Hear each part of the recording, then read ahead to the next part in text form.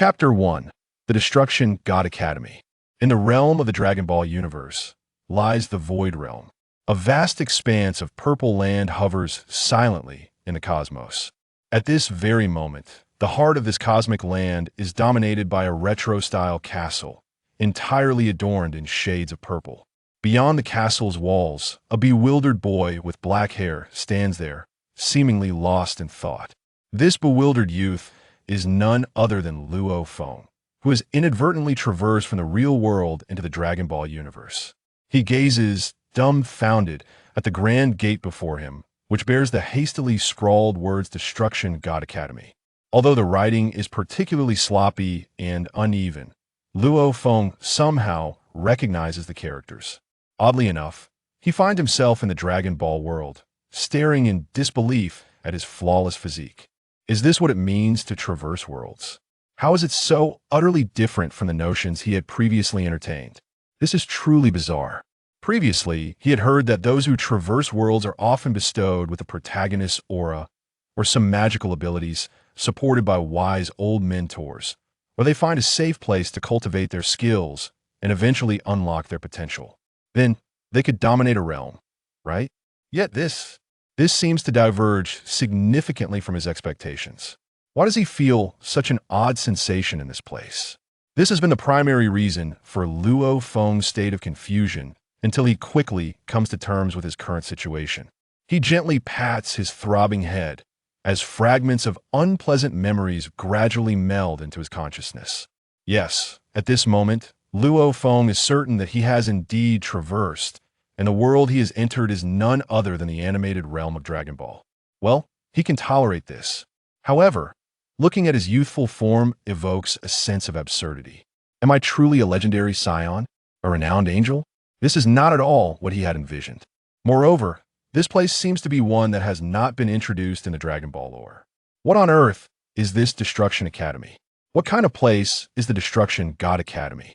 Luo Feng now rubs his aching head, overwhelmed by the influx of memories. Instantly, he organizes his thoughts, realizing that his experience may be entirely different from others. He has not inherited the legendary traits of a super scion, nor possesses any angelic energy. Instead, he has become an apprentice destruction god. Yes, he is merely an ordinary student at the Destruction God Academy. This revelation leaves Luo Feng utterly speechless, as the definition of a destruction god within the Dragon Ball universe is rather precarious. While they're said to be the pinnacle of combat prowess, it seems there are beings even stronger, such as the angels or the Omni King, who are exceptionally unique. Yet, if they're deemed weak, they are still significantly more powerful than ordinary races. After all, they are known as destruction gods. However, Luo Feng quickly adapts to his current state. Since the starting point is not particularly high, he resolves to strive for excellence. Since he has already traversed to the Dragon Ball world, he intends to make a mark here.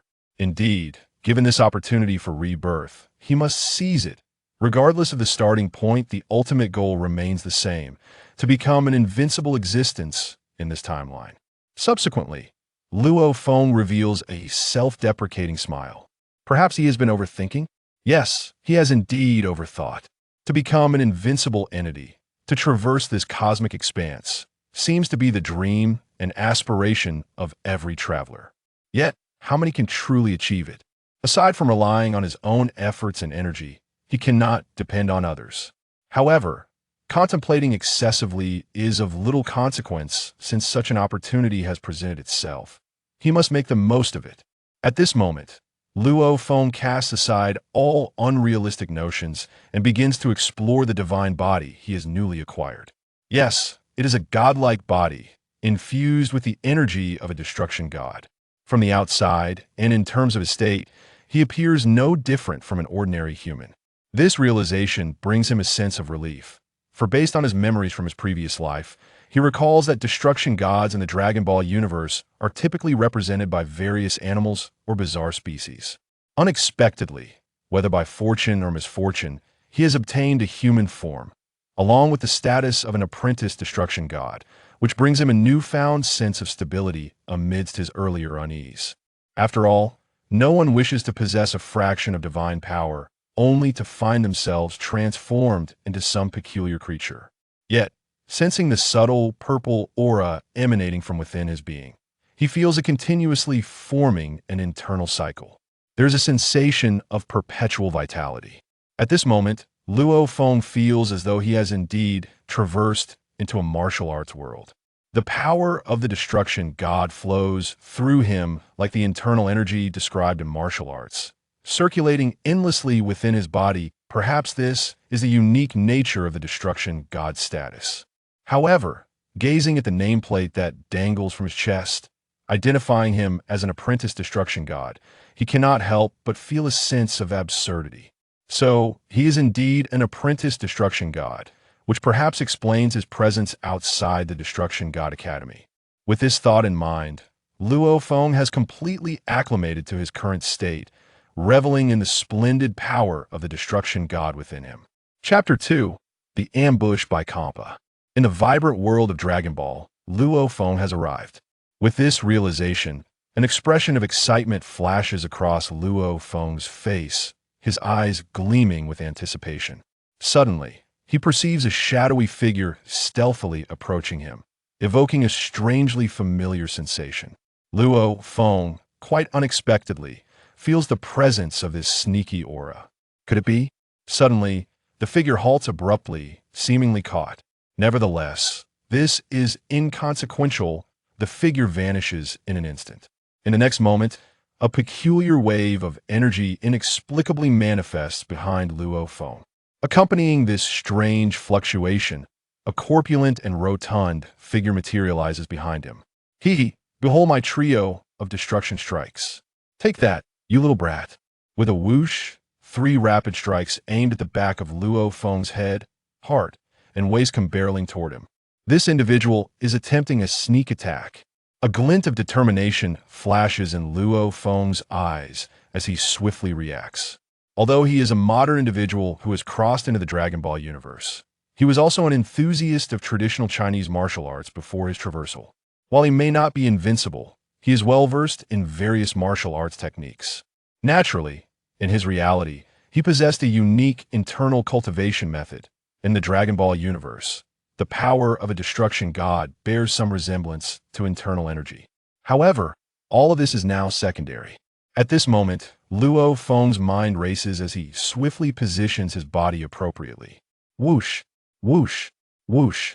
With 3 graceful dodges, he narrowly evades the 3 ferocious attacks from behind. As Luo Feng elegantly avoids the incoming strikes, his assailant mutters, "What? This is impossible. This brat actually managed to evade my trio of sneak attacks. No way. How could this be?" As the figure momentarily freezes in disbelief, Luo Feng is not the type to merely endure blows without retaliating. Champa. At this moment, he has devised a new plan. Indeed, after a brief moment of distraction, Luo Feng realizes that his invigorating martial arts technique seems to enhance the power of the destruction god in this realm. Now that his opponent has attempted to ambush him and is momentarily stunned, this is once-in-a-lifetime opportunity. Even without such a chance, Luo Feng, drawing on his martial arts foundation, would create an opening for himself, especially given such an obvious flaw. While Champa stands there, dazed, he suddenly notices a size 45 shoe soul hurtling toward his face. This brat, how dare he strike back? At this moment, Champa's heart is filled with frustration and annoyance. He had intended to surprise this kid with a sneak attack, only to find that the brat has the audacity to counter. Moreover, he is employing such an underhanded tactic against him. However, it is futile to dwell on it now. The approaching 45 shoe sole crashes into Champa's rotund feline face with a resounding thud. Yes, the individual attempting to ambush Luo Feng is none other than the illustrious destruction god Champa from Universe 6 in the Dragon Ball universe. However, much like Luo Feng, he too bears the insignia of an apprentice destruction god on his chest. Indeed, he is merely a student at the Destruction God Academy, yet it remains a mystery why this fellow has stealthily approached Luo Feng at the entrance of the academy, greeting him in such a manner.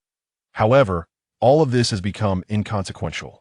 With a resounding bang, a colossal shoe print was unmistakably imprinted upon Lord Champa. Accompanied by the force exerted by Luo Feng and the agonized scream of Champa, the future sovereign of the sixth universe was unceremoniously sent flying. With another resounding bang, Hmp's entire corpulent form was deeply embedded into the massive wall surrounding the God of Destruction Academy, leaving an indelible D shape etched upon it. At this moment, Luo Feng gazed in astonishment at the efficacy of his powerful kick. He could hardly believe it truly had an effect.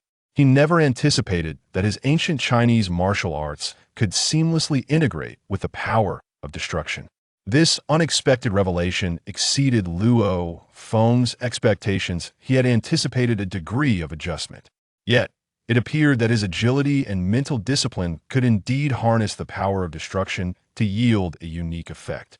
Perhaps this was the very reason he was transported to the Dragon Ball universe to attain the rank of God of Destruction. Now that he had successfully utilized his martial arts foundation, it seemed that in this world, as long as he cultivated the power of destruction to its fullest potential, nothing would pose a significant challenge. Initially, Luo Feng harbored concerns that despite possessing the power of destruction, he would need to relearn various combat techniques from scratch in this Dragon Ball realm. After all, it was a world where the strong preyed upon the weak and strength reigned supreme. He never imagined that perhaps this was not mere luck, but rather fate itself.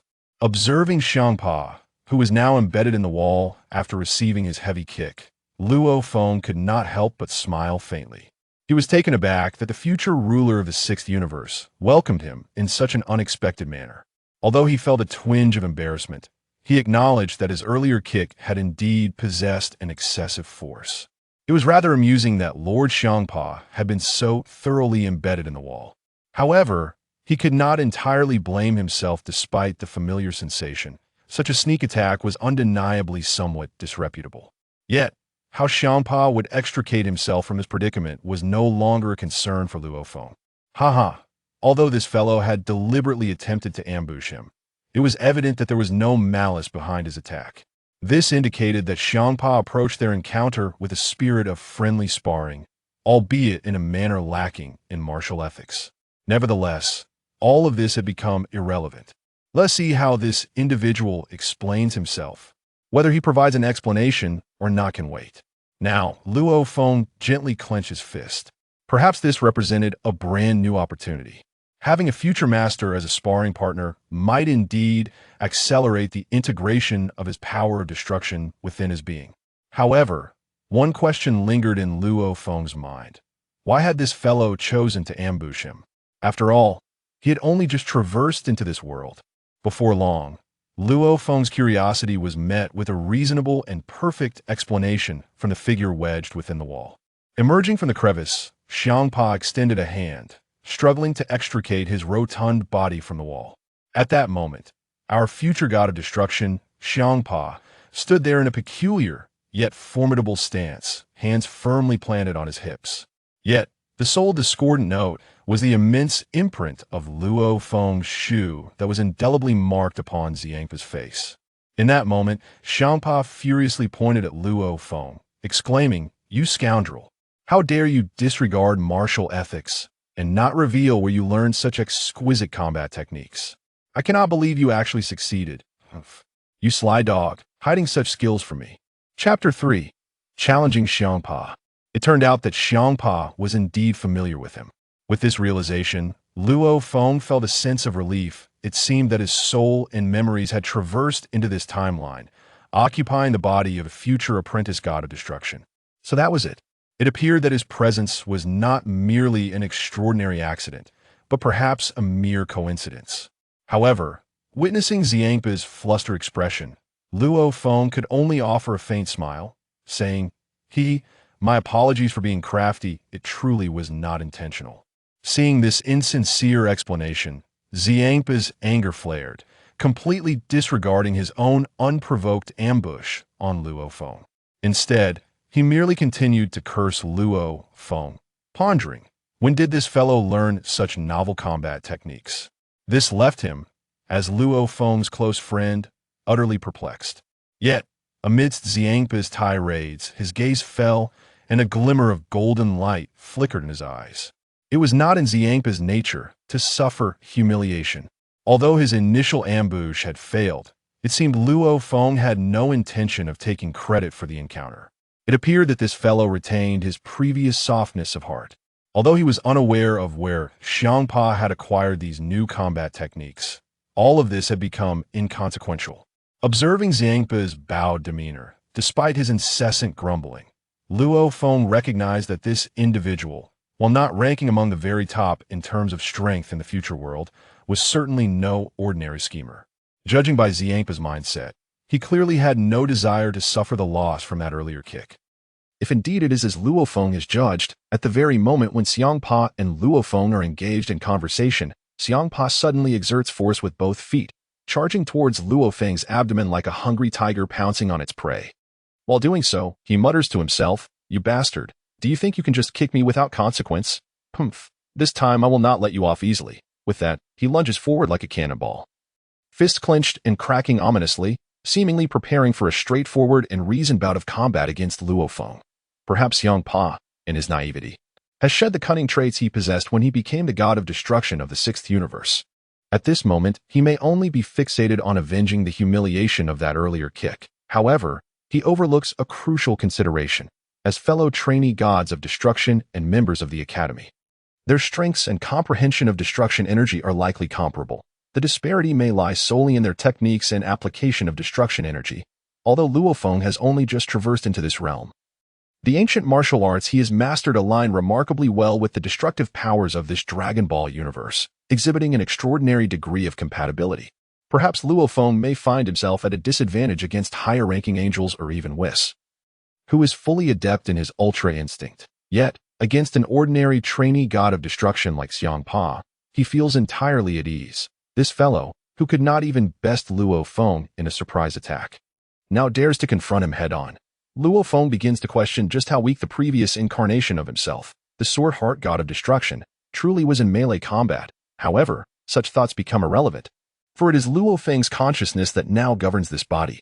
Though mastering the full control of his physical form and abilities may take time and adjustment, the presence of Xiangpa as a sparring partner presents a rare opportunity. Very well, if he wishes to engage directly, let him taste a bit of hardship.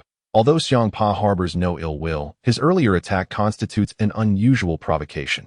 Luo Feng has never been one to tolerate such affronts. With a swift and effortless motion, he evades Xiangpa's fierce charge once again. As Xiangpa momentarily pauses in midair, Luo Feng seizes the moment to unleash a fluid sequence of strikes upon him.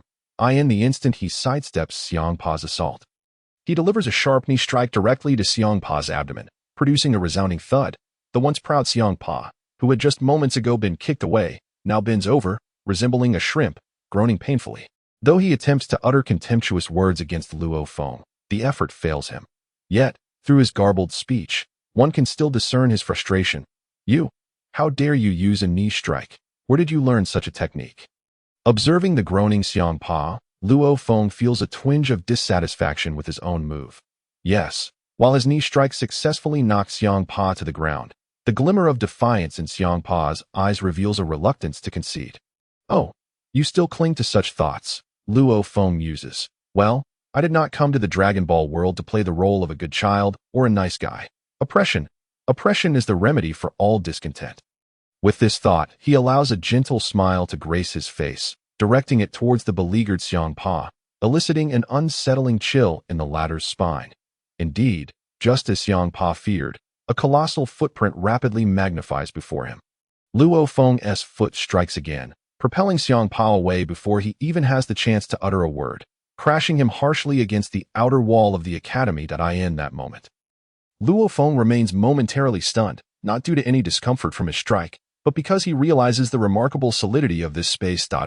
So it is true, with my current destructive power and techniques, I could not even shatter this space. It appears that the construction of the God of Destruction Academy is founded upon an exceptional level of stability. What astonishes him further is the extraordinary resilience of the wall opposite the academy. Although Xiangpa's ample frame has been embedded within it, the wall begins to autonomously repair itself after his release. No wonder this place serves as the academy's location.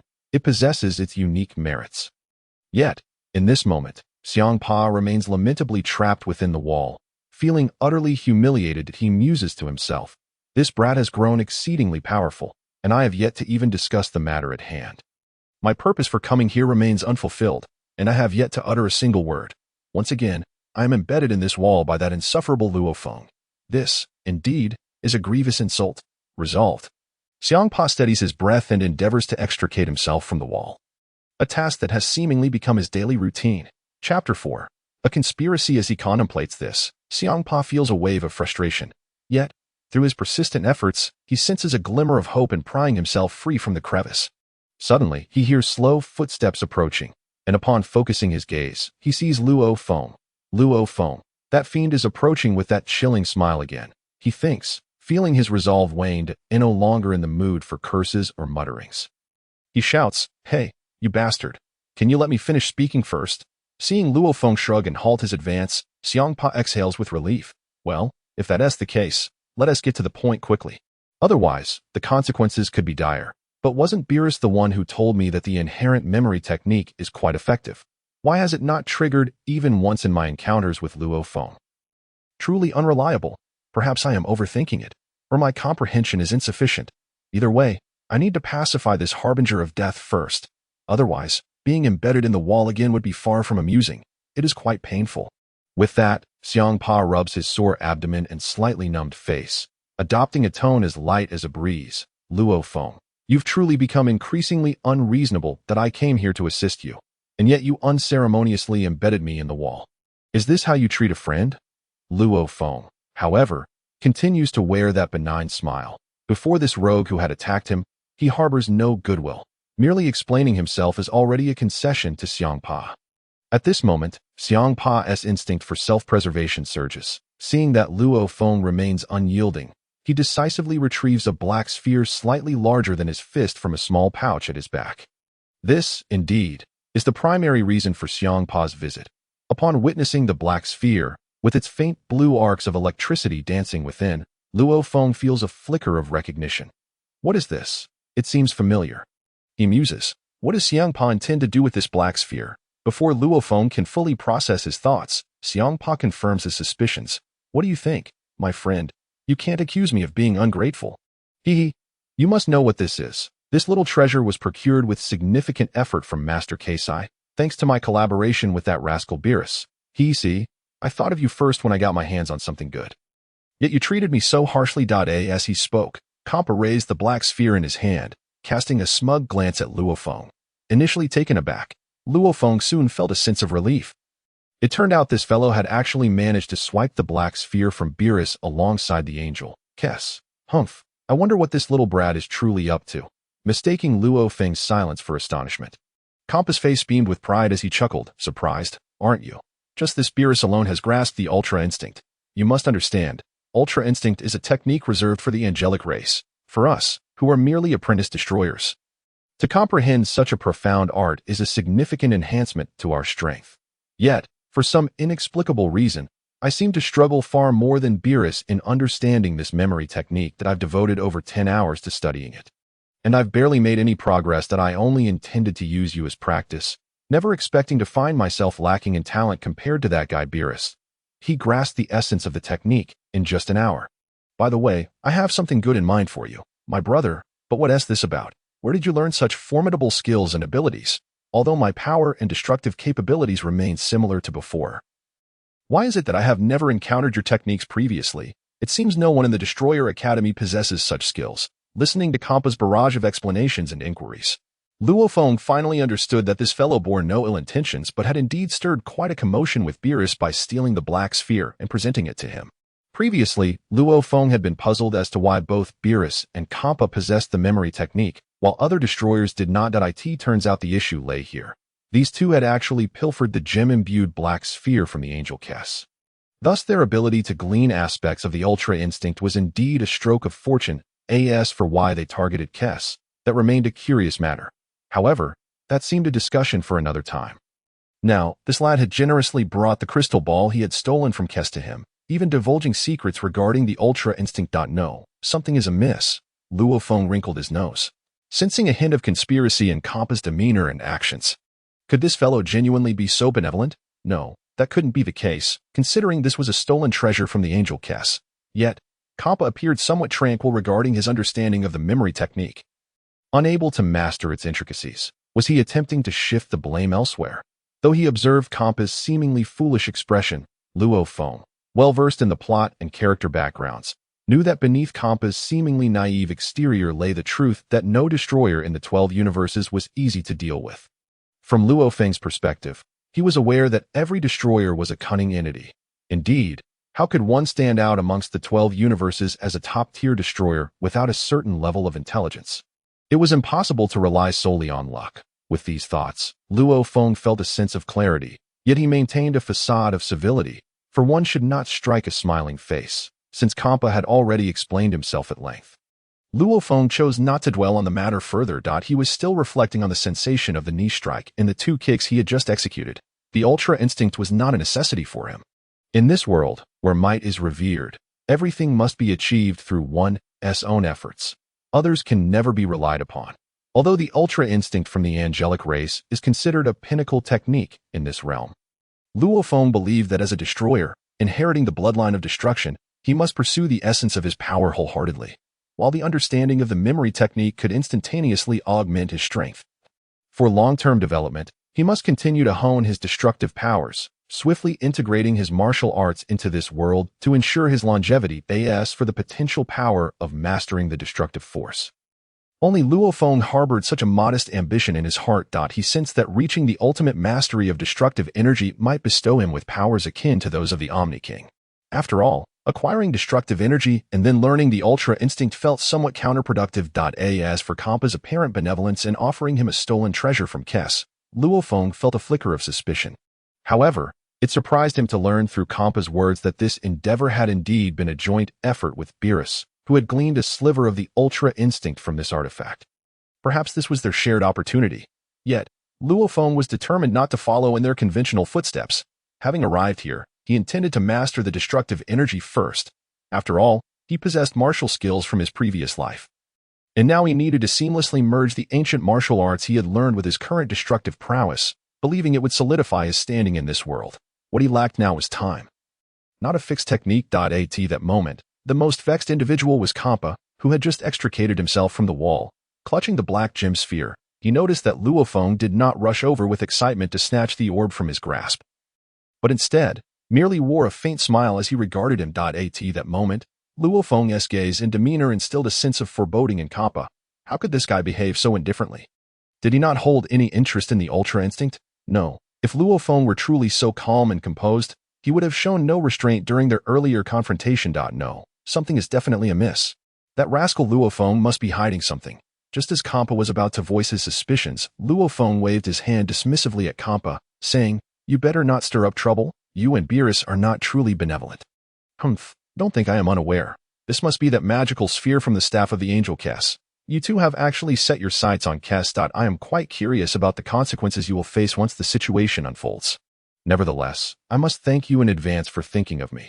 However, I have no interest in the ultra instinct. I firmly believe that as long as I cultivate the destructive energy to its peak, it should not pale in comparison to the memory technique, and I am very confident in this. At that moment, Champa and Beerus might not be aware that they had reached a bottleneck in their cultivation of destructive energy.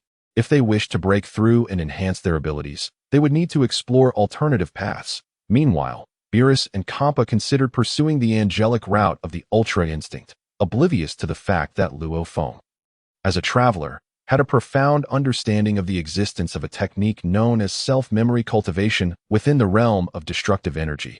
Yes, it was not the ultra instinct, but rather self-memory cultivation that represented the true path of destroyer cultivation. With this realization, Luo Feng gained a clearer understanding of his current predicament. The ancient martial arts he had brought with him represented the external cultivation he had practiced in his previous life, while the destructive energy belonged to the internal cultivation he had honed to achieve a certain level of mastery and self-preservation in this world. He now needed to focus on refining his internal cultivation, which was the destructive energy. Yet, in Luo Feng's perception, his level of destructive energy should not differ significantly from that of Champa, suggesting they were at roughly the same level. However, it appeared that Champa ranked among the weaker destroyers.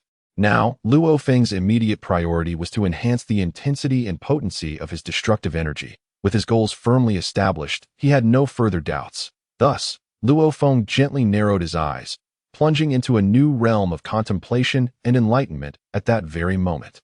Suddenly, a lewd voice, reminiscent of Hmph, reached my ears. "Hey, Luo Feng, my brother, I have an unreasonable request. I wonder if we could discuss it." Luo Feng was momentarily taken aback. This fellow had just been beaten, and yet was still using such a sleazy tone to approach him. Clearly, there was nothing good to be expected from this. At that moment, however, Luo Feng squinted his eyes, revealing a warm smile as he looked at Hmph. "What is it? Speak up. You should be my good brother and wouldn't harm me." Hmph, with a foolish grin, lewdly remarked, "I truly don't know where you learned such formidable techniques. Your strength is evidently on par with mine, yet when it comes to moves, I seem utterly outmatched by you. By the way, where did you acquire this skill? You've concealed it quite well that if it weren't for my ambush this time, forcing you to reveal your true prowess, we would still be kept in the dark." "That's rather unkind of you." Luo Feng, wearing a silly smile, realized that Hmph had ulterior motives. Judging by his expression and demeanor, it was clear that this rotund fellow was attempting to curry favor, likely with dubious intentions. Soon enough, Hmph's true colors were laid bare. Chapter 6. A thief's guilty conscience. He rubbed his hands together, a sycophantic expression on his face, as he said to Luo Feng, "What is the name of your technique? Could you possibly teach it to me? It truly is impressive. Although it doesn't seem to offer a substantial boost in energy, it appears to possess unique advantages in combat. While I may not grasp the essence of the ultimate techniques, if you could teach me your method, I believe I could hold my ground against Kara or Beerus next time, despite my shortcomings in energy. If I can elevate my skills to a certain level, I won't suffer such a humiliating defeat again, just as you showed no mercy earlier. My face still aches. It's utterly outrageous." Upon witnessing Hmph's foolish expression and lewd grin, Luo Feng finally comprehended the true intent behind this little rascal's actions. He had his sights set on Luo Feng's evasive maneuvers and combat techniques. This was Luo Feng's unique secret skill, and to wish to learn it was nothing short of a dream. However, out of respect for the treasure Hmph had gifted him, Luo Feng could not outright refuse. The smile on his face broadened even further. He clenched his fists and continued to squint his eyes, warmly addressing Hmph. "If you wish to learn my techniques, that's no problem. However, you must be fully prepared for what lies ahead." He then cracked his knuckles, adopting a posture that suggested he was ready to engage in combat. Seeing Luo Feng's smile and expression, coupled with such a peculiar gesture, Hmph suddenly felt a chill run down his spine. This fellow wouldn't actually intend to teach him his so-called techniques with his fists, would he? It seemed increasingly likely as Luo Feng approached. Hmph recalled his earlier encounter. Although the desire to enhance his strength filled Hmph's heart, he was not inclined towards self-mortification, especially as the true god of destruction of this era. It was evident that this individual before him sought to exact personal vengeance under the guise of teaching him techniques. Hmph quickly grasped the situation. No wonder Luo Feng had agreed so readily. He clearly harbored no good intentions. Nevertheless, the fact that he was willing to teach him evoked a sense of gratitude in Hmph, albeit the manner in which he intended to do so was a bit hard for him to accept. Instantly, Hmph extended both hands, signaling for a halt, in a polite yet warm tone. He declined. "All right, Luo Feng, I know you're a brother who values loyalty. Since you are unwilling to disclose the origin of your skills, as long as you are willing to teach me, it would be a display of camaraderie. However, before we discuss your techniques, I want to mention that the effort and risk involved in stealing this angel gem from Beerus and Hmph was considerable. We should first deliberate on whether you wish to utilize this gem to comprehend the ultimate techniques of the angel race. After all, it is something we procured together. If you have no interest, I believe I should promptly return it. If Hmph were to learn of this, the consequences could be dire." As he spoke, Hmph glanced around, displaying a sense of guilt akin to that of a thief caught in the act. To divert Luo Feng's attention from his earlier intentions of exacting revenge, he waved the black gem before him, adopting an attitude that insisted he cherish this opportunity lest it slip away. Observing Hmph's peculiar demeanor, Luo Feng merely smiled faintly. It seemed that Hmph was genuinely intimidated by him. However, there was indeed a semblance of validity in his words. The opportunity before them was rare, yet witnessing Hmph's expression of triumph from theft left Luo Feng momentarily speechless. Such a character seemed fitting for the future chief god of destruction of the sixth universe. This portrayal had not yet reached the point of character collapse, but as Luo Feng contemplated the ultimate techniques, he understood everything. He had little interest in comprehending Kessa's ultimate techniques for him. The paramount objective was to refine his god of destruction powers into a purer and more profound state. Indeed, Luo Feng pondered a critical issue. While he was not yet a match for ordinary angels, he was more than capable of handling the gods of destruction before him. Yet, he considered the looming threat posed by the Omni King in the future. In the Dragon Ball universe, the abilities and strengths of the gods of destruction were one tier, while the angels existed on another. However, the true threat lay with the Omni King, who stood as the apex of this world.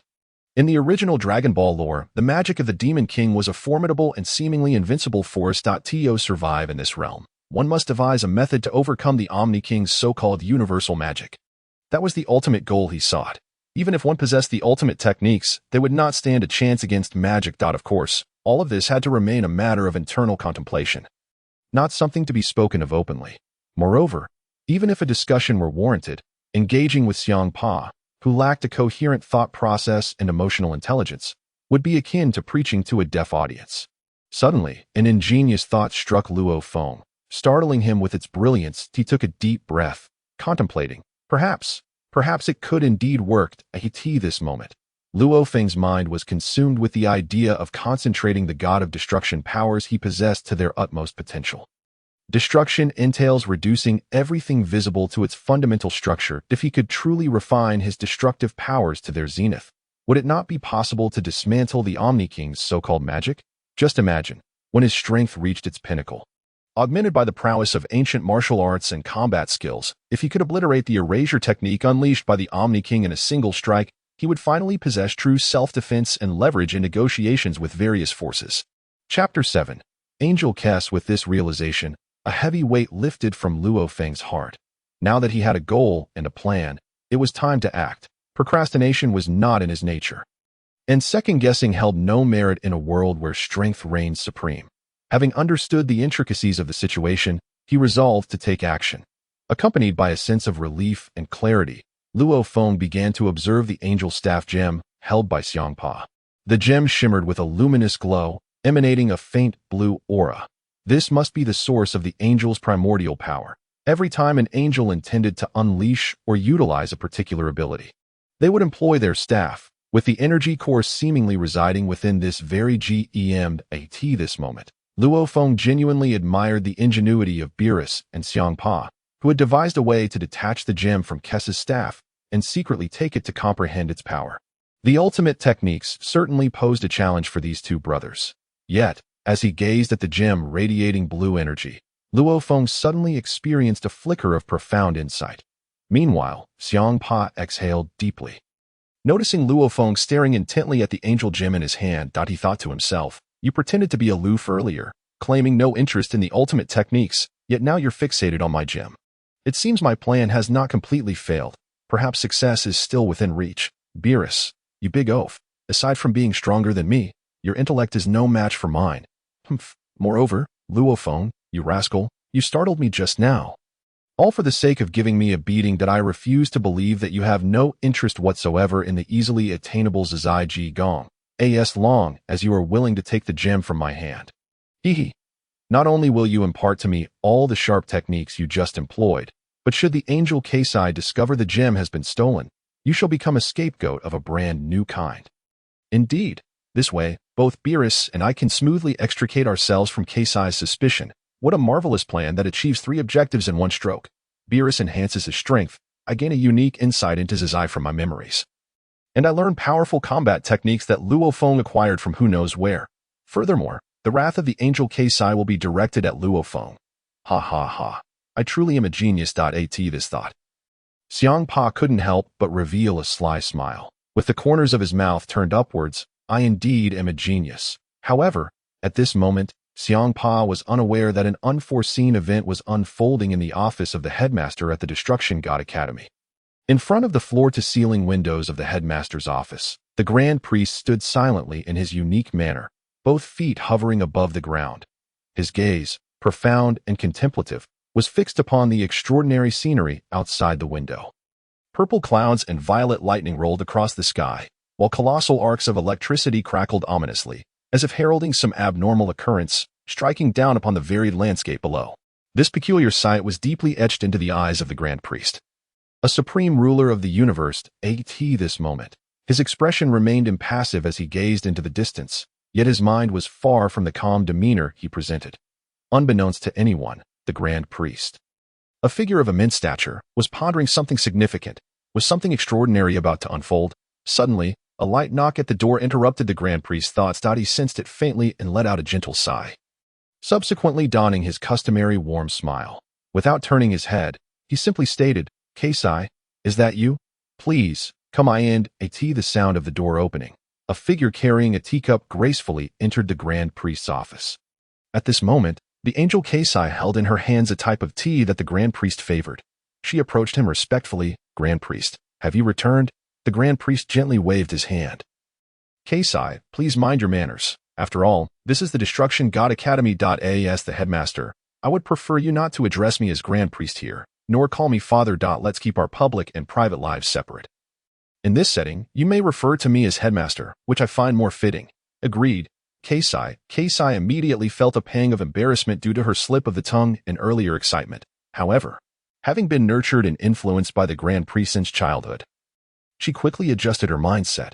She gently placed the tea tray on the desk beside him and stood with her hands gracefully folded at her abdomen, embodying an air of elegance. She then promptly corrected herself. "Yes, headmaster, have all your plans been successfully executed during your absence? Rest assured, there have been no unusual occurrences here, and the daily arrangements for the 108 students have proceeded without any issues." The Grand Priest exhaled softly. "Good. This should be our last bastion of tranquility. However, I must commend you for your diligence during my absence." This point, he glanced back at Keisai, his gaze filled with fatherly warmth, which touched her heart. Since the establishment of the Destruction God Academy by the Grand Priest and the Omni King, he had been devoted to his duties. His departure was due to certain special circumstances, yet he entrusted the management of the academy to Keisai, who, being the eldest among her siblings, had earned his trust. Chapter 8. The Grand Priest took a delicate sip of the tea offered by Keisai, then shifted to a serious demeanor. "Well, enough of the pleasantries. Time is of the essence. There is an important matter that requires your immediate attention." Upon witnessing the Grand Priest's grave expression, Keisai's heart tightened. Could something significant be about to transpire? Nevertheless, now was not the time for inquiries. Since the Grand Priest had issued a command, it must be executed without question. After all, he was a fifth-ranked powerhouse in the universe and the headmaster of the academy. Executing the Grand Priest's orders was Keisai's utmost priority. Thus, without hesitation, Keisai respectfully inquired, "Should I gather all the instructors and students? Is there a special event occurring?" The Grand Priest nodded solemnly. "Yes. First summon all the instructors to my office. Then gather all the students in the training ground. This is indeed a significant matter, and it is time for the Destruction God Academy to achieve notable results." Seeing the Grand Priest's insistence, Keisai refrained from further deliberation. She stepped back and performed a respectful bow before extending her hand to summon her signature weapon, the Angel's Staff, from the astral realm. Observing Keisai's unwavering resolve in executing his orders, the Grand Priest silently nodded in approval. Among his many children, Keisai was the one who aligned most closely with his expectations, particularly regarding her execution skills. Although she might not possess the greatest strength or have made notable achievements in special abilities, she was a source of immense reassurance for him. However, as he reflected on this, the Grand Priest noticed something unusual. Keisai's demeanor suddenly changed as she summoned the Angel's Staff. She appeared startled, as if she had discovered something unexpected. The Grand Priest was momentarily taken aback. This girl, at such a moment, displaying such a reaction. What could be amiss? This was his Destruction God Academy. As an instructor, Keisai should not encounter any unforeseen events here. It was utterly absurd. Yet, observing Keisai's rigid posture and the slight tremor in her braided ponytail, it seemed something indeed was amiss. No. Given Keisai's strength and her typically composed nature, she would not easily make an enemy. This left the Grand Priest filled with doubt. Meanwhile, Keisai stood frozen, her eyes twitching, her body trembling with disbelief. Yet, she soon calmed herself. Since the situation had arisen, it could not be concealed, and perhaps the Grand Priest could assist her in resolving this awkward predicament. With clarity, Keisai revealed a wry smile, extending her hand in a grasping motion as she awkwardly forced a smile. She weakly addressed the Grand Priest. "I apologize, Headmaster, but it seems there may be a slight unexpected incident here." The Grand Priest raised an eyebrow. What sort of unexpected incident could occur within our academy? Keisai managed to suppress the tumultuous emotions surging within her and awkwardly replied, "I'm sorry, Headmaster, but your plans may experience a slight delay. It appears that an unexpected incident has indeed arisen." "What kind of incident?" The Grand Priest urged. "Speak plainly. There's no need for formality." Keisai, her face betraying her embarrassment as her lips twitched, stammered, It seems I have been stolen from." "Stolen? From whom? Who would dare target an instructor?" The Grand Priest's curiosity piqued. "What exactly has transpired? Hasten to elucidate your thoughts, and refrain from being so evasive." Observing the evident impatience on the face of the Grand Official, Keisai bit her silver teeth, pondering that, since matters had escalated to this point, there was no evading the situation any longer. Thus, Keisai's previously pale blue visage deepened in hue, and with a swift motion, a radiant golden light flickered as a so-called celestial staff quietly suspended itself before Keisai and the Grand Official. They both gazed fully upon the staff. Keisai's complexion shifted ominously from blue towards a shade of black. Meanwhile, the Grand Official cast aside his earlier impatience, adopting a playful expression as he regarded Keisai and the so-called angelic scepter in her grasp. Remarkably, a talent had emerged. Who could have dared to pilfer the crystalline gemstone from Keisai's angelic staff? This incident might well be the most peculiar occurrence in the history of the Destruction Academy, as it was astonishing that someone would dare to set their sights on Keisai's staff. Indeed, the students of the Destruction Academy had opened the eyes of the Grand Official, and embarrassment was writ large upon Keisai's visage. However, true to her nature as an angel, Keisai swiftly regained her composure. Her expression returning to normal, with a light flick of her hand, she waved the gemless angelic staff and sighed in resignation. "Esteemed Grand Official, no, dear Director, I beg your pardon for the inconvenience. It was a momentary lapse of mine." Just as Keisai was about to clarify the situation, the Grand Official raised his hand gently, requesting, "Please present the angelic staff to me. I wish to ascertain which student has crafted this remarkable piece." I had not anticipated such talent among our current cohort. The Grand Official's bemused demeanor nearly disrupted Keisai's recently regained tranquility. "Well, since the Grand Official wished to inspect it, perhaps he could assist me in uncovering the identity of the scoundrel responsible. Truly, I hope to discover who you are, lest you face my wrath. After all, within this academy, the director holds ultimate authority, and when the director is absent, I am the acting head, though merely a mentor. I can certainly make things difficult for the students if necessary." Chapter 9. Tracking techniques. At this moment, Keisai found herself in a state of utter disarray. After all, which angel would not feel a profound sense of humiliation upon discovering that the gemstone from their staff had been stolen? Indeed, this marked a first for Keisai, a grievous blow to her spirit. Just as she extended the damaged celestial staff to the Grand Official, she suddenly perceived a peculiar detail, for both she and the Grand Official simultaneously noted the presence of two hard bite marks at the very point where the gemstone had been pried away. It seemed that the thief was no professional, as their lack of preparation had led them to leave behind their teeth, though it was uncertain if any unsightly saliva remained upon the staff. Upon this realization, Keisai felt a tremor of disgust and anger. Her teeth clenched as she presented the staff to the Grand Official, suppressing her fury with great willpower. "Esteemed Director, I implore you to uncover the identity of the wretch who tampered with my staff. This is truly infuriating. I am utterly humiliated. This is an embarrassment of the highest order. At this moment, Keisai's internal monologue revealed her overwhelming emotions, witnessing such an affront. It was commendable that she could maintain her rage within manageable bounds. Prompting the Grand Official to nod in quiet approval. It appeared that her experiences at the Destruction Academy had significantly contributed to her development. Entrusting the Academy's daily affairs and management to this acting vice director had proven to be a wise decision. Had this incident occurred with Makalita or Bados, those two would have surely been in tears by now. Yet, this was not a time for lamentation. The situation required resolution. The Grand Official too was keenly curious about the audacious individual who dared to target Keisai. It seemed that in the absence of the tiger, the monkeys had taken the opportunity to assume dominance. It had not been long since the director's departure, and yet such a scandal had already unfolded. As Keisai's expression hinted at an impending eruption, the Grand Official wasted no time in acting.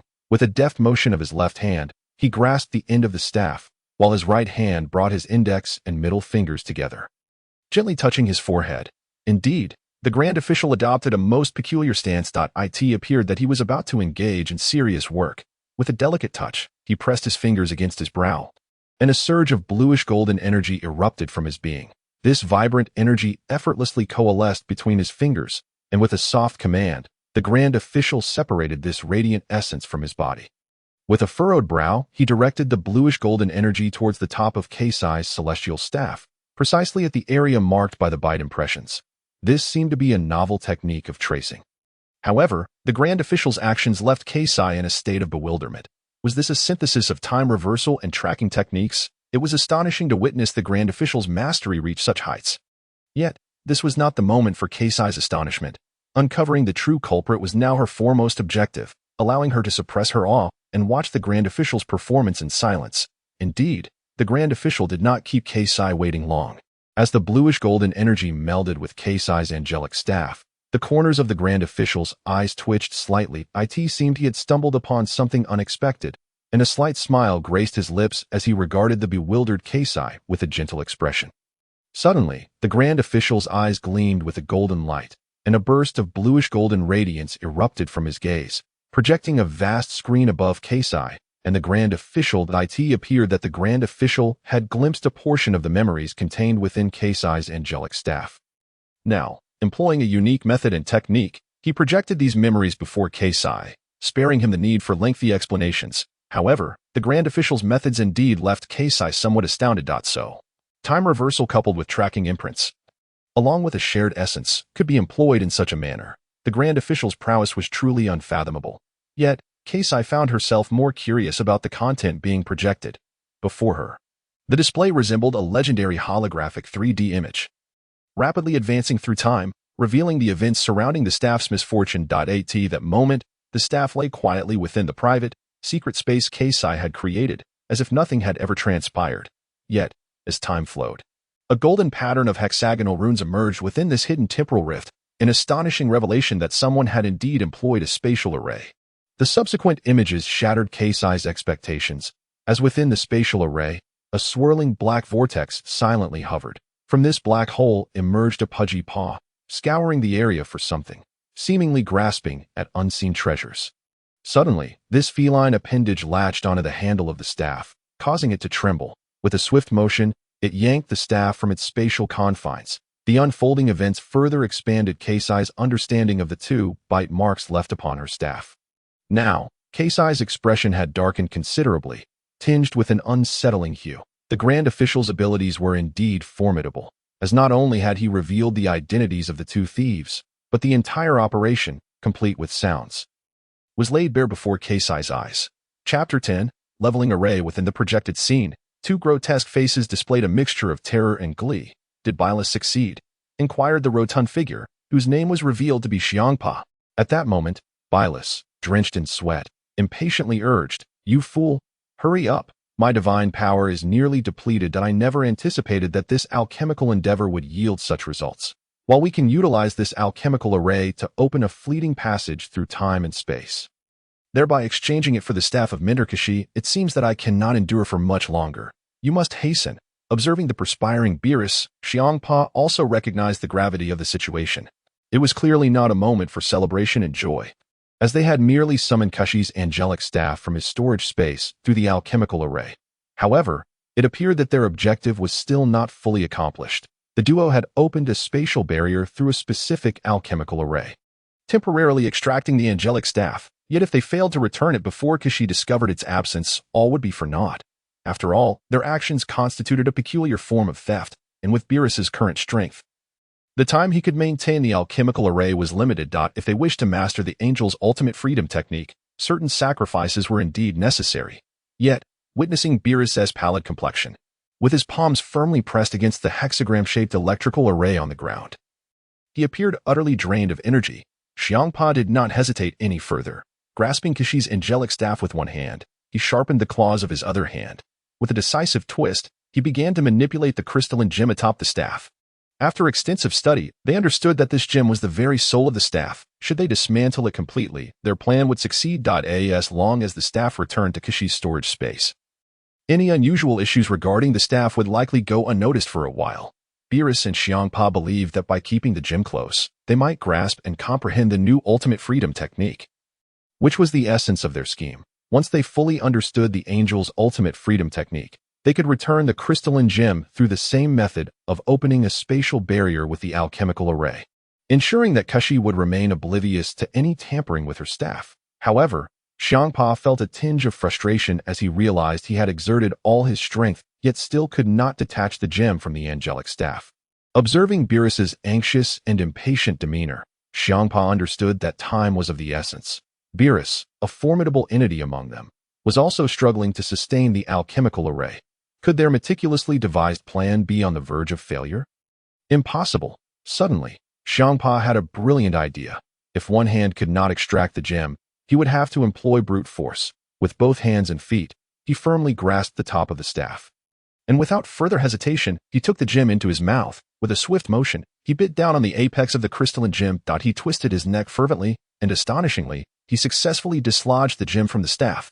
Following a series of fluid motions, he clutched the crystalline gem in his mouth, while simultaneously discarding the remaining portion of the angelic staff into the storage space. Upon completing this operation, Beerus seemed to have reached his limit. He shuddered violently before collapsing onto the ground, and the entire hexagram temporal array faded softly from the spatial transition. The two weary thieves found themselves utterly drained. Sprawled on the ground, panting heavily at that moment, they stood on the precipice of disaster, having audaciously succeeded in completely stealing the crystalline gem from Kashi's angelic staff, and doing so without causing any significant noise. It appeared their plan had indeed triumphed. Just as they exchanged breaths and pleasantries, the high priest witnessed the scene before him, his lips twitching in disbelief. Without delay, he returned to Kashi's storage space. Thus, a defective angelic staff, now bereft of its crystalline gem, lingered silently within Kashi's storage, along with the remnants of Champa's two-threaded angelic staff. The high priest, intrigued, pondered what these two rogues intended to do with Kashi's stolen crystalline gem. Surely, without a specific purpose, these two rascals would not have gone to such lengths. Yet, even though he had located the two thieves, their subsequent plans remained a mystery. The high priest's curiosity was piqued, and he no longer awaited Kashi's urging or pleas. With a surge of divine power, a brilliant light emanated from him, and in an instant, the images of Champa and Beerus reappeared on the screen before them. At this moment, Champa and Beerus seemed to have regained their composure, gradually overcoming their exhaustion. Beerus flexed his swollen hand, sighing in resignation. The alchemy of Hmph is truly formidable. I never anticipated that a seemingly ordinary array would impose such high demands on a destroyer goddess power. We nearly reached our limits. Had it not been for your swift actions, our plan would have certainly failed. Meanwhile, Champa, wiping the saliva from the crystalline gem, shrugged nonchalantly. I told you, my plan was flawless, though your strength surpasses mine significantly. Do not underestimate my cunning and ideas. Do not be deceived by my simple exterior. Chapter 11. Fearless confidence. The two brothers continued to boast and chat casually, while Kashi, watching nearby, rolled her eyes in exasperation. Such shamelessness was unprecedented. What she did not expect was that the issue stemmed from her sister, Hmph. This angel had no other passion but to silence various alchemical arts. Among her many identities as a mentor within the academy, she was especially renowned as an alchemy instructor. Little did she know that this individual could create an alchemical array and establish a hexagram formation, pinpointing a unique spatial coordinate for storage, with the victim being none other than her proxy dean, the esteemed Kashi. However, this was not the moment to assign blame to Hmph, as she was merely a mentor, and alchemy was a mandatory course in every destroyer academy. The high priest, with a playful demeanor, observed the performance of the two brothers, genuinely surprised to discover talent within the academy. The subsequent actions of Champa and Beerus aligned closely with the high priest's expectations. Champa wiped the saliva from the crystalline gem on his pants and casually handed it to Beerus. So, Beerus, you should take it and comprehend this. It should embody the significance of the ultimate freedom technique within the angelic race. I seem to have a slight toothache, so why don't you go first? Your strength and comprehension are indeed far superior to mine. You know the trial competition is approaching soon, although you ranked among the top 3 in our last competition. I sense that this time is somewhat different. It's not just about strength and ranking.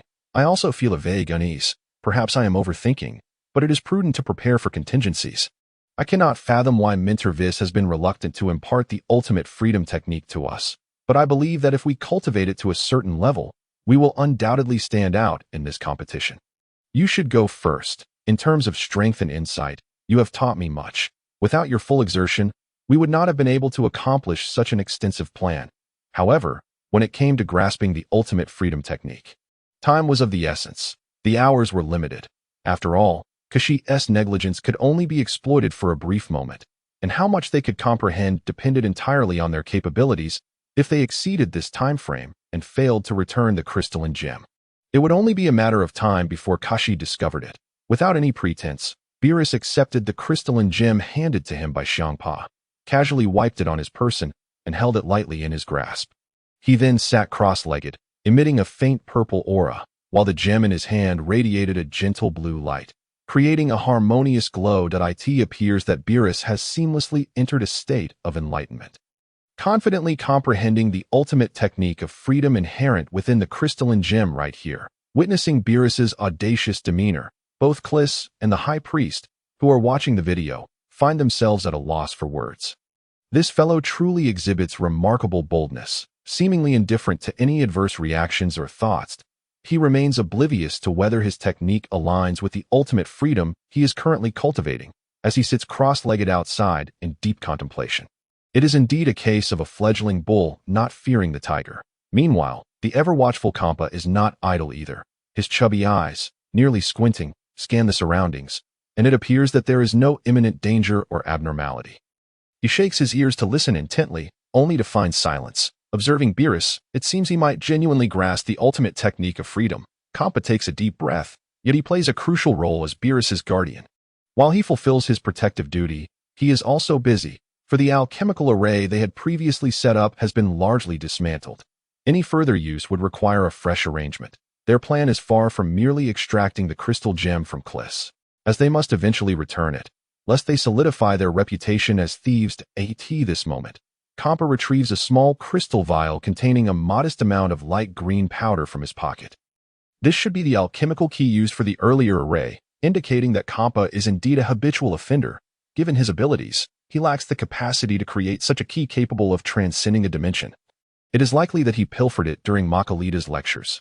Champa shows no signs of guilt or embarrassment as he gently uncaps the vial, allowing the scant powder to fall to the ground. It seems he intends to utilize this time while Beerus is in meditation to set up a new practice array, returning the gems they have used to Whis, thereby achieving their goal unnoticed.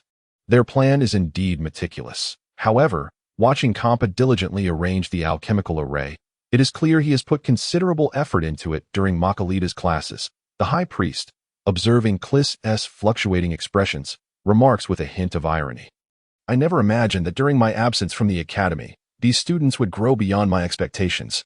Whis, you have truly invested your heart into this. It remains unclear whether the High Priest's words are sincere or sarcastic. But Whis' countenance has returned to its usual calm and composed demeanor, as she has grasped the situation's intricacies. The crux of the issue lies with Makalita and Whis.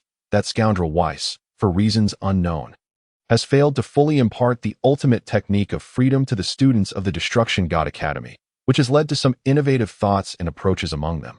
This is hardly surprising, as the students are here to become stronger. Chapter 12. Harmful yet useless. Knowing of such profound techniques yet being unable to learn them indeed stirs their impatience. However, their methods are somewhat underhanded. Yet, Makalita brings a sense of comfort to Whis. This inconspicuous little sister, who seems to prefer trinkets and incessantly speaks of alchemy, has made her mark as an alchemy instructor. It is unexpected that her disciple could devise a method to transcend dimensions through the alchemical array, indeed catching Whis off guard. Yet, she senses something amiss. Perhaps the failure to impart the technique stems from their foundational skills not reaching a requisite level of destruction god power. Thus, pursuing the ultimate technique of freedom could be more harmful than beneficial. A truth Whis understands well, as her primary role is to teach foundational techniques to these apprentice destruction gods. It is only after achieving a certain level of strength that Whis would teach them the so-called ultimate technique of freedom. When the ultimate technique of freedom and the destruction god techniques reach a certain pinnacle, they may comprehend the unique self-ultimate technique of the destruction gods. This is an unspoken rule within the academy, a tacit understanding among the instructors. Yet, It is surprising that these two eager individuals would resort to such means to exploit her angelic staff. Noticing the shifting expressions on Kliss's face, the high priest immediately discerns her thoughts. As the head of the Destruction God Academy, he possesses a certain grace. With a faint smile, he states, at this point, who is right or wrong seems less significant as long as the students possess ambition and strive to enhance their abilities. Albeit through somewhat unscrupulous means, it is not entirely unjustifiable.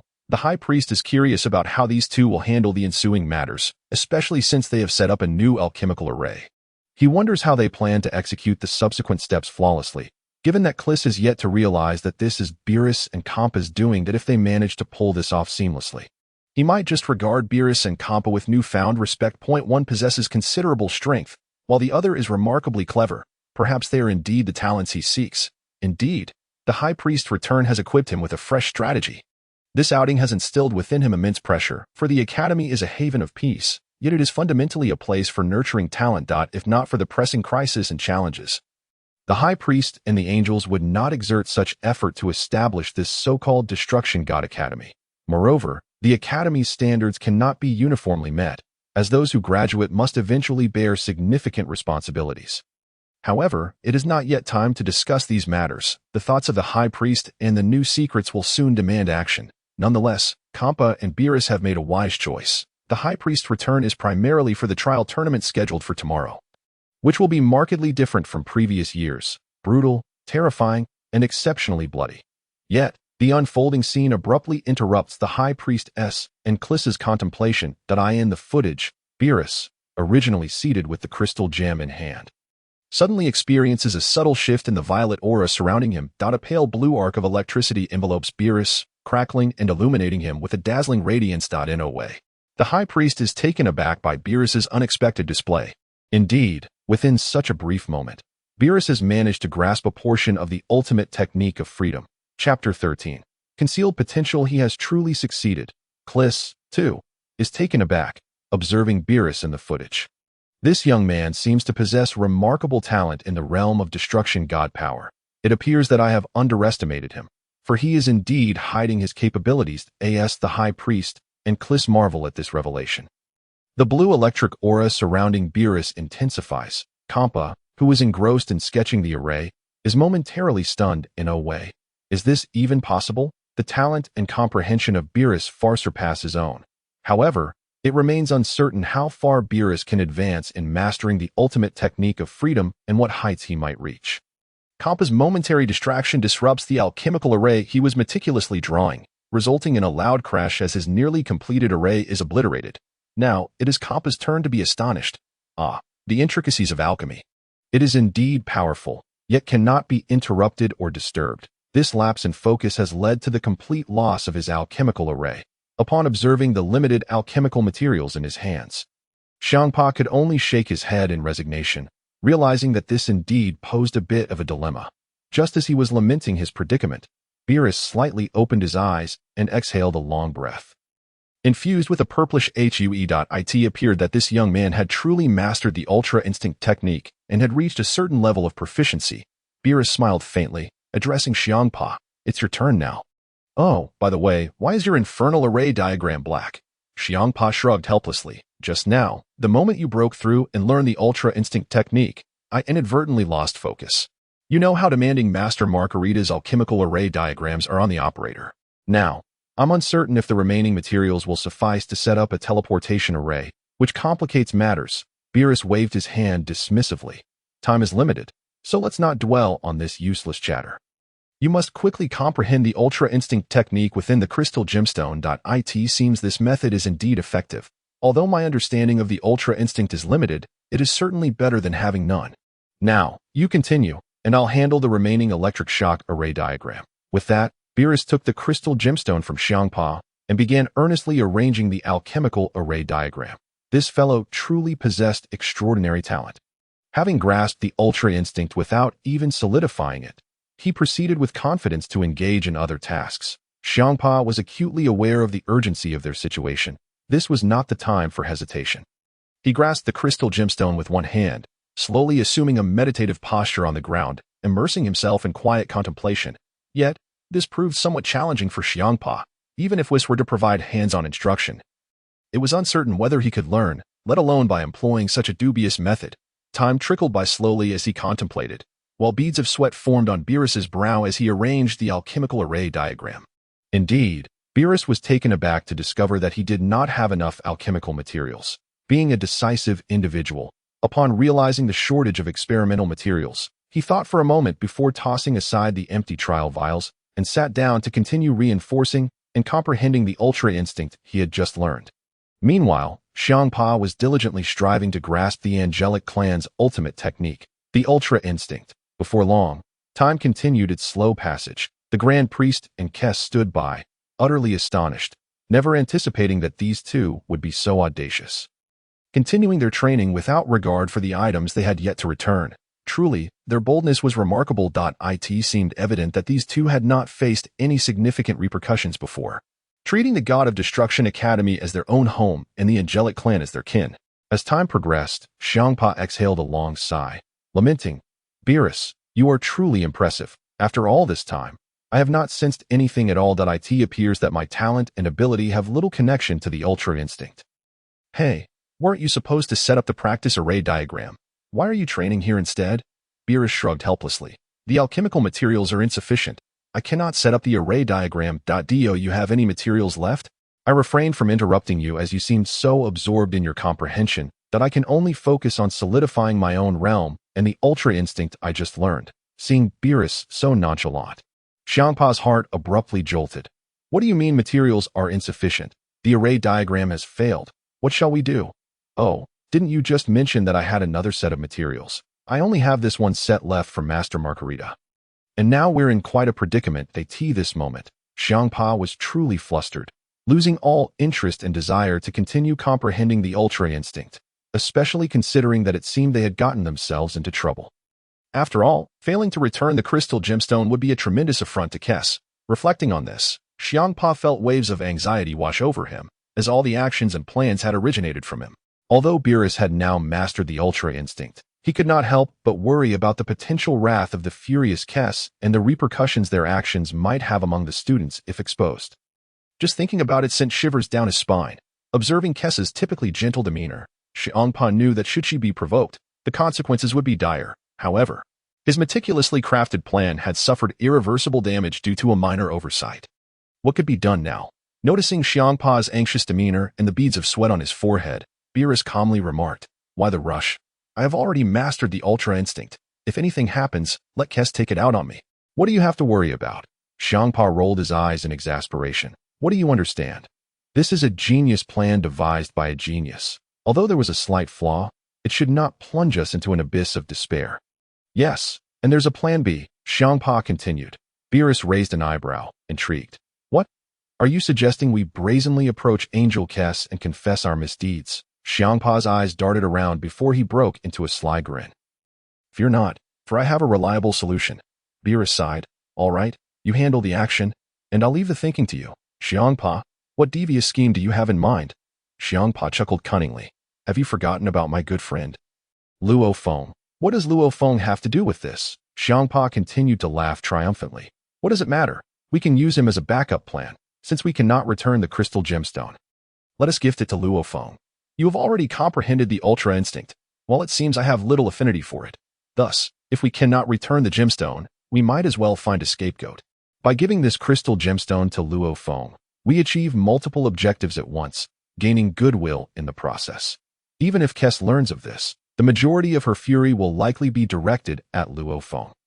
"Huh, I am indeed a genius." Hmph beamed with cunning delight, his confidence soaring, while Beerus could only face palm, exasperated. "You and Luo Feng are always so chummy," Hmph retorted proudly. "Of course, brother. What is a brother for if not to be exploited? He enjoys the good life with me, so surely he won't hesitate to share the burden during critical moments." Hmph knew Luo Feng's character was somewhat timid, yet he possessed a heart that could be swayed. However, his destructive power was nearly on par with Hmph's, leading to no significant disparity in the God of Destruction Academy. He was not particularly noteworthy. But now that an opportunity to effortlessly comprehend the ultra instinct had presented itself, it was hard to believe Luo Feng wouldn't be tempted. "Yes, let's proceed this way. If we face the Academy's punishment, perhaps we won't withstand it alone. But if we include Luo Feng, or even your buddy Kara, we stand a much better chance of weathering this disaster. As long as we keep the knowledge of our ultra instinct mastery under wraps, I'll handle everything that follows that I refuse to believe that he has no interest in becoming stronger. As long as either of them accepts this crystal gemstone, it will be as if we have relinquished this hot potato. Heh. I am truly a genius. At this moment, Xiangpa was there, holding a crystal ball and laughing heartily, showing no signs of distress for his inability to master the supreme ultimate skill at this juncture. Beerus wore an expression of disdain, indicating he did not recognize this despicable and shameless fat man. The antics of these two individuals also led the supreme deity and Kaisai, who were watching the real-time footage, to reevaluate their understanding of the candidates for destruction gods. They had initially believed these individuals were simply seeking immense power, but they were taken aback by the peculiar presence of Xiangpa among them. In terms of strength, he was lacking. In intellect, he was equally unimpressive. However, when it came to devious tactics and unconventional ideas, he truly reshaped the perspectives of the supreme deity and Kaisai. Upon reflection, one could indeed consider him a genius. It was no wonder that Xiangpa, with such meager abilities, could thrive within the Academy for Destruction Gods. Chapter 14. A rare opportunity. At that very moment, an incongruous, silver bell-like laughter echoed from the doorway of the principal's office, drifting into the ears of the supreme deity and Kaisai. Recognizing the voice even before the person arrived, Kaisai raised an eyebrow, knowing who it was. Soon after, a gentle and warm voice followed. Principal, I have returned. Supreme deity, may I enter? The supreme deity smiled slightly. I wondered who it might be. It turns out to be Makalita. What brings you here, my dear? Accompanying the voice, Makalita, with her twin ponytails, gracefully entered the office, observing Kaisai, who wore a look of melancholy, and the supreme deity, who wore a benevolent smile. Makalita first bowed slightly to the supreme deity in a gesture of respect, then cast a scornful glance at Kaisai, who appeared vexed. With a mischievous smile, she remarked, the principal has returned. Of course, I had to come and greet you. Thanks to Assistant Principal Kaisai, our academy has been running smoothly during this time. Have you not noticed my alchemy course? It is thriving and has received wide recognition from the academy. The number of destruction gods studying alchemy has significantly increased. It seems my academic pursuits were not in vain after all. It appeared that Makalita had been under considerable pressure from Kaisai during this period, as her words dripped with sarcasm. However, upon witnessing the peculiar scene before her, Makalita seemed to grasp the situation immediately. Noticing the tattered angelic staff in the supreme deity's hand and Kaisai's dark expression, she quickly understood that something amusing had transpired. With the images reflected in the air, Makalita giggled, fully aware of what was unfolding. This was indeed a rare opportunity. Why not take a moment to mock Kaisai in front of the supreme deity? Otherwise, the grievances she had endured in the academy would be in vain. The rare opportunity had painted a smile of schadenfreude across Kaisai's face.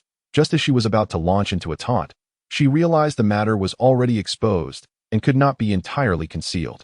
With a resolute heart, Kaisai turned to the supreme deity and stated, Principal, you are now aware of the situation. The details have been thoroughly investigated, and I simply wish to know the whereabouts of the crystal gemstone atop my staff. Recovering the stolen property is of utmost urgency to AS for subsequent matters. Please trust that I will handle them appropriately. By the way, Makalita, do you have anything else to say? Makalita was momentarily taken aback, not expecting Kaisai to be so decisive. Leaving her no opportunity to seize the moment, she chuckled lightly, relishing Kaisai's embarrassment, even if she could not deliver a direct blow. However, witnessing Kaisai's humiliation was already a gratifying experience.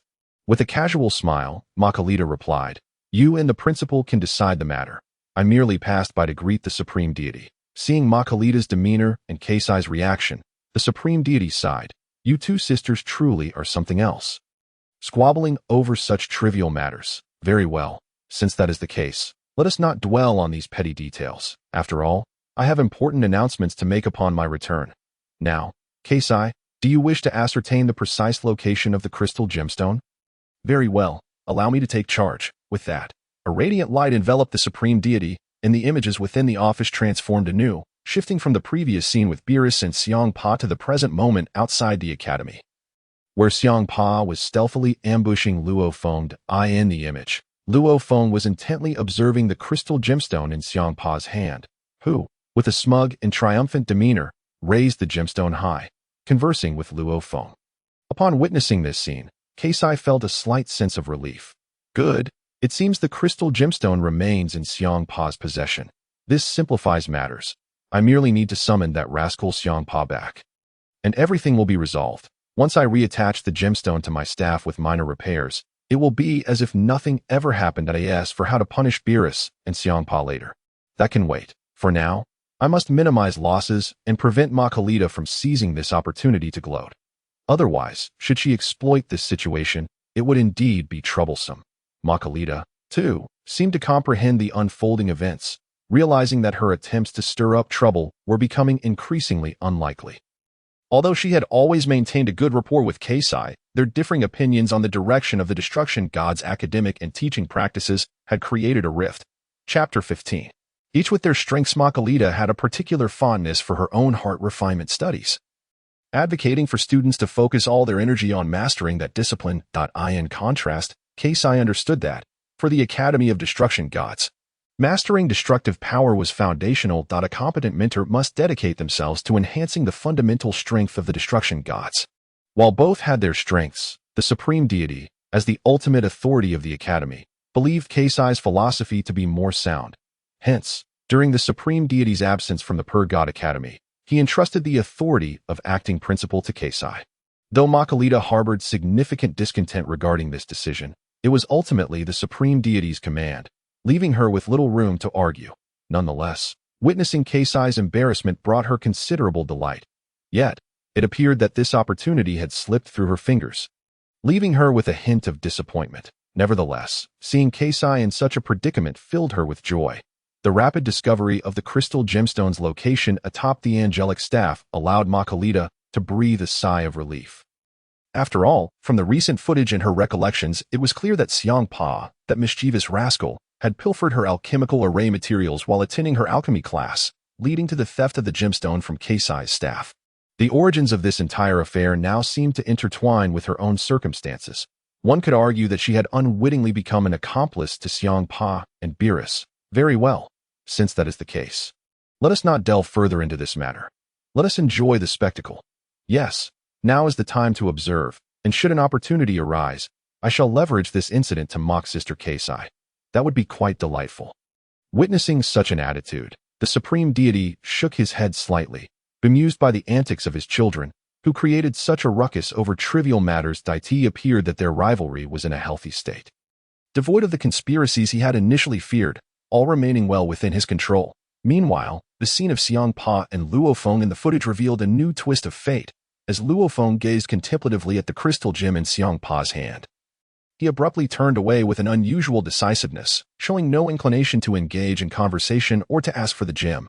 After a prolonged moment of contemplation, he simply walked away, leaving Xiangpa astounded by his unexpected resolve. It was inconceivable that he displayed such indifference towards the easily attainable Zizai Ji Gong and the divine powers of an angel. This was illogical. Did this individual truly lack the desire to grow stronger? If he bore no ambition for power, what purpose did he have in the ruined God Academy? The ruined god pursues the essence of strength and power. Could it be that this fellow was merely a bystander? A salted fish, however. Based on their previous interactions, Luo Feng did not strike Xiangpa as someone who would merely linger idly. Yet, his decisive nature revealed no hesitation or embarrassment, seemingly indicating genuine disinterest in the crystal gem. Xiangpa opened his mouth, only to find his throat parched, unable to utter a sound. This individual was remarkably resolute. Since he showed no interest, Xiangpa would not beg him that if he turned down such an opportunity. Even if it bore a hint of ulterior motives, it was baffling. Could he have perceived something? That was impossible. Luo Feng lacked such high emotional and intellectual intelligence, a conviction firmly held by Xiangpa.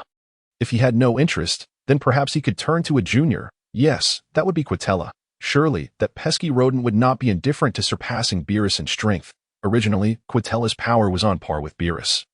And now that Beerus had grasped a portion of Zizai Ji Gong, it was hard to believe Quitella would remain unmoved. If Xiangpa could relay this matter to Quitella, perhaps his plan might yet succeed. With this thought, the corners of Xiangpa's mouth curled into a sly smile, anticipating the success of his scheme. Just as he prepared to stow away the crystal gem, a sudden crack emerged from its center, splitting it in two. Indeed, Xiangpa's eyes had not deceived him, nor had those of the high priest, Kexis, and Makalita. They all witnessed the inexplicable fissure in the mercury gem held by Hmph. In that moment, he felt as if struck by lightning, frozen in place, staring blankly at the gem shattered in his hands. This could not be real. Was this not the crystal gem from the angelic clan's scepter? How could it possibly shatter without reason? As he gazed at the broken gem, it felt as if 1,000 galloping alpacas raced through his mind. He was utterly speechless. This was a legendary artifact. A pinnacle among divine treasures. How could such a thing occur? Even if he were to endure your sabotage, to have it break in his possession was an immense predicament. At this moment, Hmph's mind spiraled into chaos. The scheme he had devised to ensnare Luo Feng and Quitella vanished without a trace. Now, he needed to consider how to explain the situation to Kexis and Beerus regarding the return of the crystal gem. Instantly, Hmph prioritized the urgency of this matter that if he had merely fabricated the gem to study Zai Ji Gong, it would be a minor transgression, a small reprimand for misconduct. However, to employ such nefarious means to steal the angel Kexis's crystal gem. Despite Beerus having grasped part of Zai Ji Gong, yet achieving no progress himself, was one thing. But to have the gem break on his watch was entirely unacceptable. He could scarcely fathom the wrath of Kexis should the truth come to light. In that moment, his survival instincts surged within him, and he grasped the gem tightly, attempting to use his divine power to mend the shattered crystal. But how could that be possible? The gem had already fractured. Even the high priest would require considerable effort to restore it, far beyond the capabilities of a mere ruined god student. Meanwhile, Luo Feng continued walking away, throwing a dismissive gesture over his shoulder, signaling for Hmph to mind his own business, as he strolled leisurely into the academy. After all, he had no desire to wade through this murky water any longer with such a useless individual. Yet, despite his decisive departure, the moment he fixated on the crystal gem in Hmph's hand, a wave of profound insight surged into Luo Feng's memory. Chapter 16. A New Understanding. Indeed, he needed no physical contact. A mere glance seemed to reveal that this gem was entirely unlike any ordinary stone, containing vast reserves of memory and energy. Moreover, as he perceived the unique memories emanating from the gem, it felt as if he were receiving fragments of a legacy and a brand new enlightenment. The ancient martial arts he had learned from the present reality had previously contained insurmountable blockages in his meridians and nodes. Yet through that fleeting moment of clarity, he had attained a fresh perspective. He was on the verge of a breakthrough. This was an unrepeatable opportunity. He had to seize the moment to cultivate. Advancing his martial prowess without delay. As for Hmph's words, they seemed irrelevant to him. Why the mercury gem in Hmph's hand had inexplicably fractured was undoubtedly linked to Luo Feng himself. It was merely that Hmph and others lacked the insight to perceive it. Although others could not discern the truth, Luo Feng was acutely aware. His earlier gaze appeared to have completely assimilated the gem's energy and insights within himself.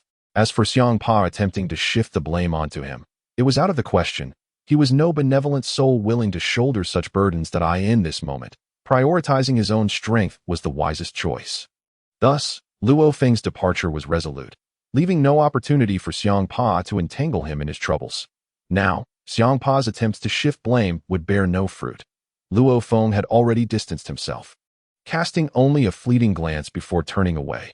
Even if Hmph racked his brain, he would never suspect that Luo Feng had wholly claimed the benefits of the crystal for himself. How amusing it was. Hmph's attempt to steal a chicken had resulted in the loss of his rice. This title of old cunning fox would surely stick to him. Nevertheless, regardless of what lay ahead, whether he could weather this storm depended on his own fortune. Contemplating the wrath of Kexis and others, Hmph was in for a reckoning. Just then, a sly smile crept onto Luo Feng's lips as he strode purposefully towards the academy's interior. At the very moment he slipped from Hmph's line of sight and perception, Luo Feng propelled his power and speed to their zenith. He felt an urgent need to break through immediately. This was not a favorable place to linger. He suppressed the sensation for now, intent on finding a suitable location to enter seclusion. After all, with a breakthrough imminent, if he were to achieve it before Hmph, it would raise suspicions that he had pilfered the benefits from the crystal gem. Luo Feng's figure flickered, leaving a blur as he raced back to the training room he frequented. Indeed, it was entirely ordinary to break through within a training facility. As he arrived, he gracefully descended onto the ground of the training room and plunged into a state of deep cultivation. Indeed, in this place, there are scarcely any individuals who would dare to intrude upon your solitude. This is a distinctive aspect of the Destruction God Academy. In other locales, challenges can arise at any moment. Conversations or confrontations within the training chamber are a tacit rule that every student must adhere to. After all, one enters the academy with the intent to enhance their prowess, and any interruption or disturbance could inflict irreversible damage upon the institution. Thus, within the entirety of the Destruction God Academy, it is this particular training chamber that stands as the most secure and conducive environment for cultivation, commonly referred to as the safe zone or sanctuary. It is as if some monumental event is on the horizon. Within the academy, there exists not a single soul nor any anomalies. All remains quietly dedicated to the pursuit of mastery. Observing the desolate surroundings, Luo Feng exhaled a long sigh of relief. Indeed, this is a rare opportunity. Through this experience with swordplay and the crystal gemstone, he senses a potential for a dual breakthrough. Otherwise, he felt a certain conflict regarding his recent insights gained from the crystal orb, seemingly in contention with the advancement of his ancient martial arts. It appears that the destructive power residing within him also shows signs of impending breakthrough. Like a true martial arts master, not only does he achieve a novel understanding and mastery of techniques, but he also experiences significant advancement in his internal energy cultivation. This truly is a fortuitous occurrence. He never anticipated that Hmph, the plump little fellow, would inadvertently provide him with such immense benefit. This revelation has catalyzed a transformative shift in Luo Feng's mindset regarding his ongoing cultivation in this world. Initially, he believed that his ancient martial arts could merely integrate the destructive power, pushing it to its zenith. As for how to confront threats such as Angel Kess and the High Priest, he intended to devise a longer-term strategy, yet, merely by glancing at the crystal gemstone presented by Hmph, he has made remarkable progress, fully translating this experience into strength. To cultivate the destructive power of the destruction god to its utmost potential, what heights might that achieve? It is indeed difficult to fathom. Could it truly be, as he imagines, the ability to obliterate the magic unleashed by the Omni King with a single punch? Although he was initially uncertain about reaching such a realm, the benefits he derived from the crystal orb have bestowed upon him an entirely new methodology and shortcut for cultivation. However, for now, the priority remains to enhance his strength. Luo Feng's sword aura began to envelop him, plunging him into a profound state of cultivation, rapidly assimilating the insights he had recently acquired. While this gemstone had imparted the technique of ultimate freedom to Beerus. In Luo Feng's eyes, ultimate freedom is merely a rather formidable technique. As a master of ancient martial arts, he regarded this enhancement as trivial. As the cultivation progressed, Luo Feng began to understand why he could not grasp the so-called ultimate freedom technique from the crystal gemstone. After all, this gemstone had undergone countless trials over eons by Kess, embodying all her insights and experiences. It serves as the power source for the angelic lineage, with all energy insights and combat experiences resonating with the angelic scepter and the inherent strength of the angels. Currently, Hmph, akin to Beerus, could only comprehend the surface of what the angelic lineage offers. However, the true value of this gemstone far exceeds what is represented by the ultimate freedom technique and the power of angels.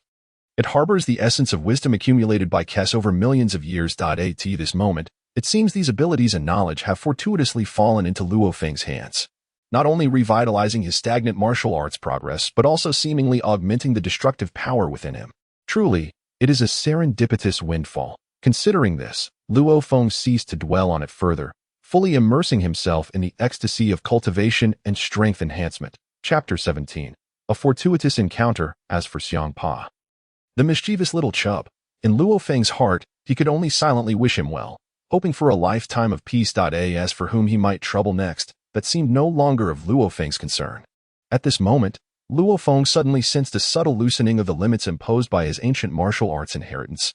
Could it be that in this space-time, having just traversed here, a great cycle could be established? This is precisely the realm Luo Feng has longed for. After all, in his original timeline, achieving such a perfect cycle was a rare occurrence. He never anticipated that in this place, he might find fortune and misfortune. Perhaps through this opportunity, he could genuinely break through to the state of unity with the cosmos as described in his ancient martial arts teachings. However, while the ideal is splendid, reality often proves stark. As various meridians continued to break through, the minor cycle has indeed commenced its operation within Luo Feng's body, yet he still feels a certain distance from the pinnacle of the great cycle. Nevertheless, Luo Feng is not anxious. As long as he can achieve breakthroughs in his techniques, hope remains, and it is merely a matter of time. Currently, he has only absorbed a portion of the energy and insights from the crystal gemstone atop Kess's scepter. Achieving the complete minor cycle is already an unexpected delight. Since that is the case, he must avoid gluttony, remembering that one cannot bite off more than they can chew. This has been a timeless adage. Given the serendipity of falling piecemeal from the heavens, it seems this world is imbued with a gentle benevolence towards Luo Feng. As long as there are opportunities for enhancement, all will be well. With the integration of his techniques, Luo Feng has finally put his mind at ease. Although he had previously engaged with Xiangpa, he was aware that his ancient martial arts could perfectly align with the destructive power of this space-time. Yet, it is only in the state of true cultivation that one can witness genuine mastery. At this moment, Luo Feng has gradually begun to merge the destructive power within him into the operational mode of his ancient martial arts inheritance. As the minor cycle continues its operation, the destructive power within him follows the route of the ancient martial arts technique, slowly entering a state of harmony. At this moment, a violet aura envelopes Luo Feng, his body emanating a faint crimson glow. Indeed, he has successfully fused the destructive power with the reverse-flowing minor cycle technique. Originally, the destructive power was merely a violet energy glow. Now, Luo Feng's entire form radiates a brilliant purplish-red light, suggesting that this transformation is the result of the complete integration of his ancient martial arts inheritance with the destructive power, while the outward appearance shows subtle differences from ordinary destructive energy. It is undeniable that, from within, a profound transformation has taken place. At this moment, Luo Feng's cultivation technique operates with seamless fluidity. However, it appears that his destructive divine power has also transcended several levels. The controversy surrounding this enhancement is not merely quantitative. Rather, it represents a significant qualitative leap. This ancient martial arts legacy functions like an elevating mechanism, instantaneously refining and purifying Luo Feng's considerable destructive divine power. Moreover, through the circulation of his meridians, this power flows into his body with divine assistance, rendering its operation and application markedly smoother. The enhancement of this destructive divine power is far purer than the so-called internal energy and true qi of the mundane world he once inhabited. Under the perfect synergy of these two techniques, Luo Feng senses that if he continues to cultivate, his strength will escalate at a geometric rate, an unexpected development indeed. However, in this Dragon Ball world, the myriad peculiar techniques and energies are beyond the imagination of someone like him, an ordinary modern individual. While unexpected benefits may have their limits, the true elevation of cultivation appears boundless. Perhaps his aspirations and goals are indeed attainable, but achieving them may require the discovery of additional opportunities to further enhance his ancient martial arts legacy. For now, though, he is elated by the purity and augmentation of his destructive divine power. If his original power was rated at 10, it now reaches at least 120. This is merely the beginning. Yet in this brutal Dragon Ball world, where the strong prey upon the weak, lacking strength equates to empty talk. Thus, Luo Feng resolves to quiet his thoughts entirely, casting aside any considerations of Champa, Beerus, the Grand Zeno, or the Great Priest. He is now wholly immersed in the exhilarating experience of enhancing his strength and purifying his destructive divine power. As time passes incrementally, Luo Feng's cultivation gradually approaches its conclusion. After all, his internal microcosmic cycle has flowed effortlessly for 36 cycles, an unimaginable feat in his previous life. As for the techniques of ancient martial arts, they can only be honed through real combat.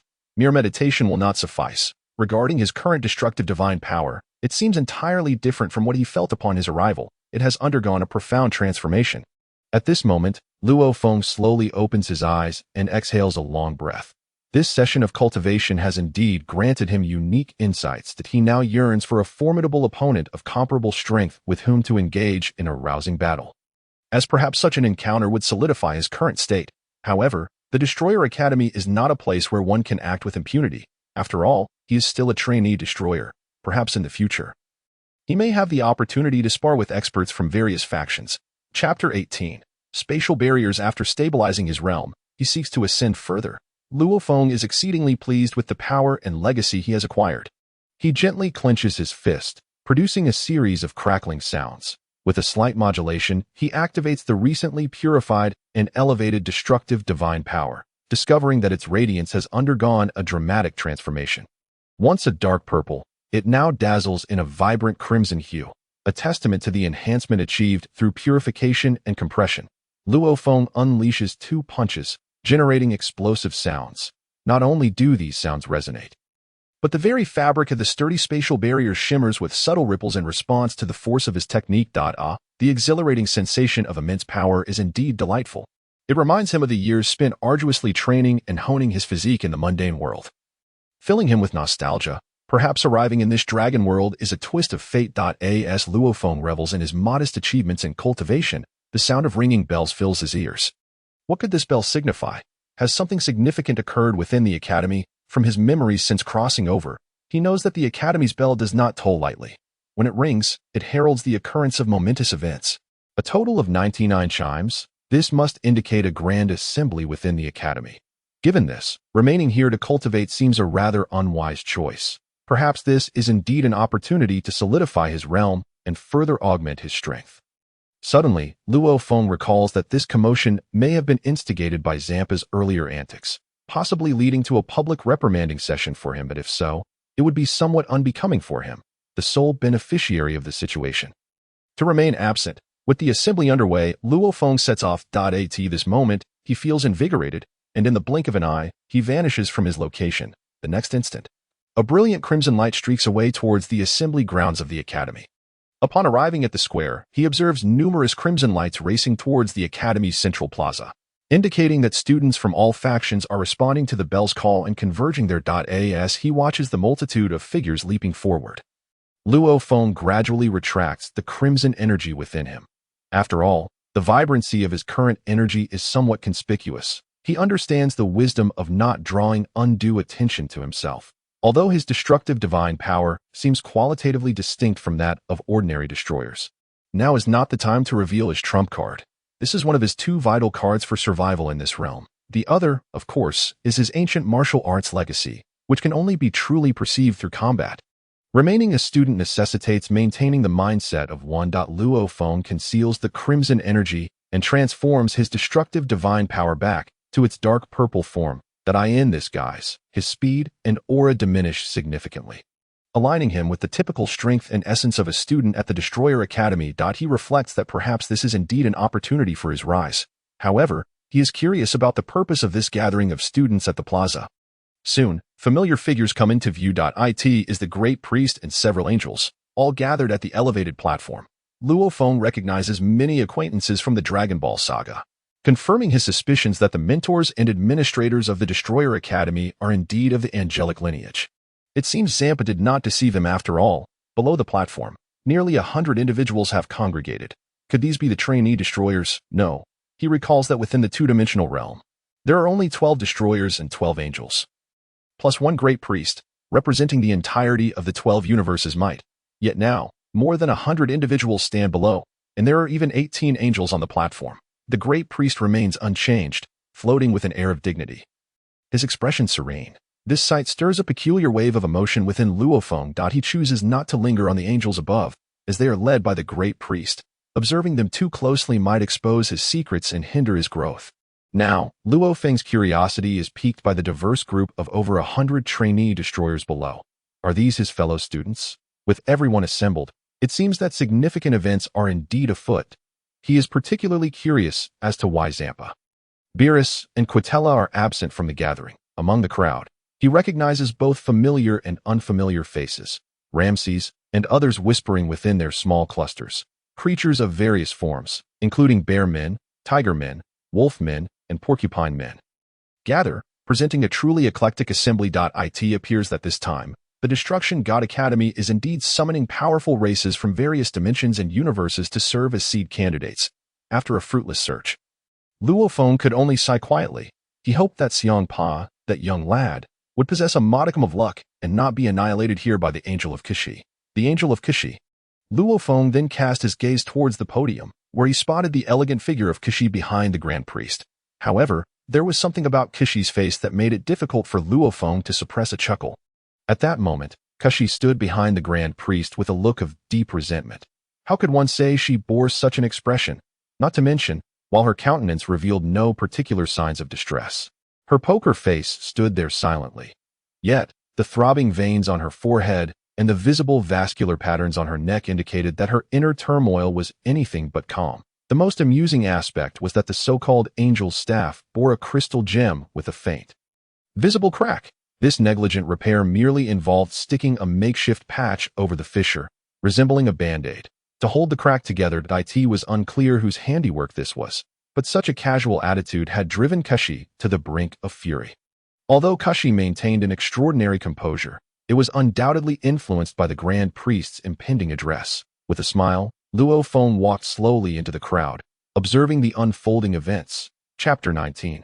The dragon reveals its head, but not its tail, as the bell tolled. All the angelic instructors gathered. The summoning of all the students surely signified that something monumental was about to transpire. Moreover, the Grand Priest, an enigmatic figure who was rarely seen, standing at the main venue indicated that indeed significant events were on the horizon. Upon closer inspection, Luo Feng noticed a few familiar faces behind the Grand Priest, which surprised him slightly. Not only was Kashi present, but also Bajuosi, Weisi, Makalita, and Kenaik among other angels, all standing quietly like obedient children behind the Grand Priest. It seemed that the gravity of the situation was far greater than Luo Feng had anticipated. With a light cough, the authority of the Academy's president commanded respect. The previously clamorous voices of the students fell silent in an instant. Indeed, in this place, no one dared to challenge the Grand Priest's authority and stature. After all, he was the head of all divine academies. The true power behind the Destruction God Academy, the elevation and usurpation of authority, rested entirely within the Grand Priest's will. Observing his ability to command silence with a mere cough, the Grand Priest appeared quite satisfied. He was not one for frivolities or unnecessary dialogue. After asserting control over the room, a hearty voice resonated in the ears of all the students of the Destruction God Academy, accompanied by the Grand Priest's authoritative yet gently soothing tone. This announcement illuminated the gravity of what was to come. It turned out that the Grand Priest's appearance and return to the Academy was to announce a brand new trial competition. This revelation was somewhat beyond his expectations. However, he had not anticipated that this year's competition would differ entirely from previous ones. This point caught Luo Feng off guard. The Grand Priest's requirements were straightforward, unlike previous years' so-called arena battles. This time there would be a survival elimination system. Indeed, the goal was to select the 18 most outstanding individuals from over 100 students to become true destruction gods, essentially a graduation competition. This certainly took many by surprise, evoking a cacophony of murmurs amongst the students. Previously, their hierarchy and rankings had seemed straightforward, with some possessing higher talents than others, a common occurrence. The students of the Destruction God Academy were elite princes or prodigies from various universes, or rare talents emerging once in a century. They had come to this pinnacle of academia in the universe through various means, striving for strength and the inheritance of the Destruction God mantle.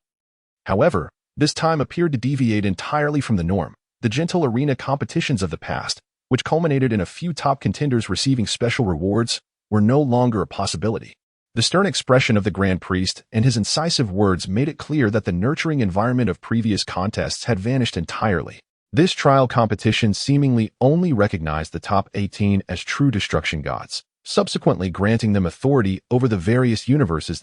For those who remained, the Grand Priest did not explicitly state their fate. Yet the students understood all too well: death or elimination.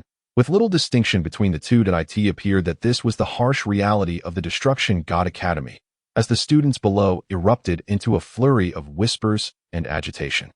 The Grand Priest once again cleared his throat. The resonating sound was as powerful as thunder, instantly silencing the restless crowd. At this moment, Luo Feng observed with a detached gaze. Although this competition bore a hint of cruelty, it was inconsequential to him, as his recently enhanced abilities rendered him unperturbed. Not only was he confident in securing a position among the top 18, but he also believed that achieving a place in the top 3 would pose little challenge. Of course, Luo Feng had never underestimated the students of the Destruction God Academy. After all, they were the finest talents and elites from various cosmic realms, though they may appear as ordinary students within the Academy. Who could tell which of them harbored unique talents or secret weapons for survival? Each individual possessed distinct circumstances and experiences, often concealing their true capabilities until the moment their lives were at stake, when unexpected potential and energy might be unleashed. Had Luo Feng been transported here before his journey, emerging victorious would have truly been a miraculous feat. Observing the peculiar expressions below, it seemed as though everyone, despite outwardly expressing discontent and indignation, harbored a subtle thrill at the prospect of competition. It was evident that these individuals were not as simple as Luo Feng perceived. Each of them indeed possessed their own means of survival and methods for resurgence. Though such matters seemed largely inconsequential. As the Grand Priest elaborated on the competition rules, the angels behind him exhibited looks of bewilderment. It appeared that this selection and competition format was not entirely clear even to the angelic instructors, each of whom listened attentively to the Grand Priest's directives, for he was the president of the Destruction God Academy. Luo Feng, too, perked up his ears to absorb the critical information regarding the competition's rules and format. In this realm, strength constituted a part of the equation, but intelligence and analytical prowess, essentially one's intellect, were equally vital. A touch of luck also played a role. These factors seemed directly related to the upcoming competition. Through the Grand Priest's implicit narrative, Luo Feng comprehended the various requirements and regulations of this competition. The venue for the contest was to be held in the Academy's forbidden area, the Despair Forest. Given its ominous title and the fact that it was a restricted zone of the Destruction God Academy, it had previously been inaccessible to students, shrouded in mystery and danger, filled with various unknown elements. The Grand Priest merely mentioned it in passing, offering no further explanation. However, from his demeanor and the astonished expressions of the angels behind him, Luo Feng sensed that the Despair Forest was far more complex than they imagined. The true peril and unpredictability lay within, and students would be randomly transported to this battlefield. As for what followed, it was straightforward. Chapter 20. The Despair Forest. At the heart of the Despair Forest lay a legendary ancient castle, filled with treasures. Securing even a single artifact from within would signify victory in this trial. Yet, upon deeper reflection, such seemingly simple rules embodied a brutal law of the jungle, survival of the fittest. Whether one could reach the ancient castle at the center of the Despair Forest and acquire its treasures to emerge as the ultimate victor, Luo Feng felt a surge of confidence. Yet he remained cautious. While it sounded simple, the reality was bound to be far more challenging than he envisioned. Subsequently, the Grand Priest's further explanations left Luo Feng feeling utterly relieved in that moment. Indeed, within the Despair Forest, there exists a myriad of terrifying supernatural beasts and extraordinary ability wielders. These are the adversaries and formidable foes that the students must confront, naturally. If it were merely these ability wielders and monstrous entities, it would not pose a significant challenge for the top-tier talents of the Destruction God Academy. However, they must not only contend with these foes but also face each other as rivals. This competition permits mutual combat and rivalry, as ultimately only 18 victors shall emerge. Moreover, these 18 individuals will not succeed solely by virtue of their formidable strength, cutting through the entirety of the Despair Forest. They must also preserve their final battleground, which appears to be the ancient castle situated at the heart of the battlefield. The High Priest solemnly mentioned that within this castle lie 18 special earrings. These represent the genuine Destruction Goddess position, and there are indeed only 18 of them. Furthermore, only within the castle can each student successfully navigate the myriad difficulties and obstacles to reach the central portion of the Despair Forest. There, should you manage to locate the so-called Destruction Goddess earrings and keep them in your possession for over an hour, congratulations, you shall be the victor of this student trial competition. I must reiterate, only 18 individuals can be selected. As for the rest, there is no need for further elaboration. Additionally, the Destruction Goddess earrings are limited to 18. And whether you gain their recognition will depend on your own fortune. Enough of my ramblings. These are the fundamental conditions. Nonetheless, I must emphasize once more, this trial is not merely a test of strength but also a comprehensive examination of your wisdom, capability, and various strategies. In essence, it is survival of the fittest. Who can emerge victorious in the end will depend solely on your own prowess. After all, those who have grown up in the sheltered environment of the Academy are simply combatants. Not the destruction gods I require. Aspiring to become the overlord of a universe, you know well that it cannot be achieved merely by spending a brief period within the Academy. As the High Priest's demeanor and words grew increasingly grave, the hearts of the students raced like a drum, filled with trepidation and anticipation. It became evident that this time, the proceedings would not be as gentle as before but rather follow a direct elimination route. Although the High Priest did not explicitly state it, the students understood that this time, the Academy meant business. The usual lackadaisical behaviors would likely lead to immediate disqualification, while the consequences of elimination were not detailed. It was clear to all that disqualification equated to death, indicating that they must give their all. Revealing their trump cards might be the only way to secure a lasting victory. However, What thrilled the crowd was the revelation that the prize for this trial was indeed the destruction god's earrings. They believed that gaining the earrings' recognition for even a mere hour could potentially fulfill their dreams of becoming true overlords of the universe, with the power of the destruction god backing them. Their strength would undoubtedly see a monumental enhancement. With these thoughts in mind, the students managed to suppress their fears regarding the upcoming trial, each one poised and ready for action. After all, they were not mere novices, each possessing their own life-saving strategies. Observing the eager expressions and fervent attitudes of the students, the high priest felt a sense of satisfaction with his speech, realizing that his persuasion had indeed borne fruit. The students displayed no signs of discontent regarding the fierce competition and the trial's mechanisms, each appearing invigorated, as if imbued with newfound vigor. The high priest cleared his throat, readying himself to address them once more. Well then, do any of you have further objections? If not, we shall commence the trial. My fellow instructors, and I will be here observing your every action and performance. Perhaps there will be unexpected delights in store. All right, I have said all that needs to be said. Do not accuse me of being a dictator. If any of you have questions, feel free to voice them now. Once you enter the trial arena, there will be no opportunity for discussion.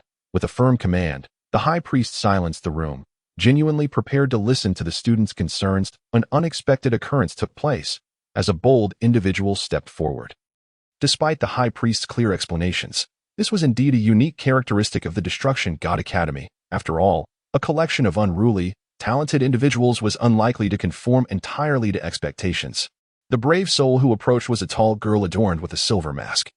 Her heritage unknown, the shimmering mask clung closely to her face, imparting an aura of a classical beauty fused with that of a cold, lethal assassin. Clearing her throat, she gazed up at the high priest, articulating in a lizard-like tongue, "Esteemed Dean, since you have stated this, I have a query that I fail to comprehend."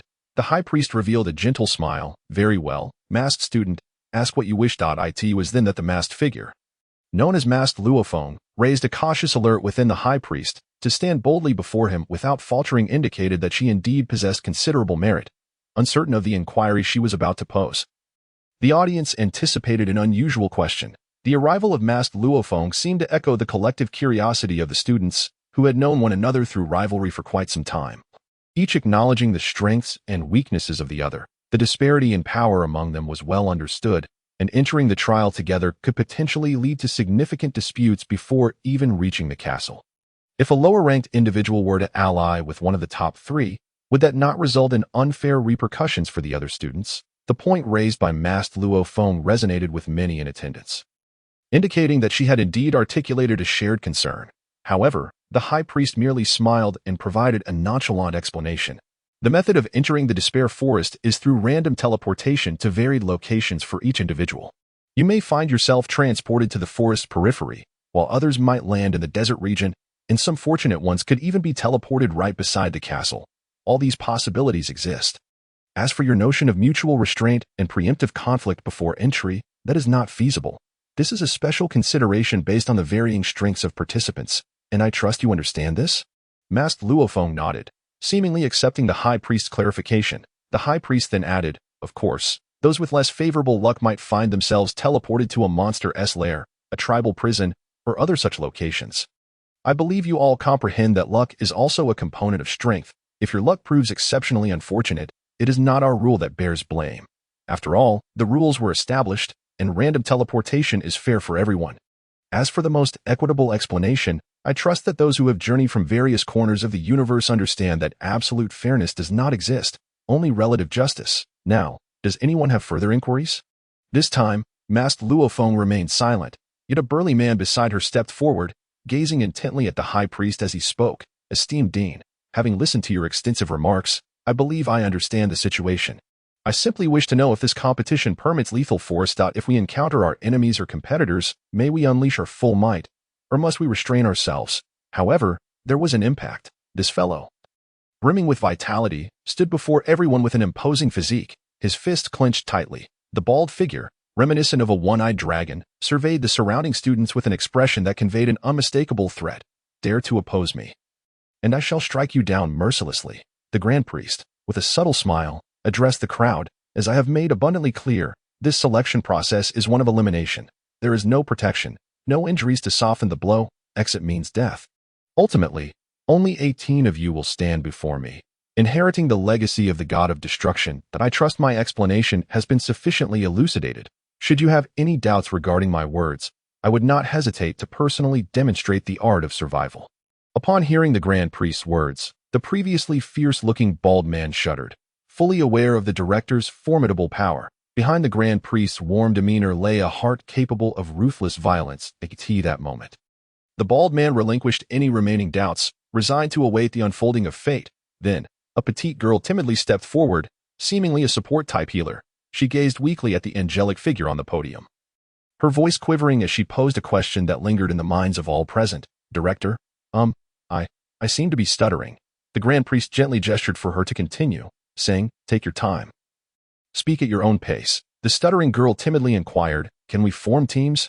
You see, as a support-type student at the God of Destruction Academy, if I could find some advanced classmates to be my teammates, would that be permissible?" The Grand Priest smiled warmly. "Of course, that is entirely acceptable, but the maximum number of members in a team is 3. That you 3 may form a combat unit, collaborating and assisting one another, which ensures a relatively equitable environment for all students. Is there any further inquiry?" Upon hearing this satisfactory response, the girl murmured softly, seemingly emboldened by an unknown source of courage. "But the disparity in strength is quite significant. If I encounter one of the top 3 ranked students upon entry, I would surely be eliminated in an instant. It seems that luck and strength are not so closely related." Seeing the student articulate such a resolute concern, she appeared far from the fragile persona she projected, instead voicing the most piercing question. Indeed, rankings existed among the students, and the disparity in power filled her with apprehension. The Grand Priest revealed a gentle smile before addressing the assembly. "The principle is quite simple. At the God of Destruction Academy, my purpose is to select future qualified gods of destruction and cultivate powerful individuals. We are not here to serve as your caretakers or nannies. Survival of the fittest. The law of the jungle. This principle applies universally. I believe that both strength and luck are aspects of capability. Since you have chosen to be here, dismiss any notions of special treatment. Only those who endure until the end will prove to be the true talents we seek. As for everything else, I can only respond with a chuckle." The Grand Priest then cast a cold and piercing gaze over the assembly, sending shivers down their spines. This, perhaps, was the true nature of their director, unyielding and devoid of sentiment. Upon reflection, the attendees realized the Grand Priest's words bore a ring of truth. This was not a haven for delicate flowers, but a crucible for those who could master the cosmos. In a climate of weakness, it was impossible to foster genuine strength. As the Grand Priest returned to his warm, refined tone, he added, "I almost forgot to inform you of a crucial detail. The battleground for this trial conference will be in the Void Field." "The Void Field? What is that?" The students of the God of Destruction exchanged bewildered glances, each reflecting confusion and uncertainty. Was the battlefield one where flight was impossible? If flight were permitted, it might confer advantages to certain races or students. Yet, if all were confined to the ground, those adept at flying would surely wear expressions of despair. Chapter 21. The experiment of the divine body. If they could not fly, they would be unable to utilize half of their innate powers. Observing the disheartened expressions of the students, the Grand Priest chuckled. "I previously mentioned that luck is also a component of strength. Given this regulation, you must confront reality. Enough talk. Prepare yourselves for the upcoming competition." This declaration incited a wave of astonishment among the crowd. So soon, the announcement indicated that the competition would commence immediately, leaving little time for preparation. The Grand Priest's voice resonated once more. "The duration of this competition is a mere 5 days. After 5 days, we shall see the results. Until then, you must rely on your own luck. By the way, Vice Director Keisai, having spoken so much, are you still unmoved? The 3 students you detained should be released. Although they have committed certain transgressions, they still qualify to participate in this competition. At the Grand Priest's words, Keisai gradually emerged from her earlier tempestuous state. Indeed, while those 3 students had committed unforgivable acts, they were still required to partake in the competition. Whether they could survive until the end would depend on their luck and fate. With this understanding, Keisai ceased to dwell on the matter. Lightly waving the fragmented angelic staff in the air, a flash of golden light illuminated the scene as 3 figures descended from various angles, landing gracefully on the ground. The onlooking students were left in astonishment. They had noticed the absence of a few individuals at the start, those who had been captured by Keisai. What mischief had these 3 engaged in to provoke such wrath from the angel? Clearly, without this trial and the Grand Priest's intercession, The fate of those three would have been dire as the three figures groaned and slowly rose from the ground. The students discerned that it was indeed Beerus, Kadra, and that mischievous rascal, Hmph. However, they seemed somewhat altered. Beerus was the first to stand, yet his right arm was heavily bandaged, as if it had been broken. Beside him, Kadra bore a similar fate, with thick bandages wrapped around his right leg, indicating that his limb, too, had sustained severe injury. What had they done to warrant such harsh punishment? The Grand Priest had just announced the commencement of the most brutal trial, and the severity of their injuries raised concerns about their capabilities. Nevertheless, reflecting on the Grand Priest's earlier statements, the students found solace. After all, opportunities were fair, albeit relatively so. There was no absolute fairness. Those who had erred were still permitted to participate, perhaps due to the Grand Priest's clemency. As for the potential impact of their injuries on their strength, the students felt a sense of relief. Within the God of Destruction Academy, Beerus and Kadra were renowned for their formidable prowess. The misfortune that had befallen these two powerful figures could only be seen as good news for the other students. Finally, their attention shifted to the figure still groaning on the ground.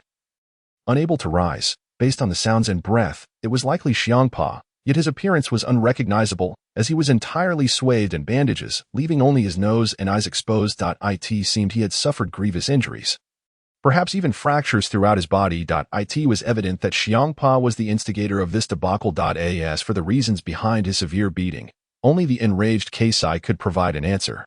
Upon witnessing the peculiar state of the three individuals, Luo Feng found himself momentarily taken aback.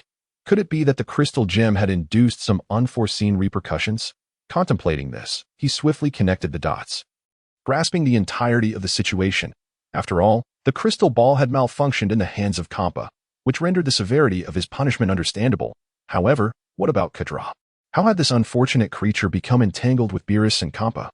Luo Feng then pondered further and deduced the underlying cause. It seemed that the hapless Kadra had been inadvertently caught in the crossfire. Champa and Beerus had botched the affair and sought to divert the blame onto someone else. Yet it appeared that Luo Feng had managed to evade their trap, even seizing a fortuitous opportunity for himself. It was likely that Champa remained undeterred, eager to find another scapegoat. Thus, Kadra found himself inexplicably embroiled in this matter, suffering a harsh punishment evidenced by his severed leg and the resentful glimmer in his eyes, suggesting a deeply troubled psyche. Nevertheless, this had no bearing on Luo Feng, who was focused solely on analyzing the unfolding events. He had attentively absorbed every word exchanged between the high priest and the student, his mind racing to make sense of the implications. It appeared that this might be the final trial held by the God of Destruction Academy. The high priest, the esteemed head of the academy, seemed to have received some novel intelligence from the cosmos, though he refrained from disclosing specifics. In Luo Feng's recollection, there were purportedly 12 universes, necessitating 12 angels and gods of destruction. Yet, the high priest's recent remarks had utterly upended Luo Feng's understanding, for he was now aware that he had traversed into a tangible reality, distinct from the original narrative. In this world, one had to abide by its rules and adapt to its changes. 18 universes, indeed. It appeared to signify an era prior to the erasure of those 6 unknown universes. With this realization, Luo Feng smiled faintly, exuding a newfound confidence. Although his prior ranking as a god of destruction in experimental trials had merely been 98. And while not the lowest, he nonetheless occupied a position of relative weakness in terms of power and talent. In this unique academy, the angels and high priests sought elite individuals from across various universes. To be selected as an apprentice in the God of Destruction Academy was an affirmation of one's capabilities. His mere human strength had granted him entry into this esteemed institution, marking him as a talent. Yet in this realm, Luo Feng had no inherent advantages or abilities. His powers had only surged due to his transference, allowing him to participate in such an event ranked 98. Indeed, had the pre-transference Luo Feng faced this ordeal, it would have been a true test of life and death. Chapter 22, a tremendous enhancement. However, those were mere reflections for another time. Having acquired methods to enhance his strength, he now had to confront reality. After all, survival in this world was paramount. Pondering excessively bore no fruit. Analyzing further the words of Datsang Wan, Luo Feng felt a considerable degree of confidence regarding this trial as for which of the 18 universes he would eventually serve as a god of destruction. That was a matter for later consideration. For now, he needed to focus on surviving and overcoming the formidable opponents and the malevolent extraordinary beings within the trial grounds. as that was the immediate concern. Perhaps this would also serve as a novel opportunity for the enhancement of his abilities.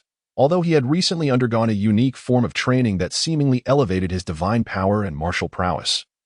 What he lacked most was practical combat experience. Eagerly anticipating the surprises and growth that this trial would bring, Luo Feng was filled with excitement. The high priest, observing the fallen Champa, addressed Beerus and Kutra with a calm demeanor. "You should have heard my earlier words. Now, I present you with two choices. Either participate in the trial with your injuries or return to Vistein Kasai. The choice is entirely yours, and I shall not impose upon you. As for the injuries you have sustained, I can only leave that to fate. Your participation in the trial will not exempt you from punishment or heal your wounds. However, entering the battlefield injured does not preclude your chances of success. Now, you may decide at this moment." Both Beerus and Champa nodded resolutely. If they wish to grow stronger, they must be prepared to pay the price. Without sacrifice, how could one expect to achieve confidence in their strength? Deep within, these brothers possessed a tenacity and defiance that would not yield easily to As for Kutra. Despite his resentful gaze, he regarded the upcoming competition with a sense of indifference, confident in his slightly superior strength compared to Beerus. He believed himself to be the best among the trainees, and to think otherwise would be absurd. With a resigned sigh upon glancing at his severed leg, he nodded in agreement with the high priest's proposal. Ready to partake in the trial, seeing that the other students and the three injured individuals had no objections, the high priest expressed his satisfaction with a nod that I hereby announce that at 10 o'clock. We shall commence with Angel Makalita. With that, the high priest stepped back, and Makalita advanced, drawing forth her resplendent angelic staff. In a graceful motion, she positioned herself before the students, gently waving her staff as golden alchemical powder descended like tangible substance upon the ground, forming a uniquely shaped hexagram and pentagram under her delicate manipulation. Could this truly be a spatial coordinate system arrangement? Was this not in line with what everyone had anticipated? Instead of a collective journey to the trial grounds, it appeared they were to utilize a peculiar teleportation array. As for where this array would lead them, that was left to speculation, perhaps aligning with the high priest's notion of random teleportation. With a series of deft movements, Angel Makalita successfully established a massive golden vortex teleportation array standing before the gathered students. Taking a deep breath, she felt a sense of relief. It had been quite some time since she had arranged such an extraordinary teleportation formation. She had not disappointed her role, for among all the angels, Makalita's expertise in alchemy and teleportation was unparalleled, while Vizzy was the most adept in the art of free-flowing mastery. Every angel seemed to possess their unique and exceptional strengths. Bardos, of course, was renowned for his formidable healing abilities. The high priest was evidently pleased with the growth trajectory of each of his children, as the absence of conflict fostered a lack of competition, which brought him great satisfaction. Makalita's performance had been commendable. Angel Vizzy stepped forward, her staff emanating a soft blue glow. In a fleeting moment, this light surged into the golden temporal portal. She nodded at the high priest, signifying that the spatial framework had seemingly succeeded, with coordinates preset by Vizzy within the designated 10 o'clock region. As for where each individual would be teleported, that was entirely up to their fortune. The high priest then waved his hand, addressing the students. "Let us depart. Those unwilling to participate have no place here." With a warm yet authoritative gaze, he scrutinized the students, who exchanged uncertain glances, seemingly unaware of the advantages or disadvantages of entering the temporal portal first or later.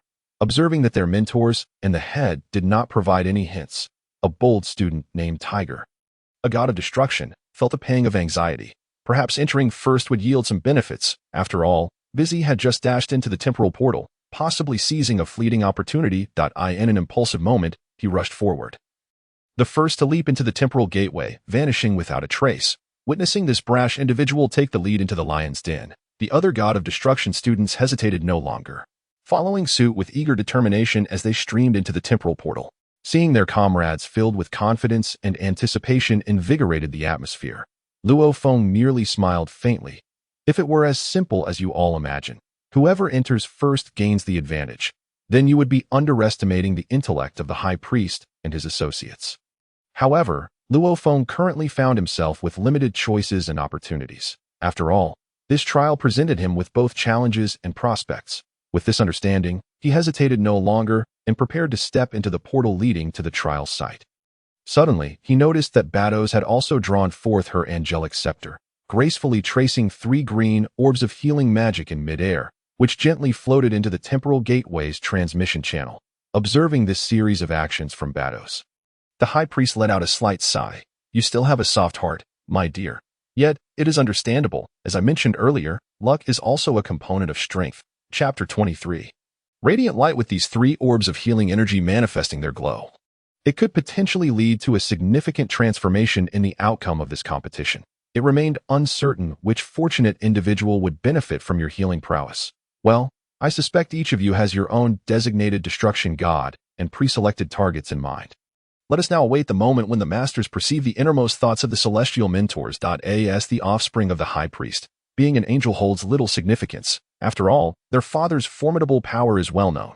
Before the high priest, attempting to employ any cunning or deception would be akin to a mere jest. The very moment Luo Feng was about to step into the portal, he noticed Hmph, bound like a mummy, hopping towards him.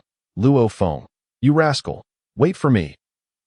This is truly hard to articulate. I hope this transmission will bring us together. With your protection, perhaps, just perhaps, I might survive until the end. At this moment, Luo Feng cast a mild glance at Hmph, thinking how excessive this fellow was, still attempting to drag him down. Did he not realize that his antics made him appear like a foolish child before the angels and the high priest? However, Luo Feng felt no obligation to explain himself to Hmph. He simply offered a gentle smile before stepping into the golden array of legends. As for the subsequent thoughts of Beerus and Quitella, that was their own affair. This was a brutal trial competition, devoid of emotional discourse. In an instant, Luo Feng felt a blur before him. Perhaps it was merely a short-distance transmission, causing him no significant discomfort. He pondered what level he might have reached in this scenario had he been his former self, but he was unaware. His soul had traversed from the realm of reality into the Dragon Ball world. And through this prolonged journey, his soul's strength and willpower had undoubtedly seen remarkable enhancement. Thus, he felt little unease regarding the modest portal created by Makalita. As the scene before him shifted, he steadied himself and beheld the transformed surroundings, a pristine forest. Remarkably, although he had landed somewhat off course, his mind remained clear. Observing the environment through the portal, Luo Feng did not react excessively to it. He merely sensed a peculiar essence within this realm that it was unexpected to discover such unique abilities and ancient techniques within the Dragon Ball world. Seemingly a long-lost inheritance array.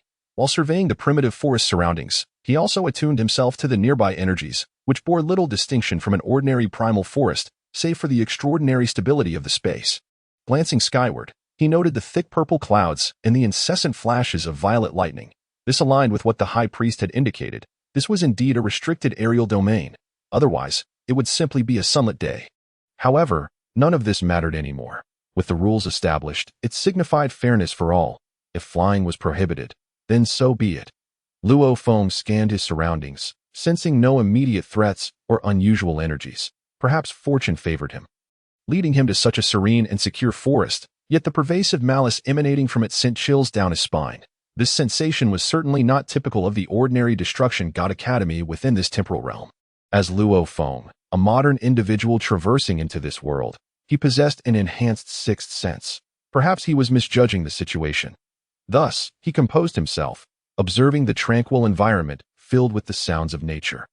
Yet soon furrowed his brow, confirming that his intended destination was the ancient castle at the heart of the trial grounds, though it felt quite distant. It appeared that the trial site was indeed vast, with over 100 participants randomly scattered like paratroopers, making the chance of encountering fellow students within a short time frame rather slim. The intense malice resonating from the forest might very well stem from the extraordinary beings and formidable beasts mentioned by the high priest. Reflecting on this, Luo Feng chuckled softly. Survival in the wilderness posed little challenge for him. After all, as a contemporary inheritor of ancient martial arts, he not only possessed tremendous prowess, but also extensive experience in outdoor survival. Although he was uncertain of the unique distinctions between the jungles of this world and those of his reality, he trusted that they bore similarities. The fresh air and fragrant flora were unmistakably genuine. As for the lingering malice, he believed it to be the foreboding presence of those extraordinary beasts and superhumans. Now that he had determined his direction, with only 5 days at his disposal, time was of the essence. Thus, Luo Feng resolved not to linger in this place, as he was not here for leisure. His mission was to distinguish himself among the Destruction God Academy and emerge as a true Destruction God. The ensuing developments would unfold in due course. Though luck may be a facet of strength and strength a guarantee of survival, one must always tread cautiously. Otherwise, no matter how powerful one may be, misfortune can strike unexpectedly. This lesson had been deeply ingrained in Luo Feng through his previous experiences during his travels. Of course, in this malevolent Dragon Ball world, one must never act carelessly, even if one were the omnipotent Omni-King. It seemed that even the mightiest had their moments of downfall. Reflecting on the tragic figures of this realm, many had met their demise due to arrogance or negligence, and Luo Feng had no intention of following in their misguided footsteps. Chapter 24. Concealed Techniques. As Luo Feng continued his journey, he expanded his perception to its maximum. Suddenly, as he walked, he raised an eyebrow. Was it a stroke of good or ill fortune that he had stumbled upon a rather lively area? Nevertheless, Luo Feng did not display any signs of unusual behavior, striding forward with determination, although he could sense the direction and position of the ancient castle at the center of the trial site. The distance was indeed considerable. At full speed, it would take him approximately 3 days to reach it. Prior to departure, the high priest had mentioned that this trial would last only 5 days. Within this brief span, one must conquer various formidable foes, withstand numerous dangers, and survive to inherit the destruction god earrings, a significant challenge. Indeed, as for the positions of other students in relation to the central castle, that was merely a matter of luck. However, he sensed the presence of some lurking figures nearby, evidently watching him with keen interest. It appeared that these lesser beings were not worth Luo Feng's consideration. Though he had formulated some plans and ideas, it was not the opportune moment to act. After all, the opposing party had chosen to conceal themselves, likely contemplating whether to engage in battle immediately upon entering the trial site, or to bide their time for greater advantage. Since they had opted for patience and observation, he would let them be. As Luo Feng strode forward with purpose, he suddenly halted, standing still in silence. This abrupt stop startled the 3 destruction god students stealthily following him. They wondered, what is this kid doing? Why has he stopped? Could it be that our actions have been discovered? It is inconceivable that, given the Viper's remarkable ability to conceal its presence, a mere individual ranked 98th, known as Luo Feng, could possibly perceive him. The Viper had just exhibited a peculiar expression, while a nearby teammate, a robust giant nicknamed Leopard Bear within the ruined God Academy, expressed his discontent with a disdainful demeanor. Leopard Bear glared at the Viper and remarked, "Is your ability to conceal your movements really that lacking? It has barely been a moment, and yet you have already been detected by that fellow named Luo Feng." Also chiming in was a bristly creature, the Porcupine, a trainee of the ruined God Academy, who coldly interjected, "Viper, how could you allow this to happen? Weren't you supposed to be among the top in terms of stealth during training?" "It was precisely for this reason that I agreed to team up with Leopard Bear, yet here we are. Your ineptitude has led to our location being discovered after merely a few years. Perhaps the idea of sending you to scout was overly naive. Should we engage now?" Leopard Bear pondered. "With your strength, combined with the Viper's and mine, dispatching that ant on the opposite side should pose no significant challenge. Despite the inherent dangers of this trial, we must ensure the integrity of our strength.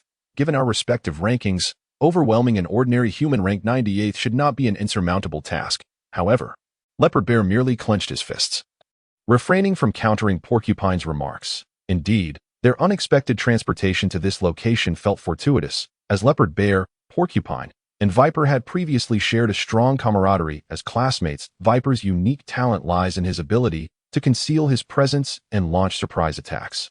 Although the trio appeared exceptionally formidable on the surface, they were not without depth, particularly Leopard Bear, who, while seemingly unassuming, possessed a keen understanding of the current situation. It was clear that engaging in infighting amongst themselves would yield no benefits. Consequently, they swiftly reached a consensus to utilize Viper's talent for stealth, forming a temporary alliance to eliminate any adversaries they deemed undesirable. Only through such collaboration could they safely navigate towards the ancient castle at the center of the trial grounds. As for who would ultimately triumph within the castle, that would depend solely on individual strength and skill. Thus, this somewhat fragile team was established within this peculiar environment. Both Viper and Porcupine quickly grasped Leopard Bear's intentions. Recognizing that their combined abilities placed them within the 50 to 60 range in terms of strength, neither particularly high nor low. To emerge victorious, unity and cooperation were essential.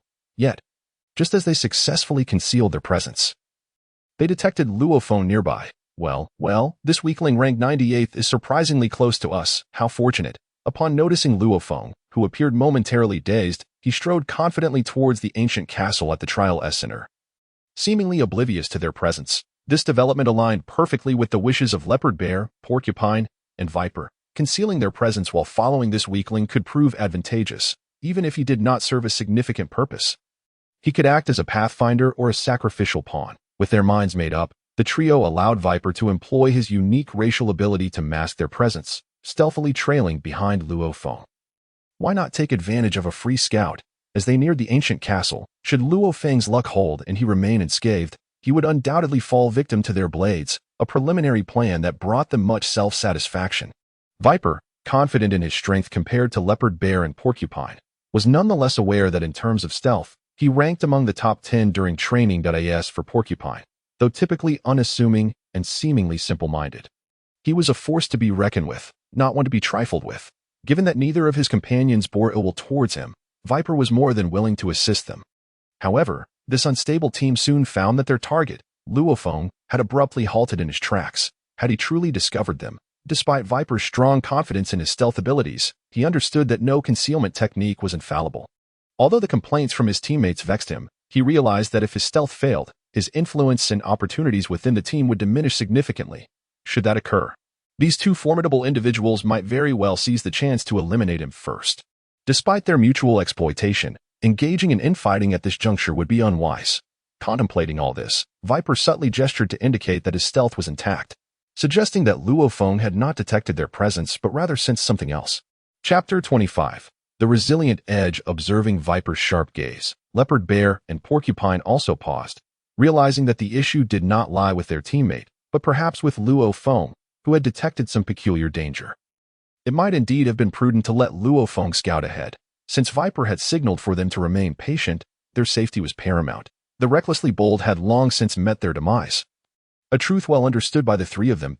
In the heart of the forest, Luo Feng, attuned to his surroundings, was acutely aware of the trio's movements behind him, with his heightened perception following a recent surge in strength. He recognized that Viper's attempts at concealment were futile. His pause was not due to any unusual actions from his pursuers, but rather a deep-seated sense of impending danger, one that could not be attributed to any ordinary trainee of the ruined God Academy. This sensation stemmed from the native beings of the forest, the extraordinary creatures spoken of by the high priest. Luo Feng slowly crouched, his gaze drawn to a faint, elusive thread that glimmered in his line of sight. He understood what had triggered his foreboding sense of danger. It was a strand of spider silk. How could such a peculiar substance exist here? Gently touching the thread with his fingertip, he was astonished by its remarkable strength and razor-like sharpness. In this realm of dragons, where even aspiring ruined gods held notable power, the presence of such silk suggested the existence of a formidable spider. With this realization, Luo Feng accepted the inherent perils of this jungle. Understanding that he had barely begun his journey while being shadowed by three unknown trainees, while the trio might be inconsequential, the creature responsible for the silk posed a significant challenge. Yet, within Luo Feng's perception, it seemed that the traps laid by this being would not pose an absolute threat, though the enemy had yet to reveal itself. Reflecting on this, Luo Feng acknowledged the wisdom in the high priest's warning about the sanctity of this realm. Otherwise, these extraordinary beings would pose no threat to the flying ruined God Academy, rendering the trial devoid of meaning. Since avoidance was impractical, he resolved to confront whatever lay ahead. Perhaps this unseen spider would serve as his first true test in this life-and-death struggle. At that moment, before the grand platform of the ruined God Academy, a massive sand table depicting the trial grounds lay quietly before the assembled angels and high priests. This table featured a diverse landscape, showcasing forests, deserts, lakes, marshes, and grasslands, meticulously arranged across its expanse. In the midst of it all stood an ancient castle, exuding an air of antiquity. This must be what the grand city referred to as the central region. Upon this vast sandy expanse, myriad shimmering violet points of light emerged, representing the coordinates of various destruction scholars who had been transported through random teleportation arrays. Each flickering violet point radiated its unique energy intensity.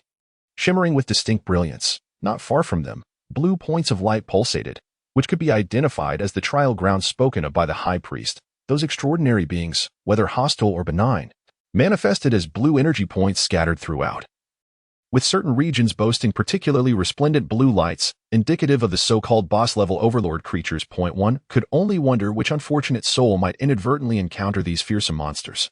potentially meeting their demise without even reaching the central area. After all, the High Priest was not jesting with this group. The selection this time involved true deities of destruction, far removed from the ordinary contests they were accustomed to. Observing the High Priest meticulously arranging this sandy tableau, the accompanying angels remained silently contemplative, each casting their gaze upon scenes of personal interest, qualified destroyers, or perhaps promising disciples in their eyes. Each individual had distinct developmental trajectories and preferred candidates. For instance, Vizzy focused on the one who had clandestinely mastered the fourth generation of mechanical engineering, Beerus. Meanwhile, Bardos found himself intrigued by the eccentric and cunning figure of Champa, while others selected their own favored targets. The alchemical prodigy, Malakarita, expressed considerable interest in a character named Jester. Yet the High Priest's gaze was fixed upon a particular area of jungle on the sand table. There lay a violet mark. Though not extraordinarily potent, it evoked a peculiar sensation in the High Priest. At that moment, he noticed an exceptionally bright blue point of light adjacent to the violet one. Chapter 26. The Jungle King. Upon seeing the High Priest's focus, Plex furrowed her brow slightly, pondering the misfortune of the poor soul who had just arrived in the trial grounds only to confront the formidable Spider Queen. It was a stroke of bad luck for the individual. She had initially held some hope for him. Is that so? The High Priest mused, a hint of surprise coloring his tone. Plex, are you not going to address the matters concerning Beerus and Champa? Why the sudden interest in this individual, Luo Feng, who failed to ensnare Champa? Plex, taken aback, responded, indeed, why would I find interest in someone named Luo Feng? The High Priest, observing Klex's momentary lapse, smiled faintly and waved his hand, projecting a colossal three-dimensional image before everyone, showcasing the very scene where Luo Feng currently found himself. It was unexpected that the High Priest would express interest in this particular individual. Klex arched an eyebrow, noting, while this fellow has not conspired alongside Champa and Beerus, he seems devoid of any ambition to grow stronger. I find myself rather disappointed. Although his foundation in the powers of destruction is remarkably solid, he has squandered the opportunity to learn the free-spirited extreme art laid before him. Now, having been transported to the terrifying vicinity of this demon, he appears to have little chance of escape, especially with 3 other students lurking behind him, eager to pounce. I fear for his safety. Upon hearing Klex's assessment, the High Priest merely smiled faintly, refraining from offering any commentary, instead quietly observing the unfolding events.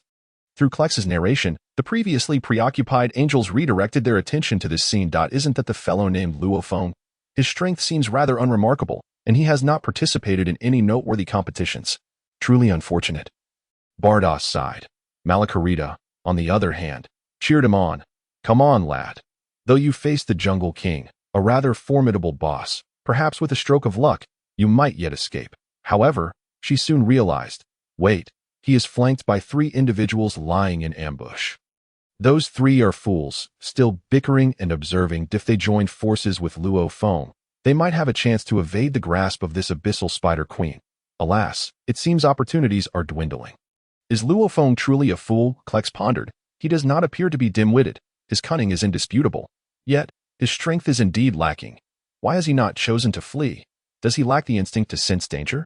Is he truly daring enough to provoke the Abyssal Queen?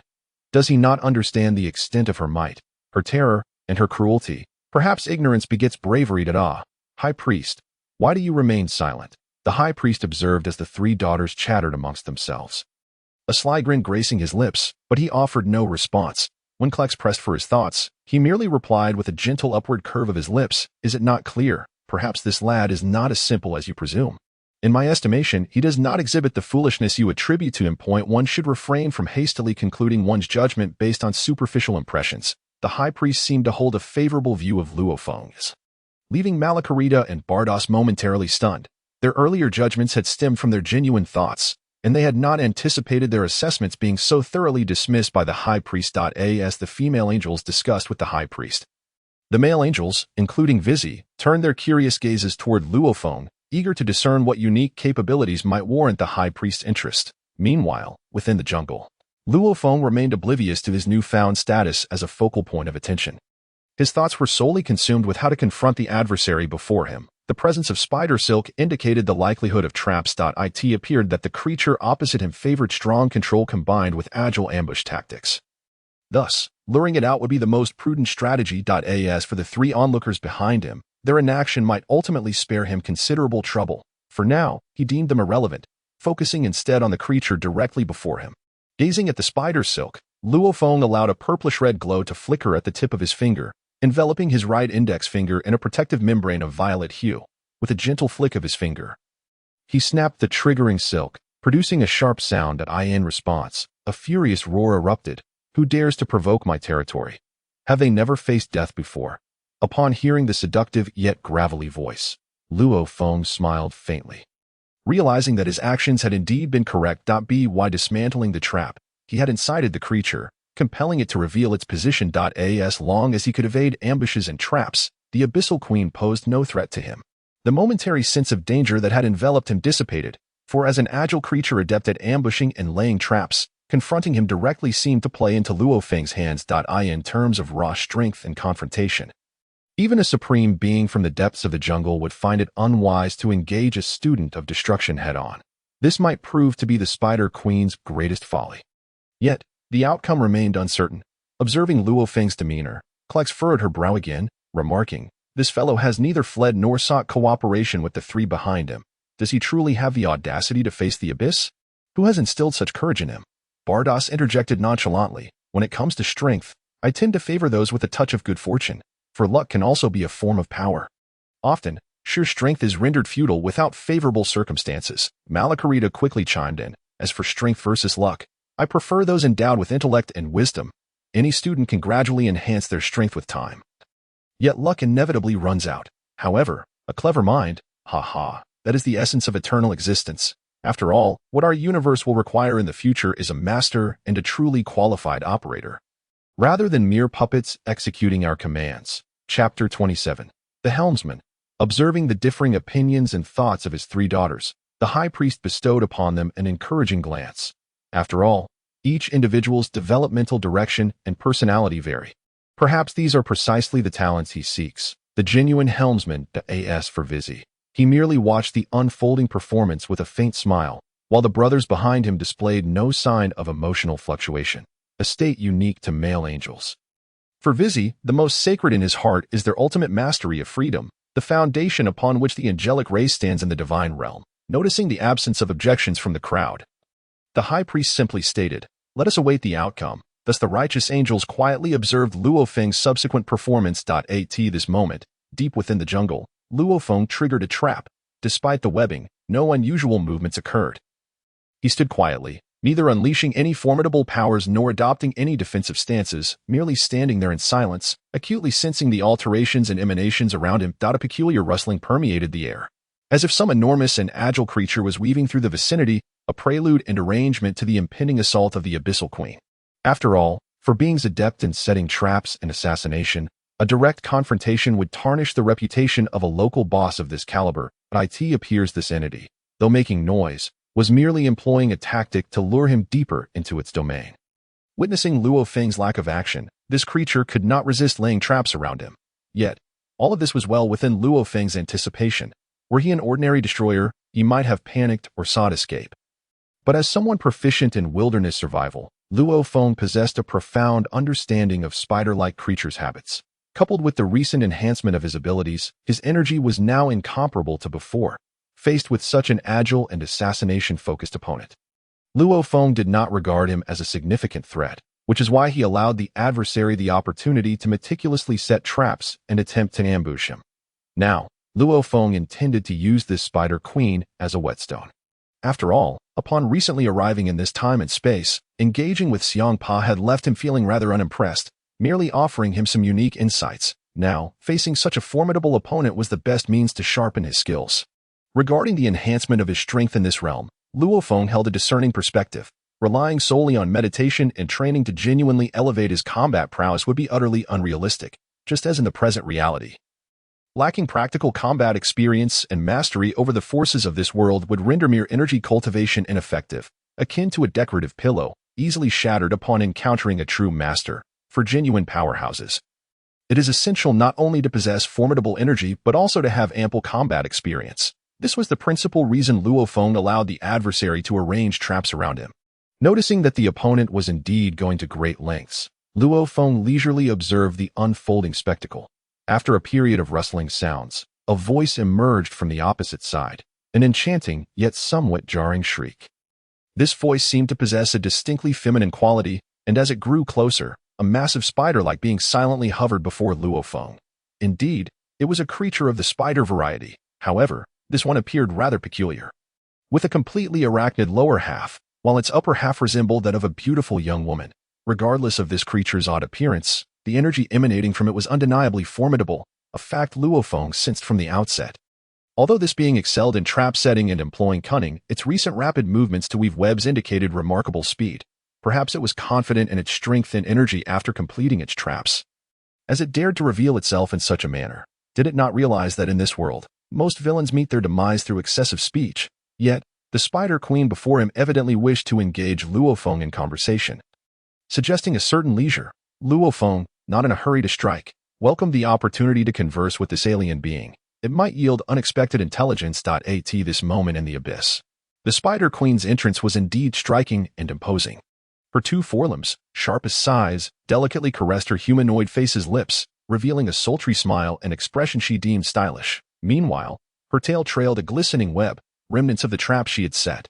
Observing that the individual before her stood there, seemingly oblivious to the need for evasion or escape, the Spider Queen assumed a commanding posture, her presence commanding respect as the supreme boss of the jungle. She paused slightly, pondering whether this individual was a fool. However, instinct told her otherwise. Though his strength and ability seemed rather ordinary, he radiated an unsettling aura that signified danger. How could such feelings arise from an ordinary student of the Destroyer Academy? Was it the three individuals lurking behind him? No, those three sneaky figures appeared only slightly stronger than the one before her. Perhaps her prolonged absence from encounters with students had led to this misjudgment. It seemed she had indeed been overly cautious. With renewed confidence, the Spider Queen cackled wickedly. "You, young one, do not flee. How astute of you. You understand there is no escape. Yet, I must admit this forest feels rather dull. It has been ages since a delightful meal has graced my presence.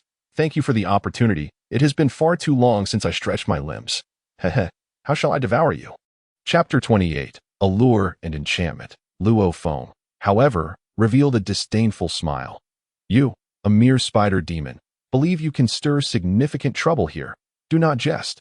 I have my ways to deal with creatures like you." This statement provoked the Spider Queen's laughter. Had she struck first, perhaps this individual would have fled, leaving her with no recourse but to rely on speed and her capabilities for a swift kill. Now, she had thoroughly ensnared the area with her sticky and resilient webs. Even if this individual possessed great energy, he would not be her match. Heh, you may just be a loudmouth surviving on wits alone. Nonetheless, you might serve as an appetizer. It seems you have 3 more companions behind you, and they appear to be the true feast. Frankly, I have little desire for your meager flesh. Those 3 robust figures behind you, they are the real meal. Enough chit-chat. Let us commence the long-awaited hunt. With that, she emitted a cackling shriek, devoid of allure and filled with violence and bloodlust. Meanwhile, the 3 individuals covertly observing Luo Feng's standoff with the abyssal Spider Queen felt their hair stand on end. The porcupine stealthily approached the berserker, whispering, "Shall we just stand here and watch this unfold?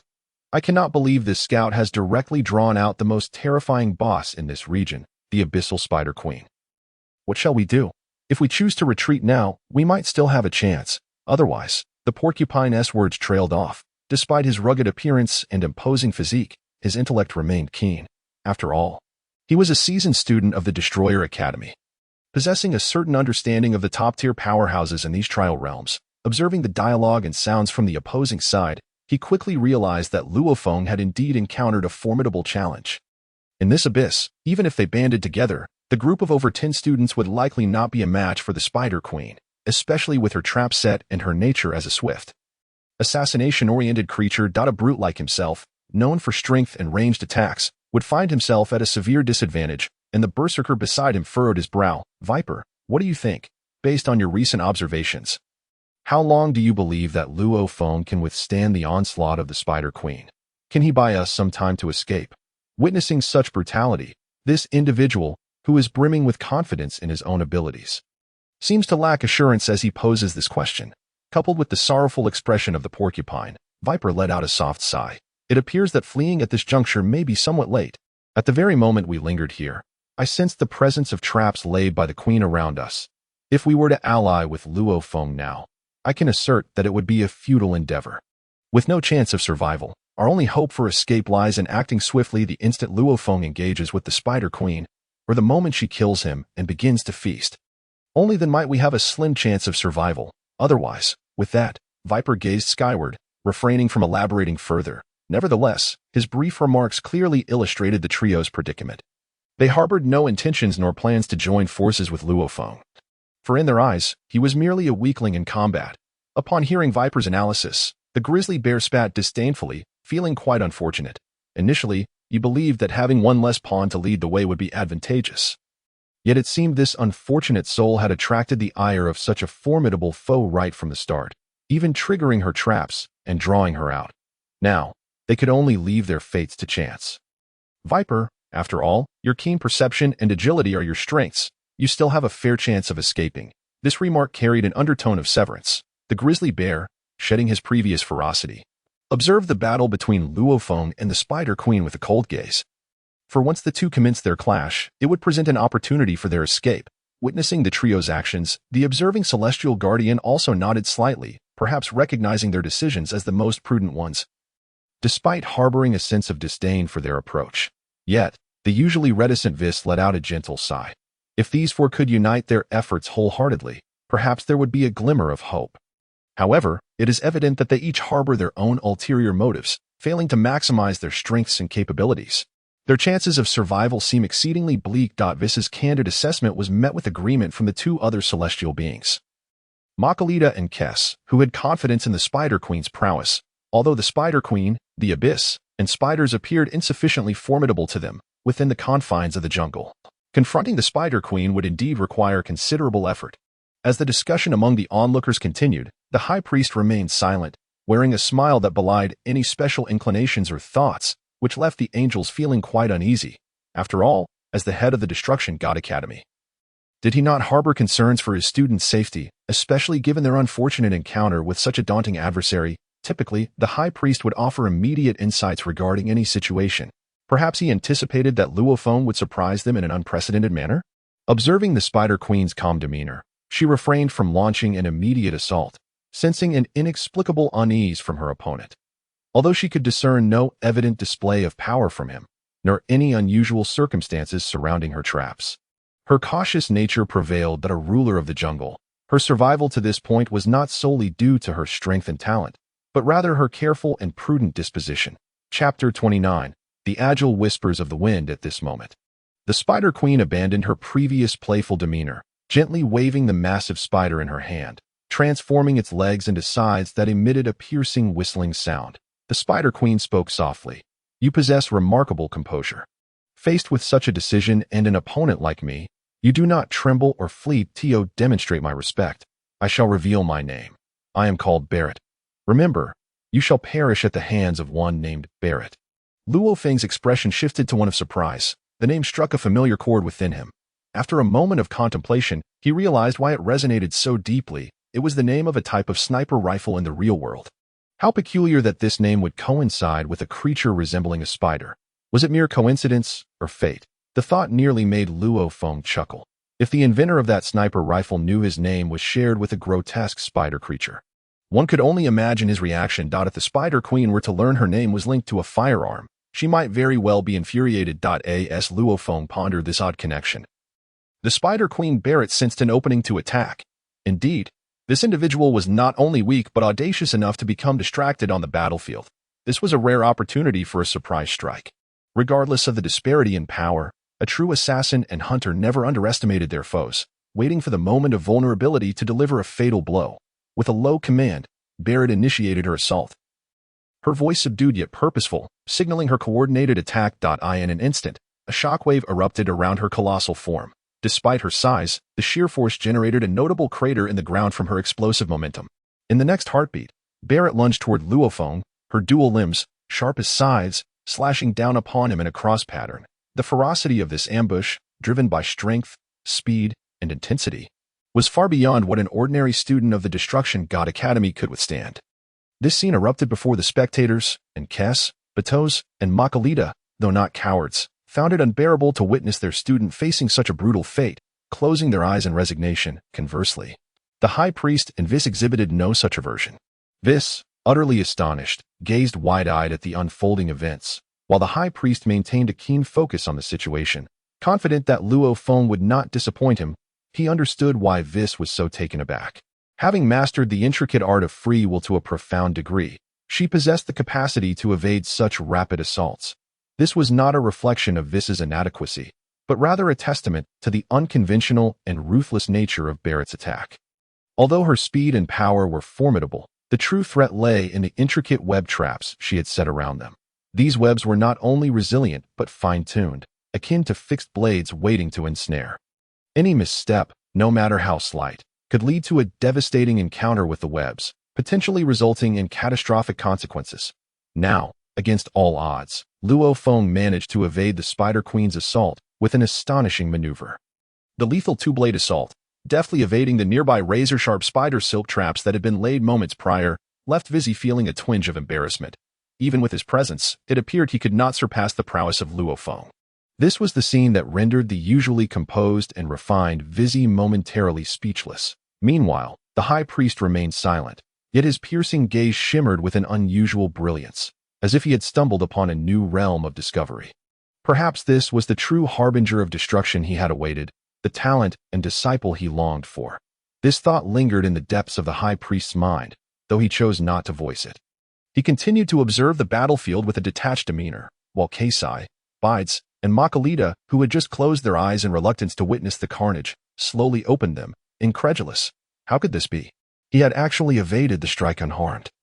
Without triggering any traps. It was the lively Makalita who expressed the most astonishment, unable to fathom how this so-called novice from the Academy of Destruction managed to dodge such a decisive blow.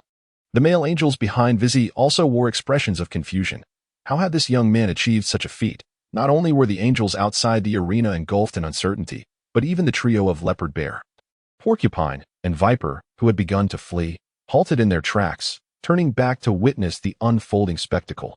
This fellow had not been cleaved into pieces, and stood there, vibrant and undeterred. The three of them were now completely oblivious to their escape.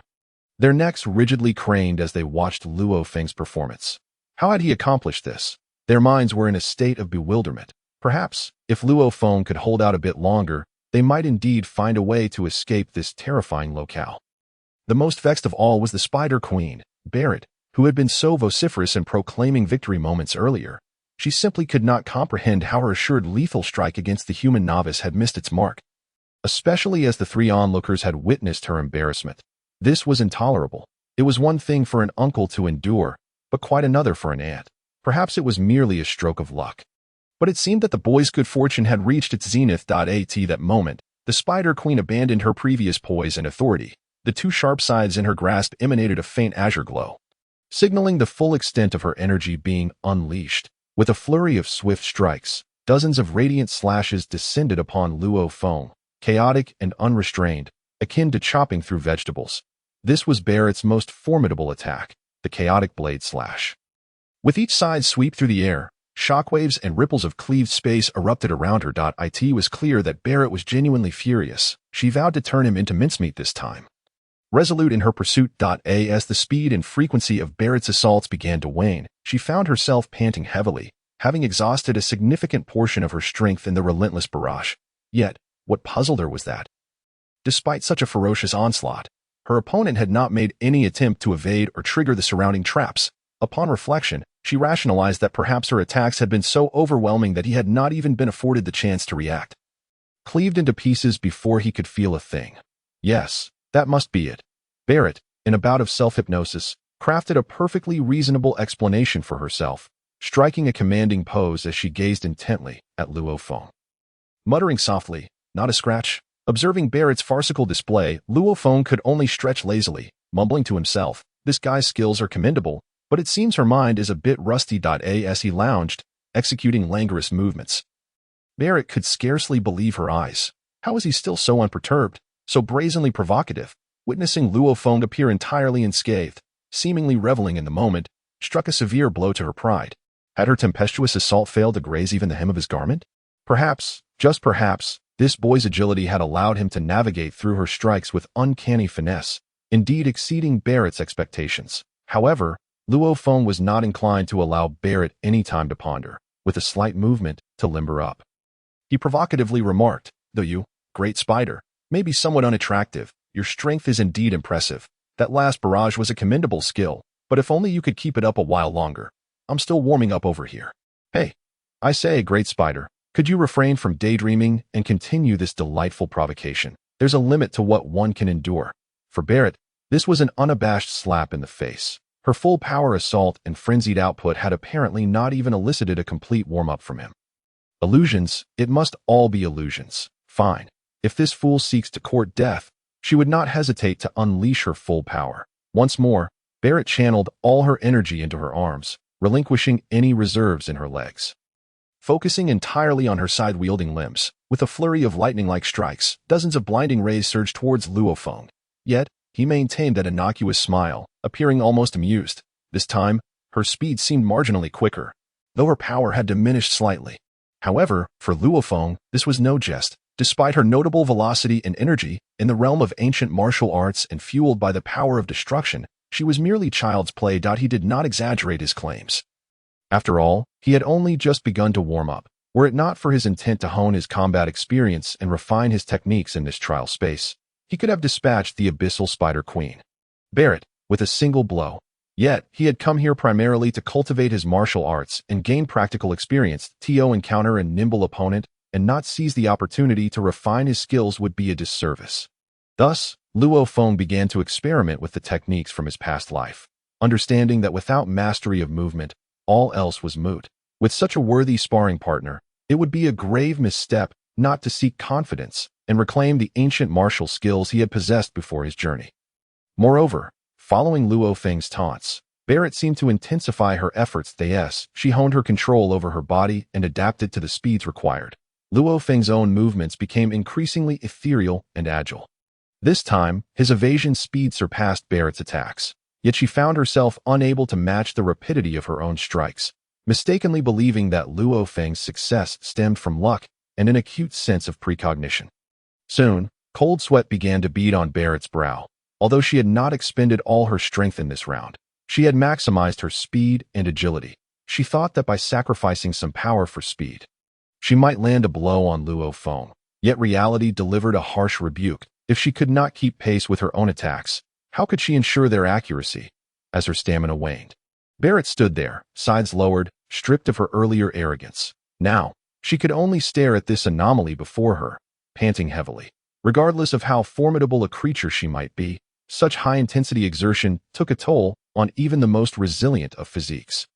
Yet Luo Feng remained ever so nonchalant, gazing at her with an innocent expression akin to that of a cherubic child. Chapter 31. The Dignity of a King. Once again, this was an egregious humiliation. And at this moment, Barrett could no longer concern herself with the so-called dignity of a king. She bellowed fiercely, "Are you some sort of mudfish? Do you only know how to evade? Why don't you dare to confront me directly? Perhaps your talent lies solely in evasion, but I assure you, should I land even a single strike upon you, your demise would be inevitable." Hmph. Such a base taunt seemed something only the exceedingly flustered Barrett could utter. Perhaps feeling cornered, she audaciously demanded that her opponent forego their superior evasive maneuvers and meet her attack head-on. Thanks to Barrett's peculiar mindset, Luo Feng's lips curled into a devilish smile. "Are you out of your mind? I possess such formidable agility, yet you expect me to endure your assault? Fine, I might consider indulging your request, but only if you can break through my techniques. Otherwise, it would be a shame to eliminate such a rare opponent. Your earlier shockwave attack was not without merit. At the very least, it has granted me valuable insight into my own agility." Upon hearing this, Barrett's fury reached a boiling point. "You little brat. Do you take me for a mere training dummy? I am a dominant force in this realm, an apex predator. How dare you treat me as fodder?" After a brief pause, Barrett could not conjure any more peculiar insults. Yet one thing bolstered her confidence. This slippery foe was indeed preparing to withstand her blow. Perhaps, in terms of speed and agility, she was not his equal. However, this arrogant individual was merely a fledgling within the Destruction God Academy. How could he possibly withstand her assault? After all, she prided herself on her speed and agility, but the power of her dual-bladed strikes was unparalleled in this region. If this fellow dared to accept her full-force attack, he would have no one to blame but himself for the consequences. At this moment, although Barrett's heart was a tumult of emotions, Her actions were swift. She tightened her grip on her weapon, seizing this rare opportunity if this young man chose not to evade and truly faced her two full-powered strikes. He would be fortunate to escape unscathed, for she would not hesitate to make a spectacle of him. Living up to her title as the Spider Queen of the Abyss, observing her bold stance inviting him to attack, a glint of determination ignited in Barrett's eyes as blue energy surged around her, indicating she was ready to unleash her most powerful assault. Luo Feng, acknowledging Barrett's resolve and the potency of her attack, felt a shift in his demeanor. He could no longer afford to treat her lightly or view her as a mere training stone. He was compelled to confront her with genuine intent. For Luo Feng, curiosity about the extent of his mutated destruction god power bubbled within him. He now shed his previous playful attitude, understanding that receiving an attack head-on differed vastly from the art of evasion. The concept of agility was derived from ancient martial arts from his past life, now harmonized with the energies of this world, enhancing his agility and dodging capabilities. However, the true extent of his destruction god power, despite its enhancement, remained uncertain in his mind. As his opponent sought to engage him directly, Luo Feng welcomed the opportunity to test his destruction god power's true capabilities. Even as he held a deep disdain for the Spider Queen Barrett, she appeared to be a mere blustering lord, yet he recognized the need for caution. He did not wish to encounter unforeseen mishaps that could lead to irreversible losses, having just traversed into this new world. The road ahead remained long, and as a being intent on mastering destruction, he had no intention of succumbing to carelessness. Noticing Barrett gathering her energy with utmost seriousness, Luo Feng wiped the smile from his face and assumed a defensive stance. His palms positioned to brace for the impending clash, he channeled his techniques to their utmost limits, creating a cycle of energy, and a faint purplish-red glow enveloped his palms, a manifestation of his destruction god power fused with ancient martial arts. Though he had yet to master the techniques of lightness and external projection, he could condense and release energy at a specific point, akin to forming a protective barrier. It seemed that Luo Feng was prepared to meet Barrett's fierce onslaught with this technique. With two thunderous crashes, an extraordinary shockwave emanated from the moment their forces collided. Barrett indeed unleashed her full strength, aiming to strike Luo Feng with all her might. To her astonishment, Luo Feng did not disappoint. He refrained from evasive maneuvers. Instead, he enveloped his hands in the peculiar purplish-red glow and boldly confronted Barrett's assault. Chapter 32. Resisting Madness. Thus, Luo Feng truly used his palms to withstand Barrett's frenzied strikes. Akin to a tempest, astonishingly, he grasped the razor-sharp scythe with his bare hands, holding the blade itself. Present, Barrett found herself in a predicament, as despite her fervent attempts to channel energy, her scythe could not advance an inch, as though it were firmly clamped in midair. How was this possible? This opponent, lacking any apparent formidable energy output, was managing to resist her full-force strikes. The source of the issue lay within that crimson glow emanating from his hands, which sent a shiver down Barrett's spine. While it bore a faint resemblance to the destruction god power, Barrett, as a ruler of this realm, knew that the power wielded by students of the Destruction God Academy was purple, whereas this young man's energy had a purplish-red hue, not only differing in color, but also instilling in her a profound sense of dread, a sensation that penetrated the very core of her being. Regardless of how it felt, this new energy had successfully thwarted her lethal sides, and even her blue energy could not fully penetrate his defenses. This foe was not only agile, but had managed to block her full-force attack with mere flesh and energy shield. It appeared that his abilities placed her in a dire confrontation. Faced with a nemesis, the Spider Queen Barrett began to contemplate retreat. Her expertise lay in setting traps and slicing her opponents into pieces with agility. Yet she now faced an adversary who could see through her every move, rendering her proud tactics ineffective. In this world, her speed had been utterly overshadowed, and her attempts to provoke him into escalating the confrontation had backfired. The very attack she had deemed her trump card had been met with such nonchalance that she found herself at a loss. Perhaps she had indeed bitten off more than she could chew, encountering an opponent she ought to have avoided. Though she possessed some hidden cards, it was not the time to engage in a life-or-death struggle. After all, in Barrett's eyes, Luo Feng was merely an ordinary prey. Certainly, the notion of a death struggle with mere prey was unfathomable to the Spider Queen. Now was not the time to risk everything, having failed to ambush him and unable to confront him directly. She chose to make a strategic retreat. There were still many other prey awaiting her, and it was unnecessary to become entangled in a protracted battle with this mortal. seeing the indecision flickering in Barrett's gaze. Luo Feng couldn't help but smile knowingly. This fellow intended to flee. How amusing. After having ambushed and attacked him for so long, he would not allow her to escape without consequence, though he recognized the role of a sparring partner. He was not inclined to let her simply walk away after the engagement. That was not in Luo Feng's nature. Even when that rascal, Pata, ambushed me, I dealt with it with a mentality of retribution. How much more so with this incomprehensible abyssal creature? Having discerned the opponent's thoughts and predictions, Luo Feng is a person of action rather than words. Verbal sparring is the behavior of the weak. Now, it is time to test the capabilities of his enhanced offensive skills, especially since he has gained a new understanding of agility and defense as for the attack. He can only wait to see if this fellow named Barrett can withstand it. Luo Feng harbors no sentimentality towards this oddly shaped monster. With a slight exertion of his hands, he grasped Barrett's two sides at the blade edges, producing a jarring sound as they threatened to fall apart. With a crisp crack, Luo Feng, utilizing the energy of his twins, completely shattered the proud blades of Barrett's oversized sides, leaving Barrett utterly dumbfounded. This brat had actually destroyed his prized weapon with mere hand strength. What was he waiting for if not to retreat? However, with her current strength, speed, and energy, escape seemed increasingly impossible. Yes, after a moment of inner turmoil, Barrett realized this was not a time for jest. Clearly, this boy was poised to deliver a lethal blow, and any further concealment of her abilities could lead to dire consequences. Barrett discarded the now crushed sides from her hands, but an eerie wailing emanated from her swollen abdomen. This must be Barrett's ultimate trump card for survival. As the wails echoed, numerous faces began to protrude grotesquely from Barrett's massive spider-like abdomen, each visage enhancing her already strange aura. This was likely the bizarre soul she had absorbed from various creatures. Remarkably, this creature not only consumed the bodies of diverse beings and monsters, but also imprisoned their souls within her own blessings, harnessing their energies at critical moments to unleash new potential for her escape.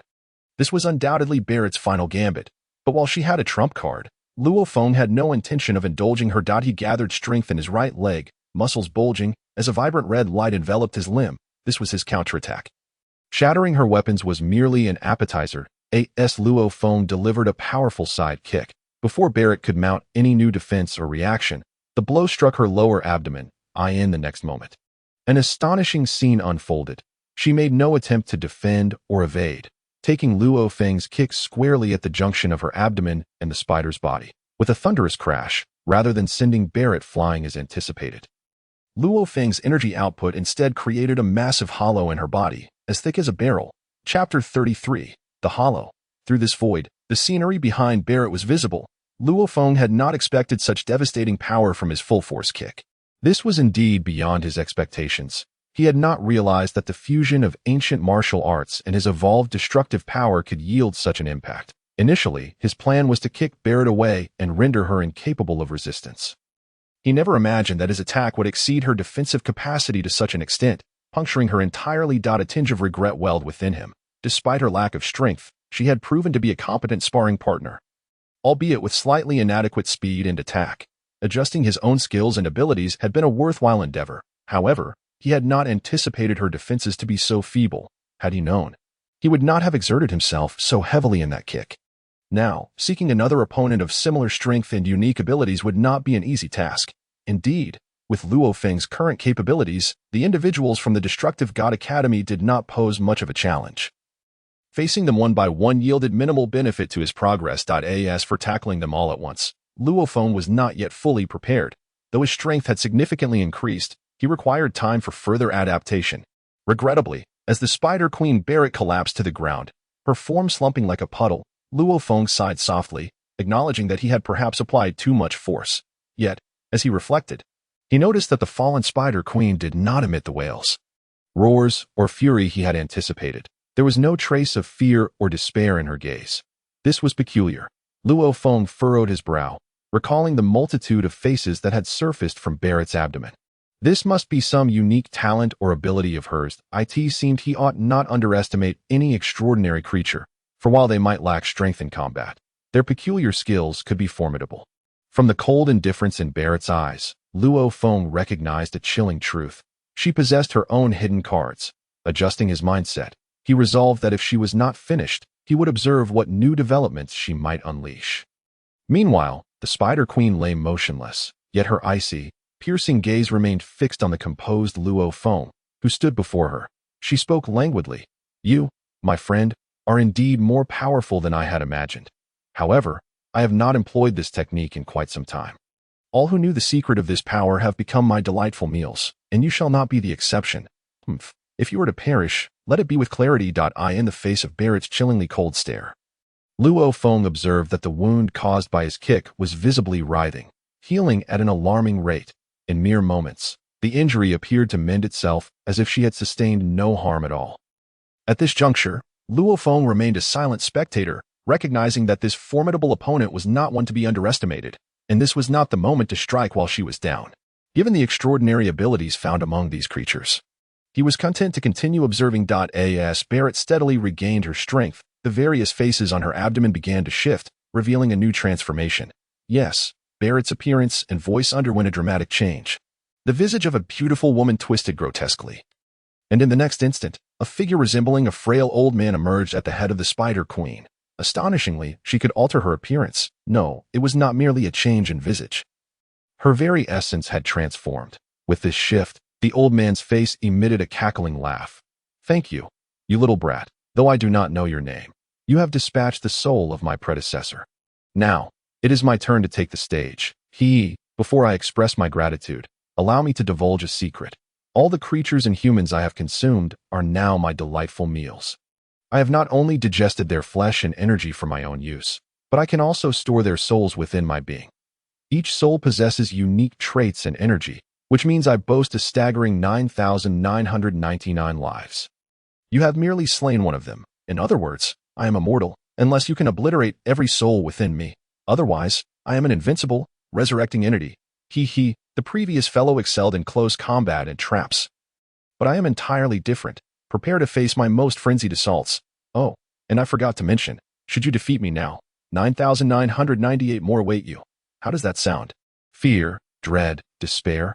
Unfortunately, you shall find none here." This newly transformed Barrett, though her voice hoarse and devoid of the previous woman's melodic quality, spoke words that would chill any listener to the bone, despite having exerted his utmost to vanquish her. She somehow housed such a multitude of souls and energies within her body, ready to summon another at any moment. This must be the reason why the Spider Queen, Barrett, has established herself as the true sovereign of this realm. After all, her abilities of regeneration and soul absorption are indeed quite extraordinary, and the energy bestowed by each soul is entirely unique, although it appears that an elderly man is manipulating his own body. The aura he exudes is undeniably strikingly terrifying, particularly for the three mischievous demigod students who now feel an overwhelming sense of dread. That woman from earlier had already left them feeling exposed. Now, this old man instills an even greater sense of horror within them. The most frightening aspect is his claim that he possesses an astonishing 9,998 souls behind him. How can they possibly engage in battle under such circumstances? Even if they were to overpower him, the likelihood of being worn down to the point of exhaustion and demise is high. This is the true terror of the Abyss Spider Queen's innate talent. Encountering such a monstrosity here is beyond their expectations. Chapter 34.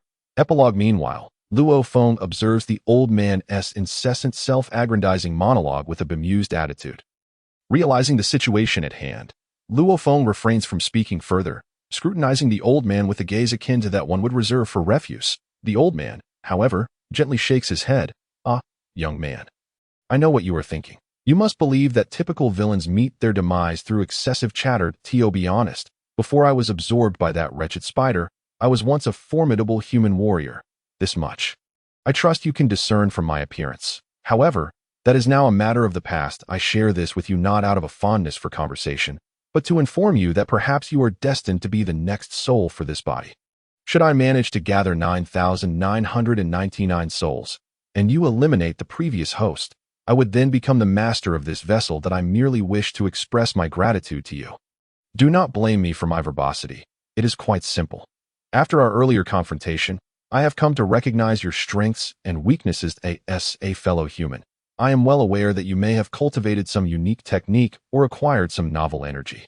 In terms of progress, you are indeed immensely powerful. However, before I was consumed, I was a true master of ranged control. a magician among humans. While I am not particularly adept in close combat, that I bear no qualms about revealing my weaknesses. Prepare yourself to endure my tempestuous onslaught. The elderly man's lips curl into a sinister smile, though he may have been a powerful figure in his previous life, having been consumed by the Spider Queen Barrett. He is now filled with resentment. His energy and flesh may have been devoured, but his soul has endured torment within the Spider Queen's being.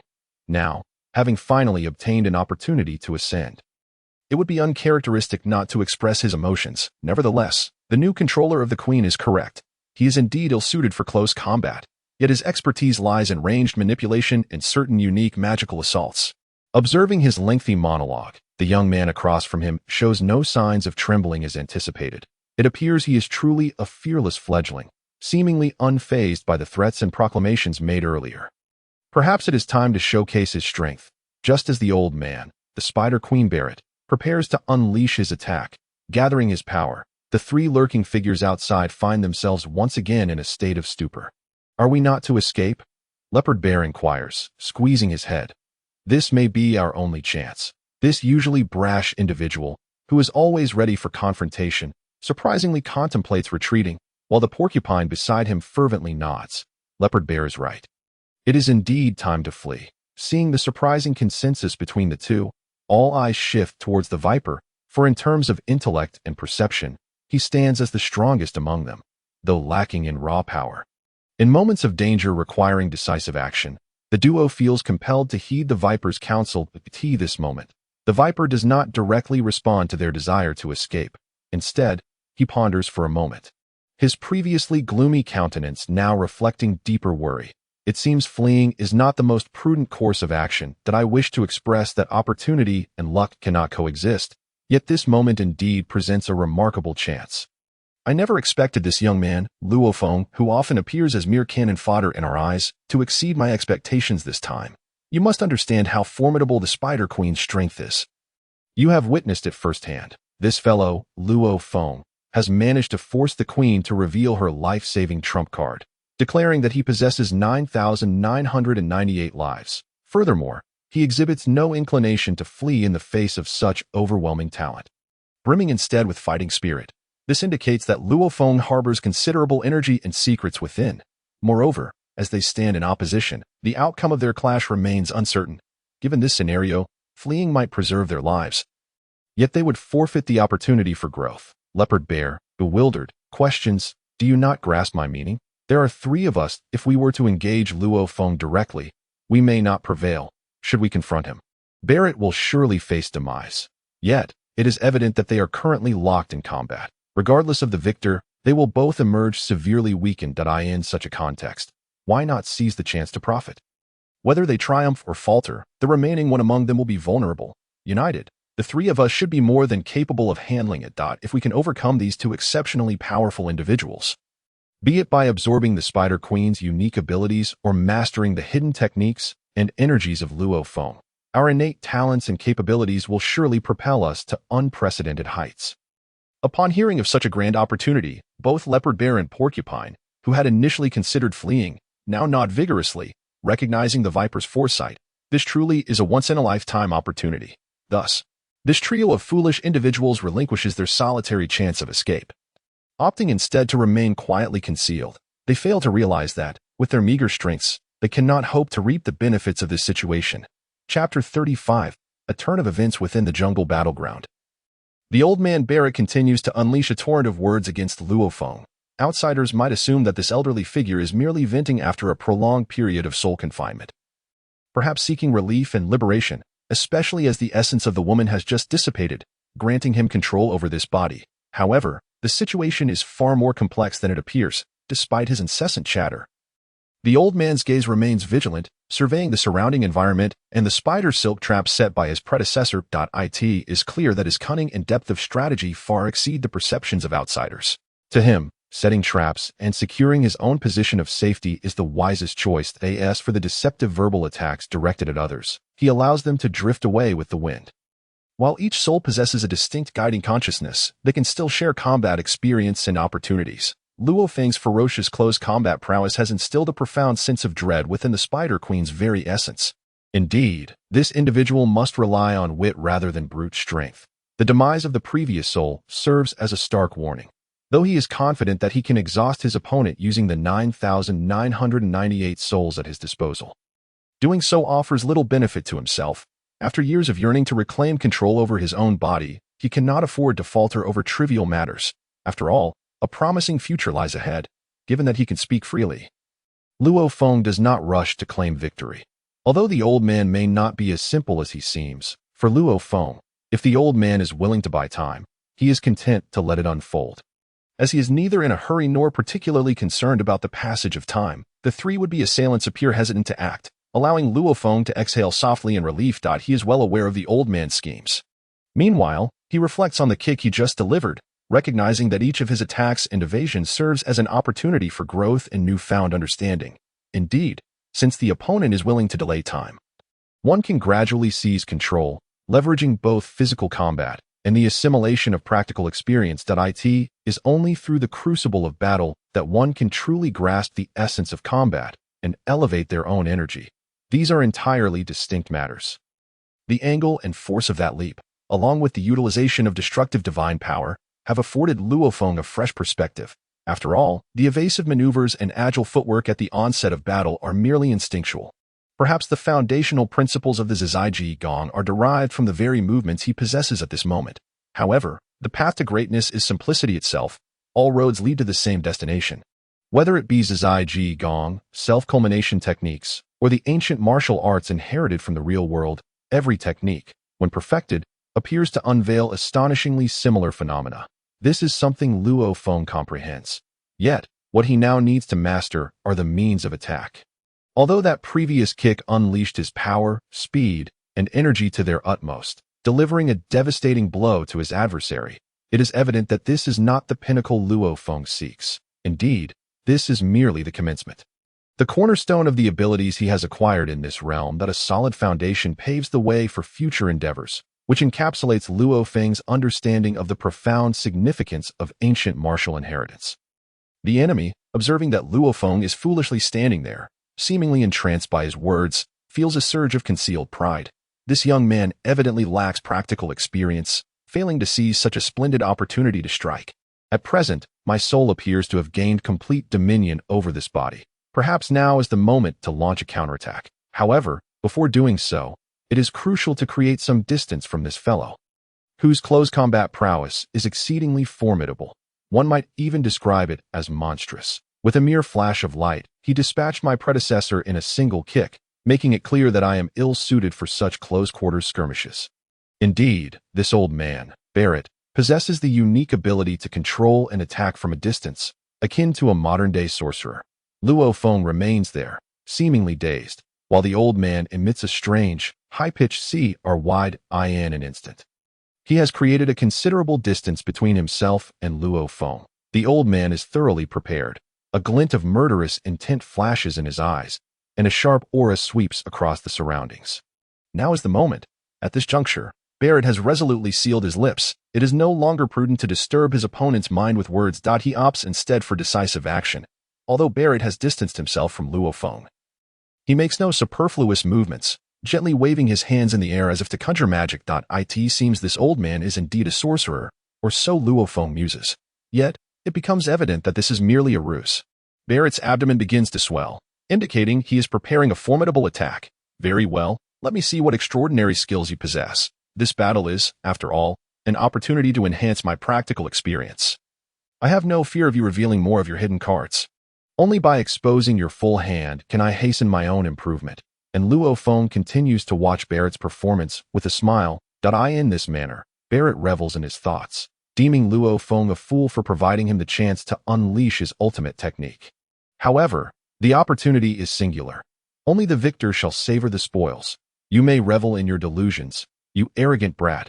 As Barrett's abdomen reaches its utmost expansion, a thick white liquid surges from the depths of his abdomen toward Luo Feng, morphing midair into an immense, corrosive spider web just as it approaches him. Indeed, this is Barrett's ultimate technique, the spider silk entanglement. This fellow excels in control and toxic magic, and the initial step is to immobilize the opponent. Knowing Luo Feng possesses terrifying close combat capabilities and extraordinary agility, He even evaded the former Spider Queen Barrett's swiftest strikes. Barrett understands that this young man's evasion and observation skills are remarkably potent. Now, Barrett must employ his most formidable control technique to completely ensnare Luo Feng in a confined space. Once the spider web has effectively immobilized him, he will be at Barrett's mercy. Luo Feng, a master of ranged attacks, encounters such an adversary and thinks of him merely as a target to be disposed of at will, his energy accumulating as he prepares for the onslaught. Reflecting on his previous foes, none would have dared to allow him to unleash his might so freely. With this thought, a confident smile creeps upon Barrett's lips, a testament to his belief that victory is assured. Indeed, this powerful assault has not disappointed Barrett, for as Luo Feng instinctively dodges, it is evident that his speed pales in comparison to Barrett's. While he evades with his upper body, his waist, thighs, and feet remain ensnared, fully immobilized by the spider web. Although it is not as flawless as Barrett envisioned, the ability to control even half of his opponent is more than sufficient. A sinister grin spreads across Barrett's face. Foolish boy. This is the chasm of battle experience. You dare to allow your adversary to unleash their might. The old man resumes his verbal onslaught. Perhaps it is his nature. Such an opportunity is too good to waste. While Barrett continues to taunt, his hands flail wildly in the air, performing bizarre gestures that evidently constitute his most formidable attack, a lethal trump card. Despite the potent energy and destructive aura emanating from his incantations, Barrett is taken aback to find that the young man he has pinned to the ground shows no signs of struggle or resistance. Instead, he regards Barrett with an enigmatic smile, which fills the old man with unease. What hidden cards could this young man possess in such dire circumstances? Does he believe that breaking free from my spider silk is merely a matter of will? One would be foolish to underestimate the number of destruction god trainees who have perished at my hands. If you were aware of the true count, perhaps you would not maintain such a calm demeanor. Suddenly, a dark green energy begins to coalesce above Barrett's head, signifying the successful gathering of his spell. His ultimate technique bears the flaws of sluggishness and vulnerability to misfire, yet these very shortcomings contribute to its overwhelming potency. Its corrosive and offensive capabilities, coupled with toxic properties, ensure that any unfortunate soul struck by such an attack would find no hope of survival. Observing that his opponent shows no inclination to escape his grasp, Barrett decides to proceed without hesitation.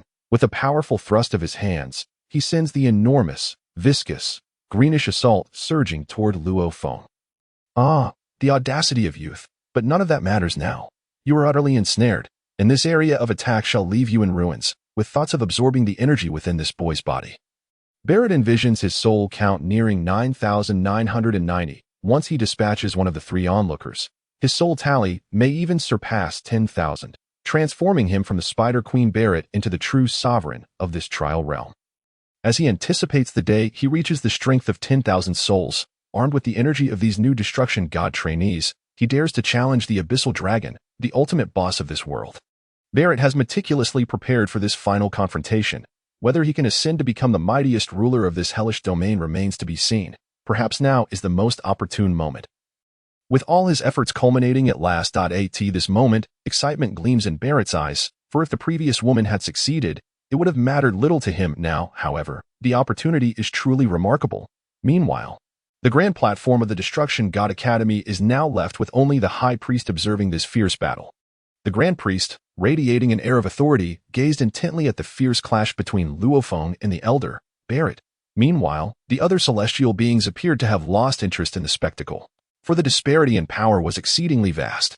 It was rather improbable for an ordinary student from the God of Destruction Academy to triumph against a formidable opponent like the Spider, Barrett, although Luo Feng had delivered a stunning blow that had instantaneously vanquished the Spider Queen. The overseers of this realm were acutely aware of the tenacity of the Spider, burdened as it was by a multitude of blood debts and lives taken. They understood that Luo Feng's momentary advantage was but a fleeting reprieve, and defeat was ultimately inevitable. Having witnessed the grim fate that awaited Luo Feng, the spectators were hardly inclined to continue observing their student being mercilessly slaughtered by such a terrifying adversary. Each celestial mentor had their own standards for what constituted a worthy pupil, and their focus varied accordingly. Thus, they directed their staffs towards areas of personal interest, scrutinizing the growth and abilities of their favored students. Yet, the Grand Priest, the esteemed Dean, recognized that Luo Feng was far from the simplistic figure others perceived him to be. Despite being ensnared and subjected to Barrett's peculiar magical assaults, the Grand Priest was intrigued to see how Luo Feng might turn the tide. Observing the indifferent demeanor of the other celestial beings, he silently lamented that Luo Feng was undoubtedly the most exceptional student among them, and his most cherished disciple, a dark horse he had anticipated. However, it seemed that the others were blind to Luo Feng's latent potential, merely fixating on their own preferences. Which was understandable given their limited experience and time in existence. It was perhaps too much to expect them to possess the same discerning insight as he did. Nevertheless, the future of the 18 universes would rely on them as helmsmen, and perhaps this ordeal would serve as a valuable lesson for his celestial progeny. As the Grand Priest pondered, an exclamation of astonishment arose from the side. What on earth is happening? This outcry swiftly captured the attention of the crowd, as they turned their bewildered gazes toward the three-dimensional projection before Whis. What was all the fuss about? Was it not merely the student who had clandestinely mastered the art of Crix's ultimate technique? The individual named Beerus held a familiar feather in his hand, appearing utterly dumbfounded, which left the onlookers questioning why Whis was making such a commotion. The assembly could comprehend why Whis was fixated on Beerus. Although he typically remained inconspicuous like a feline, he had shown remarkable diligence in his training as a god of destruction, ranking among the top students. It was widely acknowledged that Beerus was formidable. And just prior to the World Tournament, he had fortuitously unlocked Crix's crystal gem, mastering the ultimate technique, a testament to his potential and skill. However, for Whis, a celestial being of considerable pride, to express such keen interest in Beerus was indeed a stroke of luck for the latter. But what could have transpired to provoke Whis, a trickster among angels, to react with such surprise? The celestial being was filled with suspicion. Yet, as the scene unfolded, the observers gradually diverted their gazes, no longer paying attention to Beerus through Whis' eyes. Perhaps the two were resonating due to their shared mastery of the ultimate technique, but the other celestial beings remained engrossed in monitoring the progress of their chosen students at that moment. While the others shifted their focus, Whis experienced tumultuous waves of realization, as he was the sole observer who had witnessed the entire sequence of events.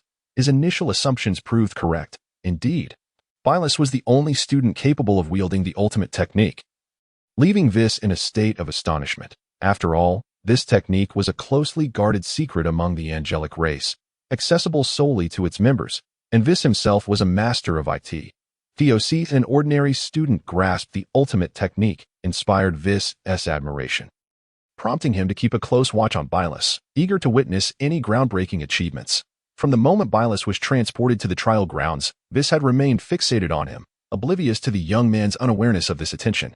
Upon entering the portal, Beerus found himself in the vast desert of the western trial grounds, and the echoes of distant cries filled the air as he fell, landing with a thud into the sandy expanse. With a resounding thump, Beerus, mouth full of sand, grumbled as he extricated himself from the gritty terrain. What a stroke of bad luck. I've ended up in a desert, surrounded by endless dunes and choking on grains of sand. Beerus felt a wave of frustration wash over him. Was this the outcome of the trial grounds transportation? Why a desert? Did they not realize that as a feline creature, this environment was his least favorite? Complaining seemed futile as he surveyed the relentless sand and oppressive heat. His spirits plummeted further due to the earlier impact. Sighing softly at the inhospitable climate, he reminded himself that he was not here for a leisurely stroll. Perhaps his expectations were a tad unreasonable. Sensing the direction of the trial grounds center, Beerus decided to proceed without hesitation, setting his sights on the ancient castle at the heart of the trials. Yet, after taking only a few steps, he halted abruptly. This could not be so simple. Was he merely transported to a harsh climate? If so, this trial would indeed be too easy. As Beerus contemplated this, his intuition proved prophetic. A wave of danger washed over him, a warning that peril was near. His fur bristled as instinct kicked in, and he tensed up like a startled cat, reflexively making a dodging motion. This was a skill he had recently acquired from mastering the ultimate technique, allowing him to evade unforeseen attacks before his conscious awareness could register them. In that instant, a streak of azure light whizzed past Beerus' ear, which he narrowly dodged with ease. Although he successfully evaded this attack, a cold sweat broke out upon him. What was this? Had he not learned the ultimate technique, evading such a strike unscathed would have been utterly impossible. Despite the attack lacking overwhelming force, it sent chills down his spine. Turning his gaze toward the malevolent creature that had attempted to ambush him, he was taken aback to find it was a desert scorpion. Indeed, this scorpion appeared perplexed by its failure, emitting a hissing sound in dissatisfaction. Despite being a mere insect, its lethal venom was notorious. Any creature unfortunate enough to be pierced by its stinger would quickly succumb to paralysis and toxicity. The fact that Beerus had managed to evade its attack in the fleeting seconds showcased his potential as a formidable opponent. As Beerus assessed the venomous creature before him, he sensed its aura was deceptively weak. Far from that of a powerful being, it appeared that this creature thrived in stealth and ambush. With this realization, Beerus narrowed his eyes. It was not in his nature to remain passive when attacked. Now that the creature had revealed itself, it was time for its demise. Had the ambush succeeded moments ago, it would surely have been Beerus writhing on the ground in agony. However, now that his adversary has revealed himself, brazenly issuing threats, the one destined to meet his demise is undoubtedly he. Within Beerus, a tempest of purple energy surged forth, coalescing all the destructive power he had mastered into his feline claws. With a swift flurry of strikes, he unleashed his attack, and the feeble desert scorpion that had attempted to ambush him was swiftly dispatched, cut into several segments right before him. Such weakness momentarily startled Beerus. But he quickly recollected that he was one of the most powerful beings in the God of Destruction Academy. To take down such a fragile creature as a desert scorpion with utmost seriousness felt rather excessive. Yet, a flicker of apprehension crept into Beerus's heart. Had he not mastered the Ultra Instinct technique, it could very well have been he who lay in pieces now. Indeed, opportunity must be seized through one's own efforts. Without the intervention of the likes of Paka and his own audacious maneuvers, he would now be the one sprawled lifeless on the ground. Fortune favors the bold, and this principle could not be more accurate. Gazing at the shattered remnants of the desert scorpion, Beerus delivered a swift kick, transforming the remains into a muddy pulp. Little creature, did you truly believe you could ambush me, the future king among gods of destruction? Spare me the jest. Yet, almost immediately, a chilling sound reached Beerus's ears, not a solitary rustle, but a chorus of them. The once still sand dunes began to shift ominously, revealing a multitude of emerald-eyed scorpions. Their tails glimmering with malice. It was as if he had unwittingly prodded a hornet's nest, awakening a wrath he never intended to provoke. Before Beerus's eyes, there was not merely a solitary scorpion, but a veritable swarm, a mass as boundless as the grains of sand in the desert. The one he had just vanquished appeared to be but a drop in an ocean of countless desert scorpions, all fixated on him with predatory intent. This moment, Beerus lost all semblance of composure, his earlier nonchalance replaced by a profound sense of dread. How had he stumbled into the lair of these creatures? The wheel of fortune had turned far too swiftly. Despite maintaining an outward facade of calm as he assumed an offensive stance, internally he was gripped by panic. The sheer number of desert scorpions before him extinguished any hope of escape. This was not merely a trial, it felt like a death sentence. Beerus's mind was consumed with regret and curses directed at this wretched trial and the God of Destruction Academy itself. Indeed, power, opportunity, and the delicate balance of life and death coexisted, and he had not anticipated such a turn of events. Curiously, however, the swarm did not immediately launch an assault upon him, they merely encircled him. Their azure gazes fixed intently upon him, their tails exuding a faint green glow, signifying their deadly venom. There was no hint of fear or retreat in their demeanor. What manner of absurdity was this? As the dunes writhed before him, Beerus caught a glimmer of hope. Perhaps this was why the scorpions had yet to attack. Just as he began to relax, however, his heart sank once more as a colossal scorpion tail emerged from the dunes, followed by the creature itself. It was the Scorpion King, manifesting with an air of slow, commanding authority. While the myriad small scorpions lacked the ability to communicate, they possessed an unwavering spirit. Beerus's recent actions against one of their own had evidently provoked the wrath of their sovereign. The Scorpion King's eyes glowed crimson, its tail a haunting shade of green, as if it were dripping with venom. This was the true ruler of this domain.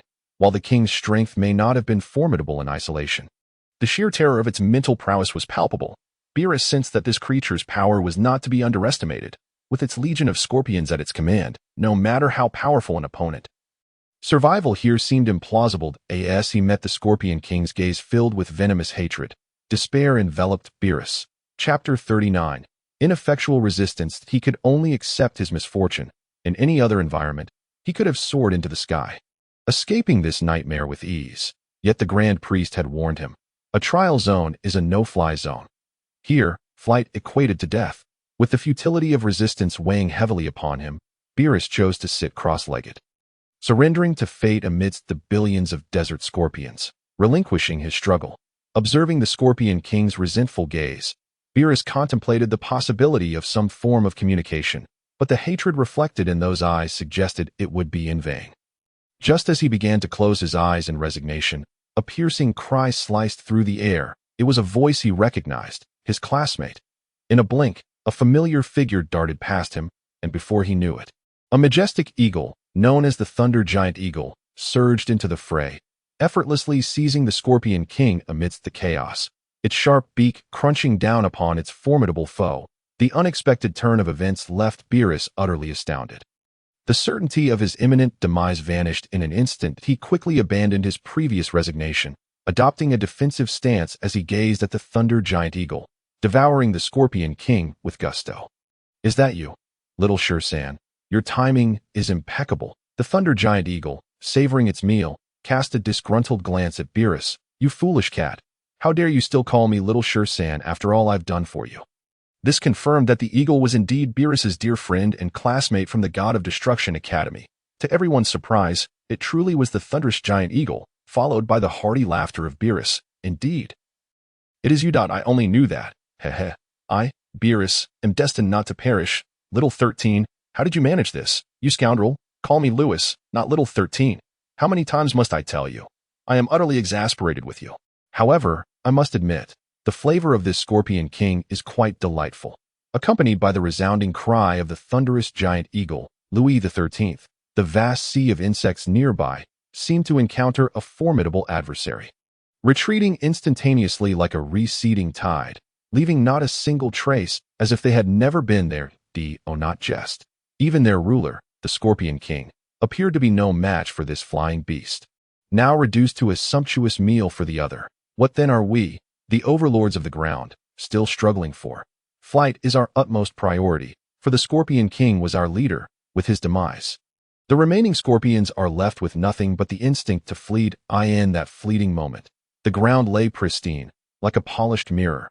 Louis XIII, who continued to devour the Scorpion King's carcass, merely lifted his gaze without any semblance of gratitude. Beerus, adjusting his bandaged arm with a weary sigh, remarked, "Hmph. Had I not been injured beforehand, I would not have regarded these venomous scorpions with such disdain. But it seems I owe you this one." He then tilted his head skyward, adopting a melancholic pose at a 45-degree angle, perhaps the last vestige of stubbornness from Beerus. Observing this outwardly calm but inwardly flustered individual, Louis XIII felt an overwhelming sense of futility in expressing his thoughts. Beerus's demeanor was evidently that of a stubborn duck, never yielding even when faced with a blade at his throat, now seeking excuses for his earlier indiscretion. Louis XIII chose to let the matter rest. For after all, they were longtime classmates and old friends, and he was well aware of Beerus's temperament. Yet, the flavor of the Scorpion King was undeniably exquisite, for one like him, a being of the skies. To experience such a profound culinary delight was worth the considerable risk of rescuing Beerus. At that moment, Beerus noticed that Louis XIII did not linger on the previous topic, allowing himself to breathe a quiet sigh of relief. It was fortunate that this fellow did not let pride cloud his judgment. Otherwise, the foremost destroyer among deities would have been utterly humiliated. However, Beerus soon recalled a pressing concern, staring in horror at Louis XIII as he savored the feast. How did you manage that? To deliver a fatal blow and charge into the swarm of scorpions, killing the Scorpion King. How is this possible? Did not the headmaster declare this trial ground a no-fly zone? The speed and technique you displayed were evidently an act of flight. How can you defy the gravitational pull of this realm with your energy? Seeing Beerus's bewilderment, Louis Xi's eyes reflected nothing but disdain. As if he were looking at a fool. He spread his wings, over 3 meters in span, and took to the air with a couple of powerful flaps. "You imbecile, I do not rely on the destructive powers of a deity to combat this realm's gravity. Remember, I belong to the Lightning War Eagle clan, and my abilities are anything but ordinary. Our very essence is flight. Do I need to elaborate further?" The thunderous war eagles indeed made a compelling point. Yet, Beerus found himself at a loss for words, realizing that Louis XIII possessed an innate advantage. Nevertheless, another critical question surfaced in Beerus's mind.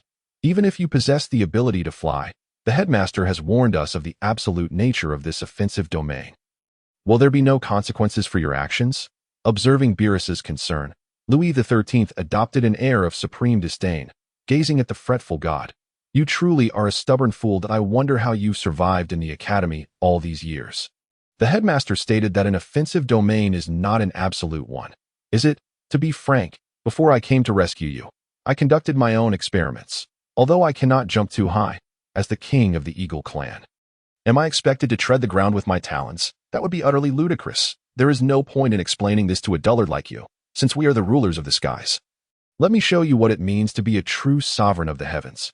With that, Louis XIII spread his wings wide and soared into the sky, as if the trial domain imposed no restrictions upon him. While he could not utilize energy to fly, his wings were far from mere decoration. With his finely feathered talons and a form slicing through the clouds, he ascended to the heavens, emitting a sound akin to mocking laughter. Astonishingly, he had achieved a state of soaring elegance, reveling in the freedom of flight without any adverse repercussions at that moment.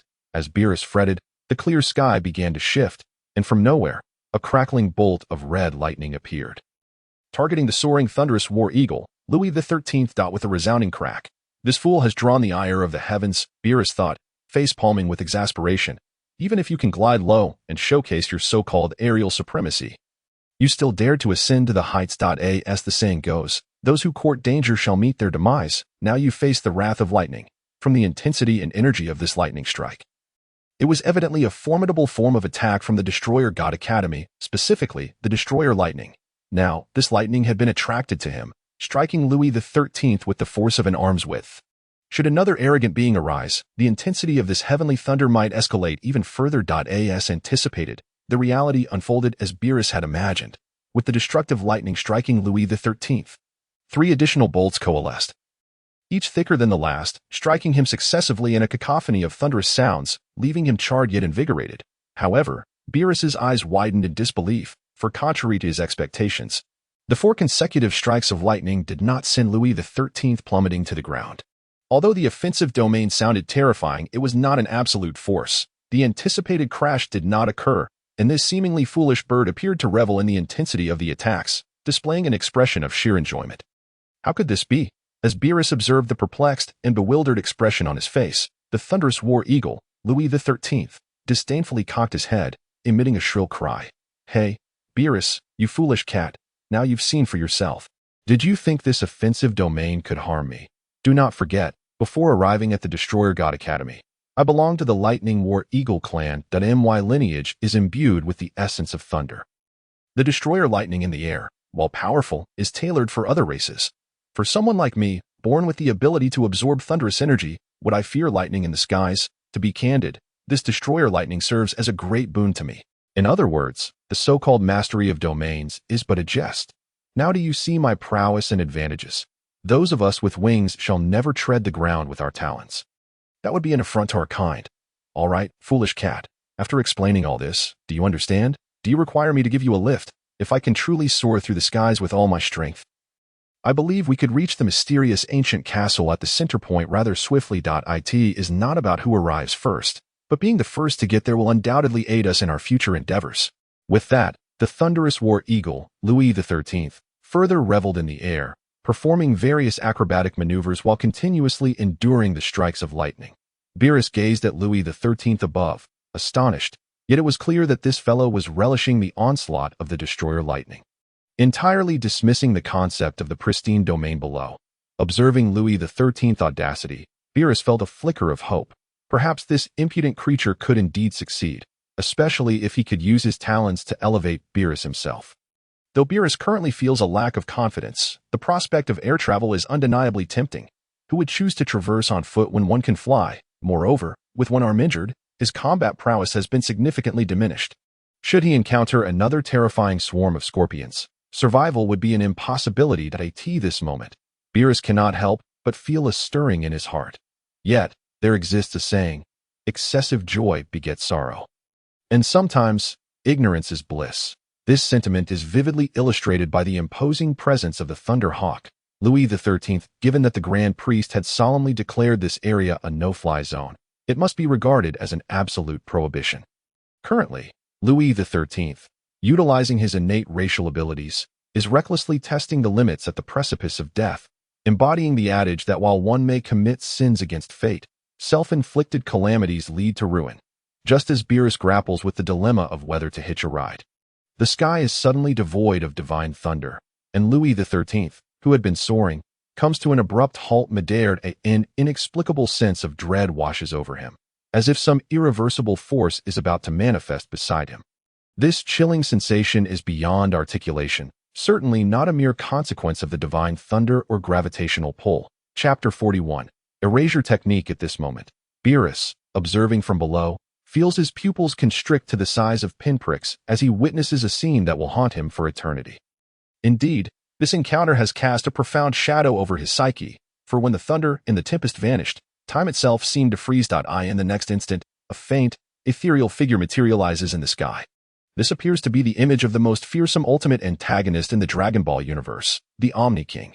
However, at this juncture, Louis XIII and Beerus lack a complete understanding of the king's visage and essence. Having only gleaned knowledge of this terrifying figure from ancient texts, the Omni King, whose silhouette now fills the air, lets out a soft sigh, followed by a distant voice that reaches Beerus and Louis XIII. "You pesky little rascal. Despite my declaration of this as a no-fly zone, you continue to flaunt your presence. If I were to ignore you, it would only embolden your audacity. Very well. To uphold the fairness of this trial space, I must extend my apologies. In the next moment, the three words that Beerus will never forget, erasure technique, echo through the atmosphere. A flash of white light erupts, and the once flamboyant and defiant Louis XIII, the king of the Thunder Hawk clan, vanishes without a trace. Not only does his corporeal form disappear entirely, but even his essence, energy, and soul are obliterated without a hint of escape, as if he had never existed at all. The sky returns to its clarity, and the Omni King's projection dissipates, indicating that this time, he has acted with serious intent. It appears the so-called no-fly zone is no mere jest, possessing strength and wings.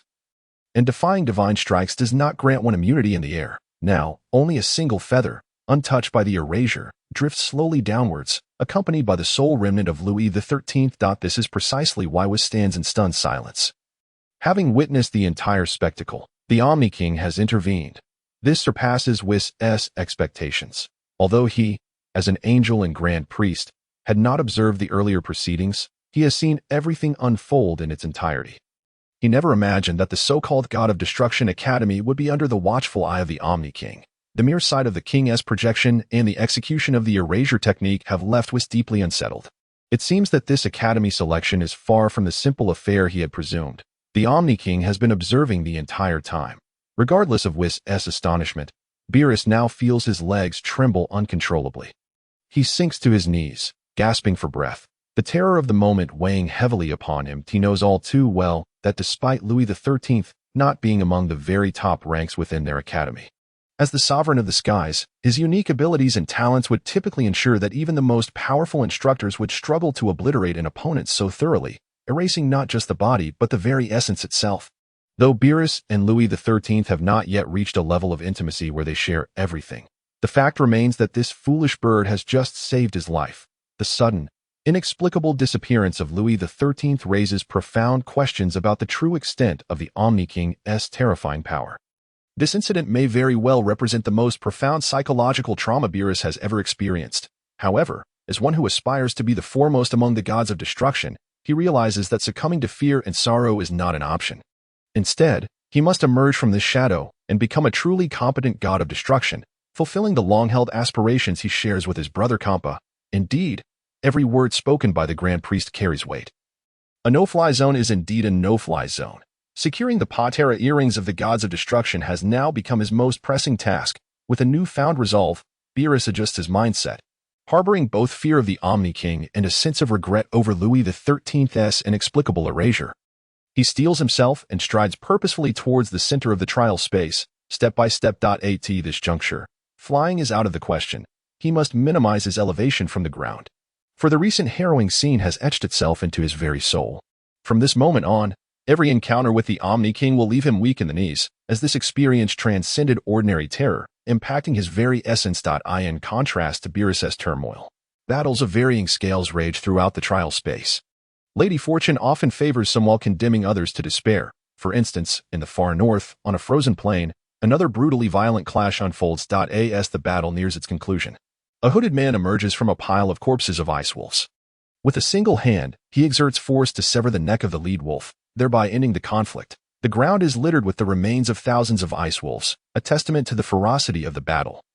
and it is evident that this man has emerged victorious, though he has expended his last ounce of strength to slay the most fearsome creature of the frozen expanse. He too has reached the limits of his endurance.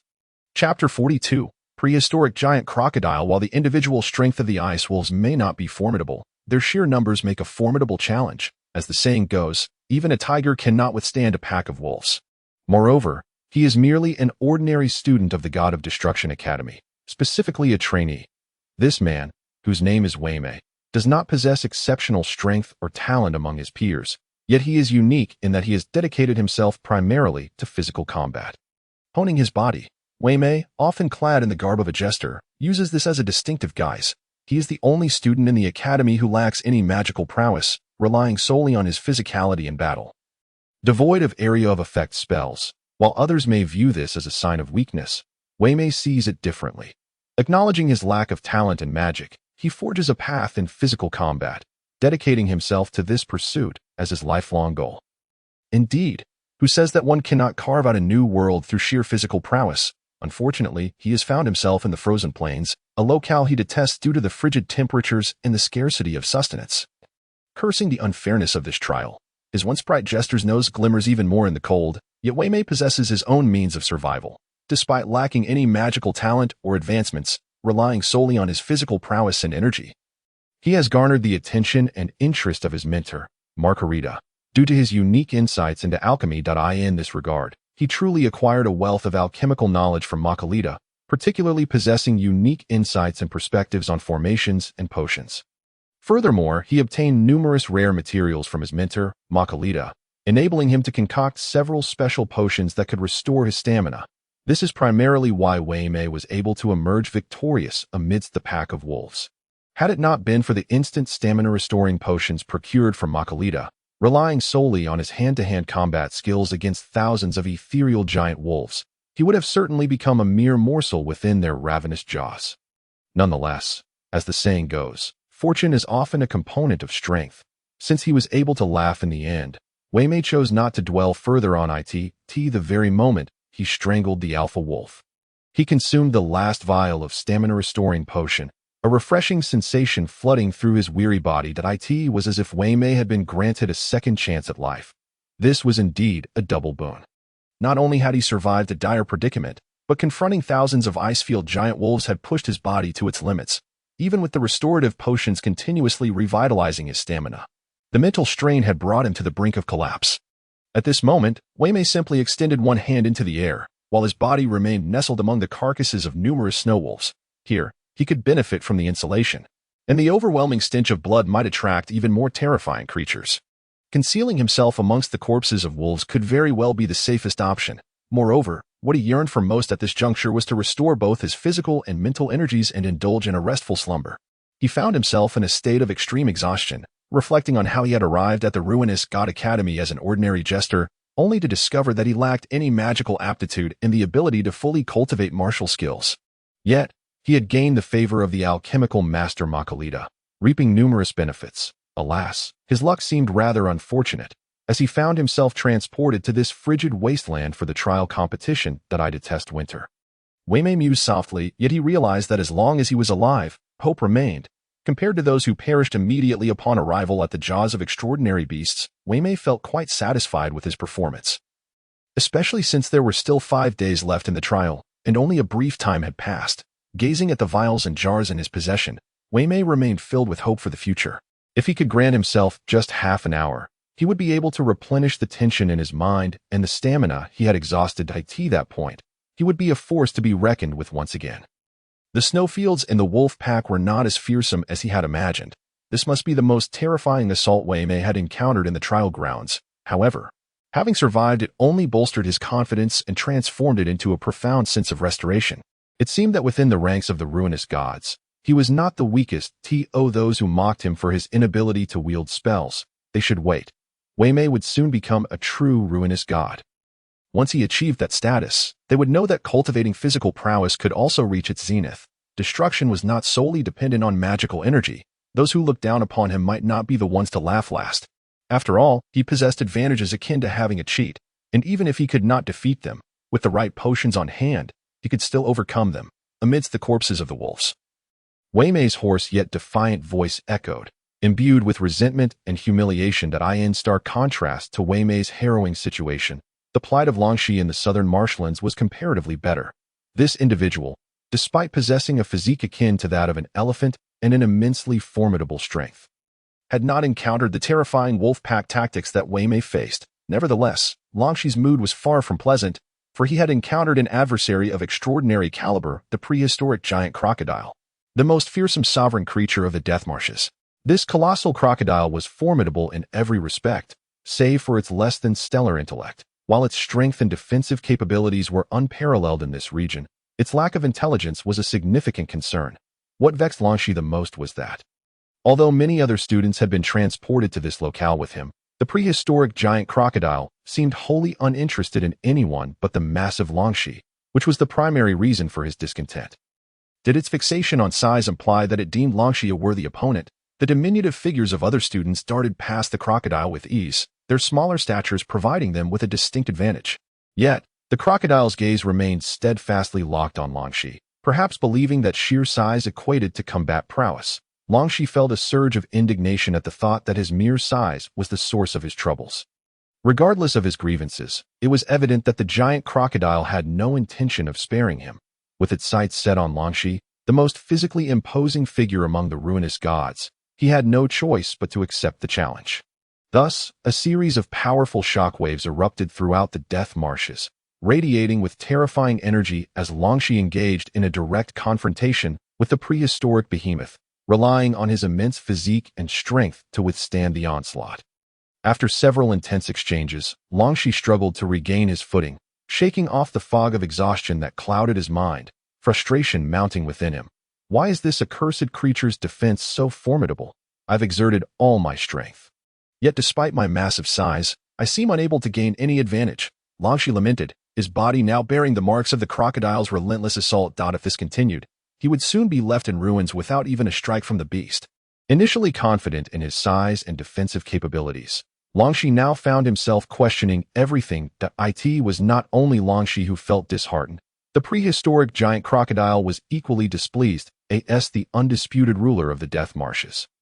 Few had dared to challenge its authority head-on over the years, yet this colossal creature, which seemed to have emerged from nowhere, possessed the audacity to confront it directly, forcing the crocodile to rely solely on its tough hide to withstand the tremendous force of Longxi's attacks. However, if this continued, the crocodile's resilient armor might not withstand the strain for long. In the face of such a formidable opponent, both fear and excitement coursed through the crocodile. It had been years since it had the opportunity to unleash its full power. And as the sovereign of the death marshes, encountering such an adversary was a rare and coveted experience. At that moment, the prehistoric giant crocodile's eyes glimmered ominously, filled with a murderous intent. Longxi's unyielding defiance and strength had awakened the creature's primal instincts. As both combatants moved cautiously, nursing their wounds and gathering their energy for the next fierce clash, a sharp, piercing voice broke through the tension. That not our renowned Longxi, famed for his formidable defenses and strength. How curious to see you engaged in solitary combat here. You require my assistance. Although the voice was laced with sarcasm, Longxi immediately recognized its owner, the second-place contestant from the last volunteer competition. The mouse-like ruinous god student, Quitella. You? Have you been watching me all this time? Longxi retorted, his eyes narrowing. With a mischievous grin, Quitella replied, truth be told, I found this massive crocodile quite intriguing. So, do you need help? Your sudden kindness raises my suspicions, Longxi thought to himself, yet he refrained from voicing his doubts. Instead, his gaze turned steely. It's evident that we are evenly matched against this beast. Quitella, since you've said so much, I assume you have intentions of forming an alliance, but this is hardly your usual style. Given your strength and status among the students, how could you possibly team up with someone like me, who relies solely on brute force? Quitella's eerie laughter echoed. Oh, Longxi, do not doubt my sincerity. You know I entered this trial injured. In that moment, Longxi recalled that Quitella had indeed sustained a leg injury, which might explain his interest in forming a cooperative alliance to assist one another. Thus, it seems there is no conspiracy at play. Otherwise, given Quitella's haughty demeanor, it is perplexing that he would take an interest in someone as brutish as myself. Since the other party has shown considerable sincerity, Ramsey has chosen to cast aside his doubts. After all, In the face of absolute strength, all schemes and plots are mere idle talk, given that Quitella has sustained injuries. It stands to reason that he seeks a companion who poses little threat to him. Those formidable individuals, when confronted with an injured Quitella, would leave him with scant options. He would have no choice but to concede. Now that Quitella has set his sights on me, a classmate of lesser strength, it seems a prudent strategy for self-preservation. Their collaboration appears to be imbued with sincerity and hope. Upon realizing this, Ramsay offered a faint smile. Quitella, do share your plans and thoughts. Here, I assure you, I will not resort to ambush or harbor malice due to your injuries. I pledge my word as an apprentice of the Destruction God Academy. Does this assurance meet your satisfaction? Quitella, in turn, received the oath he had most desired, for Ramsay is not one to make promises lightly, yet once made, he adheres to them faithfully, perhaps a trait intrinsic to their mighty elephant clan. Having acquired the answer he sought, it now appears Ramsay's earnestness in this collaboration is indeed worthy of trust. At this moment, Quitella glanced at his bandaged thigh and sighed in resignation. This misfortune was truly unfortunate, for his strength should not have led him to such a predicament. With a reliable ally secured, Quitella resolved, in the name of Quitella, I guarantee that before the conclusion of this trial, I shall not take any actions detrimental to Ramsay.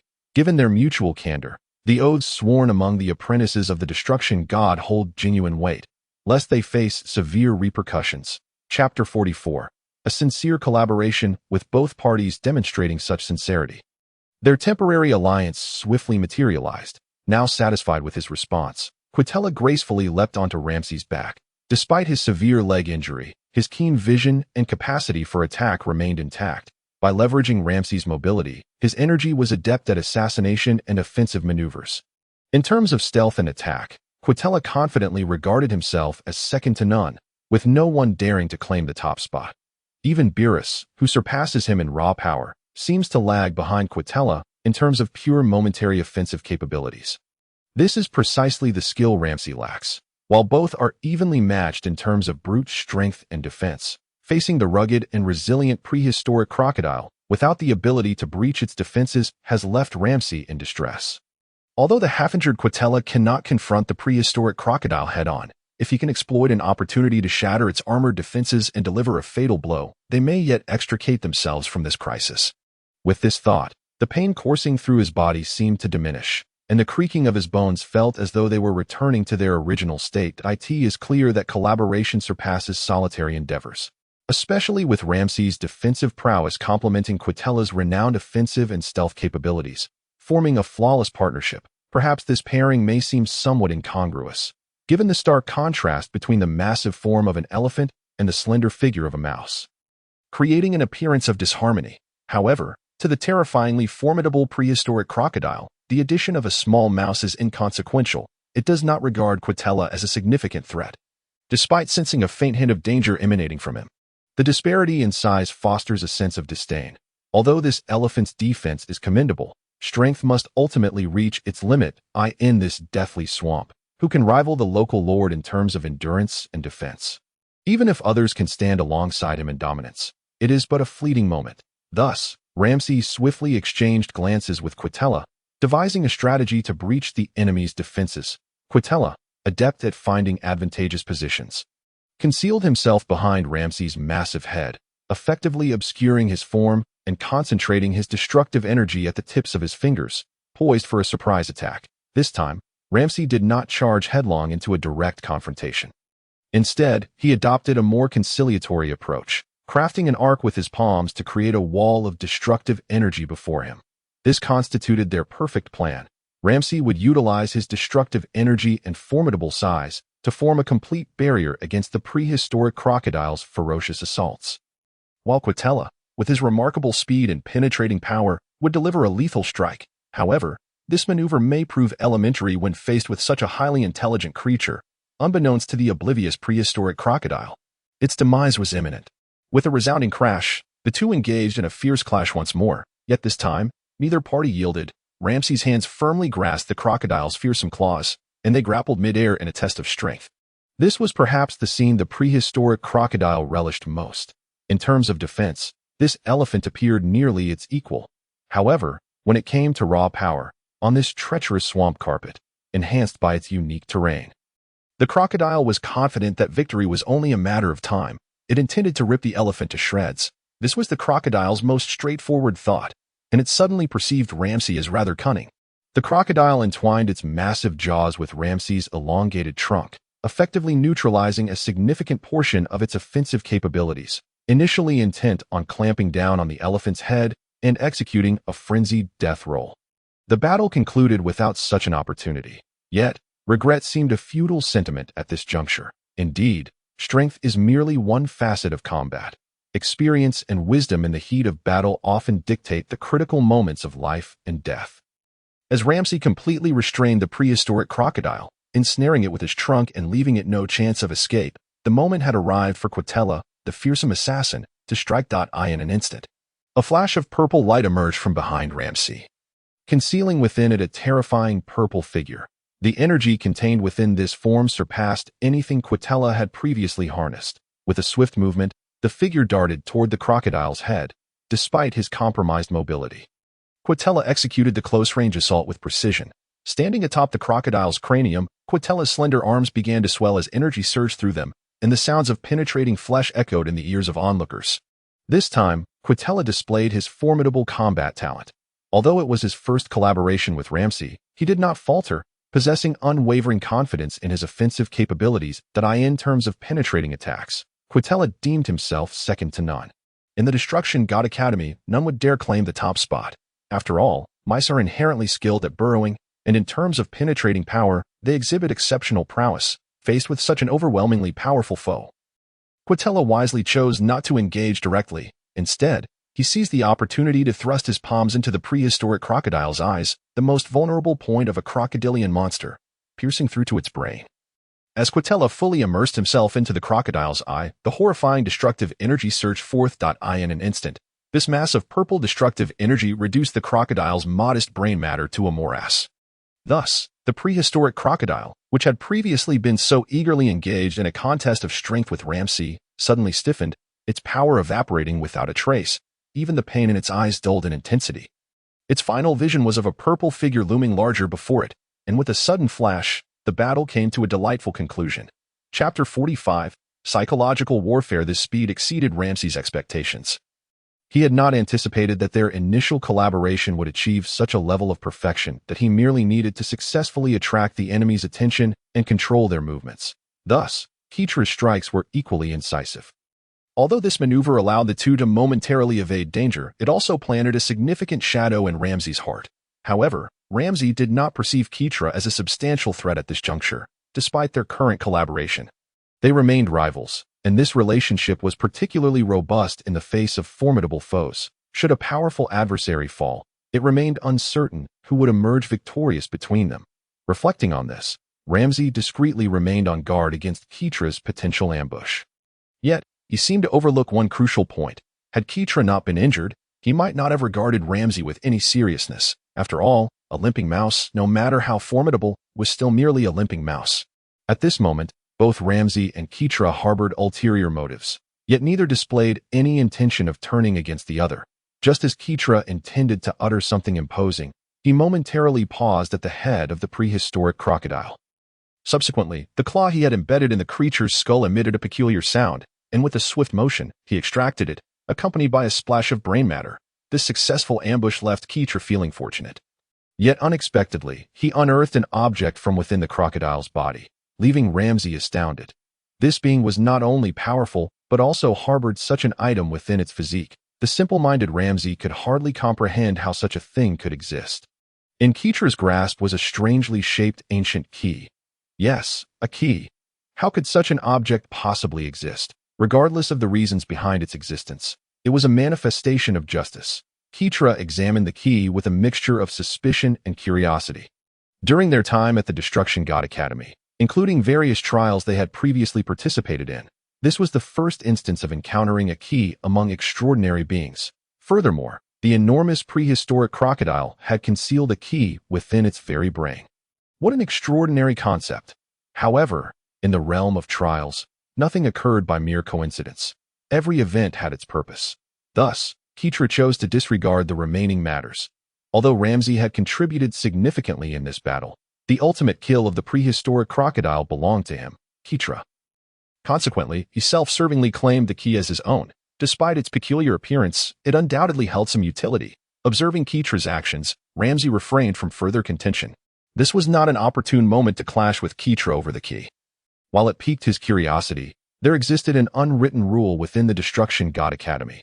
Cooperation in attack meant that the spoils belonged to whoever delivered the final blow. In this regard, the earnest Ramsay did not press the issue further. The key would remain with Ketra for now. As for whether he might acquire another key or encounter other extraordinary beings in the future, that was a matter left to fate. With this in mind, Ramsay ceased his deliberation, focusing instead on the possibility of other beings lurking nearby, keenly attuning his senses to the surroundings. While Ramsay's strength and defense were among the top tier within the Destruction Gods, his true trump card lay in his perception. Indeed, Ramsay was an entirely perception-based Destruction God, and even when compared to Beerus and Ketra, his perceptual abilities seemed to surpass theirs. Ramsay closed his eyes and subtly sensed the surrounding state. Ketra curiously inquired, "What do you sense, Ramsay? Are there other extraordinary beings nearby?" Without further ado, Ketra declared, "I'll keep this key for now. I truly don't know its purpose. But if there are any other extraordinary beings nearby, I'll assist you pro bono this time. Any spoils or special items obtained next will be yours." He chuckled. "Hey, I'm quite the magnanimous fellow." Upon hearing Ketra's words, Ramsay felt a sigh of relief internally. Though he maintained an impassive exterior, each student of the Destruction God Academy was a cunning strategist, adept at concealing their true thoughts.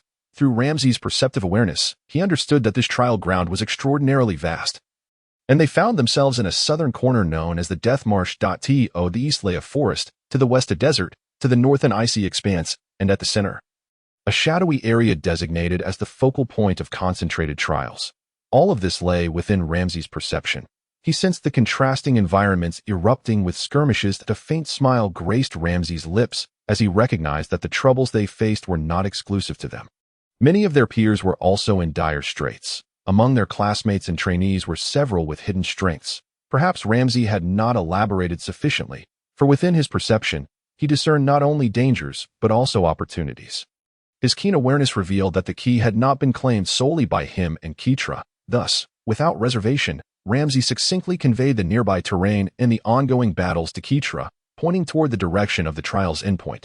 After all, that was their ultimate rendezvous location. Whether they would encounter other trainees there depended on their strength and luck. They were fortunate, for had any one of them faced that formidable creature alone, they would surely have met with misfortune.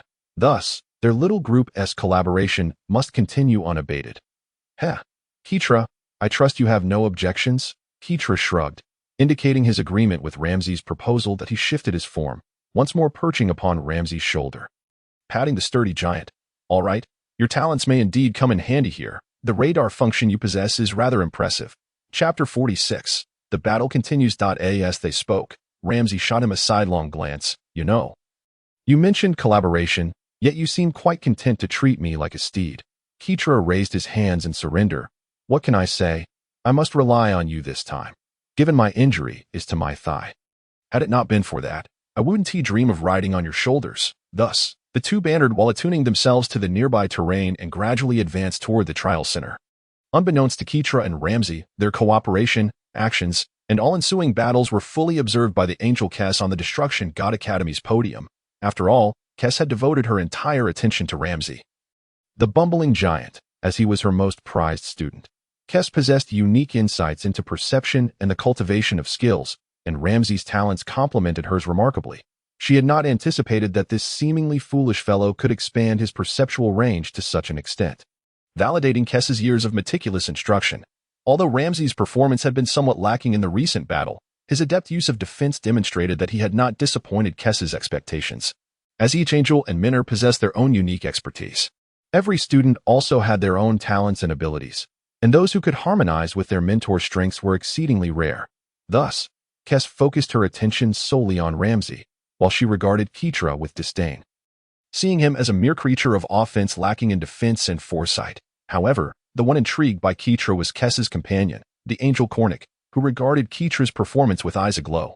Cornic was well versed in attack, penetration, and destruction, which perhaps explained the diverse talents among the offspring of the divine officials. although they were all children of the high-ranking officials and distinguished members of the angelic race. Each had their own unique approach to wielding power. At present, everyone had their own favored destruction god students, as these students would likely be the primary targets for future collaboration and coordination, while the students themselves remained unaware of their future roles.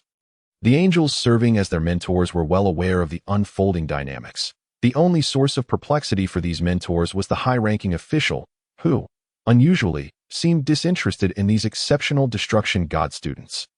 His gaze and attention remained fixated on a certain individual named Luo Feng, leaving them to wonder what made Luo Feng so remarkable. Merely an unfortunate individual encountered the abyssal spider queen. A scenario fraught with peril. Moreover, 3 other destruction deity trainees were lurking nearby, observing with keen interest. Could it be that these were talents and dark horses they had overlooked? Or perhaps the high priest possessed an extraordinary insight? Or even a peculiar penchant? However, such speculations had become inconsequential. The high priest, with a smile upon his visage, continued to watch the battlefield where Luo Feng engaged in combat. This time, Luo Feng did not disappoint the high priest. A series of maneuvers unfolded that truly opened the high priest's eyes, showcasing what a student could achieve. As for the other angels who missed Luo Feng's performance, it merely highlighted the disparity between their discernment and that of the high priest. While the situation on this side grew increasingly intricate, the battle on Luo Feng's end raged on unabated. Unfazed by the myriad confrontations occurring throughout the trial grounds, the creature before him, known as Barrett, wielded its webbing with unparalleled finesse, successfully immobilizing Luo Feng's lower body against the ground. Accompanied by a derisive cackle, toxic venom began to drift towards Luo Feng's form. In that moment, Barrett anticipated relishing the sight of his opponent writhing in despair. Corrosion and agony, ultimately transforming into a nutrient-rich fluid to sustain him. Victory appeared assured, and Barrett's laughter resonated with elation, yet Luo Feng merely smirked, perplexed by the audacity of the creature before him. Perhaps having reigned as a monarch in this forest for far too long, Barrett had never truly encountered a formidable adversary. Armed with extensive survival experience, Luo Feng approached the spider with a measure of psychological preparedness. He was acutely aware of the advantages and disadvantages inherent in spiders, the apex predators of the jungle. Although the web ensnaring his lower body boasted remarkable stickiness, strength, and adhesion, rendering ordinary creatures utterly immobile upon capture, Luo Feng remained undeterred. The green energy orbs drifting through the air, potent in their corrosive capabilities, were undeniably slow, and thus not worthy of mention. However, when combined, they posed an insurmountable challenge for typical insects and prey. Unfortunately for Barrett, he was up against Luo Feng, a being who seamlessly merged modern intellect with the divine might of a destroyer. Augmented by the legacy of ancient martial arts, this was not simply a case of 1 + 1 equating to 3. These 3 abilities, during Luo Feng's moment of transformation, transcended the ordinary to become an existence greater than 10. Just a single kick had the power to obliterate Barrett's very essence, a testament to Luo Feng's strength that belied his outward appearance. The 3 onlookers were wholly incapable of comprehending the depth of Luo Feng's energy, strength, and combat experience. With a slight smile curling at the corners of his mouth, Luo Feng remarked, "The game shall conclude here, little spider. To be frank, you are exceedingly weak. Wasting time with you is a disservice to my own dignity." With that, he resolved to end the encounter, for the trial was time-bound. Observing Barrett muttering to himself, the spider retorted, "Speak your final words quickly, though they will be of no consequence. Ha. I shall not grant you the fulfillment of any last wishes. You may rest assured that you will become my nourishment." Just as he uttered these words, Barrett's pupils constricted, shrinking to the size of pinpricks, as a scene that filled him with dread unfolded before his eyes. Chapter 47. Death Without Remains. What had once been a confident display of combined techniques now revealed itself to be futile, as a crimson flame began to emanate from Luo Feng's lower body. Could this be a novel application of divine destructive power? Though Barrett possessed some understanding of this force, he was taken aback by the peculiar crimson flame enveloping Luo Feng's lower half. This, he realized, was the young man's ultimate trump card. What astonished him further was that the once invincible webbing, which had locked him down, now began to emit wisps of steam, akin to being trapped in a hot iron during a snowstorm.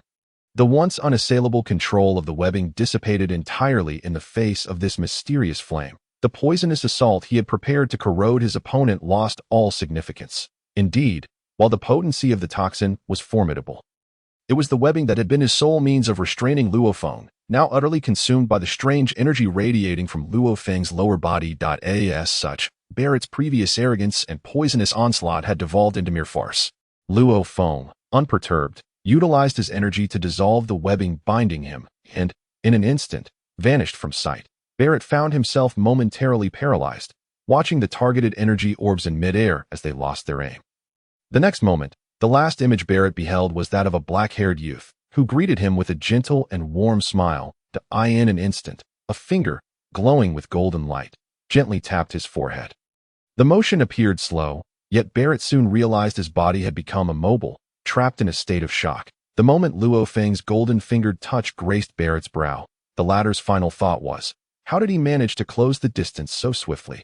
In an instant, Barrett's colossal spider form shattered like a glass orb struck from within, radiating cracks throughout. With a resounding explosion, his body disintegrated into countless fragments. Moments later, the golden energy in Luo Feng's grasp transformed into the crimson power he had exuded earlier. Erupting in a burst that reduced Barrett to a mere smear of blood, a fate that ensured he would have no remains, the rapidity of events was indeed astonishing, although Luo Feng's actions appeared fluid. They were a culmination of his utmost prowess. He had orchestrated his internal energies to circulate in a harmonious cycle, concentrating the newly refined destructive power at the site of his confinement, externalizing it as a flame. After all, being ensnared by the spider's web was no trivial matter, yet Luo Feng's combat acumen and life experience informed him that fire was the spider's natural enemy. By fully externalizing his destructive power as flame, he incinerated the web, liberating himself from Barrett's formidable grasp. Though he had temporarily escaped, the specter of Barrett's control loomed large. Should he inadvertently fall prey to the spider's grasp once more, the corrosive venom would spell certain doom. Thus, Luo Feng's combat wisdom and ancient martial legacy inspired a new strategy. This foe was not one to be vanquished with mere ordinary strikes. He must strike decisively.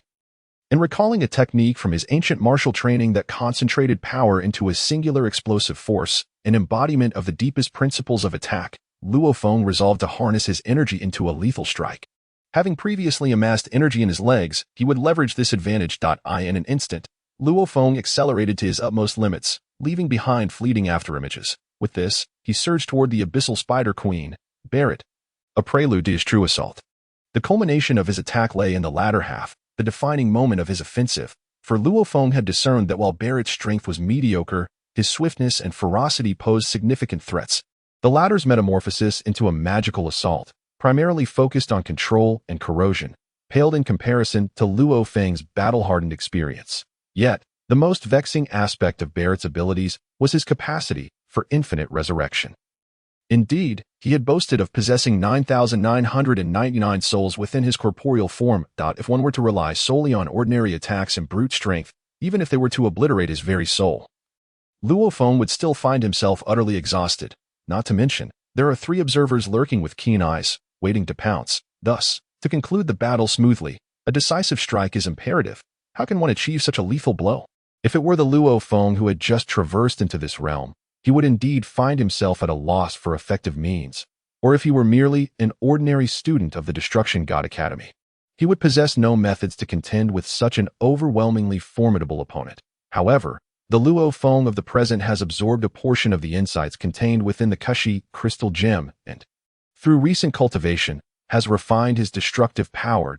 He is no longer merely a practitioner of ancient martial traditions or a wielder of destruction energy. Through the fusion of his destructive abilities, he has initiated a new cycle within his body, unblocking numerous previously inaccessible meridians, resulting in a qualitative leap in his destructive power. In his previous understanding, destruction entailed dismantling the physical structure of an opponent down to ordinary molecules, a rudimentary form of destructive power that was merely a basic skill mastered by his peers like Beerus.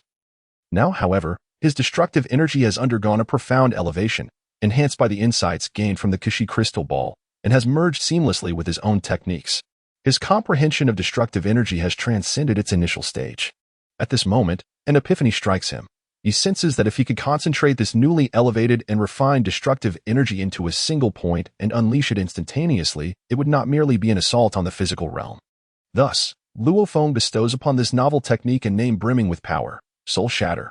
His concentrated attack could potentially reach the very essence of the soul, and should he employ this method against an entity renowned for its soul strength, Boasting an impressive 9,998 lives, it may yield remarkable results. This is why Luo Feng brims with confidence as he lightly taps the forehead of the Spider Queen.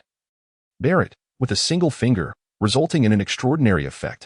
This marks the inception of the first technique he has uniquely crafted in this world. Soul Shattered. He possesses considerable faith in this skill. After all, the fusion of his previous teachings and destructive energy, coupled with his insights from the Kishi crystal ball, has culminated in a fresh understanding of destructive power. The destruction of the physical form is merely the first layer. The true crux lies in the annihilation of the soul.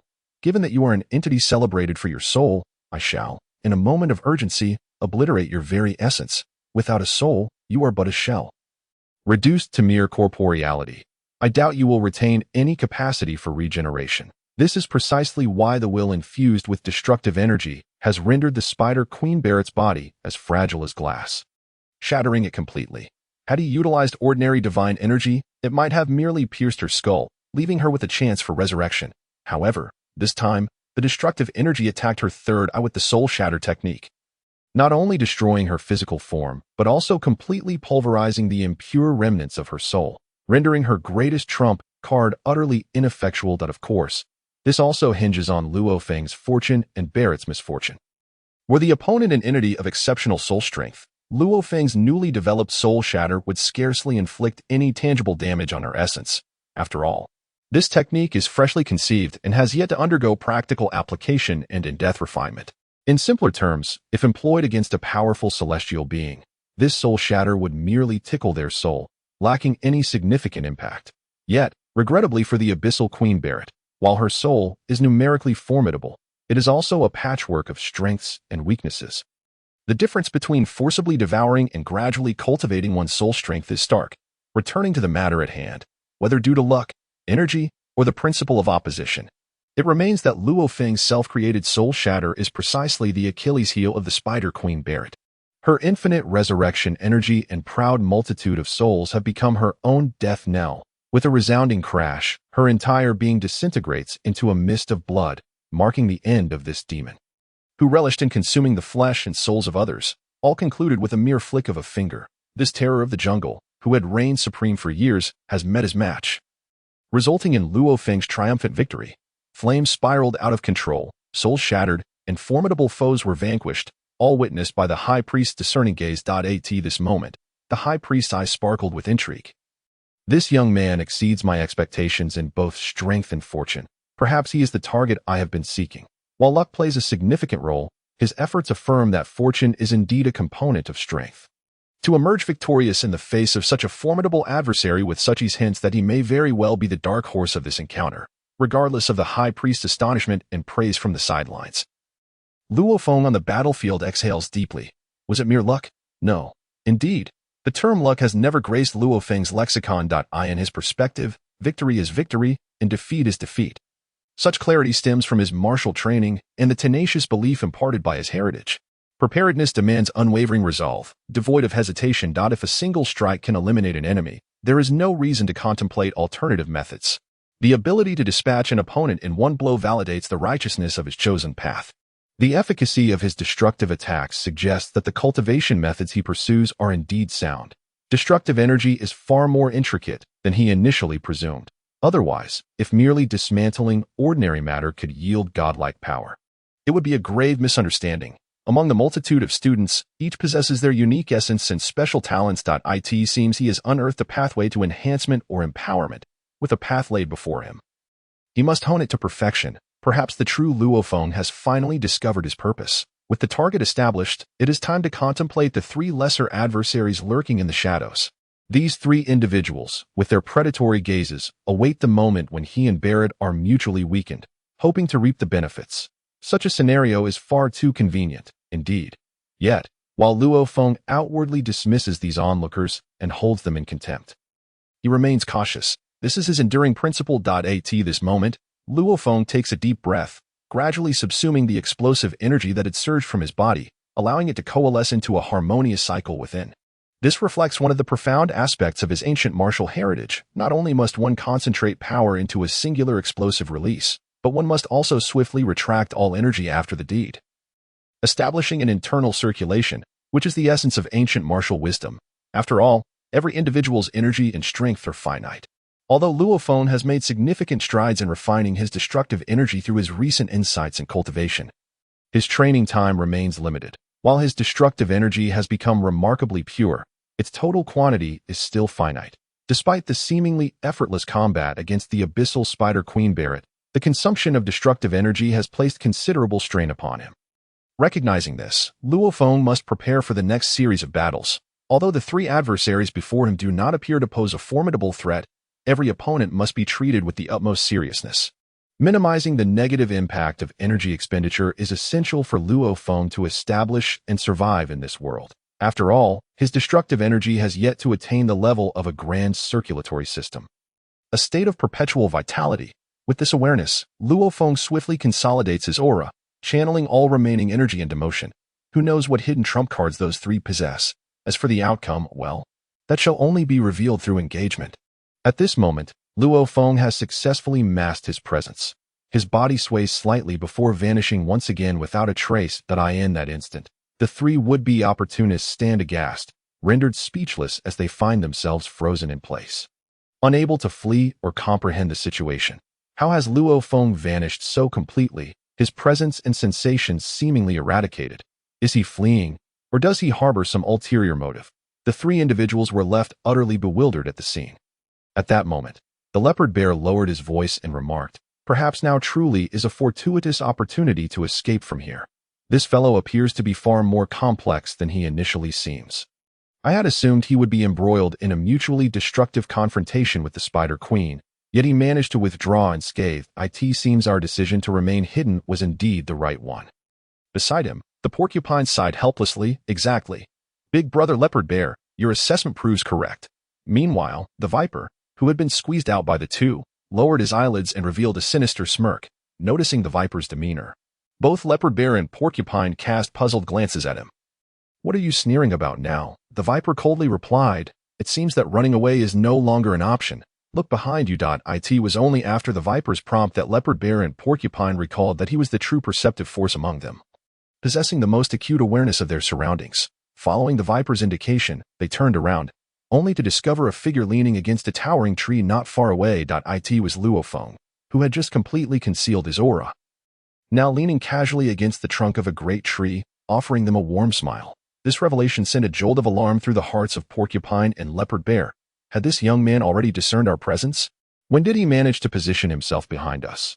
Observing their skepticism, the viper did not linger on the matter, promptly stating, "This fellow is well concealed. He likely noticed us the moment we arrived. Yet he has not revealed any weaknesses for us to exploit. We were indeed rather naive to think he would engage in a life-and-death struggle with Barrett." He continued, "But is this young man foolish or merely arrogant? Regardless, we are all contemporaries, even if he is somewhat stronger than us. How formidable can he truly be?" Although the battle with the Spider Queen concluded swiftly, it appears he has expended over 50% of his energy. In other words, while he is indeed powerful, we still have a chance to overcome him. After all, there are three of us. This is a matter of life and death. There is no point in hiding our trump cards any longer. It is time to cooperate.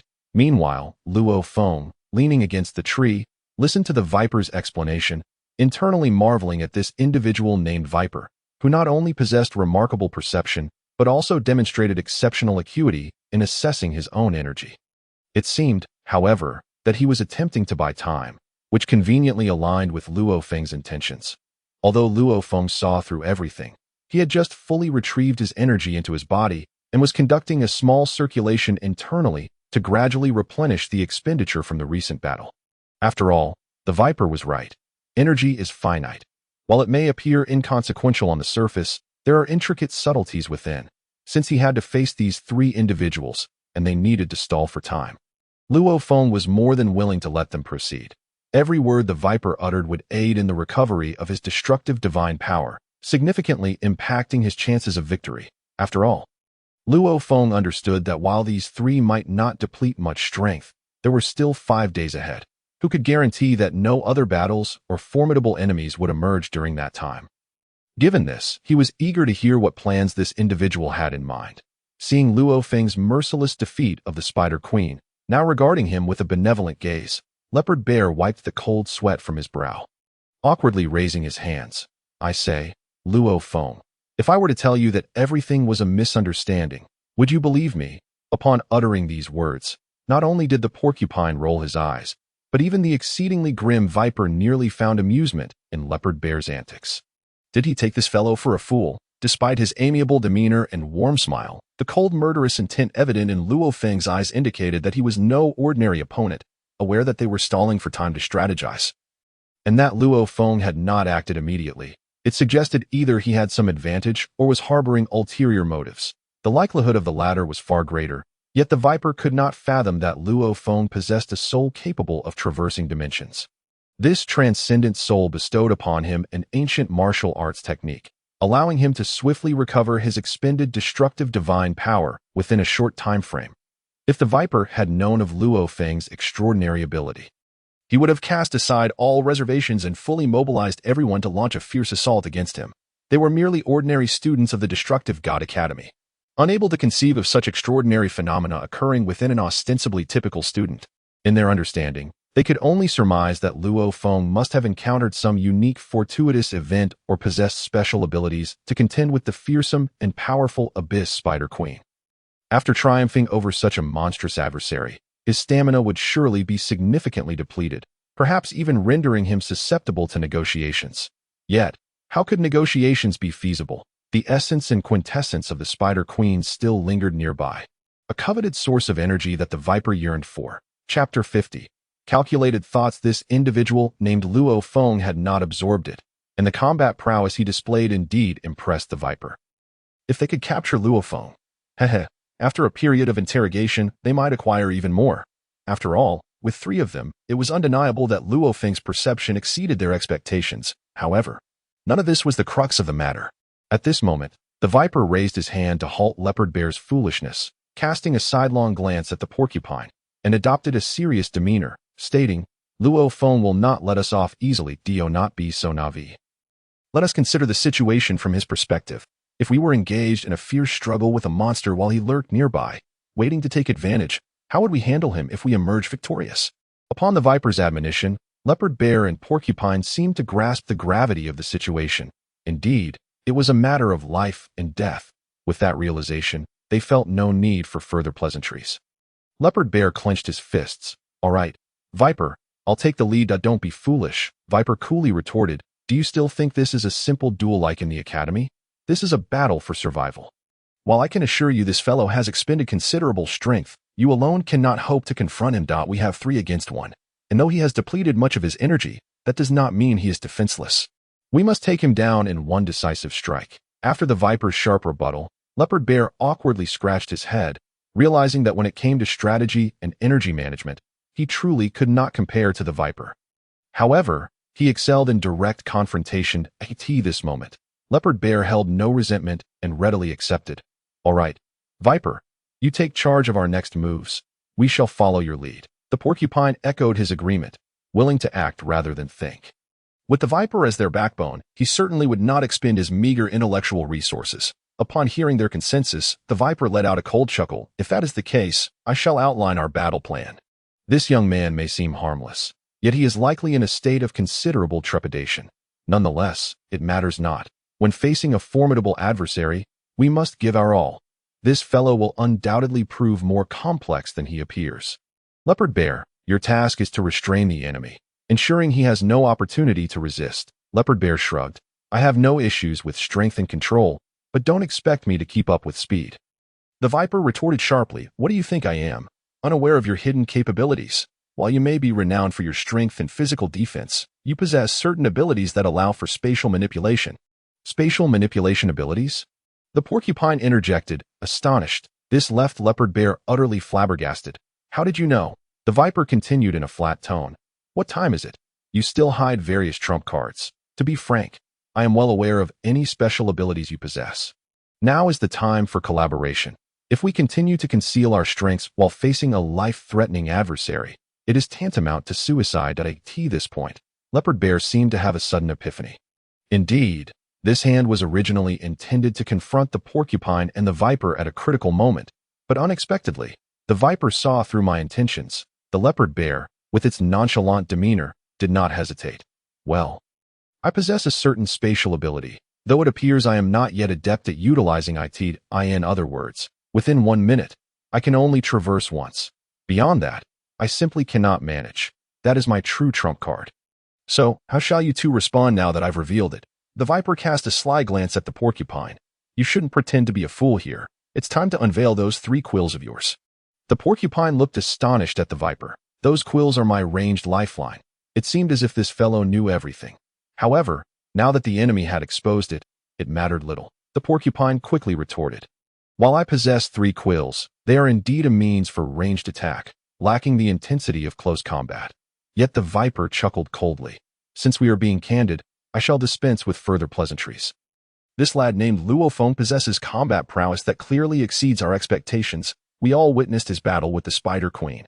However, I discerned a glaring weakness in his fighting style. You can actually identify Luo Feng's shortcomings? Speak quickly. What new strategy do you propose? At that moment, the Viper lowered his voice to a whisper, ensuring only the 3 of them could hear. Have you noticed that this fellow's agility is exceptionally formidable? Yet his strength does not seem as robust as he portrays. Furthermore, he relies solely on close combat, utilizing his speed to maneuver to his opponent's side for lethal strikes. His every kick and punch is a close-range assault, indicating he has no effective counter against ranged magical attacks. Once he is strongly restrained, he becomes utterly vulnerable, and his defense is not as formidable as you might think. His evasion skills are impressive, but perhaps his physical defenses are rather flimsy. This is our true opportunity. Otherwise, he would have fled by now instead of lingering here, engaging in idle chatter. The Leopard Bear and the Porcupine remained transfixed by the Viper's subsequent explanations. Meanwhile, Luo Feng observed the trio huddled in hushed conspiracy, unable to suppress a bitter smile. These 3 truly were talented, discussing tactics against an adversary, albeit in lowered tones. Yet, with Luo Feng's keen perception and abilities, he could easily discern their foolish plan. In truth, no matter how they masked it, Luo Feng could glean their battle strategy from their expressions and lip movements if they were facing anyone else. Their plan might be deemed flawless. However, their opponent was Luo Feng, which would likely lead to disappointment. Chapter 51. Viper's Venomous Fangs. Nevertheless, Luo Feng harbored a slight admiration for the Viper, who had managed to devise such a meticulous plan based on his earlier battle and the hidden talents of the 3. Perhaps others would falter here, but regrettably. Hmph. Have you 3 reached a decision? Are we to fight or not? If you do not hurry to make up your minds, I shall show no mercy. Luo Feng's smile grew warmer and more amiable at that moment. A green glimmer flashed in the Leopard Bear's eyes. All right, Viper, you make a valid point that we shall proceed as you suggest, hoping for success. I never anticipated that you would not only be cunning and perceptive but also possess such formidable strategic acumen that I have indeed underestimated you in the past. The Leopard Bear spoke. The Porcupine and the Viper silently harnessed their inner abilities, offering no response. Noticing their readiness for an attack, the Leopard Bear let out a cold chuckle, fixing his gaze intently on Luo Feng. You may come to regret not seizing the best opportunity to escape earlier. I will be frank with you now. You have no more chances left. Suddenly, the Leopard Bear's entire form expanded dramatically, his height surging from nearly 2 meters to over 2.5. This was the Leopard Bear's first trump card, the Earthbound transformation. With a whoosh, his physique grew robust, muscles bulging as he embodied the might and energy of a true leopard bear, exuding an immense sense of pressure. This transformation also cleverly concealed the movements of the Viper and Porcupine behind him, presenting a facade of straightforward confrontation with Luo Feng. However, Luo Feng was well aware of their plan and merely chuckled at their performance.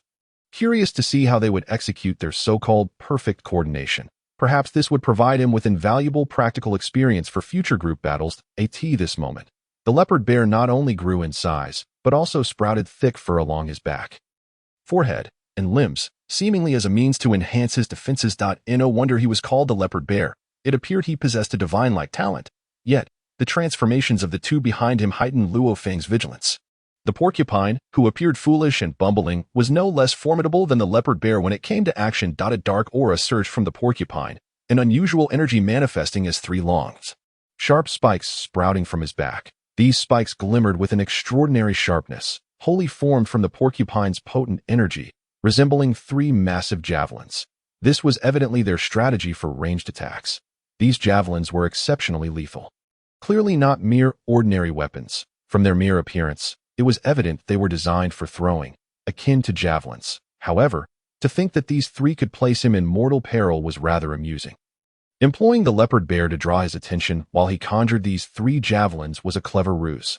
Luo Feng acknowledged the sharpness and lethality of these javelins, yet assuming they could subdue him was a gross underestimation of his capabilities. But then the Viper's actions prompted Luo Feng to take the situation more seriously, for this fellow was emitting peculiar sounds while clutching his own throat. Was he attempting to take his own life? Clearly not. This was the Viper's preparation for a significant move. It appeared these three fools were fully committed, leaving no cards unplayed. The Viper's eyes were bloodshot, and his neck bore the marks of his grip. Turning a deep shade of purple, gradually, he revealed two venomous fangs, the ultimate skill known as Viper's venomous fangs. As the fangs emerged, 2 drops of eerie green venom dripped from their tips, radiating a faint blue glow, indicating the formidable energy and toxicity contained within this moment. The Viper carefully gathered the venom in his palm, evenly applying it to the 3 javelins wielded by the porcupine. This, indeed, was their combined weapon. A special trump card. Observing their series of actions, a confident smile crept onto Luo Feng's lips.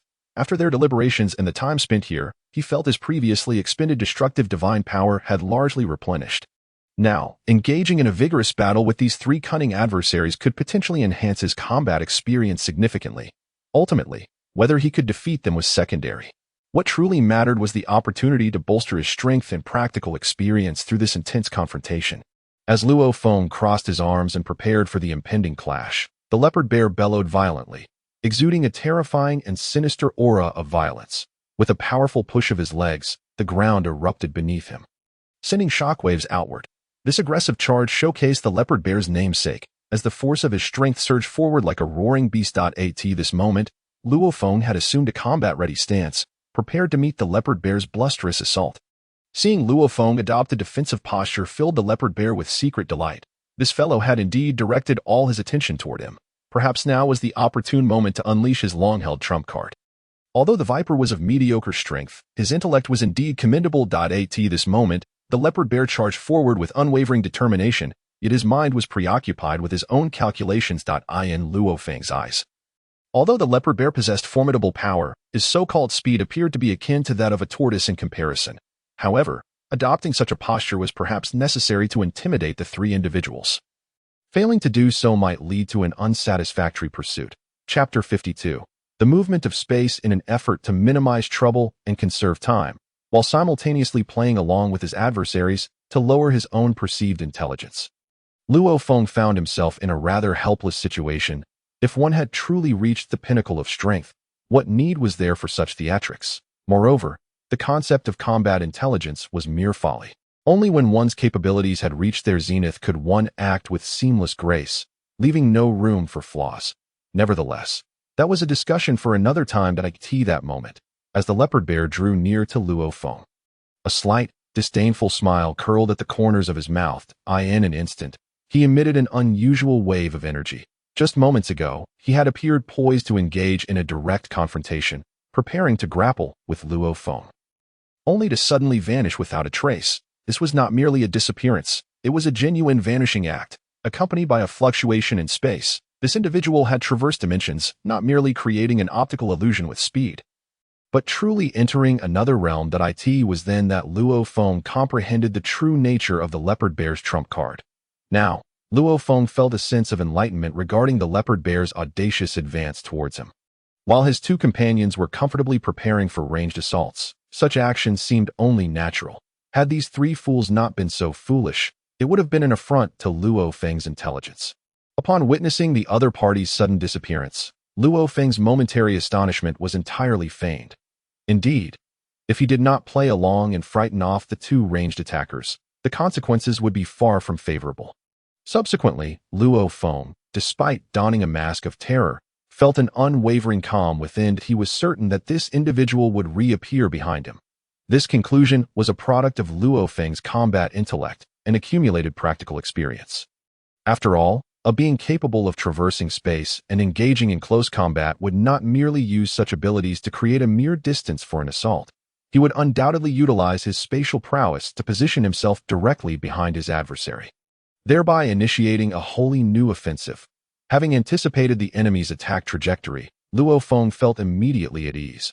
Although he maintained a defensive posture, his gaze and body revealed no hint of vulnerability. Moreover, contrary to his earlier predictions, he did not execute any new combat maneuvers or evasive actions. He granted the leopard bear an opportunity for a successful ambush, and the leopard bear did not disappoint him with a swift motion. A potent wave of spatial energy manifested behind Luo Feng. Suddenly, the robust figure emerged from the very fabric of space behind him. With a fierce roar, the leopard bear declared, "Die, you little rascal," as Luo Feng stood stunned.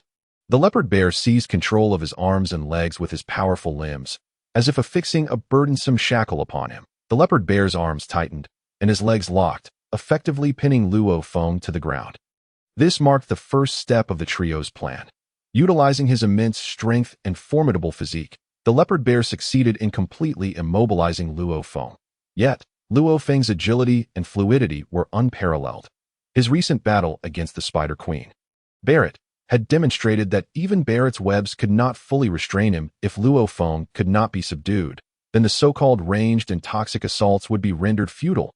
How could one call it an attack if it could not land on its target? Thus, the trio's strategy relied on the leopard bear's forceful incursion, utilizing his spatial abilities to launch a surprise attack from behind. However, given the leopard bear's lack of agility, this ambush might be a fleeting opportunity. Should it be squandered on an attack, it would be a waste in a coordinated effort. The trio aimed to first immobilize their opponent, allowing the two adept at offense and toxin attacks to unleash their full assault. This was their true trump card.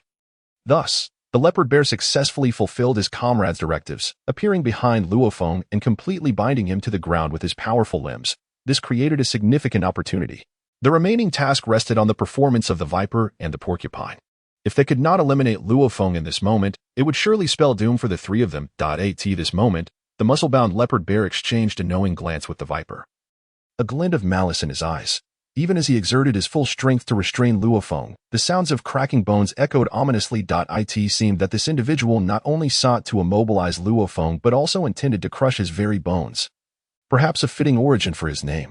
Although his primary role was control, the inherent brutality of his nature could not be overlooked. Crushing his opponent to death was the leopard bear's quintessential method of attack. At this juncture, the leopard bear was giving his all. Veins bulging with exertion. Witnessing the leopard bear's success in restraining Luo Feng, the viper recognized the rare opportunity and could hesitate no longer. With a swift gesture, he coated the porcupine's spear with a potent venom. Bellowing, "Porcupine, it's your turn!" The porcupine, undeterred by the leopard bear and viper's expectations, lunged forward with the three spears in hand. Though he could have easily hurled them immediately, he chose to first advance a distance to build momentum, ensuring that he would unleash the maximum velocity before launching the spears toward Luo Feng and the leopard bear. This approach would not only enhance the lethality of the spears but also maintain a safe distance, thereby increasing their accuracy. Who could say whether the spears would fully restrain Luo Feng? This was his unique form of assurance regarding his own assault. Unexpectedly, despite their seemingly foolish demeanor, these three individuals demonstrated remarkable precision in their execution, effectively amplifying their collective advantages to the fullest extent. It appeared that the students of the Destruction God Academy, despite their varying levels of strength and learning capabilities, were each formidable talents in their own right when it came to life and death combat. Indeed, ordinary individuals and mediocrities would never attract the attention of the high priests and the various angels who brought them to the Destruction God Academy. Chapter 53, Bodily Restraint. However, within this elite circle, the caliber of individuals was truly beyond the comprehension of the average person. Observing the porcupine's series of actions, a faint smirk crept across Luo Feng's lips, revealing a hint of warmth. "Is this truly your entire plan?" he mused, though he couldn't help but feel a twinge of disappointment. While their strategy was undeniably well-crafted, showcasing the full extent of each individual's abilities and traits, in Luo Feng's eyes, such tactics were merely child's play. He admired their audacity in choosing to fight to the death rather than flee when presented with a fleeting opportunity that was indeed worthy of respect. Yet, the emotional and intellectual capabilities of the trio were rather concerning. As he observed the triumphant leopard bear, the determined porcupine, and the sinisterly grinning viper, Luo Feng's expression softened. With a subtle shift in his aura, he took a deep breath, and with a powerful exhalation, a surge of purplish-red energy erupted from within him. This was the newly enhanced energy of the destruction god that he had just infused into his being. The energy now coursed through him, fully saturating his body. Previously, he had conserved energy and absorbed it internally, cycling it through his system. Now, he had recovered nearly 90% of his power, which seemed sufficient to deal with his adversaries. However, Luo Feng understood that relying solely on his physical strength would not suffice to break free from the leopard bear's grasp, but the leopard bear's speed and overall strength were average. His raw power was undeniably formidable. The cracking sounds of Luo Feng's bones under the leopard bear's grip were a testament to this brute force. Given the circumstances, it was clear that escaping the leopard bear's hold through sheer physical might was impossible. Yet, the leopard bear, porcupine, and viper had overlooked one crucial detail. Luo Feng could indeed wield the destruction god energy as a form of internal power, as a master of internal martial arts. He could easily disrupt the external forces binding him. However, this notion may well be a mystery forever beyond the comprehension of the three nefarious students of this world, while it is feasible to wield the power of destruction as inner strength. Luo Feng is under no obligation to elucidate this to these three individuals. He has long been mindful of the fact that typical villains often meet their demise due to excessive prattle. And although there are many things that elude their understanding, Luo Feng is disinclined to engage in frivolous banter with them. With a surge of energy, he unleashed the full force of his destructive power to envelop his body. Resembling a figure ignited by crimson flames, bursting forth with a palpable energy, with three piercing howls, the spear in the hands of the porcupine felt as though it might slip from his grasp. At this moment, the porcupine had maximized his speed, aiming three spears squarely at Luo Feng's forehead and heart. This constituted a triple strike, prepared to deliver a lethal blow to Luo Feng, whose energy now radiated completely from his body. Witnessing the porcupine's assault, a glimmer of cold light flickered in Luo Feng's eyes. He had initially intended to toy with them, only to find that these three dared to strike with lethal intent. Just by this maneuver, it was evident that these three had blood on their hands, contrary to their seemingly innocent and benevolent facade. Given this reality, he would not hesitate to respond in kind. With a subtle shout, Luo Feng expanded his body significantly. In an instant, the previously smug leopard bear was left momentarily stunned. What kind of power is this? It is simply unfathomably potent, effortlessly breaking the tight grip of his arms and legs. This cannot possibly be the strength of an ordinary human body. Just moments ago, Luo Feng had clearly not possessed such overwhelming power. He was merely agile, but from whence did this extraordinary force originate? As the energy enveloped Luo Feng's form, the leopard bear was inwardly astonished. Could it be that he had achieved the ability to fully externalize the power of destruction? No. This was the kind of energy one would possess only upon attaining the true status of a god of destruction. This lad, like us, is merely a student. Could it be that he possesses some exceptional opportunity or innate talent? As Luo Feng instantaneously freed himself from the leopard bear's grasp, the observing viper felt a sudden jolt of alarm. He shouted, "Not good. This guy is hiding his true strength. My perfect plan is about to fall apart." Indeed, the viper, albeit belatedly, was quicker to react than the leopard bear and the porcupine. After all, he was the strategist and architect of their plan. Upon witnessing Luo Feng's swift maneuver, he immediately grasped the entirety of the situation. It was a trap. This was a scheme set by Luo Feng to ensnare the three of them. Just by the fact that Luo Feng could break free from the leopard bear's hold in an instant. It was clear that had he wished, he could have easily eliminated them before they even made a move. In such a scenario, the leopard bear and the porcupine might have had the chance to flee. But it seemed evident that Luo Feng harbored intentions of capturing all three of them. Conversely, the three of them aimed to eliminate Luo Feng. It appeared that both parties were tacitly resolved to bring the other to utter ruin. Therefore, there was no room for hesitation. Seeing the leopard bear still dazed from the release of his bonds, the viper urgently urged him to retreat, yet it was painfully clear that this warning came too late. Observing the leopard bear's bewildered expression, the viper felt an immense frustration. This fellow's combat awareness was woefully inadequate. Still dawdling at such a critical moment, he surely could not comprehend why his formidable strength had been evaded by the enemy. But was this truly the time for such contemplations? If the opponent could break free from his powerful energy restraints, it signified an overwhelming superiority in strength, given that the enemy's strength could overpower him. He had already witnessed their speed. Engaging in close combat with such a formidable adversary would be tantamount to courting death. However, Expressing such sentiments seemed futile, and the viper quickly shifted his focus to the porcupine.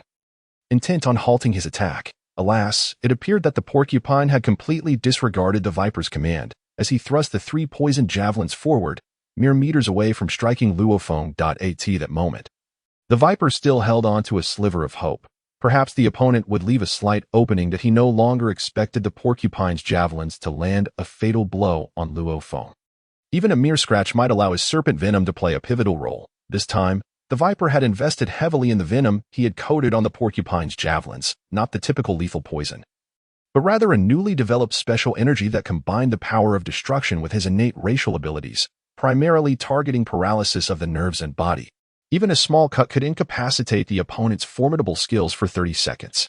Yes, this 30-second paralysis was indeed the viper's ultimate trump card, aptly named Death for 30 seconds. With the strength and talents of their God of Destruction students, any adversary rendered immobile for 30 seconds would find themselves facing certain doom. Should they fail to obliterate the opponent's body and soul within that window, they would have no chance to resist. A foe who could not muster any defensive posture for 30 seconds would be utterly at their mercy. This was the singular hope the viper harbored. If only they could land a hit, even the slightest, to achieve complete paralysis. Luo Feng keenly observed the porcupine's movements, and the viper did not intervene. Thus, the javelins soared toward Luo Feng's frame. How could Luo Feng be unaware that these javelins were laced with poison? Regardless of the toxin, any penetration of the skin, or even a mere scratch would be undesirable. Moreover, the venom was the culmination of the viper's utmost effort, likely a life-saving technique he had kept in reserve. Given the gravity of the situation, it was impossible to underestimate it. Just as the leopard bear's spatial manipulation and the porcupine's poisoned javelins were potent trump cards. The viper's confidence in this strike made it abundantly clear. With Luo Feng's battle intelligence, it was trivial to decipher the opponent's simplistic thoughts. A subtle smirk played upon his lips, a hint of disdain gracing his features. Let them witness what true destructive power entails. In an instant, Luo Feng's form shimmered, executing his ethereal, graceful movement once more. This time, not only the viper but also the porcupine and the dim-witted leopard bear stood agape. For this maneuver surpassed even the spatial technique in both speed and elusiveness. It was unfathomable how Luo Feng managed to switch places with the leopard bear in an instant. At that moment, Luo Feng's entire being radiated with surging crimson energy, and in the next heartbeat, he astonishingly appeared behind the leopard bear. Indeed, this maneuver transcended the imagination of all present. Just as the 3 poisoned javelins were poised to strike Luo Feng, he had executed a phantom illusion. Now standing behind the bewildered leopard bear to their astonishment, Luo Feng did not immediately launch a fierce attack. Instead, he crossed his arms and observed their incredulous expressions, feeling a sense of resignation. Well, the game ends here. Engaging in combat with these 3 provides little growth for me. Unlike the earlier encounter with the Spider Queen, Barrett, although these 3 displayed remarkable teamwork, their overall strength left much to be desired. Perhaps I should seek more formidable adversaries to truly enhance my power. Yet, Luo Feng's timing and judgment in battle were remarkably precise. Although the leopard bear did not seize the first opportunity to attack, he offered no chance for the leopard bear to retaliate. After all, the porcupine's javelins were already hurtling toward the leopard bear's face. For a being of such immense power, achieving a one-hit kill might seem effortless. But it remained a challenge. Luo Feng concentrated the energy emanating from his entire being into a singular point, always remembering a vital principle from ancient martial legends: to unleash the most potent destructive force, one must concentrate strength into a single point. In instances where the purity of destructive power is high yet its quantity insufficient, one must rely on concentration to achieve a lethal strike. This is the primary reason Luo Feng could refine the power of destruction to the level of inner strength. With a decisive shout, he launched a punch directly at the leopard bear's spine. Indeed, while the forehead, throat, and heart are all critical weak points of the body, it is the strike to the spine that truly holds the potential to render an opponent incapable of further combat. This is also the primary reason why Luo Feng swiftly maneuvered behind the leopard bear, exploiting his own advantages in energy and speed to leap unseen into his opponent's rear. If it were merely a casual sparring session or a friendly contest, Luo Feng would have opted to strike at his adversary's nape or the back of the heart, perhaps even delivering a blow to the back of the head to render them unconscious, thus fulfilling his objective. However, it was evident that these 3 individuals were intent on eliminating him. Given this reality, Luo Feng harbored no intentions of holding back, though they were all students of the Destruction God Academy. These classmates aimed to bring about his demise. With them being adversaries, there was no room for camaraderie. He must withstand the onslaught of his foes. In the face of enemies, Luo Feng would show no mercy or compassion whatsoever. At that moment, the leopard bear, realizing the gravity of the situation, felt a fierce wind approaching from behind. This was surely Luo Feng's full-force attack, aimed directly at his spine. The leopard bear was also a combat expert, fully aware that if Luo Feng's power and energy successfully struck his spine, it would spell disaster. After all, the spine is the central nerve hub of the entire body. Should it sustain injury, all would be rendered moot. At this juncture, the leopard bear made a final desperate struggle, perhaps fueled by an overwhelming instinct for survival, contorting his form at an inconceivable angle in a last-ditch effort to resist. He summoned all his strength and muscle to counter the trajectory of Luo Feng's impending strike. While his body could not evade this lethal blow, he hoped to withstand it with his formidable defenses and muscular fortitude. His muscles and fur braced themselves against Luo Feng's assault. Despite the disparity in strength, both were students of the Destruction God Academy, having studied the same divine powers and fundamental abilities. Thus, the likelihood of one student effortlessly obliterating another with a single punch was exceedingly low. Each student was also an elite within their respective races, possessing unique talents, which explained the audacity of these three individuals to collectively challenge Luo Feng in a 3-on-1 confrontation. Chapter 55. Brothers divided. Although Luo Feng was indeed powerful, his agility and unpredictable attacks were his primary assets. However, the trio retained a dismissive attitude towards the prospect of him delivering a fatal blow to the leopard bear. Yet, while the leopard bear was fully engaged in defending against Luo Feng's lethal punch, he overlooked a crucial detail. Before him were 3 poisoned throwing spears, zipping through the air at speeds surpassing ordinary dimensional travel. This was the pivotal element of Luo Feng's plan. Only by completely dismantling the leopard bear's defenses and evasion capabilities could his strike achieve the effect of an instant kill. Unfortunately, by the time the leopard bear realized this, it was seemingly too late. His eyes reddened. He beheld the 3 spears growing ever larger before him, inwardly cursing the porcupine for being a scoundrel. The next moment, he felt a searing pain in his back, and his entire body lost sensation. In the following instant, the world began to spin, and he felt as if his soul were dissipating, his vision fading to darkness. Thus, he met his end on the spot, collapsing lifelessly to the ground. 3 spears, launched by the porcupine, pierced through him without hesitation, striking the leopard bear's core. The moment they made contact, the effects of the viper's venom took full effect. The muscles and fur that had braced for Luo Feng's rear assault completely relaxed, losing all defensive capability. Simultaneously, Luo Feng's punch struck exquisitely against the leopard bear's spine. Accompanied by the sound of shattering bones, his entire central nervous system was invaded by Luo Feng's destructive power, and with a cacophony of cracking bones, the leopard bear lost all control over his body. In that instant, Luo Feng's precise destructive energy surged along the leopard bear's central nervous system towards his heart, brain, and throat, causing comprehensive devastation. This was the primary reason the leopard bear succumbed to Luo Feng's lethal strike on the spot. As the light in the leopard bear's eyes faded, transforming him into a cold corpse, the viper and porcupine were left aghast, unable to comprehend how such a flawless combination of attacks had led to the swift demise of the leopard bear, the strongest among them. How had this young man accomplished such a feat? If he were a demon, the two could not bring themselves to admit it. In their eyes, Luo Feng had become a monster, a veritable abomination. Now, as Luo Feng approached them with measured steps, the viper and porcupine exchanged a glance, each reflecting deep fear and despair. The leopard bear's sudden death had completely obliterated their confidence.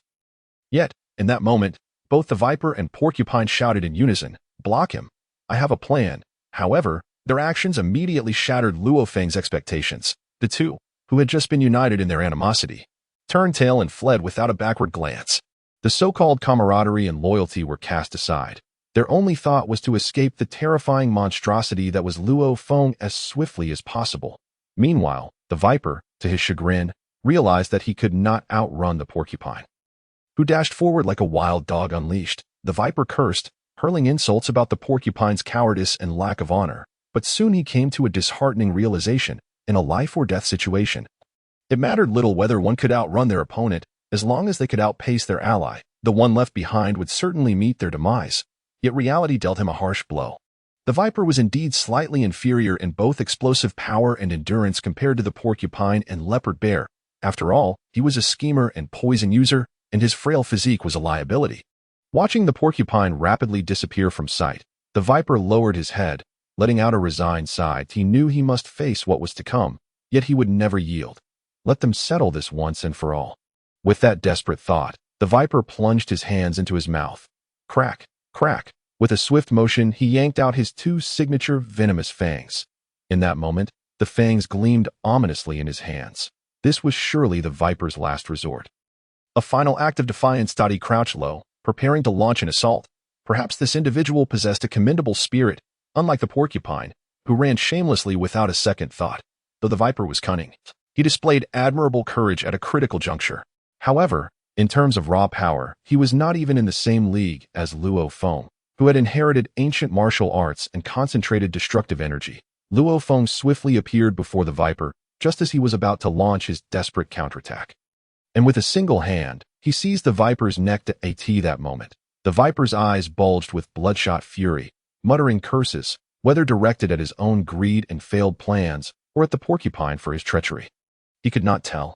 Yet, no matter how he flailed with his venomous fangs, they could not pierce Luo Feng's skin. If his defenses could not be breached, what was the point of attacking? Luo Feng's eyes glinted with icy malice. This individual could not be spared.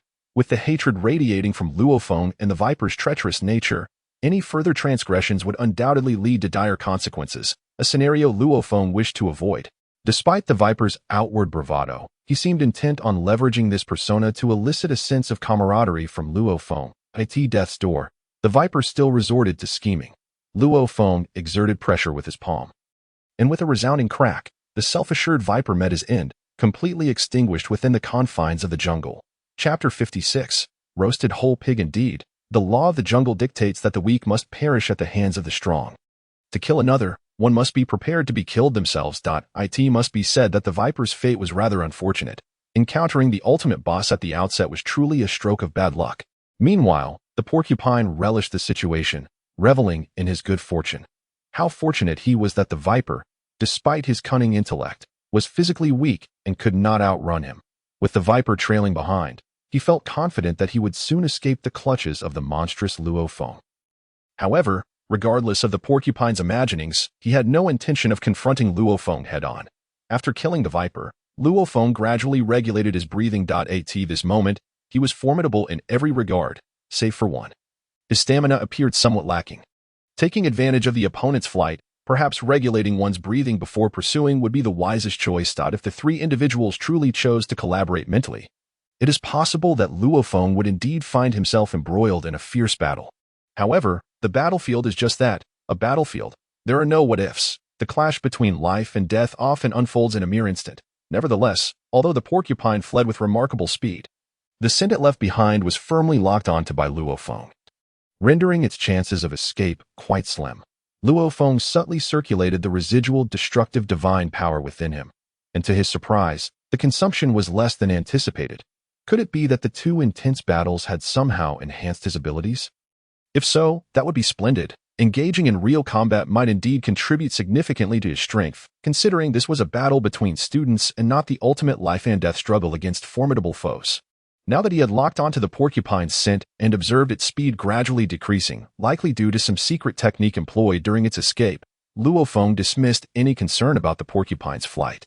Harmonizing his breath, he swiftly pursued the direction in which the porcupine had fled. At that moment, Luo Feng felt surprisingly light, as if his agility had been enhanced, confirming that real combat was indeed the quickest path to improve one's strength. With this thought in mind, Luo Feng solidified his future training direction. After all, merely meditating in a cross-legged position was the most basic form of practice. To rapidly elevate his prowess, he would need to rely on true life-and-death confrontations to break through his limits. Following the scent left by the porcupine, Luo Feng pursued it steadily. Suddenly, a cliff appeared in the dense thicket ahead, momentarily startling Luo Feng. This terrain shift revealed a basin, although the basin was not large. The alteration in the landscape heightened his vigilance. As Luo Feng carefully ascended into the branches overhead to observe the distant scenery, he wondered if the porcupine might have laid some trap for him. He soon discovered that the porcupine's scent had become stagnant ahead, its presence fading into obscurity. Gazing toward the porcupine's direction, he pondered whether it might have set a trap, given its long association with the viper.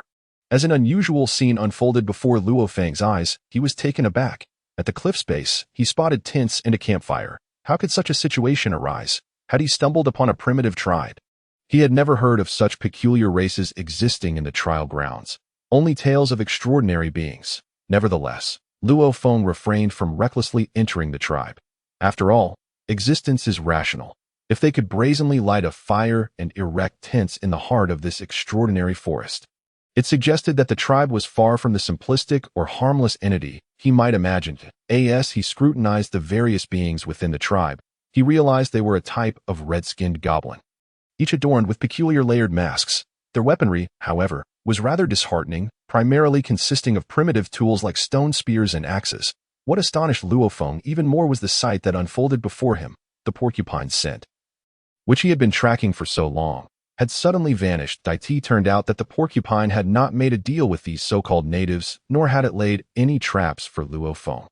Instead, it was skewered by a peculiar bamboo skewer and placed over the campfire. Being roasted whole, in no wonder the creature had completely disappeared. The absence of its scent left Luo Feng feeling a mix of amusement and exasperation. His palm had not even escaped, and here he was witnessing the porcupine transformed into a roasted pig within this primitive tribe. Although the porcupine's fate surprised Luo Feng, he remained vigilant. Anything could happen in this unpredictable place. Observing the situation further seemed the wisest course of action. The abrupt appearance of this tribe, coupled with their ability to silently turn a creature of considerable strength into a meal, indicated that they were certainly not as benign as he might have hoped. As Luo Feng continued to observe, he was suddenly struck by the sight of a familiar face at the center of the tribe. His astonishment. It was Champa, albeit in a noticeably weakened state. Strangely, Champa had been caged like a beast or a trophy by these red-skinned goblins, left unguarded in a cage. Was this iron cage truly impervious to someone of his strength? Setting that thought aside, Luo Feng noted that although Champa appeared haggard, the bandages that had once covered his body were entirely gone, signifying that his injuries had been fully healed. How could this be? Just a short time ago, he had been gravely injured by Kasi, with broken bones throughout his body. Had he experienced some miraculous fortune? Yet, such considerations seemed less significant at the moment. Luo Feng quickly pieced together the situation. The foolish porcupine had inadvertently wandered into this cannibalistic tribe and had become their dinner. Initially, Xiangpa might have been the intended meal, but the arrival of the porcupine had shifted the fate of the feast. A smile crept onto Luo Feng's lips. It was indeed a case of serendipitous fortune. Who would have thought that his pursuit of the porcupine would unwittingly save Xiangpa? If Xiangpa were to learn that his life had been spared in such a manner, he surely would not wear such a despondent expression. Chapter 57. The cannibal tribe. Without this stroke of luck, it was possible that the next god of destruction from the sixth universe would have been someone else. As Luo Feng remained vigilant, he suddenly sensed an unusual presence nearby. The tribe appeared to have no warning or defenses, so why did he feel such a sense of danger? However, Luo Feng had an unwavering confidence in his instincts. If he sensed something amiss, it was likely that misfortune was afoot. Without hesitation, he subtly shifted his body to the side. With a swift motion, a red poisonous needle whizzed past his nose, barely missing him. This needle emitted a sharp, acrid scent, slicing through the air and severing a strand of his hair in the process. That was close. Such an attack was truly insidious. Had it not been for his martial training and heightened awareness, he might have met with disaster. The assailant was clearly skilled, and just as Luo Feng turned to investigate the source of the attack, a red-skinned goblin darted past him, its target evidently the tribe opposite him. It was clear that this goblin was a scout who had just attempted to ambush Luo Feng. Indeed, this was a lethal weapon of the jungle, silent and without warning. If Luo Feng had not possessed such innate intuition, he would have undoubtedly fallen victim to the attack, likely meeting the same fate as the unfortunate porcupine. Furthermore, the enemy's stealth capabilities were remarkable. They had approached him undetected and executed a deadly ambush. Yet, this assailant's combat instincts were exceptional. Upon failing the attack, it quickly retreated, demonstrating the unique talents of a killer and a tribal hunter. Judging by the figure and physique of the assailant, it was evident that it was not a close combat fighter. Having failed its strike, it fled back to the tribe for assistance. Clearly, these goblins were not to be underestimated. As the goblin retreated, it emitted a peculiar cry, signaling to the tribe that the ambush had failed. The previously tranquil atmosphere of the tribe shifted dramatically. It seemed that the earlier deceptive actions had merely served to teach Luo Feng a lesson. With that alarm sounded, the tribe's members, young and old, swiftly armed themselves with stone axes and spears. It appeared they were unsatisfied with just the roasted pig and Hmph as their prey. Any creature approaching their territory could very well become their next meal. The proficiency and coordination displayed by the tribe members indicated that this was not their first experience with such hunts. Luo Feng silently cursed his luck, having encountered these red-skinned goblins. It was evident that they were not friendly in the least. Moreover, they were divided into groups of 10. Since combat was inevitable, it was time to proceed. Luo Feng did not conceal his presence any longer. He regulated his breathing and leaped down from atop a large rock.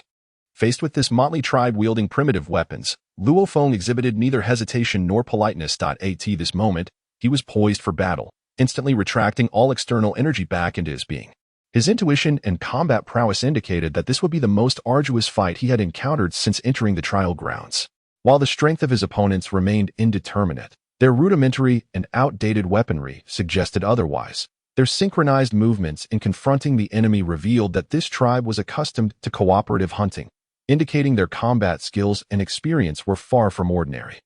Given this realization, Luo Feng dared not underestimate them. Furthermore, from Hmph's predicament in the cage, it became evident that this tribe was not to be trifled with, after all, despite the disparity in strength. The porcupine had been swiftly overpowered and turned into a roasted delicacy. Hmph, not being a weakling himself within the god-destroying academy, had also been captured. Witnessing all of this, Luo Feng understood the gravity of the situation regarding this tribe. At that moment, Hmph, upon seeing someone rush into the tribe, first felt a glimmer of hope, wondering if salvation had arrived. However, upon noticing Luo Feng, who had retracted his aura, his excitement gradually faded. It was clear that only Luo Feng had come. And now hope seemed bleak. Such drastic fluctuations in fortune were overwhelming for Hmph earlier. He had believed that the porcupine's arrival signified reinforcements. Yet, to his dismay, the porcupine had been swiftly subdued and killed, becoming yet another roasted offering. This merely delayed Hmph's fate of being turned into barbecue by a fraction of time. Clearly, once the porcupine was dismantled, Hmph would be next on the roasting spit.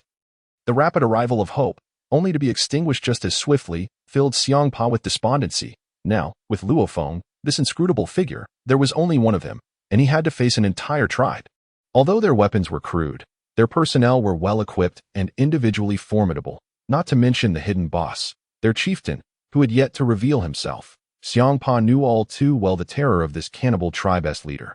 His agility and abilities had already faltered against the chieftain's might, sending shivers down his spine at the thought. Seeing Luo Feng suppress his aura and assume a fighting stance, Hmph refrained from shouting out, but silently felt anxious for Luo Feng's success in rescuing him. Yet, uncertainty loomed in Hmph's heart. Could it be that Luo Feng truly came to save him? Was he genuinely so benevolent? In the next moment, several robust individuals wielding massive axes and stone spears surged forward, launching a ferocious assault on Luo Feng. At this juncture, Luo Feng remained calm and composed, deftly engaging in close combat with his legendary agility. Meanwhile, the elders, women, and children at the back of the tribe quietly readied their bows and blowguns, poised for a sneak attack on Luo Feng. The coordination of this tribe was indeed as Luo Feng had anticipated. They exhibited remarkable teamwork. Now, Luo Feng had become a boss figure, besieged by a throng of attackers. Amidst the chaos, he caught a glimpse of Hmph's expression. That was peculiar. Given Hmph's character, he would have certainly cried out for help upon Luo Feng's arrival, yet he remained silent. From the look in Hmph's eyes, Luo Feng deduced that this was merely an appetizer, and perhaps a far greater adversary awaited him. With this realization, Luo Feng dismissed any thoughts of prolonged skirmishing. Having gleaned vital information from Hmph's gaze, he understood that a powerful leader lurked within the tribe, ready to strike a fatal blow. Thus, it became unnecessary to conserve his strength or remain hidden.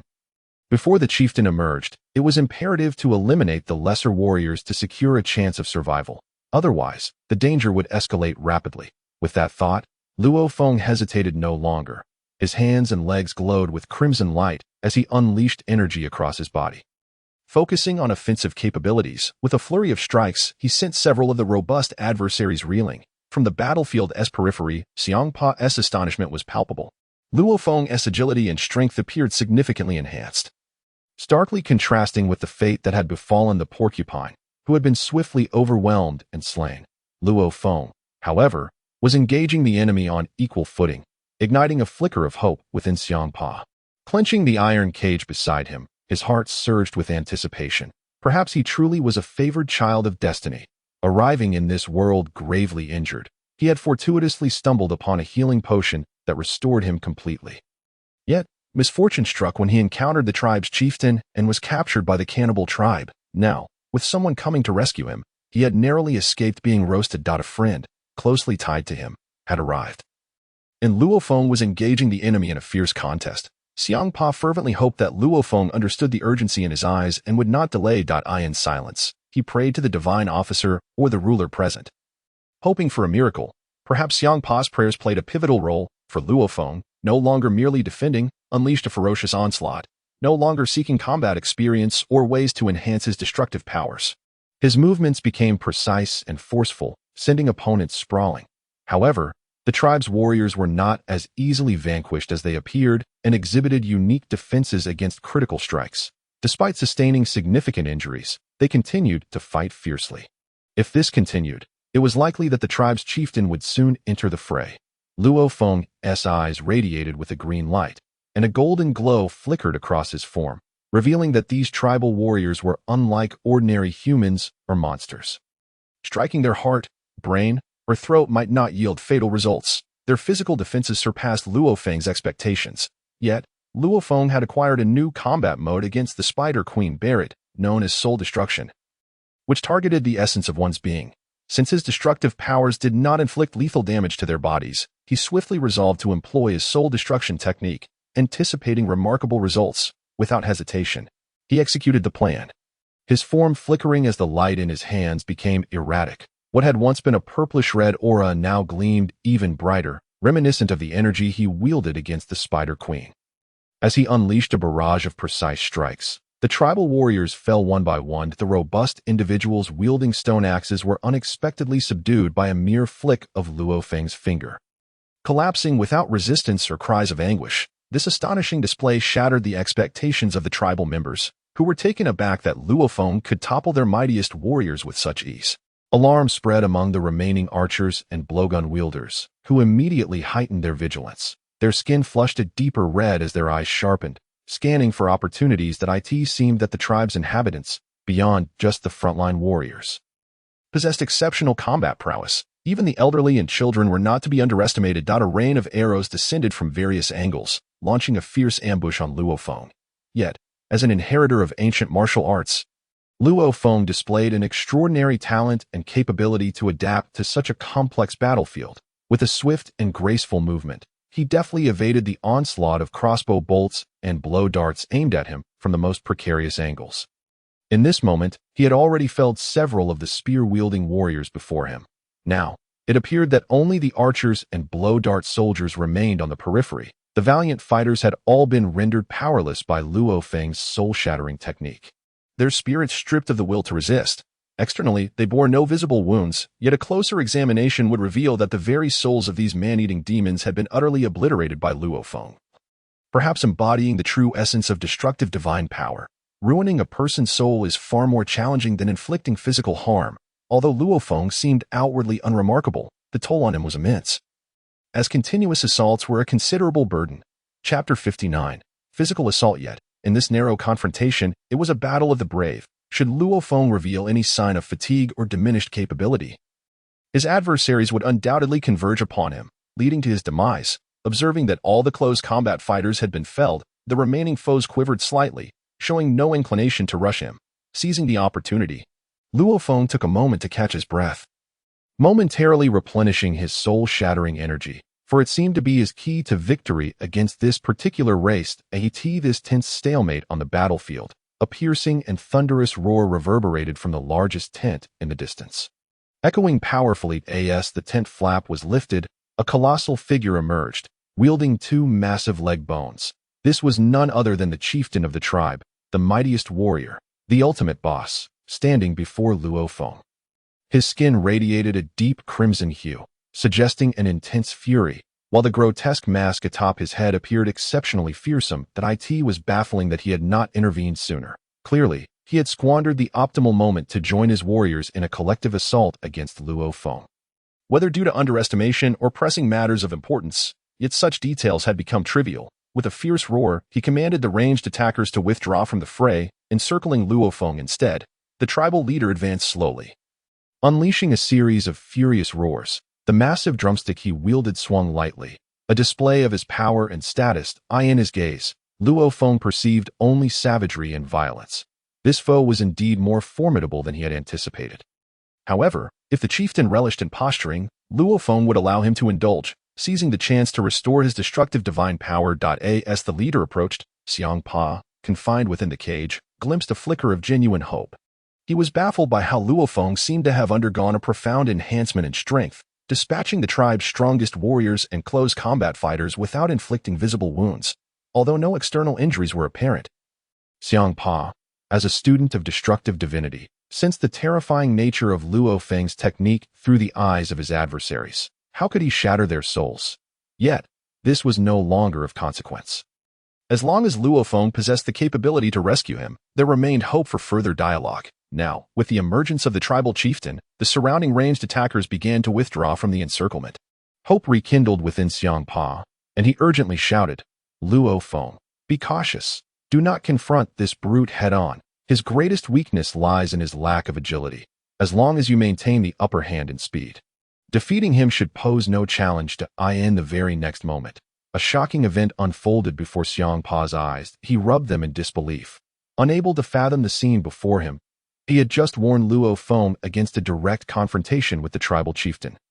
Yet the outcome surpassed all predictions. The chieftain, muscles taut and weapons raised, charged directly at Luo Feng, who did not evade the assault as Hmph had anticipated. Instead, Luo Feng crossed his arms before him, bracing himself against the chieftain's overwhelming strike. The force was so great that cracks appeared in the ground beneath Luo Feng's feet, a testament to the chieftain's might. Incredibly, Luo Feng had withstood this titanic blow through sheer fortitude. How is this possible? Had Luo Feng truly experienced a breakthrough in strength, enabling him to absorb such a powerful attack? Hmph, feeling utterly defeated, could hardly comprehend how this was feasible. The ensuing clash only deepened Hmph's doubt about his own vision. Although Luo Feng had weathered the chieftain's fierce assault, a sly and confident smile played upon his lips. Luo Feng's right leg began to pulse with burgeoning strength, a prelude to an explosive counterattack reminiscent of the devastating kick that had felled the Spider Queen Barrett. Now, however, his power was finely tuned to perfection. With a resounding crack, Luo Feng unleashed a powerful kick, sending the chieftain sprawling like a shrimp, tumbling backwards multiple times before landing on the ground, astonished and dazed. Gazing incredulously at the man who had just delivered such a blow, it appeared that this slender, dark-haired man was indeed a powerhouse. But Luo Feng was even more astonished. His kick had infused all his destructive divine energy into an extraordinary physical assault. Yet, surprisingly, the chieftain had not been incapacitated but merely sent reeling. Despite the magnitude of the attack, Luo Feng felt a powerful resistance emanating from the chieftain. It became evident that the true strength of this tribal leader lay not merely in agility or brute force, but in an innate and formidable defensive capability that far surpassed Luo Feng's expectations. With no alternative, Luo Feng resolved to employ his soul-attacking techniques to subdue the chieftain entirely. This boss was undoubtedly a formidable adversary, displaying exceptional resilience, even as Luo Feng realized that defeating him would require a series of relentless strikes to fully shatter his soul. Chapter 60. The rampaging leader as he flexed his stiffened ankles. Luo Feng cast a sidelong glance at Hmph. "You fool. If I had heeded your advice, I wouldn't even know how I might have perished. It baffles me how someone of your caliber has managed to survive this long." In response, Hmph met Luo Feng's gaze, his complexion a tumultuous mix of hues. "Fine. I only meant to offer a friendly warning, but it seems I misjudged the situation." Now, Hmph wished for nothing more than to sink into the ground. Yet the confines of the iron cage rendered such an escape impossible. Luo Feng, too, felt a pang of anxiety. Although his last strike had maximized his physical assault, he had identified a critical issue. The chieftain's soul was extraordinarily resilient. starkly contrasting with that of his subordinates. If he relied solely on physical attacks, he might not breach the chieftain's defenses.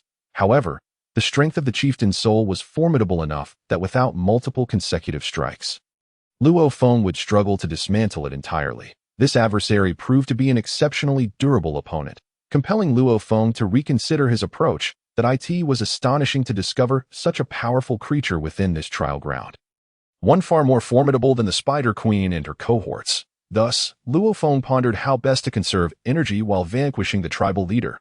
Were it not for the presence of this chieftain, Luo Feng would not have hesitated to expend additional energy and stamina, employing a strategy of attrition to gradually dismantle his opponent's soul. However, faced with an entire tribe, he was acutely aware that despite having decimated the melee fighters, the distant archers remained a looming threat. Should his stamina wane or his agility falter, he would inevitably fall victim to their poisoned arrows and darts, sealing his fate. At this moment, Luo Feng refrained from launching a relentless assault, provoking a sense of indignation within the tribe's leader. With a furious roar, he launched a string of unintelligible utterances into the air, perhaps a vestige of the primitive tongue spoken within his tribe. As he continued to bellow and mutter, the surrounding tribesmen responded with a low chant, suggesting a ritualistic homage that was difficult to decipher. Suddenly, a remarkable scene unfolded before Luo Feng and Hmph. The tribe's members and distant attackers gradually lowered their bows and arrows, seemingly relinquishing their weapons. What could this possibly mean? Luo Feng was utterly perplexed. Had they truly surrendered because he had toppled their chieftain with a mere kick? It seemed implausible. The chieftain's aura of menace hardly suggested a willingness to yield. In the next moment, the chieftain's roar transformed into a deep, ominous curse, as if he were reciting a mysterious incantation. His kin released their weapons, their skin undergoing a vivid transformation, turning a deep crimson while wisps of white vapor rose around them. This unmistakably indicated a sacrificial act, a burning of life essence or vital energy. What could this creature possibly intend? The ensuing events clarified everything for Luo Feng as the distant enemies morphed into a swirling mist of blood. Indeed, they had sacrificed their own bodies and souls, converting their strength into a cloud of sanguine vapor. This mist coalesced around the chieftain, drawn to him by the peculiar incantations he uttered. Without hesitation, the chieftain opened his maw wide and inhaled deeply, absorbing the essence of his fallen kin into his very being. In that instant, his stature grew exponentially, and his vitality surged to unfathomable heights. Luo Feng realized with horror that this cannibalistic tribe not only regarded its members as soldiers, but also as sustenance for their leader. How could such a bloodthirsty race have survived and persisted through the ages? In the face of a formidable adversary, they drained their own kin of energy, transforming them into power, a truly revolting practice. As Luo Feng contemplated the necessity of eliminating this chieftain, he recognized that sparing such a creature who preyed upon his own was out of the question. Yet, the chieftain now displayed an extraordinary strength.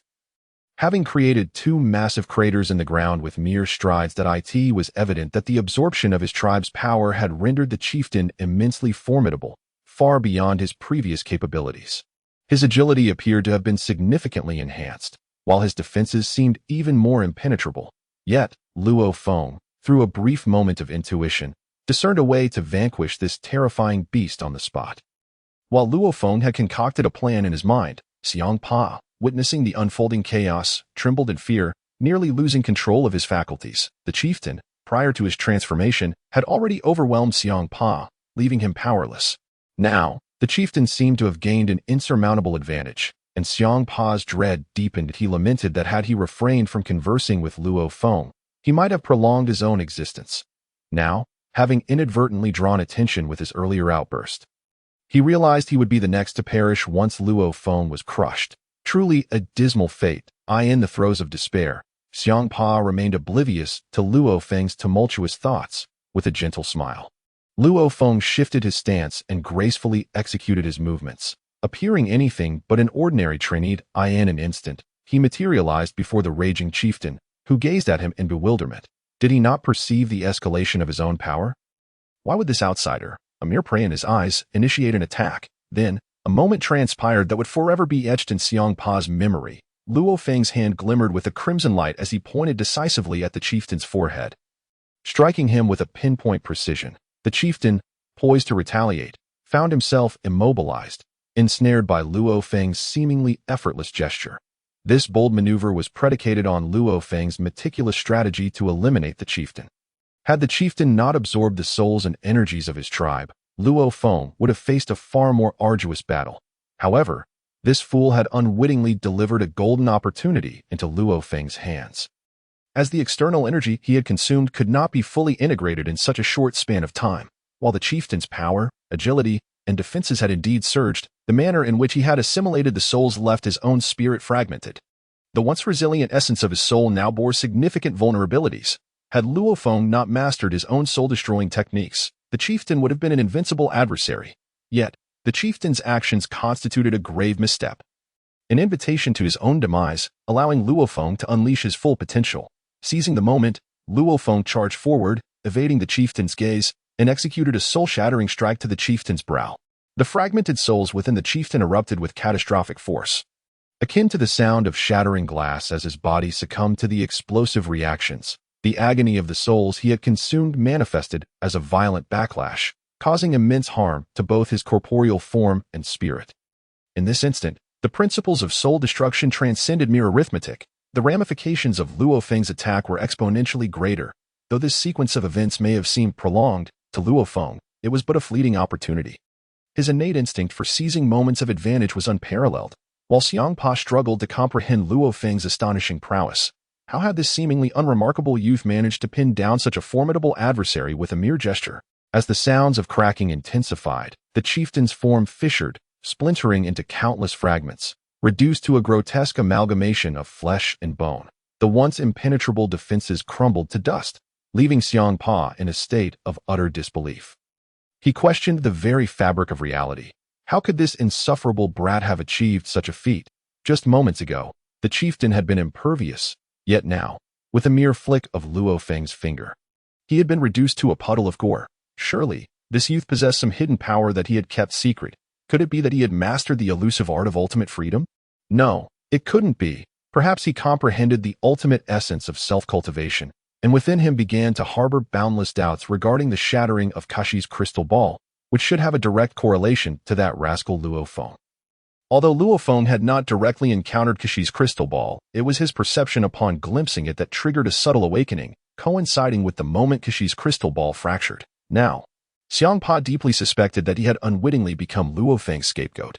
This impudent fellow seemingly reaped immense benefits from the crystal ball he had pilfered.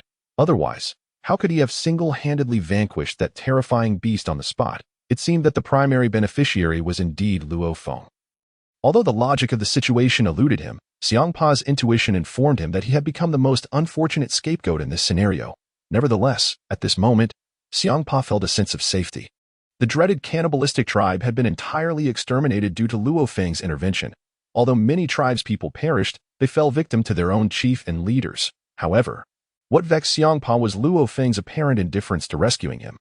As he strode directly towards the chief's tent, this moment, Hmph's heart brimmed with irritation. You really are something. Even after defeating all the enemies, do you not consider rescuing your classmates and friends first? Though I may be your scapegoat, I am still ostensibly your friend. Hmph composed himself, pitifully calling out towards Luo Feng, help me. Yet Luo Feng continued on, unperturbed, towards the chief's tent. For a brief moment, Hmph was taken aback, then astonished. Could it be that Luo Feng had seen through everything? Had he overplayed his hand? Indeed, it dawned on Hmph that with Luo Feng's astuteness, his attempts at deception were utterly futile. As he gazed towards the chief's tent, he suddenly recalled that the chief had emerged so late. There must be something peculiar within that tent. Yes, it must be something strange. Indeed, there could be treasures that they rarely encountered. Luo Feng's demeanor suggested he had discerned Hmph's little ruse and was heading straight for the treasures. That scoundrel, Hmph silently cursed. For the sake of treasure, he could no longer afford to maintain any semblance of decorum or ceremony. With a decisive effort, Hmph forcefully pried open the cage. Chapter 62. Curious Objects. Originally, this iron cage was merely symbolic. It was not that Hmph feared death. If he could not be contained within the cage and dared to flee, he would surely be shot to pieces by the tribe's archers, and at that moment, he would truly be beyond salvation. Luo Feng, however, boldly entered the chief's tent, where his eyes were met with not one, but three peculiar items, quietly resting upon the carpet within. First, There were 2 canisters of greenish potions, accompanied by an empty vial. Perhaps there had once been 3 canisters, but now only 2 remained. Upon inspecting the potions, he discerned a healing aura emanating from them, imbued with a subtle fragrance. This familiar scent instantly clarified why Xiangpa's injuries had healed so thoroughly. It turned out he had merely utilized 1 vial of the healing potion. But why were the remaining 2 here? The answer was evident. As a captive, Xiangpa could not possibly retain any possessions. Beside the potions lay an ancient black key, seemingly intended for a grand door or a lock. Well, Luo Feng had no idea what this key was for, but it mattered little. The final item, however, piqued his curiosity. A golden crown. Yes, a golden crown, composed of an unknown luxurious material, exuding opulence and grandeur. Although he could not ascertain the purpose of these items at that moment, their mere presence suggested significance. Since they were so meticulously arranged within the chief's chamber of the cannibal tribe, it implied they were not originally from this tribe. If they did not belong here, perhaps they had some special purpose in this trial ground in the future. At that moment, as Luo Feng sought a small pouch to collect the 3 items, Xiangpa had already freed himself from the cage and strode in. His small eyes filled with a resentful glare directed at Luo Feng, clearly indicating, "You truly did not come to rescue me." Luo Feng merely smirked, glancing at Xiangpa. This rotund fellow, even now, was still pretending as if it were a game. And Luo Feng had neither the time nor the inclination to indulge in such antics. Just as Xiangpa was about to speak, he caught sight of the 3 items in Luo Feng's hands, and his heart plummeted. These were treasures he had painstakingly collected along the way, now appropriated by the chief and brought into his own quarters, only to end up in Luo Feng's possession. Truly, it was a calamity of epic proportions. How could he possibly reclaim what was now in Luo Feng's hands? The likelihood seemed exceedingly slim. Noticing Xiangpa's hesitance, Luo Feng's lips curled into a gentle smile. "What is it, Xiangpa?" Xiangpa, throat dry, swallowed hard. After some contemplation, he realized he had indeed been saved by Luo Feng, and it appeared he could not contend with him in terms of intellect, strength, and cunning. He was clearly outmatched. Now that the valuable items had fallen into Luo Feng's possession, could he truly hope to retrieve them? The notion seemed unrealistic, yet he could not shake off the feeling of discontent. Nevertheless, Xiangpa's will to survive remained robust. With a forced swallow, he awkwardly raised his hands in surrender. "No worries, my dear brother, that I merely wish to express my gratitude for saving my life. There is nothing else." Upon witnessing Xiangpa's comical demeanor, Luo Feng merely smirked and chuckled. "Very well, that I simply wish to discuss something with you. As friends and classmates, we can speak freely, but please refrain from insulting my intelligence in the future. I do not believe that flimsy cage could ever contain you." Xiangpa, unashamed by the revelation, shrugged and continued, "There was no choice. These tribespeople may seem weak, but their ranged capabilities are indeed formidable. If I attempted to escape the cage unnoticed, I might not have gotten far before being shot full of arrows. I see," Luo Feng replied, a look of understanding dawning upon his face. He then casually stowed the 3 items in his bag, securing it to his waist, before setting off in the direction of the ancient castle. Meanwhile, Xiangpa called out from behind, "Wait, you scoundrel." Just as he uttered those words, he realized he had misspoken and glanced around nervously. Seeing Luo Feng's lack of a strong reaction, he cautiously followed, lamenting, "Luo Feng, I have something to ask you." At that moment, Luo Feng shot Xiangpa a knowing glance, and the 2 continued their conversation as they advanced forward. Meanwhile, on the podium of the Destruction God Academy, the high priest observed their interaction, while nearby, a series of sharp, biting sounds caught his attention. The high priest paused, then looked up to find Kishi before him. Kishi, now visibly furious, trembled with rage, her face tinged with blue. Observing Kishi's expression, the high priest couldn't help but smile faintly. It appeared that she had come to comprehend the situations. Yet it was rare for someone to provoke his daughter to such a degree. It seemed these 2 were indeed exceptional individuals, engaging in a subtle game of mutual probing. The high priest sighed, glancing at Kishi, and gently placed a hand on her shoulder, saying, "Kishi, at your age, is it truly necessary to squabble with these younger ones?" Upon hearing the high priest's counsel, Kishi appeared to recognize her own overreaction. Taking a deep breath to compose herself, "My apologies, esteemed high priest. I did not mean to lose my composure." Just as she spoke, a peal of laughter erupted from Makalita. "I never imagined that even you, Sister Kishi, could miscalculate and find yourself in such a predicament." Having regained her composure, because she was once again teetering on the brink of an outburst. Who can endure such ridicule, especially from the eccentric and capricious Macarita? This younger sister, known for her peculiarities, never hesitates to undermine her elder sister in numerous matters. Her idiosyncratic hobbies often lead her to engage in bizarre antics. Much to Kessa's disdain, Kess frequently mocks Macarita's alchemical endeavors and her chaotic laboratory, deeming it a waste of precious materials and time. This time, however, Kess found herself at a disadvantage, and Macarita seized the opportunity to launch her scathing jibes. The high priest could only shake his head in resignation. These children were truly a source of constant concern. At that moment, a gentle voice from Bardos interjected, "Macarita, now is not the time to stoke the flames. Look closely at what that young lad is holding. I must admit, I overlooked it earlier." Chapter 63, Purification. Observing Bardos's attempt to mediate, the high priest silently appreciated having at least one rational presence. Otherwise, he would be overwhelmed by this unruly bunch. With Bardos's diversion, Kess made an effort to stabilize her emotional turmoil, yet her complexion remained grim, still tumultuous within. The loss of her staff was indeed a humiliation beyond measure. While she had managed to uncover the theft, she mistakenly targeted the unfortunate Champa, delivering a beating that momentarily relieved her frustration. To her astonishment, the true culprit was none other than that detestable Luo Feng. At this juncture, she realized she had merely dealt with 3 hapless scapegoats while the true offender roamed free. The most egregious insult was that outsiders had discerned the truth, witnessing her disgrace in plain view. Even if her uncle could endure it, her aunt seemed unable to do so. Seeing the smirks exchanged between Macarita and Bardos, Kess felt an urge to unleash her fury. Yet, the high priest shook his head and advised, "Kess, do not dwell on such trivial matters. Have you not noticed a peculiar issue?" Kess, still gritting her teeth, retorted, "Hmph, I shall not let that rascal escape. How dare he deceive even me?" At this moment, Kess, Bardos, and Macarita were each lost in their thoughts. Unable to quietly listen to the high priest, noticing Kess's continued agitation, the high priest spoke with renewed gravity. "Enough, we are amidst a trial competition. Even if you wish to confront that lad, it must wait until he emerges alive, correct? What significance does such contemplation hold now?" Following the high priest's admonition, Kess realized her behavior had indeed been somewhat unseemly. It was remarkable that, despite her typically composed demeanor, she displayed such a profound reaction. Observing the high priest's solemnity, Macarita and Bardos ceased their teasing, quietly regarding their esteemed father. Finally, the high priest sighed inwardly, acknowledging the challenge of managing these seemingly reliable children in critical moments. Thankfully, his paternal authority still held some weight.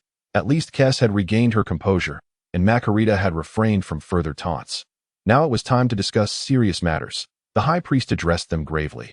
"I summoned you here to observe and seek potential candidates to become the new generation of destroyers, contributing immensely to the cosmos. Have you not noticed anything unique about this lad named Luo Feng?" Upon hearing this, their gazes fell upon the figures of Luo Feng and Champa, struggling to discern what set Luo Feng apart. He merely seemed to possess more tricks up his sleeve and slightly greater strength, nothing more. Yet, powerful students were not uncommon, each with their own aspirations and distinctive traits. The angelic strategist looked at the high priest with puzzled expressions. However, Kess appeared to have an epiphany, exclaiming in surprise, then glancing at her watchful siblings and the high priest, who wore an enigmatic smile. She pointed at the image of Luo Feng, declaring, "Headmaster, you mean his soul-breaking technique?" Nodding in satisfaction, the high priest affirmed, "Indeed, I refer to his soul-breaking technique." The mention of this technique made Kess glance at the staff in her hand, as realization dawned upon her. The first to interject was Macarita, who had previously mocked Kess. "Father." In that moment, Macarita showed no adherence to formalities, addressing the high priest as her loving father. She pointed at Luo Feng, incredulous. "Are you suggesting that this lad's soul-breaking technique is derived from my sister's angelic staff? How can that be possible?" At Macarita's inquiry, Bardos also covered her mouth in astonishment. Indeed, she began to grasp the high priest's intentions, as well as Kess and Macarita's astonishment. The soul-breaking technique was a power only attainable by those destined to become destroyers. While others might be unaware, the angelic lineage, as mentors, understood this all too well. Even within the Academy of Destroyers, the techniques imparted to students were merely the ordinary powers of destruction, not the divine might of a destroyer. However, the powers and energies contained within Kess's staff were only accessible to those who had attained the strength of a destroyer. Luo Feng's two soul-breaking attacks, although they shattered his opponent's spirits, evidently stemmed from Kessa's staff. The existence of a soul-breaking technique indicated that Luo Feng possessed the divine power of a destroyer, rather than mere destructive force. Despite the slight difference in wording, the distinction was monumental. Point 1 represented ordinary destructive force. The other, divine strength. If he could wield the power of a destroyer before achieving such a status, it suggested that this lad's potential and talent were truly extraordinary. Reflecting on this, Bardos hesitated to voice her thoughts. Closing her eyes to contemplate, when she opened them, her expression shifted, whispering, "Wait, this lad has not truly mastered the power of a destroyer. He still possesses destructive force. However, due to some unique technique, it seems his power has undergone a refinement, allowing him to learn my sister's soul-breaking technique. How can this be? Father, is this possible?" Chapter 64, Rascally Children. Observing Bardos's bewilderment, the high priest smiled faintly. "Now you all understand why this lad is exceptional? If it were merely his combat talent and temperament, it would be comprehensible, considering he is our student. Yet, this lad has somehow refined his destructive force and, based on that, learned Kessa's culinary technique. I initially thought that fellow named Beerus was quite the genius, mastering a portion of the Ultra Instinct in a short time. Even that is a remarkable feat. Who would have anticipated that the true dark horse would be this lad named Luo Feng? Nevertheless, it is still premature to draw conclusions. Let us observe their performances in the coming trials and see who ultimately prevails. I did not expect this lad's fortune to be so favorable. I initially believed the luckiest one would be that chubby cat named Hmph, who stumbled upon 3 treasures without facing any danger. That I was particularly surprised that the golden crown ended up in his possession. I thought he would be the chosen one this time. Yet, now we have this unexpected turn of events. Well, discussing it further is futile. Let us continue to watch. By the way, Macarita, have you prepared the small gifts for them? Seizing her father's gaze, Macarita grinned proudly. Of course, you need not worry about that. When Neferian heard that the trial site would feature the legacy of the Destroyer King, he hurried off to witness it. Father, you can rest assured about this. Oh, wait, something just crossed my mind. Noticing Macarita's frown, the high priest's brow twitched slightly, sensing that something troublesome might be on the horizon. Indeed. The subsequent remarks from Macarita left the assembly of angels utterly speechless. Macarita was counting the time on her fingers. That can't be right. Could it be that I administered too potent a dose? This girl has yet to awaken. She then glanced at the perplexed expressions of the crowd. The high priest's eyelid twitched as he began to comprehend the situation, yet he confirmed with a question. Macarita, you mentioned you could handle Alice's tasks. Are you suggesting you used a mind-altering potion? Macarita innocently shrugged her shoulders. Dear father, I merely claimed I could fulfill the task you assigned. But this girl is quite stubborn. I couldn't overpower her, so I resorted to some rather unconventional methods. However, considering the time, she should be arriving soon, so you must protect me. The high priest felt a familiar throb of pain in his head. Alice, the youngest daughter of the high priest, was also the most favored. This favoritism stemmed not only from her being the youngest, but also from her unparalleled combat talent among all the angels. Alice was the only battle angel among the high priest's offspring, which further justified her special treatment. Though this indulgence may have contributed to her somewhat spoiled and willful nature, perhaps this was a result of the high priest's own leniency, yet it in no way diminished Alice's combat prowess. She often engaged in actions that left the high priest both exasperated and amused, yet all of this fell within the tolerance of her siblings. Following Macarita's words, the high priest had already foreseen the potential for some unmanageable troubles. Macarita had volunteered to pursue a pet left behind by the god of destruction, known as Neferian, which Alice had claimed as her own. Yet, this trial required Neferian's involvement, and Macarita audaciously asserted she would handle Alice's responsibilities and successfully bring Neferian to the trial grounds. It seemed that the elder sister had indeed drugged her younger sibling, and given that Alice had yet to appear on the podium of the Destruction Academy, it was evident the dosage must have been substantial. What might transpire when Alice eventually graced the podium was a matter open to interpretation. Consequently, the high priest felt a renewed tension in his scalp, as though burdened by the weight of 1,000 pounds. Family matters are notoriously difficult to adjudicate. At this moment, the high priest silently cursed. These troublesome children are a constant source of worry. Meanwhile, in the central area of the trial grounds, Hmph was dragging his arms, trailing behind Luo Feng, limping forward. While Luo Feng showed no intention of continuing their conversation, Luo Feng leisurely made his way toward the heart of the forest trial zone. where he could see a remarkably ancient castle standing at the foot of a distant hill. This was undoubtedly their ultimate destination. The castle of the trial grounds. Noticing that Luo Feng had no intention of speaking further, Hmph timidly inquired, "Luo Feng, don't you think you owe me an explanation?" At this moment, Hmph felt a surge of anxiety. For despite his outward calm, he always felt an inexplicable pressure when conversing with Luo Feng. This time, however, he could no longer contain himself. As he grappled with the mystery of how Luo Feng had absorbed the powers and talents from the Kishi crystal gem without leaving a trace, leaving him to bear the blame and suffer a severe beating from Kishi. Although he had experienced a series of adventures, his injuries had healed. Yet, curiosity, as they say, can be a perilous thing, and Hmph, belonging to the Hairless Cat clan, was particularly intrigued, yearning for answers. However, seeing that Luo Feng was unwilling to provide any explanation, he felt compelled to voice his question. Upon hearing Hmph's inquiry, Luo Feng turned around, his gaze warm and inviting. "What is it, Hmph? Do you truly wish to know?" Hmph's face froze at Luo Feng's expression and demeanor, yet he knew that whenever Luo Feng wore such a benevolent smile, it usually boded ill for him. But considering his current lack of strength, he realized confronting Luo Feng directly would only lead to his own humiliation. After the recent tribal battle, Hmph understood that he was no match for Luo Feng, who could easily overpower him. Chapter 65. The castle barrier. With that in mind, Hmph's instinct for self-preservation surged. He paused, immediately adjusting his demeanor. Oh, what explanation! It was merely a jest. Upon witnessing Luo Feng's sincere gaze and warm smile, Hmph shivered, quickly asserting, "We're almost at our destination.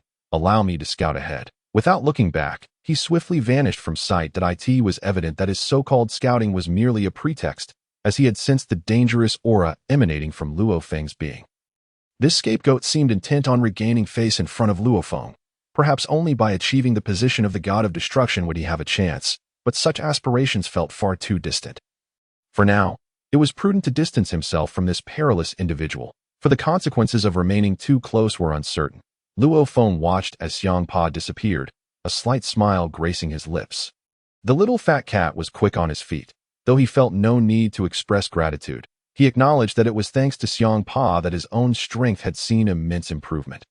Luo Feng thought to himself that he would never repay kindness with malice. His principles dictated that he act with a clear conscience. The nature of events, whether good or bad, was a separate matter. But if Hmph lingered to prattle on, Luo Feng would gladly take the opportunity to teach him a lesson in humility. Observing Hmph's hasty departure, Luo Feng resumed his leisurely pace. Time was still plentiful. He was not here for a vacation or sightseeing, for the ancient castle at the end was their ultimate destination. Suddenly, an unusual sound erupted, followed by a series of booms. Luo Feng's pupils constricted in alarm as Hmph, astonishingly, retreated at a speed surpassing that of his earlier advance, hurtling backward towards Luo Feng. What sort of mischief was this? Luo Feng subtly shifted his body to the side, showing no inclination to cushion Hmph's impact. Hmph, clutching someone in his arms, soared backward like a cannonball, crashing into the rocky cliff behind them with a thunderous roar, embedding the two figures into the stone face. Observing the bewildered expression on Hmph's face and the agony etched on Beerus's features, Luo Feng could only shake his head in disbelief. Fortunately, thanks to Hmph's cushioning, it appeared Beerus had not sustained any serious injuries. He extended his paw, extricating himself from the massive rock wall. Upon seeing Luo Feng's bemused expression, Beerus sighed in resignation. "Ah, it's you, Luo Feng. That I truly apologize for the embarrassment." Luo Feng smiled broadly at Beerus. "What's this?" "Beerus, is there something else on your mind? Perhaps you should first consider rescuing your companion. He's still embedded in the cliff." At that moment, Hmph, dazed from the impact, remained groggy against the rock. Hearing Luo Feng's words, Beerus seemed to recall something, swiftly waving his hand to extract Hmph from the stone barrier. Observing the annex of the two, Luo Feng raised an eyebrow, bemused. "What on earth are you two up to?" In response to Luo Feng's inquiry, Beerus sighed, patting the still-dazed Hmph on the head before explaining, "Ahead lies the end point of our trial, the demon castle. I trust you've noticed." Luo Feng replied, "Indeed, the demon castle. But what's the issue?" Beerus shrugged and continued, "Since we cannot enter the castle, we have gathered many individuals who have successfully reached its gates. all eager to explore within and seek the god of destruction's earring. To ascend to the rank of god of destruction, Beerus added, this is our trial's objective, but there's a peculiar protective barrier surrounding the castle that we cannot breach. Just moments ago, we had all exerted ourselves in a fervent assault against that protective barrier, only to be met with a rebound of force that we could scarcely control ourselves. Fortunately, the cushion of Champa behind me absorbed much of the impact. Otherwise, I would have suffered not just a wounded arm, but perhaps shattered bones throughout my entire body, a truly unfortunate predicament. Observing the smirk at the corner of Luo Feng's mouth, Beerus held his head high, perhaps in stubborn defiance. Humph. That fellow Ketla must be injured even more severely than I am. His attacking strength far surpasses mine. Thus the backlash he endured would be correspondingly greater as for the hapless Ramsay behind us. Well, who knows if that meat shield can withstand it. It became clear that they had encountered some difficulty. Luo Feng clapped his hands together and remarked, all right, there's no use in idle chatter. Let us proceed to investigate. He then began to walk slowly towards the ancient castle's entrance, accompanied by Champa, who was still in a dazed state. Indeed, upon reaching the castle entrance, the scene was rather lively. Upon a rough count, nearly 30 students of the god of destruction stood there, their brows furrowed as they gazed at the imposing door of the fortress. It was an archaic structure, resembling a wooden door, yet it was encased in a vibrant, shimmering barrier that stood resolutely, resembling a bubble, yet remarkably sturdy. Despite the collective efforts of these 30 individuals, none could advance a single step. They were truly at an impasse, which posed a significant dilemma. If they could not enter the castle, how could they seek the god of destruction's earrings and attain the divine status? If everyone remained stuck here, it was likely that they would all meet their demise when time ran out. At that moment, a few others stood outside the castle gate. One of the pharaoh's students patted the barrier before him and addressed the others, saying, see, I told you, this barrier is not something that can be breached with brute force. I merely tapped it lightly, and the backlash was not overwhelming. The greater your attacking strength, the more damage the rebound inflicts upon you. Did none of you simpletons notice this? And yet you all continue to attack with all your might. Nearby, a little fox chimed in. It seems there are indeed some who can understand this. Yet, it's baffling that you two, Beerus and Ketla, have failed to use your brains and resort to sheer force. Now look where that has gotten you. Haha, Ramsay and Champa. You two have become pitiable meat shields. Chapter 66. The ethereal flame. The little fox let out a series of mocking laughs. Beerus, however, retorted with irritation. Enough with the snide remarks. We need a solution. Your bickering is pointless. It is clear that brute force is ineffective. Perhaps our collective strength is simply insufficient. If we could consolidate our powers, we might have a chance to shatter this barrier. At that moment, amidst the ongoing debate, a chilling voice emerged. All right, enough bickering. Brute force is futile, and you two, little fox and little pharaoh, are merely here to offer sarcastic commentary without constructive suggestions. Allow me to demonstrate. With that, the alchemist Hmph took out various vials from his satchel, setting up an impromptu alchemical laboratory. It appeared he intended to concoct some special elixir to dismantle this crystalline barrier. Upon examining the barrier, Hmph fell into deep thought, and soon his hands began to shimmer with illusions. Truly, he was a remarkable talent, having received the highest accolades from Mentor Makalita, now showcasing his extraordinary alchemical prowess. With such skill, it was no wonder that Hmph was regarded as an elite among the God of Destruction Academy. Meanwhile, the others watched intently as he worked. Luo Feng remained still, observing quietly without making any notable moves. These individuals, having previously demonstrated their character and disposition in the realm of the second dimension, now revealed their true nature as genuine destroyers within this vast cosmos. Hmph mixed the ingredients. A vibrant green aura materialized within his test tube. He grinned. I hope my alchemy will not disappoint you. These materials were hard-earned from Mentor Makalita. Watch closely. He then hurled the test tube toward the crystalline barrier. With a resounding crash, a burst of verdant flames erupted upon contact with the barrier. As the crystal vial shattered and flames surged, Hmph's pallid countenance reflected his confidence. Behold the ethereal flame. It can incinerate all. This is the pinnacle of my alchemical mastery. So, dear classmates, do not be astonished. This flame poses no danger. Though it can consume everything in its path, it is targeted at fixed objects. Hey, don't look at me with such expressions. I bear no ill will toward you. Just as Hmph began to elaborate on the magnificence of his alchemical prowess and the terror of the ethereal flame, The green fire that had been cast upon the crystalline barrier flickered twice before vanishing without a trace. This flame, which allegedly devoured all, failed to inflict any damage upon the crystalline barrier, which continued to radiate a peculiar, kaleidoscopic glow, impervious to my May's alchemical endeavors. The irony left my May utterly stunned. No way, this impenetrable defense is too formidable. Even the all-consuming ethereal flame cannot harm this crystalline barrier. As the flames flickered and transformed into wisps of blue smoke, they dissipated completely. Faced with the underwhelming results of his alchemical masterpiece, my May wiped the cold sweat from his brow, realizing this outcome was entirely unforeseen. Yet, the embarrassment of the moment seemed to have passed. He casually pushed the remnants aside. The atmosphere became eerily silent. A profound stillness enveloping the scene. It was evident that this crystalline barrier was far more complex than anyone had anticipated. Perhaps it concealed some peculiar mechanism or secret that required their combined strength to overcome. As the group fell into contemplation, a discordant voice broke through the silence. A robust figure, with the body of a bear and the head of a charming tiger, made his way to the center of the gathering, none other than the distinguished student, Tiger, from the God of Destruction Academy. With a slow yet deliberate stride, he clenched his tiger paw and addressed the assembly. Well, how about we follow my suggestion? I firmly believe that our remaining group must unite as one. You see, if we continue to act independently, none of us will possess the capability to breach this crystalline barrier. Indeed, Tiger's assertion bore merit. Each individual had exhausted their own methods yet failed to dismantle the crystalline barrier.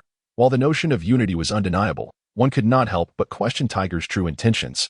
Ramsay raised an eyebrow, inquiring, "What exactly do you mean, Tiger?" With a sly grin, Tiger replied, "What I mean is that our presence here signifies that we are the elite among the academy. The weaklings have already been eliminated.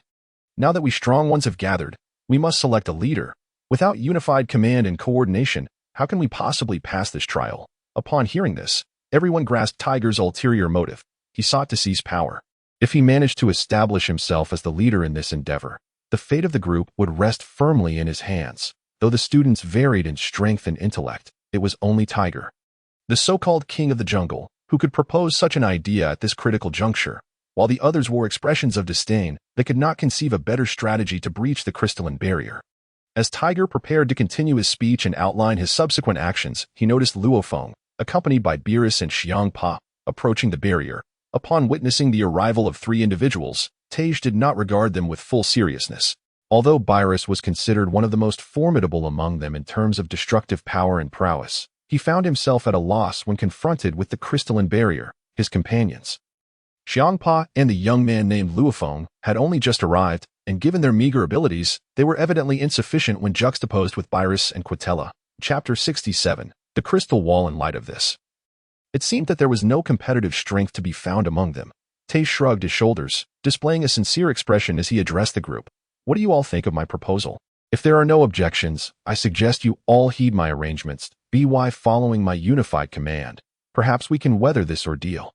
Otherwise, when the time comes, we shall all meet our demise here." Noticing the silence that enveloped the crowd, Tage, the little tiger, remained unfazed. His astute mind had long concocted this plan. Once he ascended to the role of team leader, it would be all too easy for him to dictate who would serve as fodder for their struggles. As they journeyed, Champa had overheard Tage's self-aggrandizing remarks and could not suppress a disdainful smirk. It was astonishing that this fellow still entertained such thoughts. Was there truly a distinction between the thought processes of a tiger and those of meerkats? However, Champa adhered to his wisdom of not voicing his realizations. He prodded Luo Feng with a claw from behind, saying, "I know you possess the most ideas. Quickly, examine whether this crystal barrier can be breached. Otherwise, we shall face dire consequences later on." Tage is the type to hold grudges, and if he becomes the leader, it will certainly be us, the stronger ones, who will be sacrificed. Champa continued, "Even if my strength is lacking, the first to suffer should be Quintella and Beerus. Surely, you do not wish for all the elites among us to perish, do you?" Luo Feng, however, wore a peculiar smile. "I have no interest in their power struggles. But witnessing this little tiger's pretentiousness is quite irksome. Very well. Since we have arrived at this point, it appears this crystal wall is our common adversary, and I have no qualms about assisting you in its examination." With that, Luo Feng approached the crystalline barrier, placing a hand upon it. Keenly sensing the energy it emanated and its flow. As he delved deeper into this feeling, he slowly closed his eyes. for he had discerned that the power radiating from within the crystal wall was indeed unlike anything they had encountered before. Accompanied by a curious oscillation, if Luo Feng's judgment proved correct, the strength of this crystal barrier was such that even if all 30 of them united their efforts, it would not be easily shattered in a short span of time. Furthermore, the wall possessed a rebound capability. The stronger the attack, the more powerful the rebuff. Should dozens of them strike simultaneously, they might not breach the barrier, but rather be grievously injured or even perish from the backlash. While Luo Feng had no constraints regarding the contention for leadership, the crystal barrier before him was an undeniable obstacle. If they could not enter the ancient castle within a certain time frame, he too would face death. Thus, Luo Feng continued to feel the intricate patterns and energy fluctuations of the formidable crystal barrier. Only by identifying its weaknesses could they hope to conquer this wall. Observing Luo Feng's apparent disregard for his proposal, Tej crossed his arms and refrained from making any rash comments, for he understood that as long as someone could devise a solution, his ascension to leadership was merely a matter of time. At that moment, only Champa gazed at Luo Feng with keen interest, while the others held little hope for Luo Feng's performance. After all, he was regarded as one of the least capable among the students, lacking both skill and strength, and now he appeared to be posturing as if he were a master of barriers. It was laughable. Even the few experts among them had been stymied by this very barrier. Just as the crowd began to murmur and stir restlessly, Luo Feng suddenly opened his eyes, as if he had unearthed a revelation. Meanwhile, Tej squinted at Luo Feng, questioning, "What is it? Do you possess some special insight?" He now adopted an air of authority as he presumed to interrogate Luo Feng. Believing himself to be the self-appointed leader of the group, Luo Feng merely shot a sidelong glance at the fool before him. Choosing to ignore his provocation, he continued to circle the perimeter of the barrier, feeling its essence. Remarkably, he found that the barrier had indeed been constructed with extraordinary precision. For instance, while the underground portion remained invisible, he could sense that this sphere had enveloped the ancient castle profoundly. However, every barrier must possess its vulnerabilities. It was merely a matter of discovery, although brute force and trivial tricks would not suffice. The barrier undoubtedly had a source of energy, its very essence. Identifying this source could well be the key to dismantling the barrier. Amidst the whispers and Tej's taunts, Luo Feng chose to disregard them. If it were not for his own predicament, he would not waste his breath on such trivialities. Yet, all gathered were elites. In a one-on-one or two-on-one scenario, Luo Feng would not require the assistance of these fools. Thus, he resolutely ignored the provocations and continued to navigate the ancient castle, only to discover an intriguing feature. Directly before the castle's entrance, the barrier contained a circular void. While unremarkable in appearance, Luo Feng could discern from his perception that all the energy of the barrier emanated from this very void, cascading outward in an endless flow, ultimately permeating the castle through the air and various media. This created an internal cycle, which might very well be the secret to the barrier's design. The kaleidoscopic energy signified that the energy levels forming this barrier were exceptionally advanced, exhibiting a continuous internal circulation. It was evident that this situation could not be overcome by sheer brute force from the 30-odd individuals. Luo Feng was entirely certain of this, even if they were unharmed. Attacking for 3 days and nights would likely yield no results against this so-called crystal barrier. At that moment, Luo Feng found himself particularly intrigued by the small black hole before him, and a sudden flash of inspiration struck him.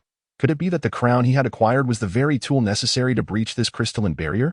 Chapter 68. The disappearance of the barrier. As Luo Feng stood in contemplation before the barrier, Tej, lacking in patience, called out and abruptly slapped Luo Feng on the shoulder, a move that could be termed a sneak attack. Yet, he grandiloquently exclaimed, "Are you capable or not? Is there something erroneous about my proposal?"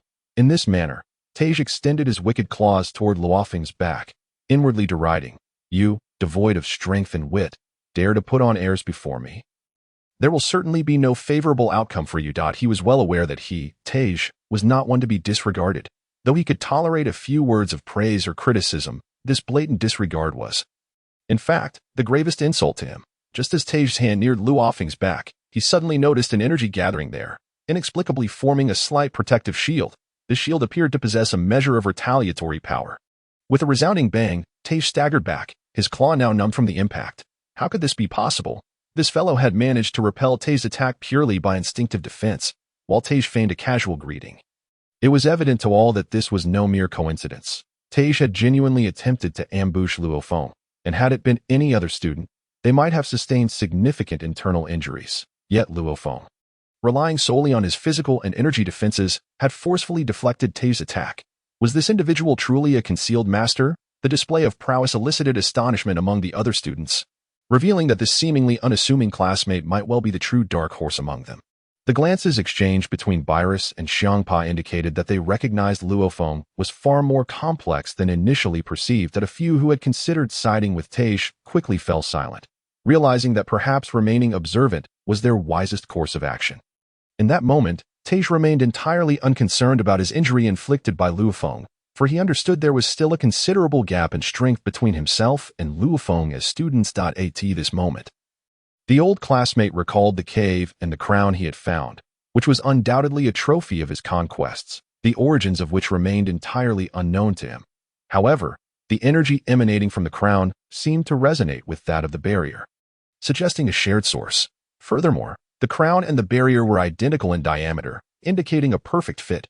Perhaps this trophy he had stumbled upon was indeed the key to unlocking the barrier. Upon this realization, Tiger ceased to conceal his prowess, and a glint of determination flashed in his eyes as he retrieved the enigmatic crown from the small bud at his waist, an object whose purpose he had struggled to comprehend. As Luo Feng unveiled the crown, the onlookers regarded him with expressions of disbelief.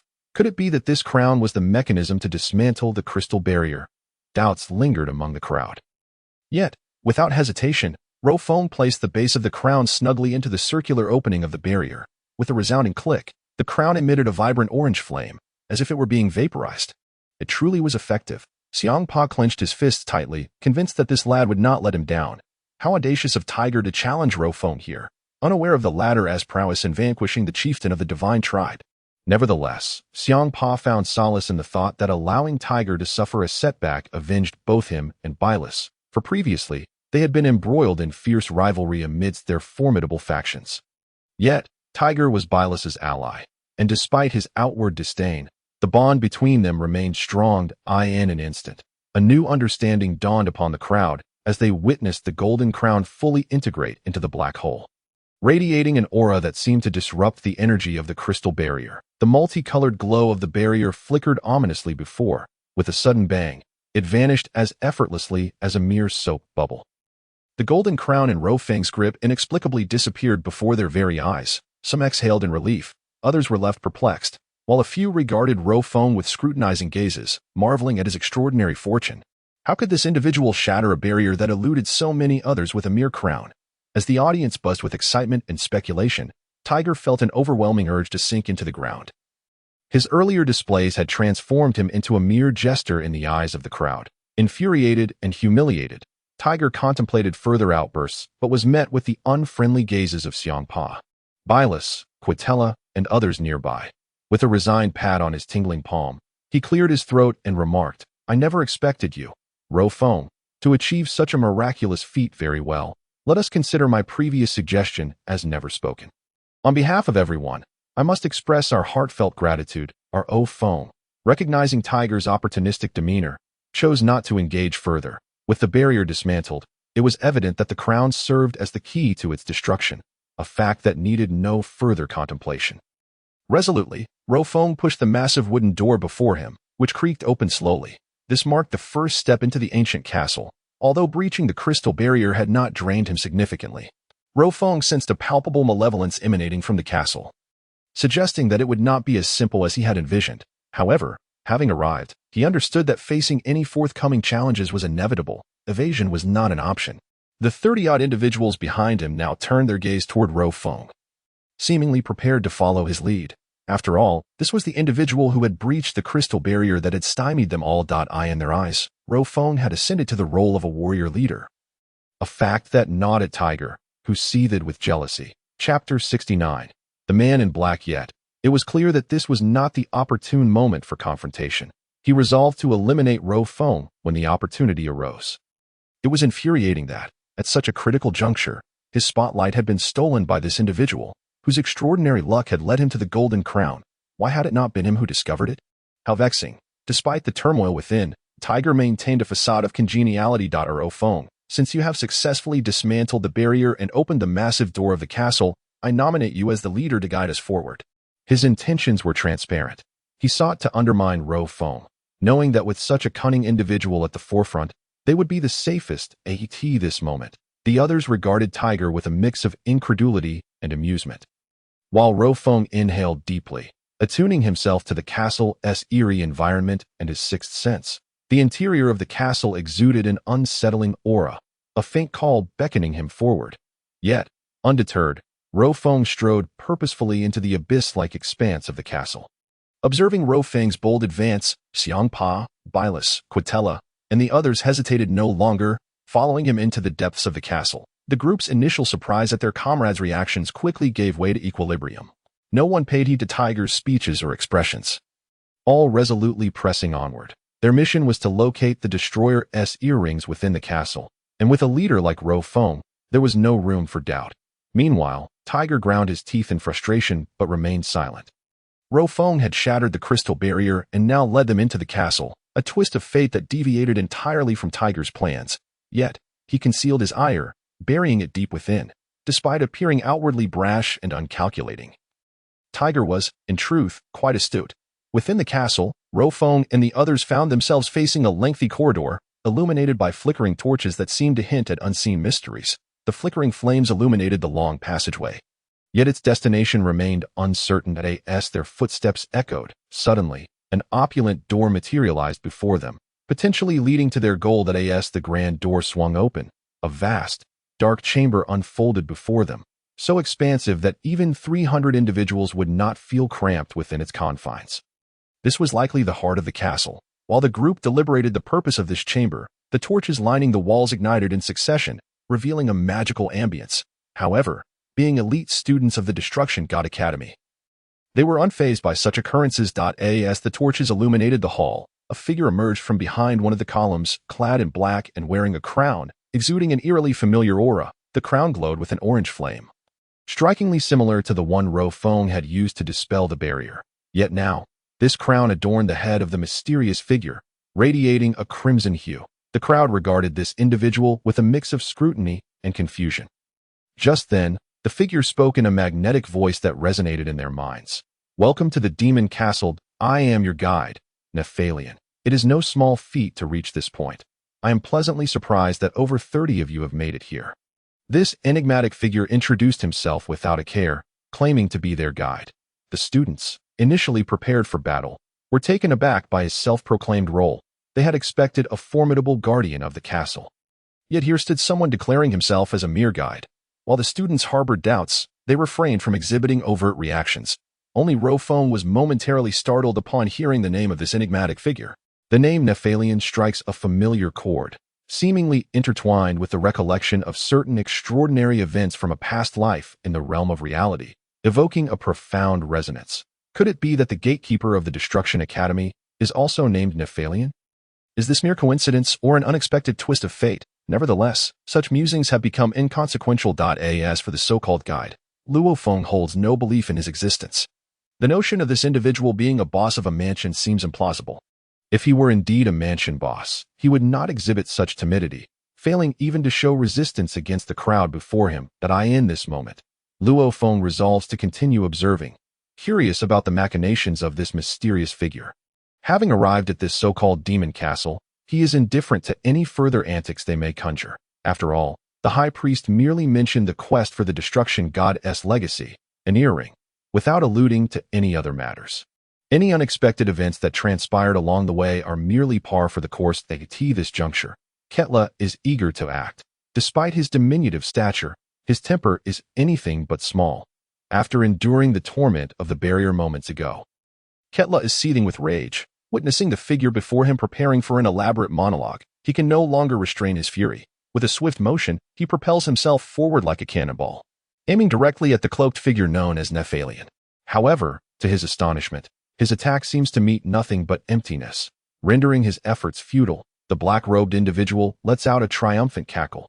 "Your impatience is quite amusing. I mentioned I am merely a guide, not the gatekeeping boss.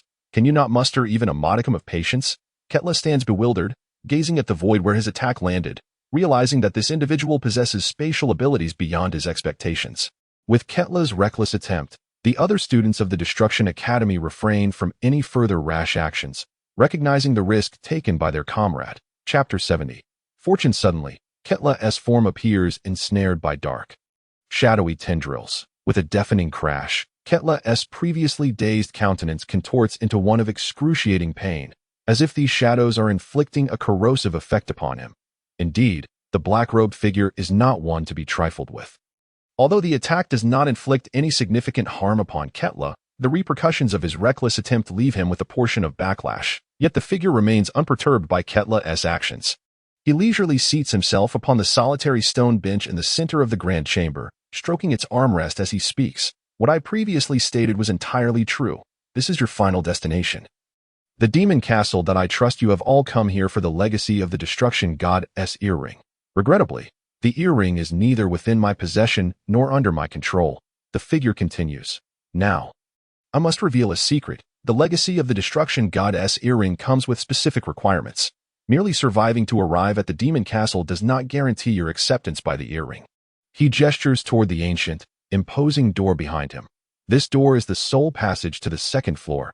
Should you truly aspire to become the next destruction god and seek the legacy of the destruction goddess artifact, you must enter through this door.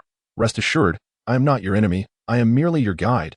Pay close attention to my every word, for any misstep may have dire consequences. With that, Nephalion adjusts the crown upon his head.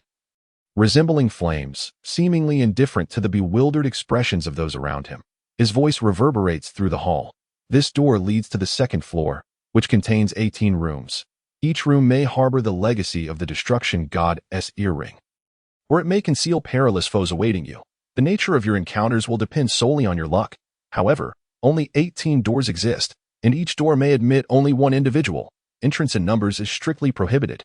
Remember, this is the demon castle, and it abides by its own rules. That he continues. Of course, if you successfully enter through your designated door, you must also gain the demon castle's acknowledgement. Indeed, each door is equipped with a lock. And I trust that your presence here implies that you will acquire some ancient keys through various fortuitous circumstances. These keys are the sole means to unlock the doors. Without them, entry is impossible. Furthermore, entering a door is merely the first step. The second step entails that some may immediately earn the legacy of the destruction goddess earring, in which case congratulations are in order. You will become the next destruction god. Nephalion elaborates. However, there is also a chance you may encounter the guardians of the earring's legacy. Should you defeat them, you will earn the earring's acknowledgement. This is subjective, of course. As for what follows, it will depend on whether fate aligns you with the destruction goddess essence.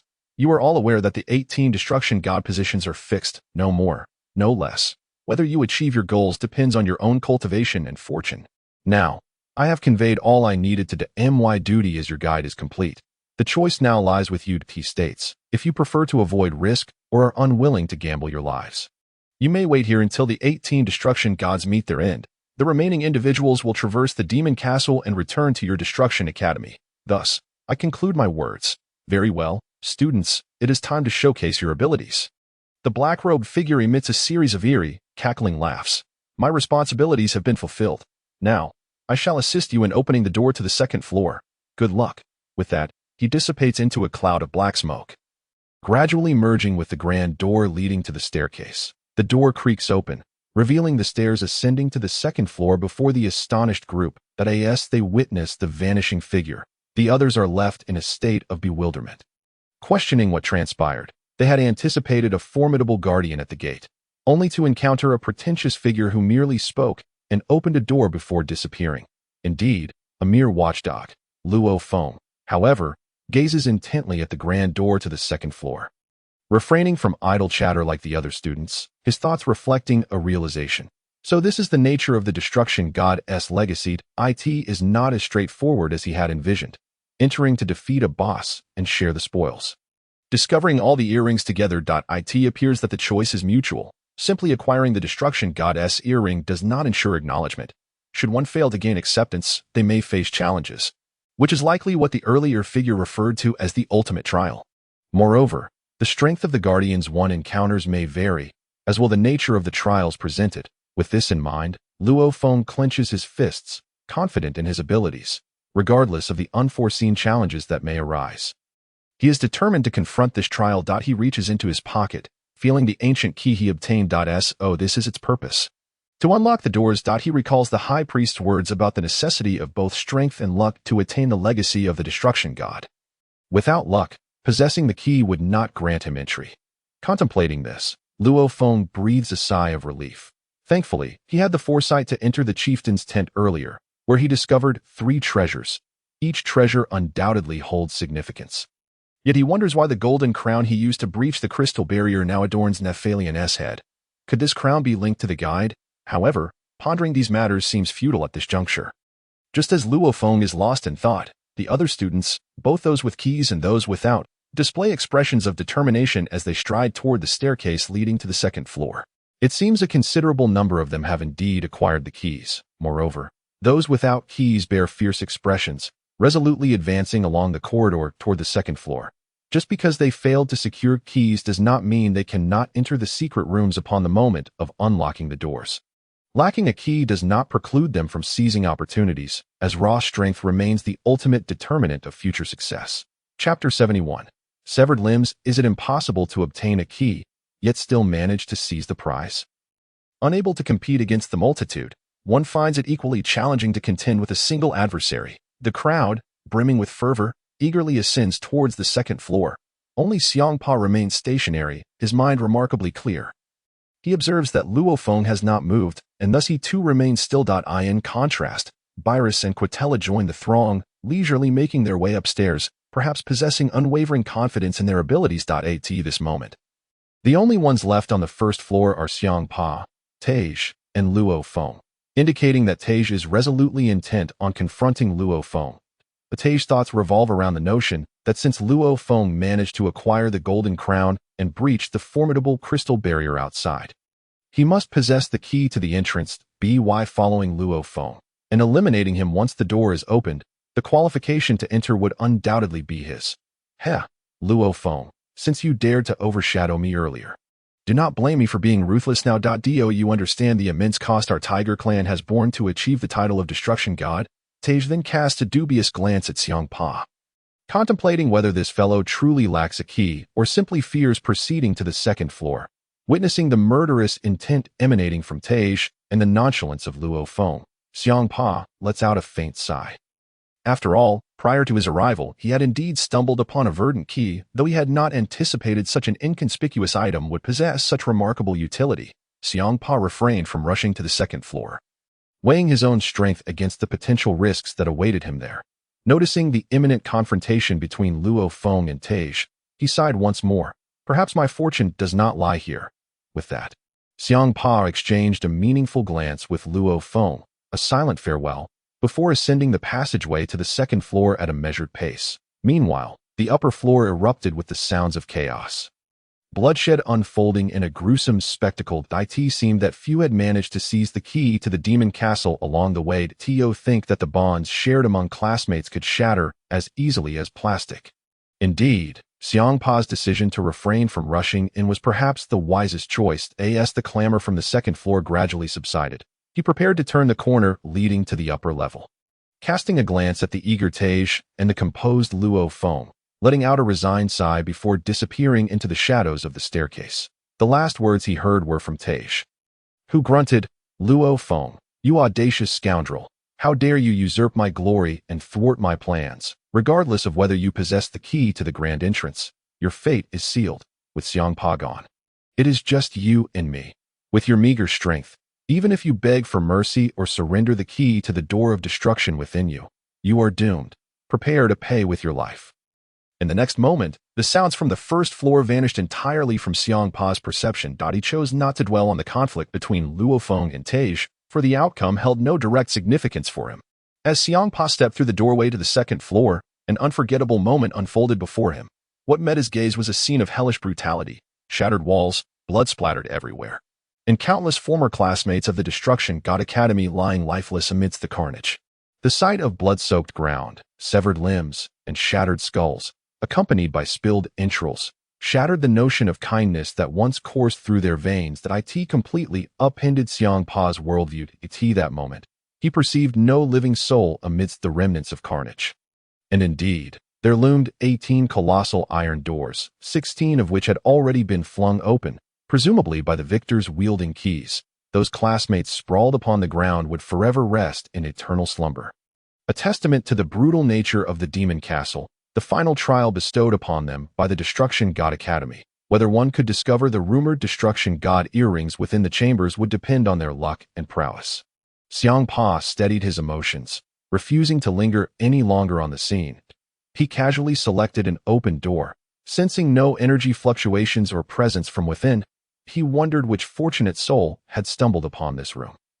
Extending his feline claw, he gently tapped the transparent barrier outside the door. Finding it utterly impenetrable, it appeared that the guide, Phalian, had spoken true. Each room could only be entered by one individual, and once the door was unlocked, it became a completely sealed space, impervious to others. Given this, Hmph surveyed his surroundings, feeling a sense of calm wash over him. Yes, there were still 2 grand doors ahead, suggesting 2 keys remained. He possessed one. And it was evident that Tej had no such key to this spatial door. The one with the key must surely be Luo Feng. As for who would prevail between him and Luo Feng, it would hinge on their respective strengths. Hmph approached the 17th door, poised to retrieve his key. He suddenly froze, sensing an elusive aura amidst the heap of corpses and severed limbs. Could it be that his suspicions were correct? Just as Hmph prepared to unlock the door, a dark figure emerged from the pile of bodies, drenched in blood, its eyes gleaming with menace. It was a dwarf warrior, albeit injured, yet not irreparably so, lying in ambush amid the dead. How intriguing it was that such a character existed, feigning death to launch a surprise attack on the 2 individuals possessing keys. Fortunately, Hmph had adequately prepared himself, deftly evading the assailant's lethal strike. This figure, clearly wounded during the earlier chaos, relied solely on his last vestiges of strength to attempt an ambush. If successful, he might have secured his life. But the attempt faltered, and Hmph retaliated with a swift, precise strike of his claw, cleaving the would-be attacker into several pieces, adding to the remnants strewn across the ground. Hmph furrowed his brow, pondering the sheer unpredictability of events, uncertain of what awaited him beyond the door. Just then, the corridor leading to the 2nd floor resounded with rapid footsteps. Had a victor emerged? He could not discern whether it was Luo Feng or Tej. Yet such details were inconsequential now.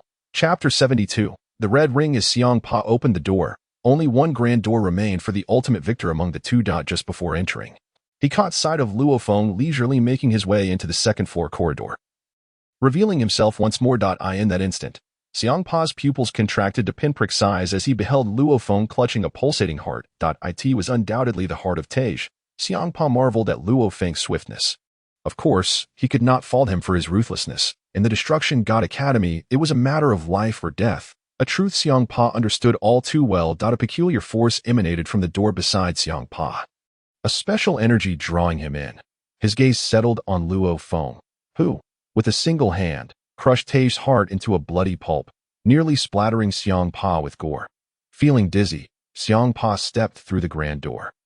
Luo Feng, upon noticing Hmph's presence, offered a faint smile, perhaps a warning to him. Yet, witnessing the carnage surrounding them, Luo Feng's lips twitched involuntarily. Perhaps this was merely the beginning of the inferno. Those who could enter the door were likely the so-called elites of the Destruction God Academy. The number of those who could emerge alive would depend on their fortune. Luo Feng strode purposefully towards the final grand door, his key floating gently in the air before him, with a decisive click. A certain forbidden zone seemed to open, granting Luo Feng a strange sensation. However, having come this far, retreat was not an option. He felt as though he might be the true climax of this saga. As the wooden door creaked open, a void of darkness, akin to a black hole, lay before him. In that moment, Luo Feng sensed that the space within the door required a brief moment of transition. And indeed, just as he anticipated, he was completely enveloped by the darkness before him. The sensation of vertigo washed over him, yet he steadied his resolve, unaffected by the minor teleportation effect, a testament to his strength as a formidable being. Soon, the disorienting sensation dissipated, and at this moment, Luo Feng glanced around, discovering that he was indeed within a cramped chamber. This room was remarkably rustic, devoid of any special adornments. The stone walls offered no windows, and within the entire stone abode, there was merely a small wooden table and a petite stone chair. On the wooden table, a dimly flickering candle cast a feeble glow, illuminating the surroundings with an enigmatic ambience, suggesting that this could be a study or a bedroom belonging to someone.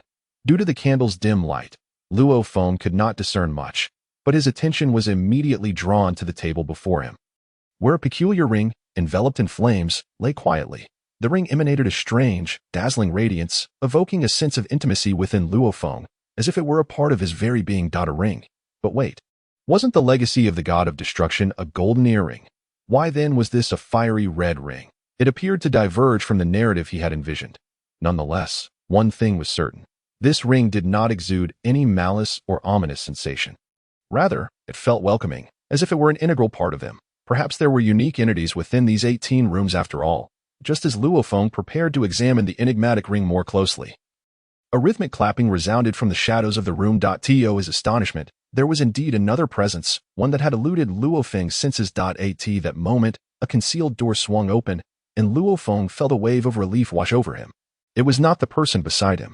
This individual had managed to evade Luo Feng's scrutiny, having concealed himself in a hidden chamber adjacent to him, thus escaping detection. Since this person was willing to reveal himself, it implied that he was the guardian of the ring. With this thought, Luo Feng felt reassured. Surely, possessing a key would grant access to the ancient castle and this so-called independent space. This was merely the first step. Perhaps only through gaining the legacy's recognition could he attain the artifacts of the god of destruction. As Luo Feng directed his gaze towards the source of the applause, he was taken aback to see that it was none other than Nephilim, who had earlier claimed to be their guide on the first floor. Observing Nephilim's current demeanor, Luo Feng couldn't help but smile subtly, as it reminded him of someone he had encountered in the real world. It seemed that their similarities extended beyond mere nomenclature.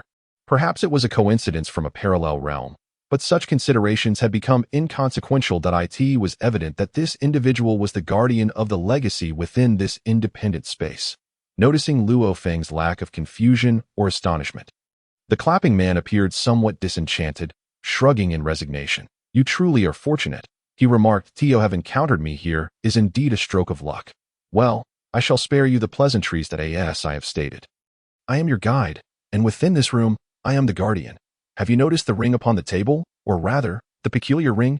Luo Feng recognized the grandiose manner in which this character made his entrance.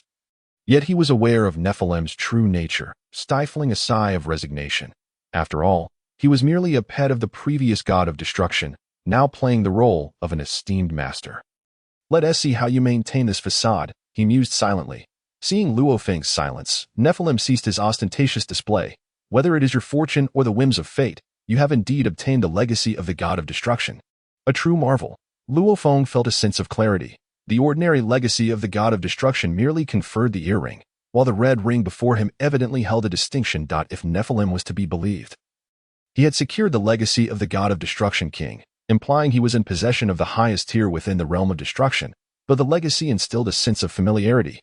It seemed that acquiring this ring would not be as straightforward as he had hoped. The next moment, Nephilim's words made it clear what challenges lay ahead. With a serious demeanor, he stated, "I have already mentioned that the ring before you is that of the god of destruction king. Entirely unlike the ordinary god of destruction. Your arrival here indicates a significant affinity with this legacy, yet that does not entitle you to an easy acquisition. Per tradition, there is no need for further dialogue. Defeat me, and the legacy of the god of destruction king will be yours. The extent of your success depends solely on your capabilities. Oh, I almost forgot to introduce myself. I was once the servant of the previous god of destruction king." Upon hearing this, Luo Feng couldn't help but smirk. As expected, this fellow is indeed closely tied to the previous god of destruction king. To call himself a servant is merely embellishment. One could argue he was more akin to a pet or, less flatteringly, a mere mount.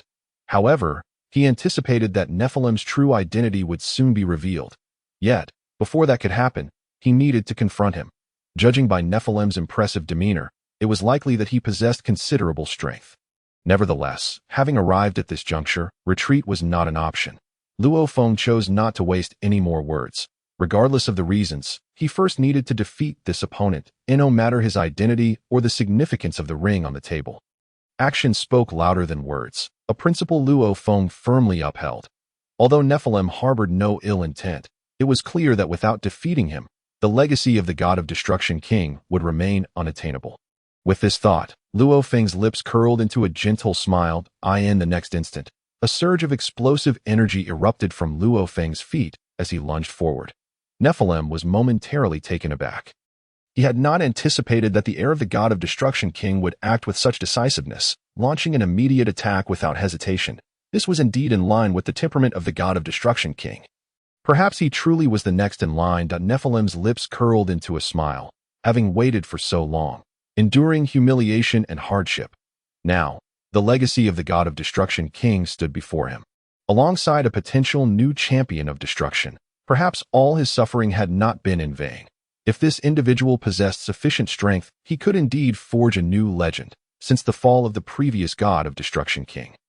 Nephilim had endured immense suffering. Now, he was eager to use this encounter to vent the pent-up resentment and fury of years gone by. However, the next moment, an astonishing scene unfolded before him. The young man undergoing the trial did not adhere to conventional tactics. He deftly evaded Nephilim's punch aimed at his face with a swift movement. In an unexpected maneuver, the young man executed a peculiar kick aimed squarely at Nephilim's abdomen. The momentary lapse in Nephilim's concentration cost him dearly, as he had not anticipated that this challenger would so effortlessly evade his powerful strike. Was it possible that years without engaging in combat as a human had led to a decline in his skills? However, that seemed implausible. The innate strength of the abyssal dragon lineage could not be so easily circumvented by an ordinary student of destruction. Yet, the truth was undeniable. Luo Feng sidestepped Nephilim's heavy blow with ease, launching a merciless counterattack. With a powerful kick, Luo Feng struck Nephilim in the abdomen, sending the once magnificent guardian of the legacy hurtling backward like a cannonball, crashing into the stone wall behind him with a resounding thud. It appeared that the spatial dynamics of this realm differed greatly from those of the outside world, despite Luo Feng and Nephilim's powers surpassing those of ordinary students at the Academy of Destruction. The stability of this room's structure remained intact, allowing Nephilim to embed himself into the stone wall without causing the entire chamber to collapse. With a resounding thud, Nefarian was tragically embedded into the stone wall. Meanwhile, Luo Feng brushed the dust off his legs, feeling quite satisfied with his kick. Since his transmigration, he had unleashed this kick upon numerous adversaries, yet never had he achieved a complete manifestation of its power and effect. After all, the soul that had crossed over in the physical form of this world required time to harmonize, and although his techniques had forcibly merged with the destructive divine power, fully unleashing the kicks might still necessitated a certain period of adaptation. Just moments ago, Nefarian's heavy blow had been deftly evaded by Luo Feng, and his counter-kick flowed as effortlessly as water. Perhaps the destructive divine king ring before him had inspired this fluidity. But alas, it was the pretentious guardian of the ring who bore the brunt of it. With a furious roar, Nefarian exerted great effort to extricate himself from his human form, never anticipating that this individual, preparing for a teleportation, would possess such raw tenacity, embedding himself into the wall with a single kick. Feeling his dignity tarnished, as if being ground into the earth, he bellowed, "You little brat, I was careless just now. I wanted to grant you another opportunity." However, as he spoke, Nefarian suddenly blinked, realizing that the smiling Luo Feng had vanished without a trace. An ominous feeling washed over him. Surely not. Luo Feng had reappeared behind Nefarian, gripping the back of his dark head. At that moment, Nefarian thought, indeed, this fellow was as he suspected. Without disappointing him, Luo Feng exerted pressure with one hand, forcefully driving Nefarian's stubborn head into the ground. Chapter 74. Dragon's Roar. This was the rhythm of being pressed into the ground, eliciting a surge of wrath from Nefarian, who summoned all his strength to raise his head once more. Perhaps the last flicker of his defiance. Yet, as he resisted, another overwhelming force inexorably slammed into the back of his head, causing him to be pinned once again into the ground. This cycle repeated 5 times, leaving Nefarian utterly exhausted, his head throbbing painfully from the relentless assault. This individual, akin to a headbanging insect, was indeed the so-called successor. Luo Feng chuckled lightly, recognizing that this pretentious creature, claiming to be an abyssal dragon, was presently no match for him. Given this circumstance, it was not in Luo Feng's nature to ruthlessly take a life. Vanquishing Nefarian seemed inconsistent with his principles if his opponent harbored malicious intent. Luo Feng would undoubtedly respond with equal ferocity. However, this creature's identity was peculiar. First, he bore no ill will towards Luo Feng, merely acting as a guardian of treasures, and second, he appeared to be the steed of the destructive divine king. Since the previous destructive divine king had tolerated this young one, Luo Feng's strategy was to subdue him, lest he cause further trouble in the future, which would reflect irresponsibility on his part. Having resolved this, Luo Feng ceased pressing Nefarian's head into the ground, recognizing that such a humiliating tactic would cast a long shadow over the psyche of the dragon. After all, Nefarian might eventually become his mount. At this moment, Luo Feng gently pressed Nefarian's head firmly against the floor, granting him no opportunity to struggle. The extent of Nefarian's humiliation was immense. Luo Feng was indeed ruthless, treating him like a mere insect. It seemed the young man had revealed his true strength, leaving Nefarian with no chance to lift his head, a truly mortifying predicament. However, the next moment, an even more humiliating scenario unfolded for Nefarian. As Luo Feng pressed his head deep into the stone, pushing him forward, causing him to slide several meters with an agonizing screech, Nefarian's face was left bruised and battered, while Luo Feng, having sidestepped, calmly addressed him with a mischievous grin. "So, Guardian, does this count as me passing your test?" Witnessing Luo Feng's nonchalant demeanor and wicked smile, Nefarian's fury reached its zenith. With a sweeping gesture, he opened the hidden door beside the stone wall entirely, declaring, "Do not take this lightly, young man. I just informed you that I am the Guardian here. Given that, I shall concede the first trial to you. But I regret to inform you that as a member of the Abyssal Dragon lineage, I cannot unleash my full power in human form. How about we step outside onto the castle's rooftop for a proper battle?" It appeared this fellow was ill-suited to transform within the confines of this space, yearning to assume his abyssal dragon form to confront Luo Feng. Contemplating this, Luo Feng smiled slightly. "Very well, lead the way to in his mind." Luo Feng mused that while this creature's human form was not particularly powerful, it could still hold its own against ordinary destructive divine beings. He speculated that Nefarian's dragon form might yield genuine surprises. It seemed this young one was indeed as Luo Feng had envisioned. Perhaps after acquiring the legacy of the destructive divine king, he would become his steed. The thought of becoming a dragon knight in the realm of dragons stirred an inexplicable excitement within him. Regardless of the time and space, being a dragon knight was a true hero's dream.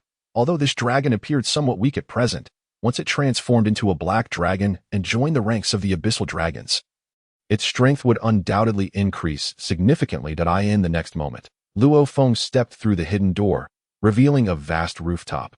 This must be the pinnacle of the castle. The environment felt strangely familiar, and in the distance, he spotted a throne, possibly the very seat once occupied by the destructive divine king. How curious. Why was this castle named the Destruction Castle? Perhaps this was the reason. Luo Feng noticed strands of black mist swirling in the sky, surmising they were a manifestation of Nefarian undergoing his transformation into dragon form. Yet, this mattered little now. If he intended to thoroughly subdue his opponent, he must do so while Nefarian's full strength was unleashed, lest this young one conjure further mischief. In the ensuing moment, a massive black dragon, with a wingspan exceeding 80 meters, let out a thunderous roar from the sky. This formidable creature was surely Nefarian's true form, the very embodiment of the abyssal dragon. Despite its immense size, the dragon exhibited remarkable agility, reminiscent of Luo Feng's previous encounters, though its appearance was undeniably grotesque. Its ebony scales enveloped its colossal body, and between the scales flowed a molten-like blood pattern, revealing the true nature of the abyssal dragon. Should it take flight, Nefarian would undoubtedly reign supreme in the skies. Yet, there was a hint of regret. Even in its powerful abyssal dragon form, Nefarian refrained from launching an aerial assault on Luo Feng. Perhaps the threat of the surrounding area extended beyond mere students, imposing a direct intimidation even upon the guardians. At this moment, however, Nefarian's mode of attack transcended his previous human form. He raised his massive dragon head, and the lava-like blood patterns on his belly exhibited peculiar fluctuations, swelling ominously, with a fierce roar. Akin to a torrent of magma, the dragon unleashed a devastating breath towards Luo Feng. This must be the dragon-esque greeting, Dragon's Roar. Chapter 75, A Potent Elixir on the Dais of the Destructive Divine Academy. A radiant beam of light, akin to a diamond, descended from the horizon, instantly illuminating the high priest and the gathered angels. As the light receded, a slender figure emerged before them, silver-haired and wielding a dreamlike angelic staff, none other than the youngest daughter of the high priest. Alice, what could have compelled her to appear at the dais in such haste? Her siblings regarded her with expressions of bewilderment. In that moment, Alice's gaze, brimming with hostility, fixated on the seemingly unfazed Makalita, suggesting a deep-seated enmity between them. Before all this, Alice slightly bowed her head, offering a gesture of respect to the high priest, which marked her final display of defiance. Then, with her eyes wide open in fury, she glared at Makalita, preparing to undertake some unforeseen actions. At that moment, however, Makalita gazed innocently at the sky, wearing an expression that suggested this matter was of no concern to her. Witnessing this bizarre scene, the onlookers were reminded of Makalita's earlier words, leaving them in a state of bewilderment. Yet, Alice promptly provided them with the ideal answer they sought in their minds. With a trembling finger, she pointed at Makalita and exclaimed, "Is this how an elder sister behaves? You have gone too far. How dare you drug me? Not only did I lose my pet, but I also arrived late. What shall we do about these matters? If you do not provide me with a satisfactory explanation, even with father present, I shall confront you." Through Alice's impassioned words, it became apparent to the crowd that this unfortunate girl had once again fallen victim to Makalita's schemes. At that moment, the high priest felt a throbbing headache. He had merely instructed Makalita to retrieve Nefarian, not to administer any drugs to her sister, which indeed posed a bit of a dilemma. Meanwhile, Makalita feigned innocence, saying, "Do not wrongfully accuse me. I did not drug you. That was merely an alchemical reagent I prepared, fashioned into the form of a lollipop. Who told you to be gluttonous and seize it without asking?" Yes, she accused Alice of stealing, yet Alice had taken it without her consent. Can you blame anyone but yourself? My alchemical reagent is not something to consume casually. Humph. At that moment, Alice's silver teeth were gnashing audibly. Fine. Even if I did indulge in your alchemical concoction, that is on me. However, what about the fact that you took my pet Nefarian while I was unconscious? Upon hearing Nefarian's name, Makalita's defiance grew stronger. This is not my fault. I was commanded by father to retrieve that little darling from you. After all, during the final trial, there must be a guardian and a guide, and that is Nefarian's role. Did you think I was keeping him merely for your amusement? Returning to the matter at hand, you, who do not engage in any serious endeavors, spend your days dreaming of becoming a dragon rider, a battle angel. You squander your potential, and now you dare to scold me. This is utterly unreasonable. Director, you must intervene on my behalf. Observing Makalita's brazen demeanor, it seemed she had indeed secured the high priest's favor. At this moment, blue veins were visibly pulsating on Alice's forehead, and her once innocent and beautiful face betrayed the strain of her mounting frustration. But it appeared that Makalita was driving her to the brink of madness. The high priest, with one hand on his forehead, looked at the two sisters quarreling with a furrowed brow. "Neither of you brings me peace. Can you not settle down? And Alice, what occasion is this? We are at the ultimate trial of the Destruction Academy, where the fate of our universe may hinge upon the outcomes of this event. While I may overlook your antics at times, Makalita, you two have gone too far. I merely asked you to retrieve Nefarian from Alice. And look at the chaos you have wrought. You two shall face the consequences once this matter is resolved." It seemed the high priest intended to chastise both of them. At that moment, Makalita realized Alice was genuinely furious, and the high priest showed no inclination to defend her. Feeling uneasy, she recognized that her usually kind father was indeed annoyed. "Well then, it is my fault for causing such a ruckus at this critical moment. And I have also angered Alice. Perhaps I can salvage the situation by bowing my head." Suddenly, Makalita transformed from her previously arrogant demeanor into a submissive, almost coy figure. "Father, I was wrong. I apologize. Please forgive me. And Alice, my dear sister, I will clarify everything next time. Please forgive your sister." Makalita's swift transition from arrogance to submission left her siblings in a state of shock. Was this truly the same brazen alchemist they knew? How could she sink so low? At that moment, Alice was nearly driven to roll her eyes at her sister's antics. However, Makalita's sudden humility rendered Alice disinclined to continue the argument with her unscrupulous sister, especially with their father present. Moreover, in terms of strength, Makalita was indeed no match for Alice, and it was evident that this was not the time to escalate the situation. Taking a deep breath, Alice gradually reined in her energy and desire for conflict. With a spontaneous glance towards the high priest, she revealed a pure and charming smile, her eyes narrowing like the crescent moon, exuding an air of playful affection. Observing the demeanor of his two daughters at that moment, the high priest felt an acute headache. Had they just been clamoring for violence? What a misfortune he had created! Was it not merely to seek a few competent destroyers? Was it truly necessary for matters to escalate to such a degree? And as for little Alice, she had been indulged far too much, creating a ruckus at the trial conference over a mere pet. However, the high priest's mind raced with an unexpected thought.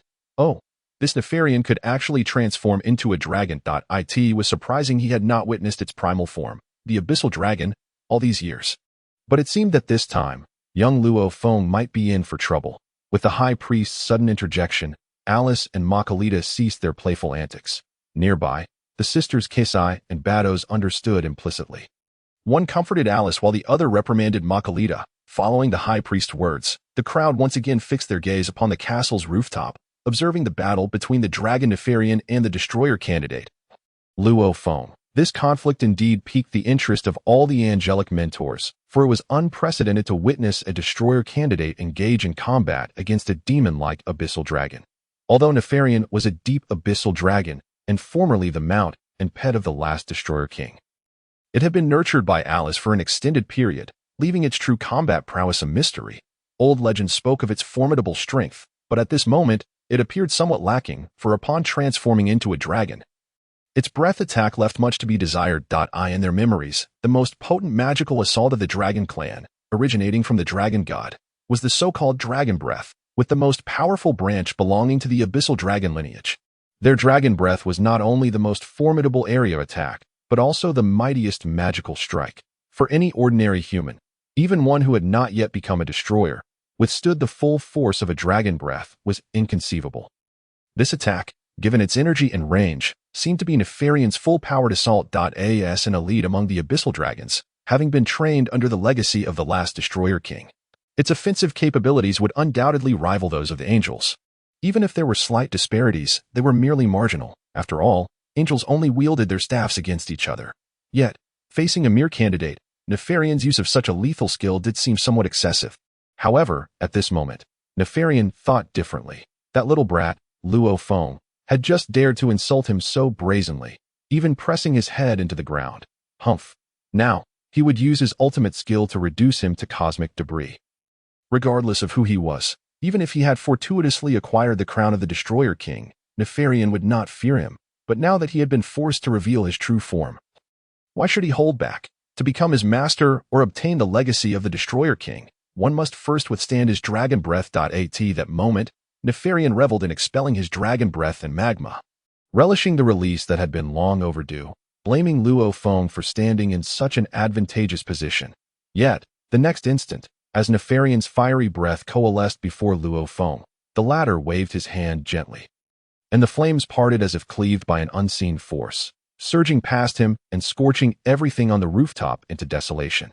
Remarkably, the area directly in front of Luo Feng remained untouched, as if some peculiar energy had completely split Nefarian's dragon breath apart. What? How could this be? His dragon breath, having not been used in so long, malfunctioned. Chapter 77. Unfathomable surge. Nefarian's eyes widened in disbelief, shrinking to the size of pinpricks as he beheld the red ring adorning Luo Feng's finger. Yes, it was the very ring inherited from the Destroyer King, astonishingly placed upon Luo Feng's finger.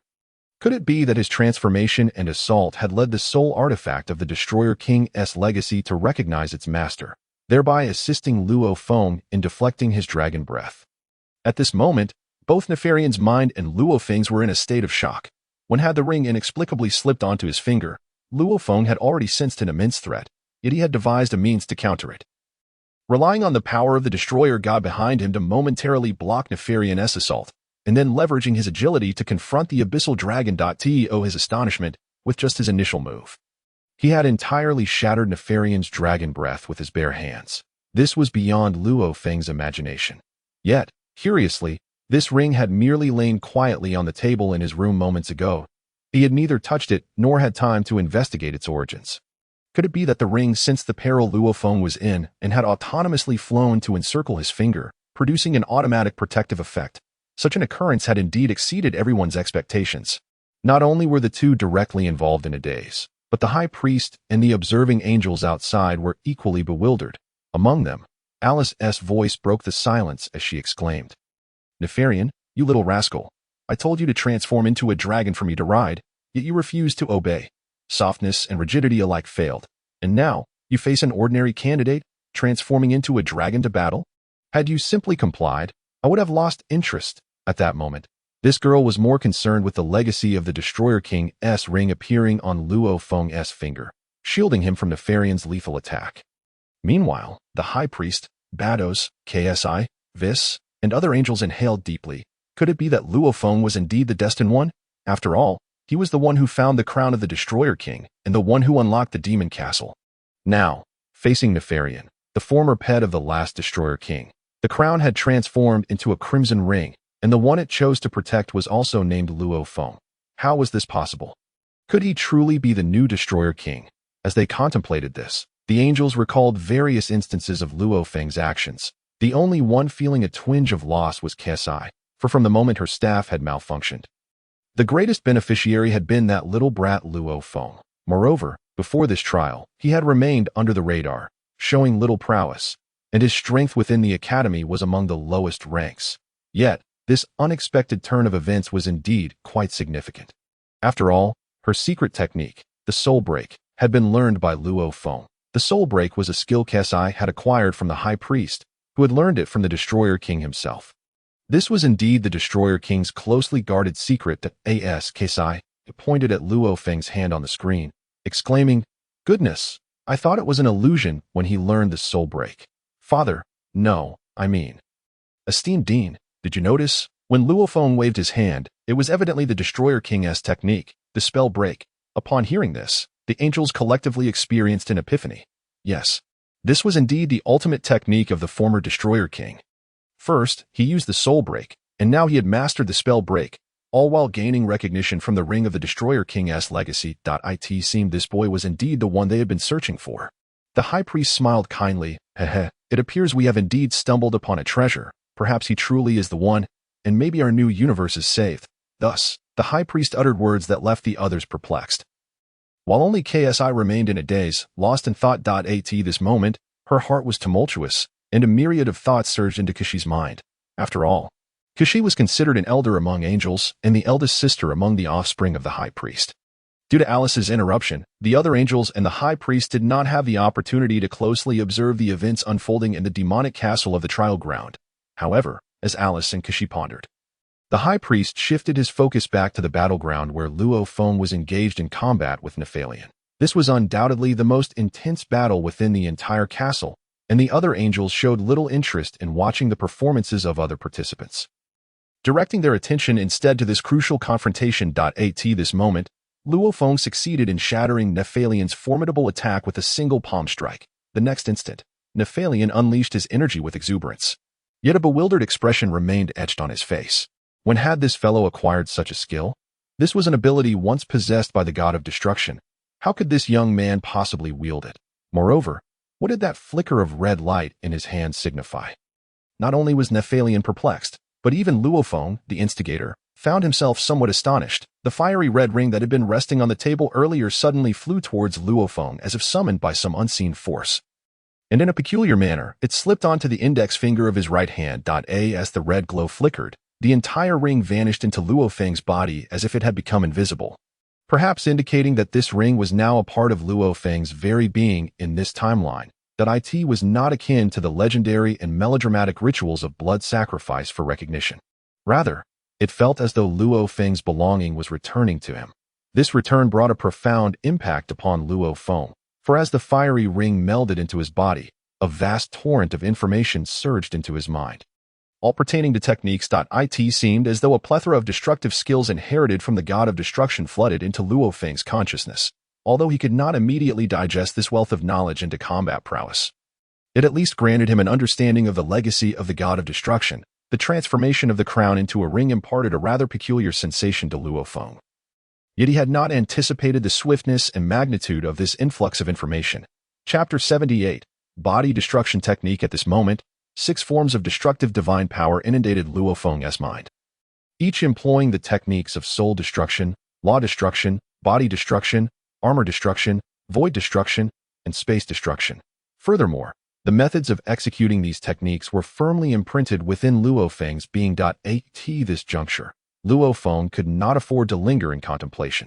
The ring had already integrated into his body, and it was evident that this was not the time for excessive deliberation, for Nefarian's relentless assault was now directed at him. In this moment of peril, Luo Feng swung his hand, unleashing a gust of energy that manifested as a technique from the legacy of the god of destruction. The dragon's breath was the most potent spell for the abyssal dragon race, serving as their most formidable area attack.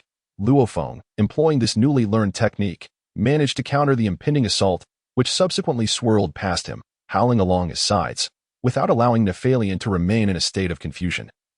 Luo Feng swiftly executed his next move, appearing beneath the massive head of Nephalion in the blink of an eye. This series of maneuvers flowed seamlessly, evoking a sense of exhilaration within Luo Feng.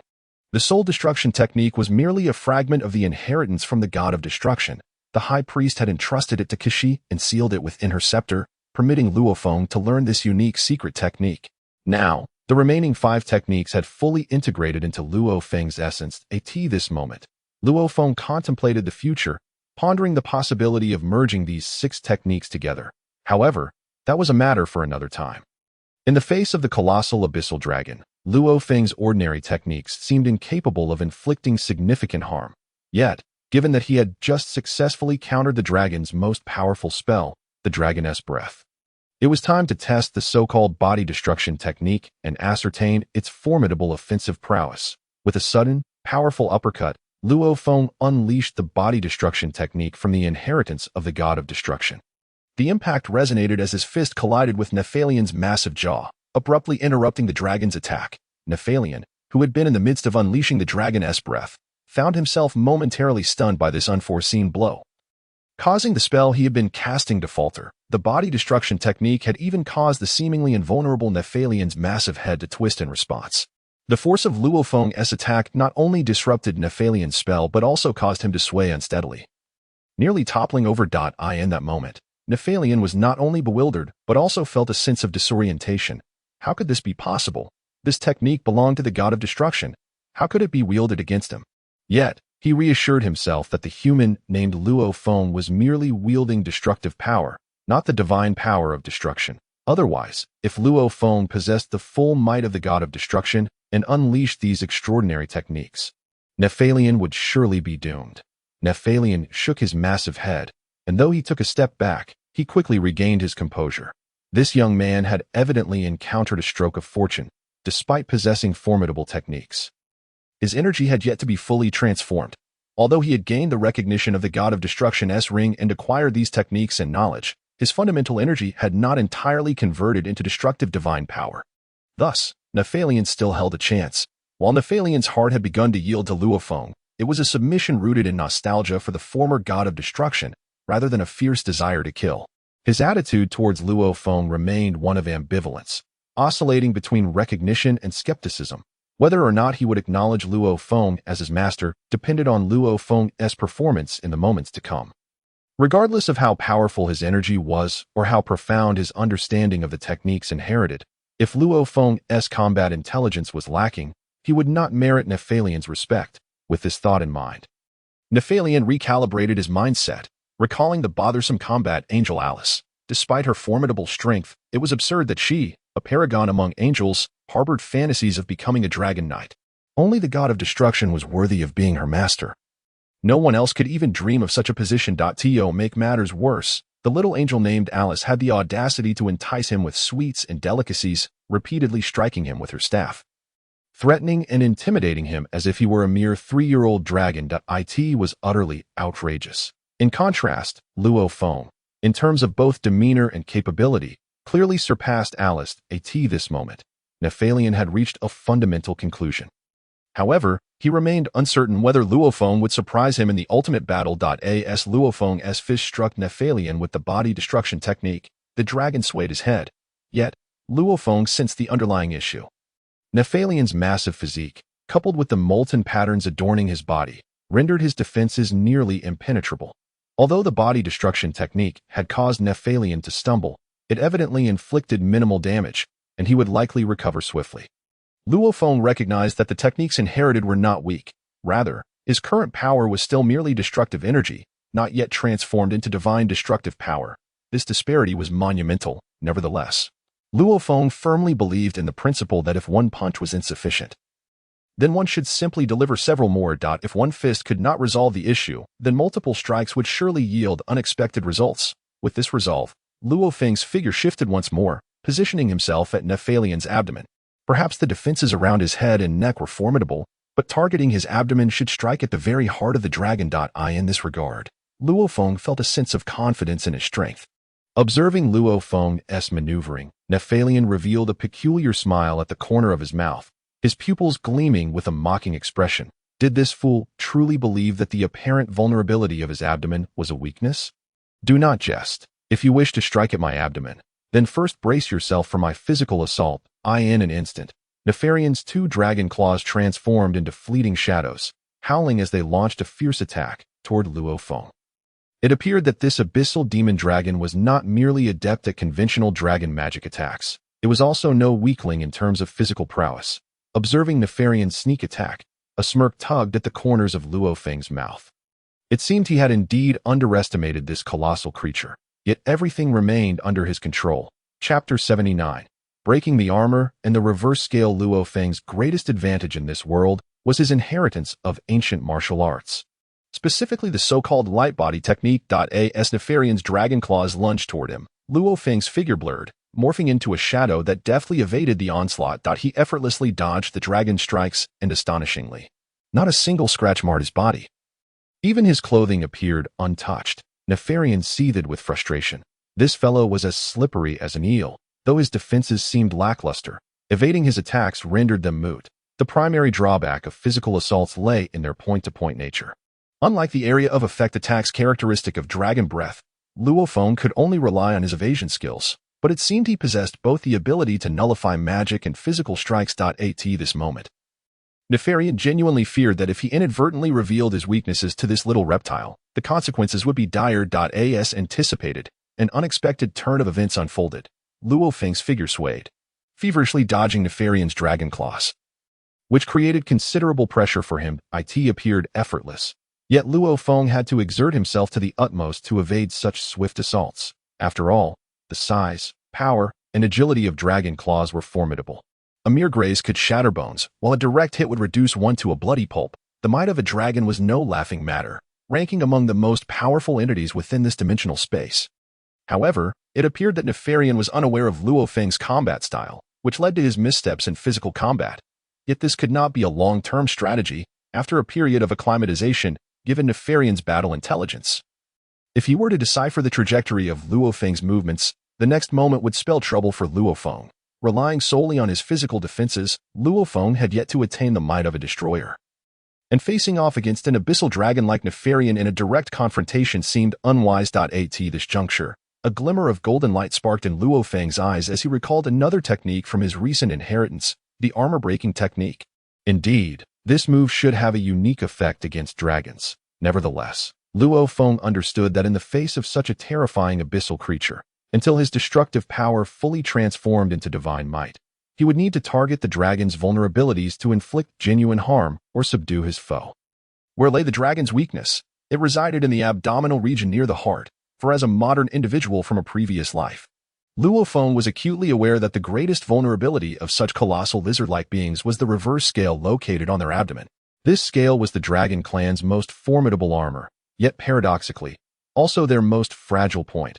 For behind the reverse scale lay the dragon's internal organs and heart. With this knowledge, Luo Feng launched an unceremonious strike, successfully pushing Nefarian back. Now, he merely needed to locate that reverse scale, and the outcome of the battle would remain uncertain. Luo Feng's figure once again shifted in a peculiar manner, and he soon found himself positioned at Nefarian's abdomen. Nefarian, feeling frustrated, thought, well, this fellow seems to know something. Does he realize that my weakness lies within the reverse scale of my abdomen?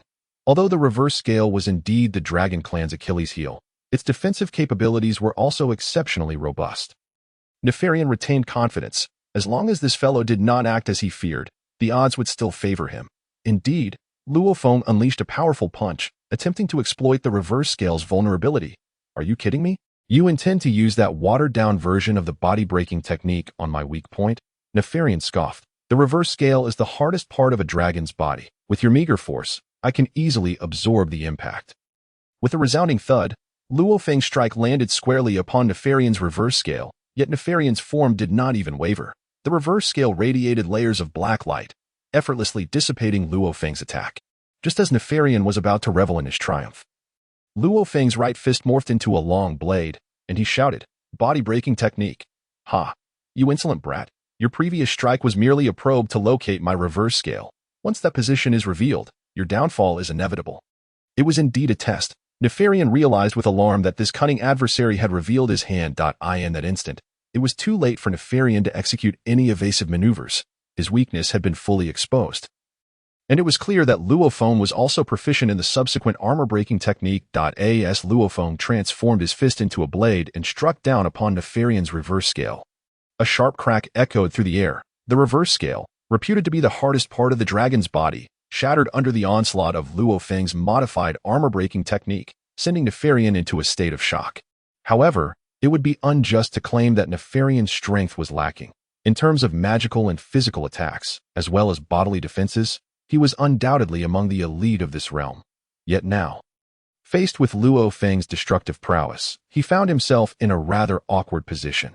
Although Nefarian's massive wings flapped furiously, they served only as a means of intimidation, for this ancient fortress was not solely designed to counter the destructive god.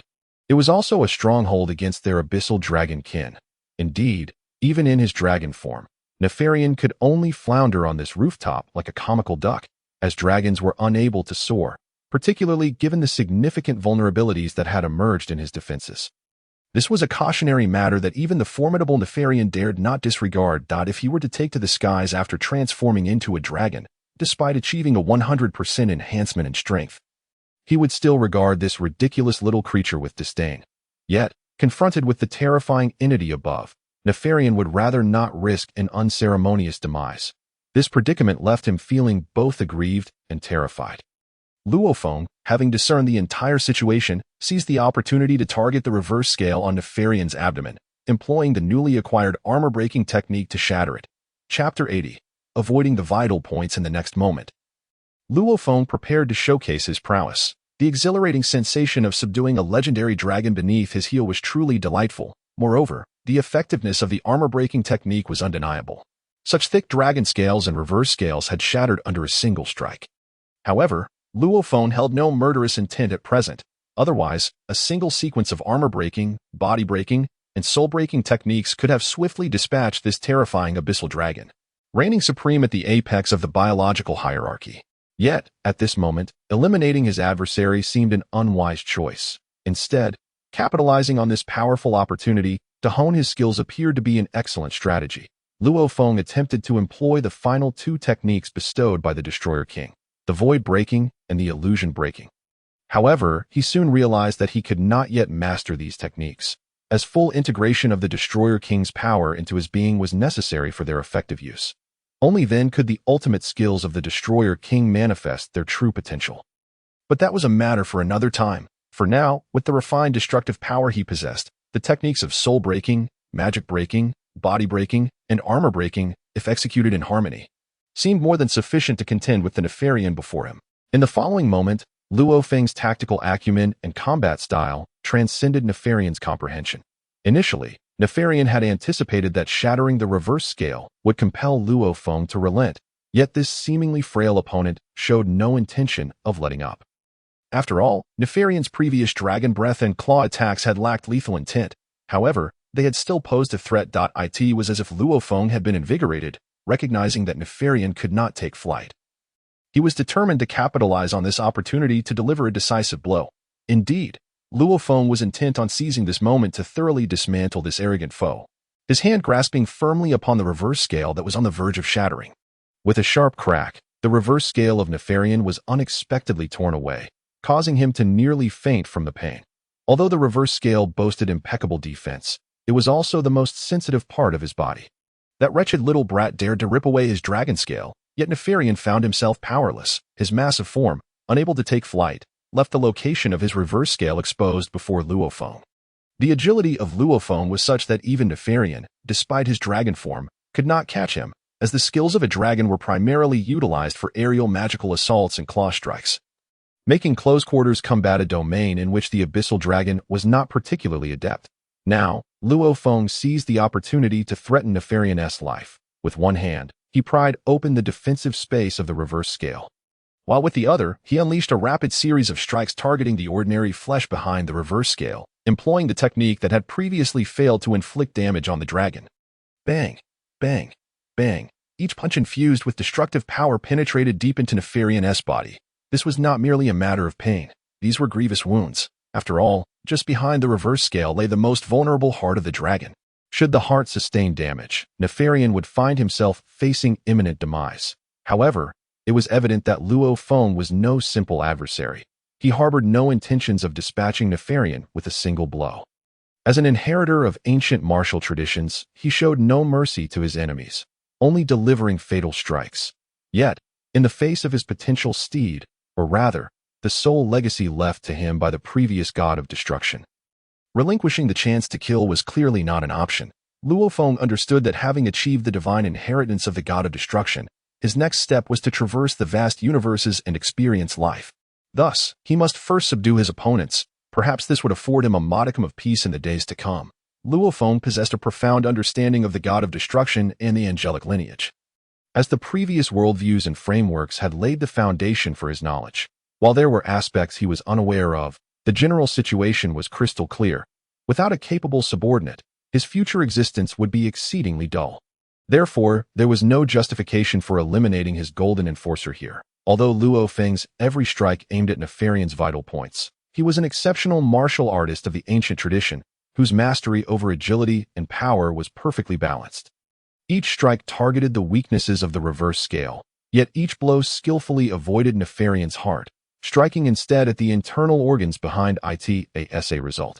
While Nefarian's life was not immediately at risk, he was undeniably pushed to his limits. The internal organs of a dragon were indeed more resilient than those of an ordinary being, yet under the onslaught of Luo Feng's devastating technique, they were far from unscathed.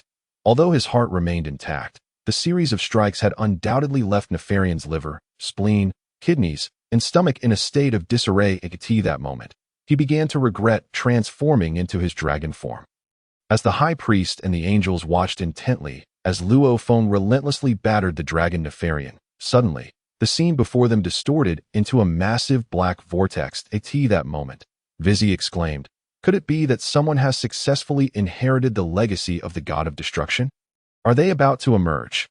The visual feed had completely severed, and the black vortex grew increasingly vast. The high priest then focused all attention on this temporal gateway. It seemed Whis' judgment was astute. They were truly unaware of who the first to emerge as the inheritor of the god of destruction would be. As the spatial portal gradually stabilized, an unusual wave of energy unexpectedly radiated outward. In the next instant, a figure emerged majestically from the spatial portal, and upon closer inspection, it was none other than Beerus. To their astonishment, this fellow was the first to be transmitted through the temporal gateway, proving himself to be a genuine prodigy within the academy. Immediately, their gazes shifted to Beerus's left ear, where they indeed discovered a resplendent golden earring adorning it.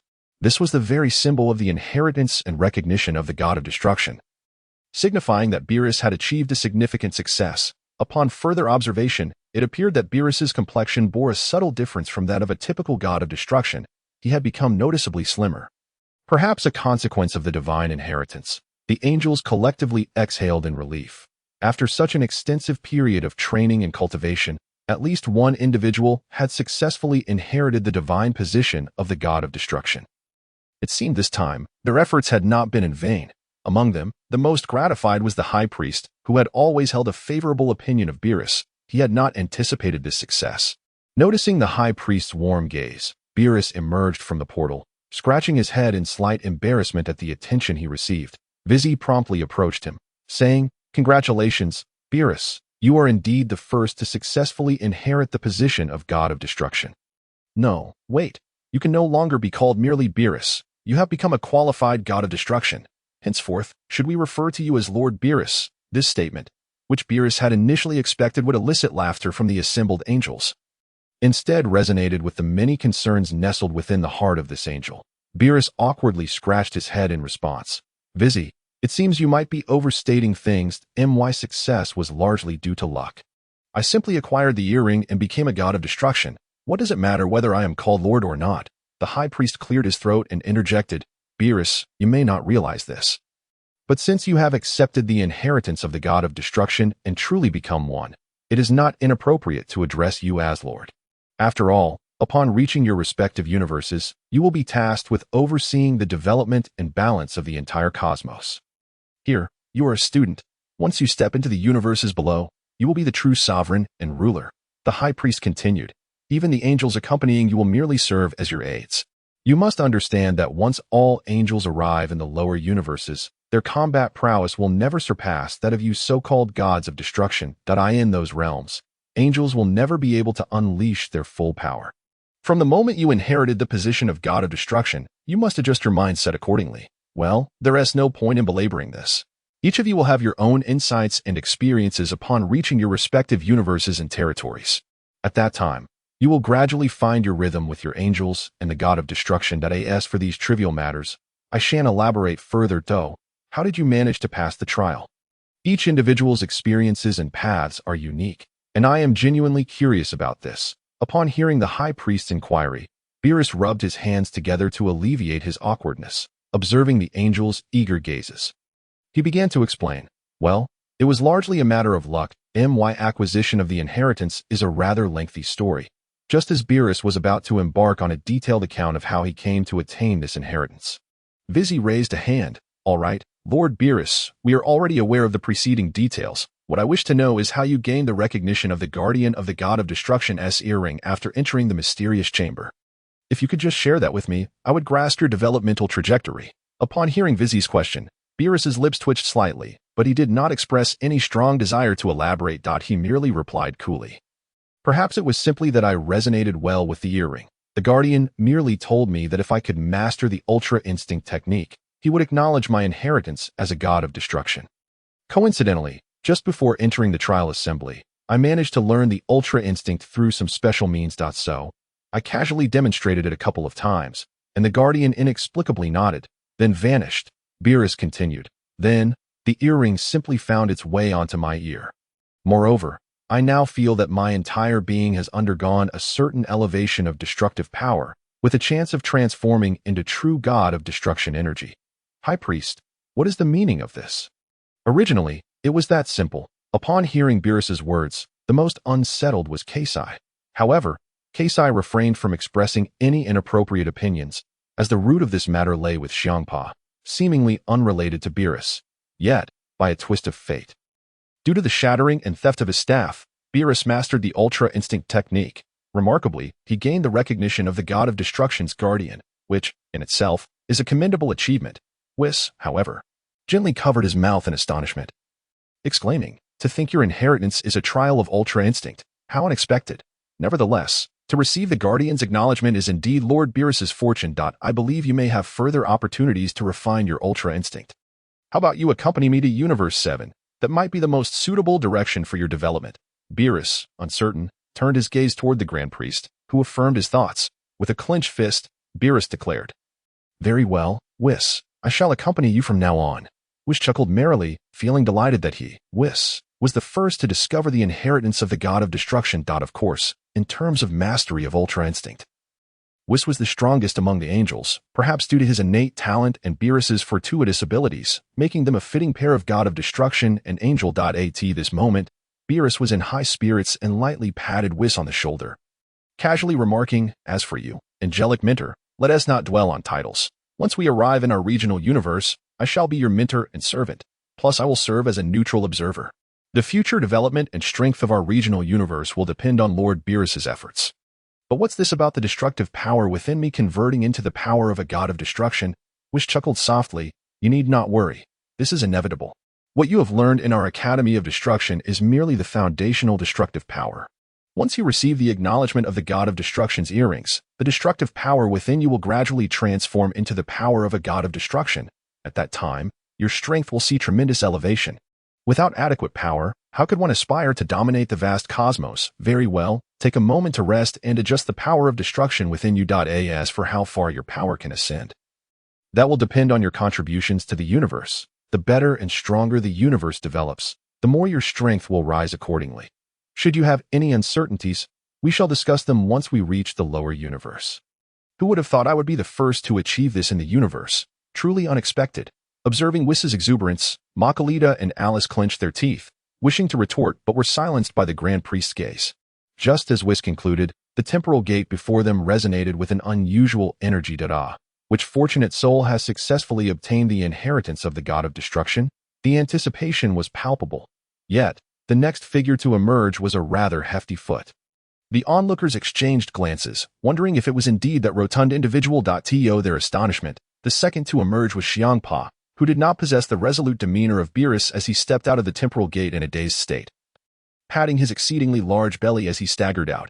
Chapter 82. The gluttonous sin. Seeing Champa's bewildered expression, the angels could hardly contain their laughter. This fellow always managed to be the comedic relief wherever he went. However, noticing the god of destruction earrings adorning his ears, they collectively sighed in relief. Regardless of the circumstances, it seemed that he had also gained the recognition of the earrings, thus adding another Lord Champa to their ranks. Perhaps luck was indeed on their side, and as the Grand Priest had predicted, there could be more than 10 gods of destruction. Nevertheless, each individual's circumstances were unique, feeling the collective gaze upon him. Champa grew somewhat bashful. What with all these looks? Upon spotting Beerus nearby, he felt a wave of relief. At least Beerus had emerged first, indicating that their joint efforts had yielded positive results. At that moment, the Grand Priest cleared his throat, interrupting the crowd. Champa, how did you earn the Guardian's acknowledgement? This question struck a nerve with Champa, who began to fidget awkwardly, rubbing his hands and scratching his head. The Grand Priest continued, speak freely. The means of gaining acknowledgement can vary. Each individual's path and fortune differ. Since you have earned the earring's recognition, it signifies your unique qualities, under the expectant gazes of the others. Champa steeled himself and replied, my experience in that room was rather peculiar. The person in the black robe demanded that I consume an entire table of food. Only by doing so could I gain the inheritance of the god of destruction and receive the earring's acknowledgement. So, I exerted all my effort to devour every single dish, regardless of taste, and I must admit, I didn't pay much attention to the flavors, but I certainly filled myself to the brim upon hearing this. The angels and the Grand Priest were momentarily dumbfounded. They had never encountered a god of destruction's inheritance being granted to a glutton. They wondered how this glutton had managed to attain such extraordinary luck in receiving the god of destruction's legacy. While they could accept Beerus's luck in mastering ultra instinct through skill, Champa's reliance on gluttony to achieve divinity was unprecedented. The Grand Priest, though somewhat bemused, regarded Champa with a serious expression, despite being the head and supreme ruler of this academy. He understood that the method of receiving the earring's acknowledgement was beyond his control, and even the most bizarre means must be recognized. Well, regardless, having a second god of destruction is a positive outcome. He then addressed his children. What do you think? Although Champa's method may seem humorous, he is, at the very least, a qualified god of destruction. Let us see which universe would best suit Lord Champa's development. Upon hearing himself referred to as Lord Champa, Champa was momentarily taken aback. What does that mean, Director? The Grand Priest elaborated. Once you become a true god of destruction and are assigned to your respective universe, you will become its sovereign. Its sovereign. You will also bear the responsibility for the universe's development. Therefore, addressing you as Lord is quite reasonable that I see, Champa thought to himself, realizing that the only difference between a student and a lord was a meal.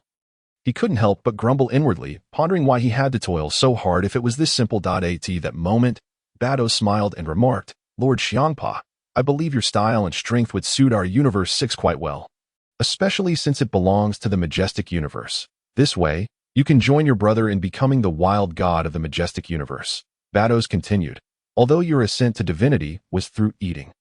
I must admit I have quite an interest in food as well. It seems we have much in common. Therefore, come with me to Universe 6. I hope there are no objections. The others expressed no dissent. Had Beerus taken an interest in a glutton, they had no reason to contest. If he had shown exceptional talent in other areas, they might have considered competing for him. But a god of destruction who rose to power through gluttony seemed to be of little interest to anyone besides Beerus. Meanwhile, Beerus shot a disdainful glance at Champa. After all, his own inheritance was based on strength. Mastering ultra instinct was no simple feat, yet here was Champa, who had achieved such a position through mere eating.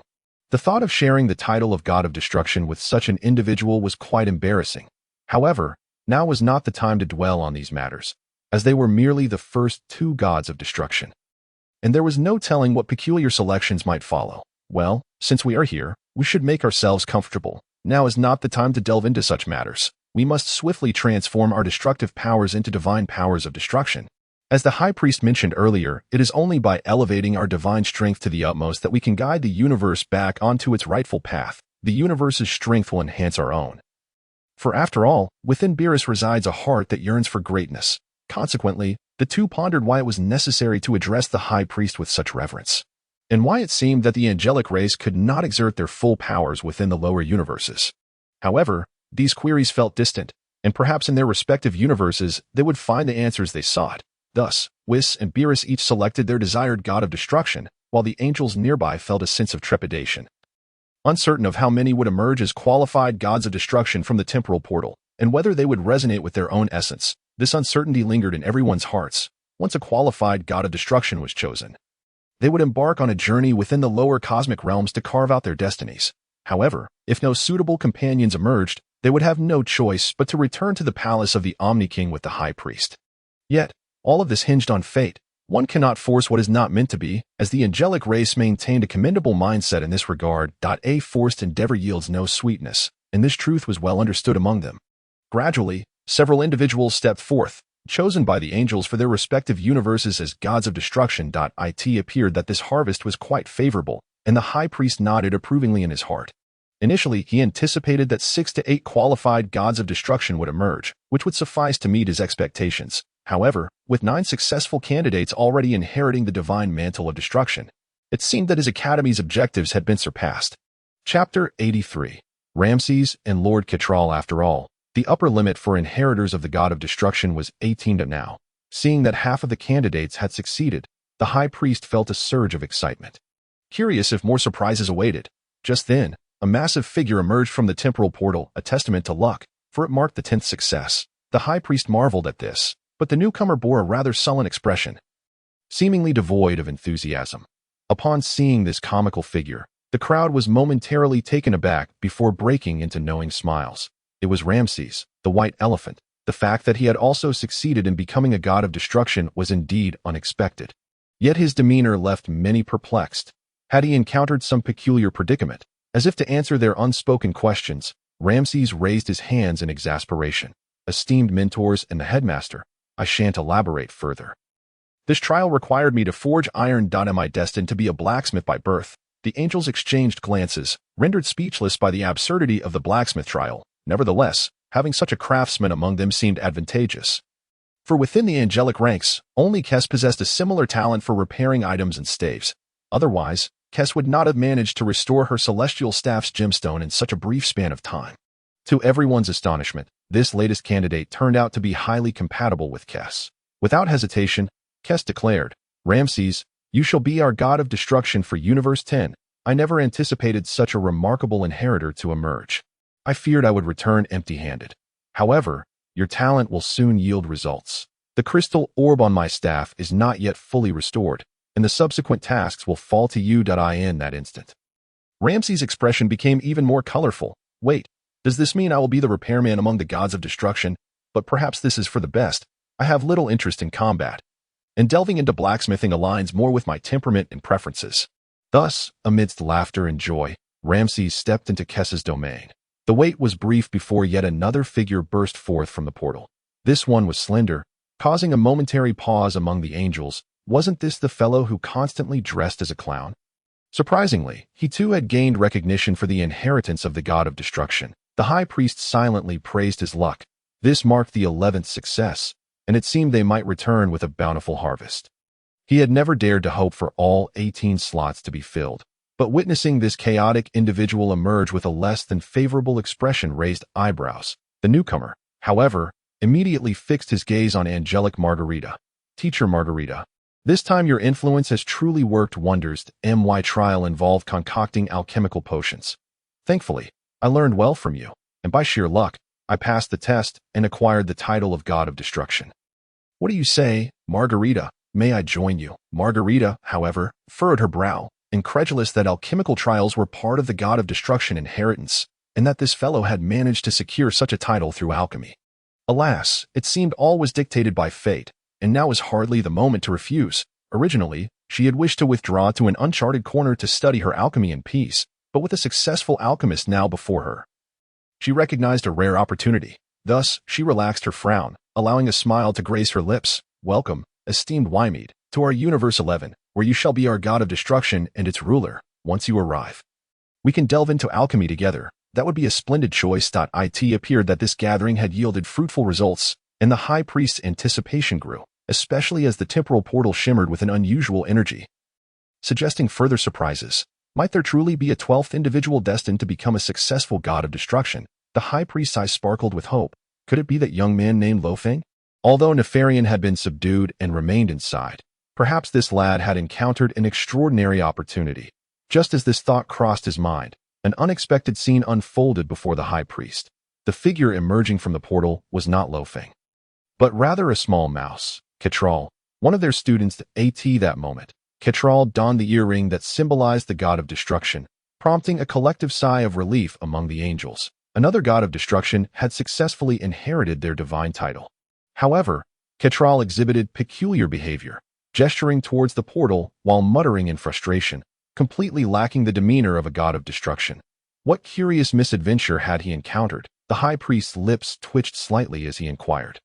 "What troubles you, Lord Ketral?" Noticing the gazes directed towards him, alongside several others who had successfully inherited the god of destruction title, Ketral sighed and lamented. "What is this? Who devised such absurd trial questions?" "It's utterly preposterous." Seeing Ketral's disgruntled expression piqued the interest of the other gods of destruction. Had he truly faced something unusual? With Ketral's arrival, laughter bubbled forth as he recounted how the guardian he encountered in the chamber had required him to complete a middle school mathematics exam. Wasn't the inheritance of the god of destruction based on strength, power, and character? What relevance did math have in this context? Fortunately, Ketral's intelligence was not lacking. Otherwise, the notion of failing the god of destruction inheritance due to a math exam would render him the most tragic of deities. Yet, even after all this time, Ketral's indignation remained unyielding. What connection did his inheritance as a god of destruction have with mathematics? Though he was filled with righteous anger, the presence of 12 gods of destruction was now fully established, and the high priest felt a profound sense of satisfaction. Chapter 84. Allocation. Just as the high priest prepared to seal the temporal portal, he was interrupted by the voice of Champa, who exclaimed, "Headmaster, please wait. There is still one person yet to emerge." The high priest, recalling something, realized that closing the portal at this moment might not be the wisest choice. However, should that young man's strength and experiences be fully revealed before the destruction gods, it seems it would also serve as a blow to them. Thus, it appears prudent to hold off for the time being. The high priest smiled faintly. "I know who you are referring to. Xiangpa, do not rush. I will make appropriate arrangements in due course. Now that all 12 of you have achieved the rank of destruction god and selected your corresponding angels, it is time for you to descend into the various universes to fulfill your missions as destruction gods. As your dean, I shall bestow upon you a great gift. Pay close attention." With that, the high priest soared into the air, emanating a soft blue energy from his hands, and with a swift motion, he landed back down, channeling this energy directly into the ground of the podium. This series of actions left the newly appointed destruction gods utterly bewildered, and even the surrounding angels appeared perplexed, wondering what their esteemed father was up to. Yet, the corners of the high priest's mouth lifted into a cryptic smile as his divine power melded into the podium's surface. In the next moment, a thunderous sound resonated throughout the Destruction God Academy. Was it an earthquake, or was the academy on the verge of collapse? Amidst the speculation and doubt, the entire Destruction God Academy began to fracture under the high priest's divine influence. The land suspended in the void splitting into 12 pieces, perhaps a demonstration of the high priest's formidable power. As the ground fissured, 12 massive rock fragments and debris from the academy became visible to all. Having completed this feat, the high priest regarded the assembly with a benevolent smile, declaring, "I have divided the Destruction God Academy into 12 segments. Each of you who has inherited the title of Destruction God will receive a fragment of the academy, accompanying you into the lower universes, thus serving as your realm of Destruction God. Indeed, your residences and planets as destruction gods will be directly formed from these land fragments. Do not underestimate these fragments. They are ancient treasures, and the finest gift I can offer you. It was revealed that the origin of the destruction gods was indeed linked to fragments of the Destruction God Academy, and each individual would receive a unique portion. Beerus and Xiangpa received one that resembled a kitchen and a playground, respectively, while Quitella obtained a library, and Ramses astonishingly received a warehouse. Well, each person's situation is different. Even the most frustrated among them, Wei Maida, could only sigh resignedly at the sight of a chemistry laboratory. It seems that the distribution was rather uneven, but now the entire continent had been successfully divided by the high priest. With a wave of his hand, The high priest dismissed any further discourse. Return to your respective universes. Should you require anything, consult your angels. I shall refrain from elaborating further, as there are matters yet to be addressed. The assembly nodded in agreement, not dwelling on subsequent matters. However, Hmph cast a glance at the high priest, hesitating to speak. The high priest responded with a knowing expression, prompting no further words. Hmph understood that certain secrets were perhaps beyond his current comprehension and patience. Then, Bados, Makalita, Kasai, and Whis exchanged smiles, each producing their angelic scepters to select their preferred destruction gods. The fragments of the divided land transformed into dazzling beams of light, akin to diamonds, vanishing into the void of the Destruction God Academy. Observing the departure of his peers, the high priest let out a sigh of relief. Suddenly, he raised an eyebrow, noticing that one angelic mentor remained behind. What mischief was she up to at that moment? The previously boisterous Alice gazed at the high priest and the legendary spatial gate with fervent anticipation. Alice, what are you still doing here? The high priest inquired knowingly. Alice, wearing a sheepish grin, replied, Father, I knew you would reserve the most powerful destruction god for me. Right? You understand that my 13th universe has just been established, and I have returned with nothing. Moreover, being on the front lines, constant warfare is bound to erupt. I knew you would entrust me with the strongest one. And it seems my pet, Nefarian, is among them. I always knew you would be the best to me. Father, did appear that this girl had indeed seen through everything. The high priest sighed resignedly. It seems that the young one will emerge soon. But how you all adapt to and interact with him is beyond my purview. As it stands, this generation's destruction god is undeniably him, but how far he can go and what achievements he may attain is not something I can control at this moment. At that moment, Alice lamented, Father, that seems a bit unfair. The continent of the Destruction God Academy is an ancient treasure, and you have divided it into 12 parts for my brothers and sisters. Now, if my destruction god emerges and we return to the 13th universe, what will you provide us as our base? Surely, you cannot expect me, a battle angel, to conjure a planet out of thin air to serve as our realm of destruction god. That would be a tremendous affront to the dignity of the destruction gods. The high priest, as if anticipating Alice's inquiry, chuckled lightly. Although I have divided the Destruction God Academy into 12 parts, I have not allocated the trial grounds to them. That should be considered the most valuable territory of the entire academy, should this young one successfully inherit the title of Destruction God. I shall grant you the trial grounds and the entire ancient castle for your 13th universe. Does that settle your concerns? Hearing the high priest's arrangement, Alice was filled with unbridled joy. Indeed, in her understanding, the trial grounds represented a true treasure trove. Even when compared to the entirety of the Destruction God Academy's territory, it seemed that the treasures, consciousness, and extraordinary beings within the trial grounds far surpassed them. Chapter 85, The Willful Angel. With this, Alice had nothing more to say and quietly awaited developments. Her father truly cared for her, and while she was confident in her own strength, she was also immensely curious about what remarkable qualities this generation's destruction god would possess. In the next moment, the spatial gate shrank to an exceedingly small size, and with a resounding bang, it expanded dramatically as if struck by something. At that moment, a massive dragon head emerged from within the spatial gate. Its appearance rather disheveled. The dragon head glanced around and spotted the high priest and Alice. Upon seeing these two, the dragon head expressed a hint of reluctance and grievance, resembling a family member encountering kin. It attempted to retreat back through the spatial gate, donning an expression of shame. Just then, a resounding thud echoed from behind, followed by Nefarian's anguished cry. Well then, if escape was impossible, it was time to face the situation bravely. As Nefarian let out a pained wail, the colossal dragon body gradually emerged from the swirling spatial gate. Once Nefarian's massive form fully emerged, a black-haired youth stood atop his head, none other than Luo Feng, the one who had left Nefarian questioning his very existence. Indeed, when dealing with this prideful creature, any notions of inheritance or goodwill were mere illusions. Only a sufficiently strong fist could compel such a being to submit. Though Nefarian still harbored some resentment, under Luo Feng's gentle reassurance, he obediently flew out of the space, departing the trial grounds and returning to the podium of the Destruction God Academy, seeing the podium now entirely in a state of void. Luo Feng was momentarily taken aback. Had he returned a bit late? What peculiar events had transpired here? Was he truly the only one to successfully complete the trial? However, the atmosphere and fluctuations around him did not align with his expectations. But now was not the time for inquiries. Luo Feng remained silent, his gaze intensely fixed upon the smiling high priest and the eagerly anticipating Alice. To his astonishment, his angel turned out to be none other than the girl Alice.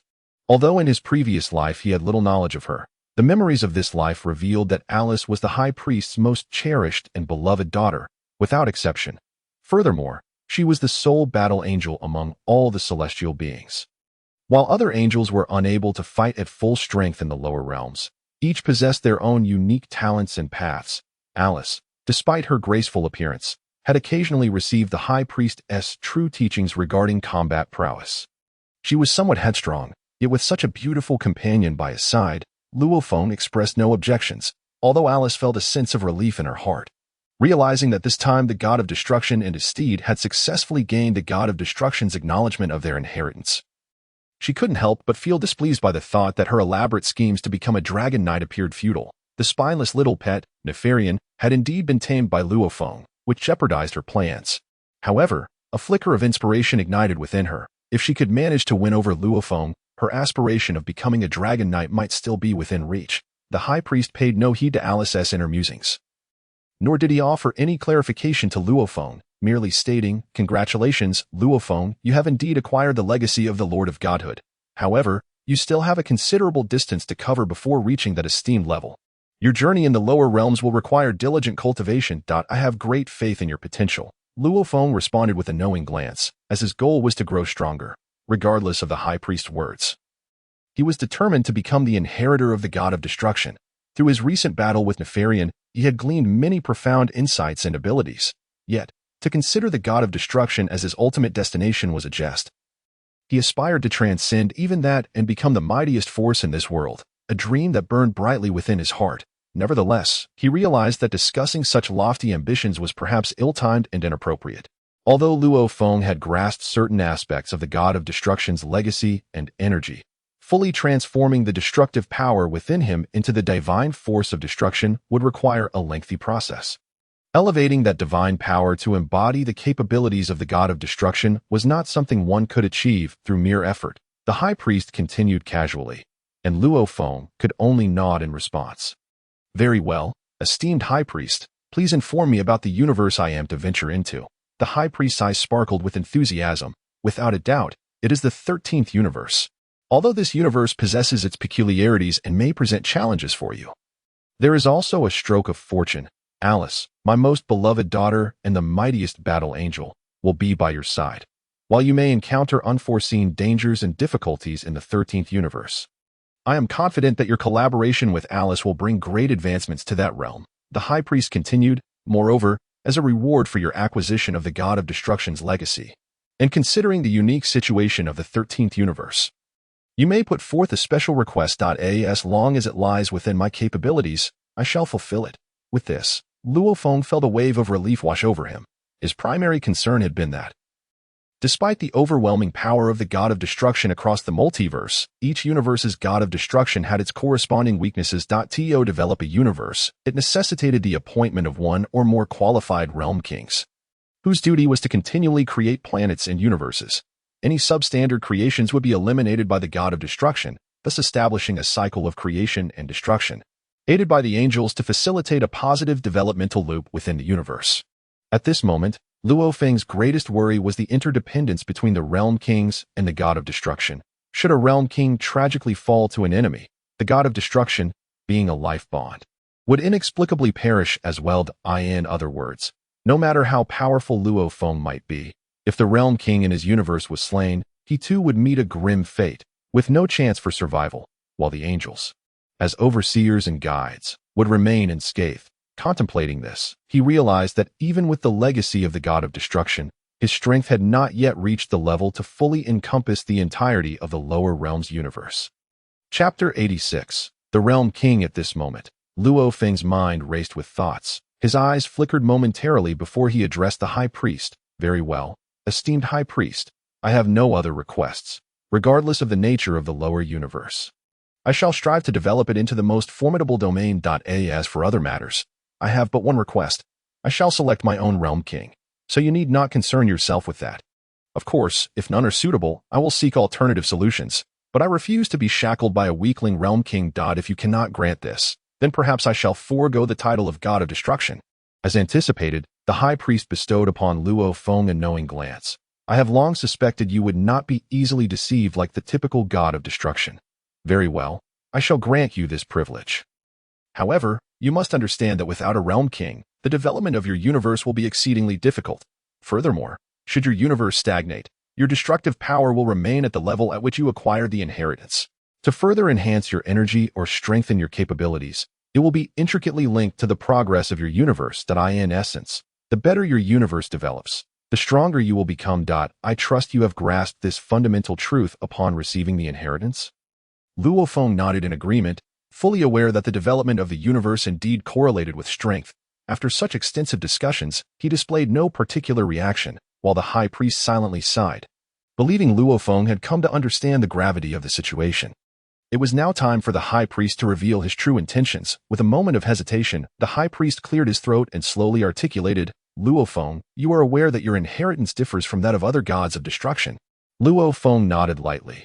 I believe such secrets would not remain concealed from you, esteemed high priest. Seeing Luo Feng's acknowledgement, the high priest felt unencumbered and continued. Let us set aside the questions of power for now. Since you have acquired the legacy of the god of destruction, you must fulfill the responsibilities of this generation's god of destruction. Furthermore, could you make this large creature of yours a bit smaller? To enhance our aesthetic experience, to his surprise, the high priest was attentive to such details. Luo Feng harbored no objections. He simply snapped his fingers. In an instant, the previously flamboyant Nefarian shrank dramatically. With a flash of black light, he transformed into a small dragon, flitting about them with an adorably playful demeanor.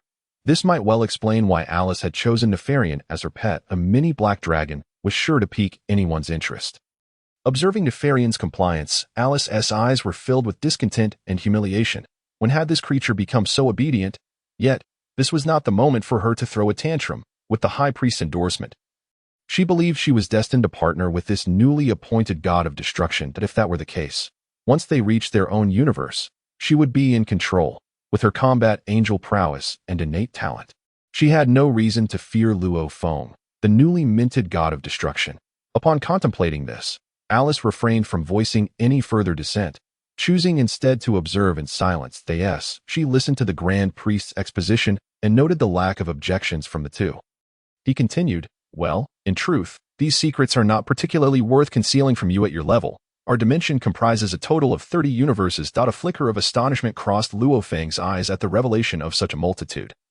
For his recollection of the Dragon Ball universe recalled only 12 major universes. He had heard tales suggesting that the maximum number was 18, as 6 universes had been erased by the Omni King due to their underperformance. Yet, according to the Grand Priest, the existence of 30 universes was a revelation he had never encountered before. Observing Luo Feng's impassive demeanor as he attentively listened, the Grand Priest proceeded with a detailed explanation. Originally, there were indeed 30 universes. However, with the presence of 2 Omni Kings, they were divided into 2 factions of Grand Priests. One faction, governed by the Angel race and the Omni King, holds 12 fixed universes, while the other, led by the elder brother of the Omni King, the Grand Champion, manages another 12. This arrangement brings the total number of universes to 24. Nevertheless, these 2 brothers are often in competition, with 6 universes serving as their battleground. At present, the structure is established with 12 fixed universes overseen by the Grand Champion's Angel race and the Gods of Destruction, while the other side is managed by the Demon race and Dark Gods of Destruction under the Omni King. This division allows both sides to coexist without infringing upon each other's domains. Yet they continuously vie for control over the shared 6 universes. As it stands, the recent developments on the Omni King's side appear to have yielded some unforeseen occurrences. Originally, 3 universes were meant to belong to the Omni King, but due to certain peculiar circumstances, these universes have been lost. Thus, the Grand Omni King currently oversees 18 universes, while the Omni King governs merely 12, which elucidates why he has consistently retained 12 universes in the later stages. Having absorbed this detailed explanation, Luo Feng began to grasp the nuances of this newfound secret. However, he pondered the relevance of this information concerning the universe he was destined to enter, noticing the confusion in Luo Feng's gaze. The Grand Priest reassured him, very well, I shall not withhold any more from you. Luo Feng, since you are the inheritor of the God of Destruction, you will be facing the 13th universe, having never heard of the 13th universe before. Luo Feng recalled the Grand Priest's earlier description, which suggested it was a realm rife with conflict.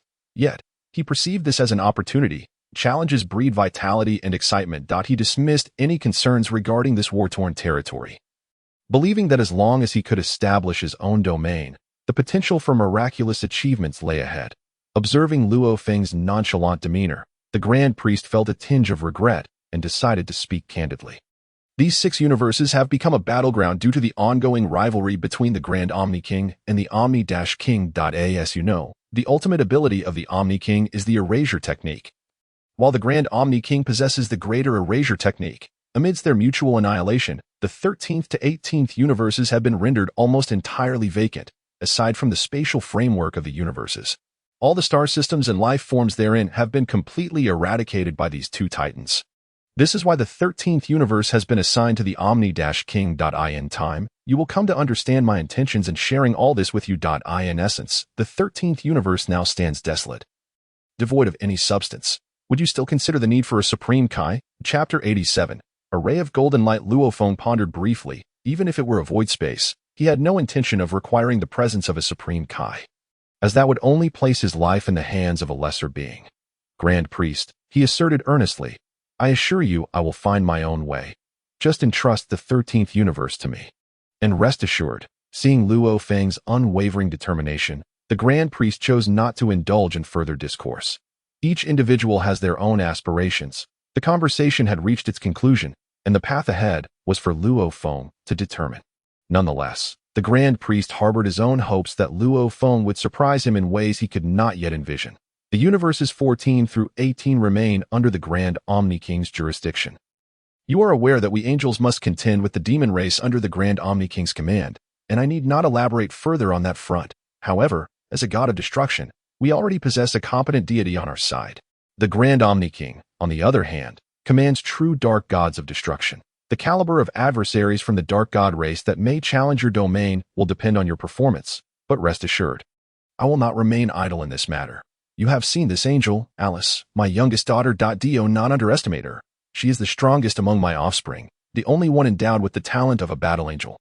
With her accompanying you to the 13th universe, I am confident you will cultivate it into a true haven, establishing a stronghold for our faction. Thus, it became clear, after all this talk, he was left with an empty shell. It was akin to a slap followed by a sweet treat.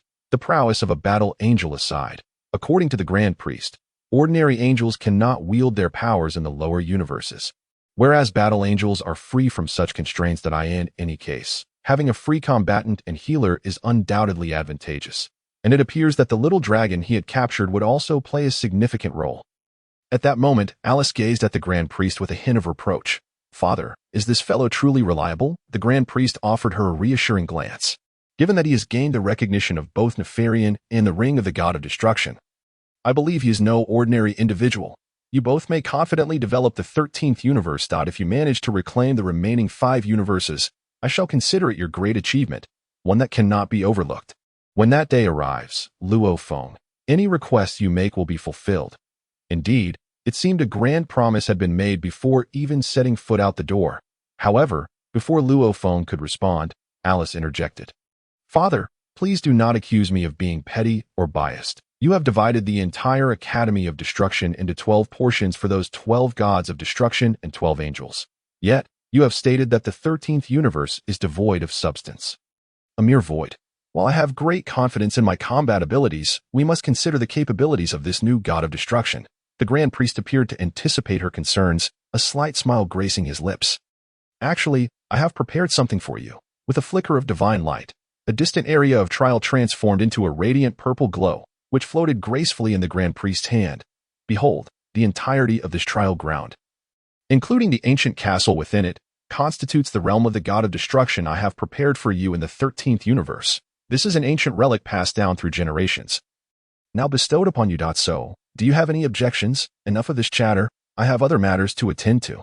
The affairs here are settled, so you should hasten to assume your posts. He then placed the radiant trial ground in Luo Feng's hands, patting his shoulder with a knowing smile before transforming into a beam of golden light, vanishing without a trace. Before disappearing, he imparted one final message. Alice is my most cherished daughter. Should any issues arise, do give her some consideration. In the next instant, Luo Feng and Alice felt a swirling sensation. As if being transported, it seemed remarkably straightforward. He was to become the god of destruction of the 13th universe. Although the title sounded appealing, it was a rank above the ordinary gods of destruction, yet it appeared there loomed a significant pitfall. His universe, it seemed, was still a battleground fraught with conflict, while it may currently be an empty void. A little progress could attract the disruptive forces of the demon race or dark gods of destruction. However, that was a concern for another time. At present, Luo Feng's thoughts were consumed with how to enhance his own strength.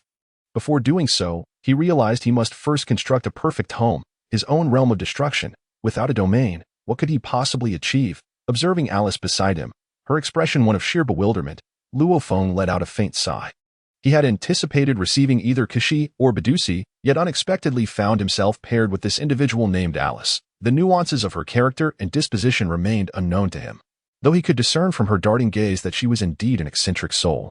Well, it appeared to be his fate. If he wished to alter his destiny, it could only be through strength, not the pity of others, while the reliability of the angel bestowed upon him by the high priest was still in question. He felt considerable satisfaction in establishing the trial grounds as his own realm, akin to a home. Unlike other destroyer gods who partitioned their academies into 12 distinct sections, constructing their desired styles to forge entirely new realms, Luo Feng found contentment in the fact that he could simply inherit a pre-existing domain, sparing himself the labor of organizing such matters. The vastness of his trial grounds, combined with the ancient castle at its center, resonated with his preferences. This expanse encompassed jungles, deserts, swamps, ice fields, and a variety of extraordinary creatures, ensuring that he would not suffer from solitude within his domain. Taking leisurely strolls to explore his territory would undoubtedly be a delightful pastime, and engaging in friendly sparring with these extraordinary beings would contribute to his strength. With this thought, Luo Feng nodded in satisfaction, yet he had no intention of engaging with Alice, who appeared lost in her thoughts. Regardless of her beauty or the high priest's favor, she was merely playing the role of a maid. It was hardly customary for a master to inquire about the well-being of their servant. As he dismissed Alice's forlorn gaze, he began to orchestrate the trial grounds in the ancient castle within the chaotic expanse. With a surge of divine power, a brand new realm of destruction quietly emerged amid the chaos, which was, in fact, the location of the so-called 13th universe. Here, apart from the chaos, there was nothingness, a result of the mutual erasure conducted by the Omni King and the Grand Omni King. However, this void was precisely what Luo Feng had anticipated. As long as he did not stray from the established boundaries, everything would be manageable. As for Nephalian, who had already established a formidable presence within the trial grounds, the transformation of this space into Luo Feng's realm of destruction meant that he could roam freely.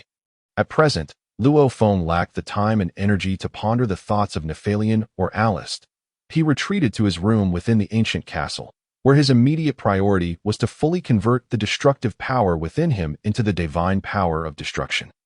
Furthermore, the techniques he had mastered during his battle with Nephalian, the breaking body technique and the breaking armor technique, required further consolidation and control before confronting the unknown challenges that lay ahead.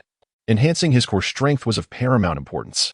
With a resounding thud, the door to his chamber closed, and Luo Feng plunged into a deep state of meditation. Nephalian, too, had no desire to engage in idle chatter with Alice, especially since she had confined him for so many years.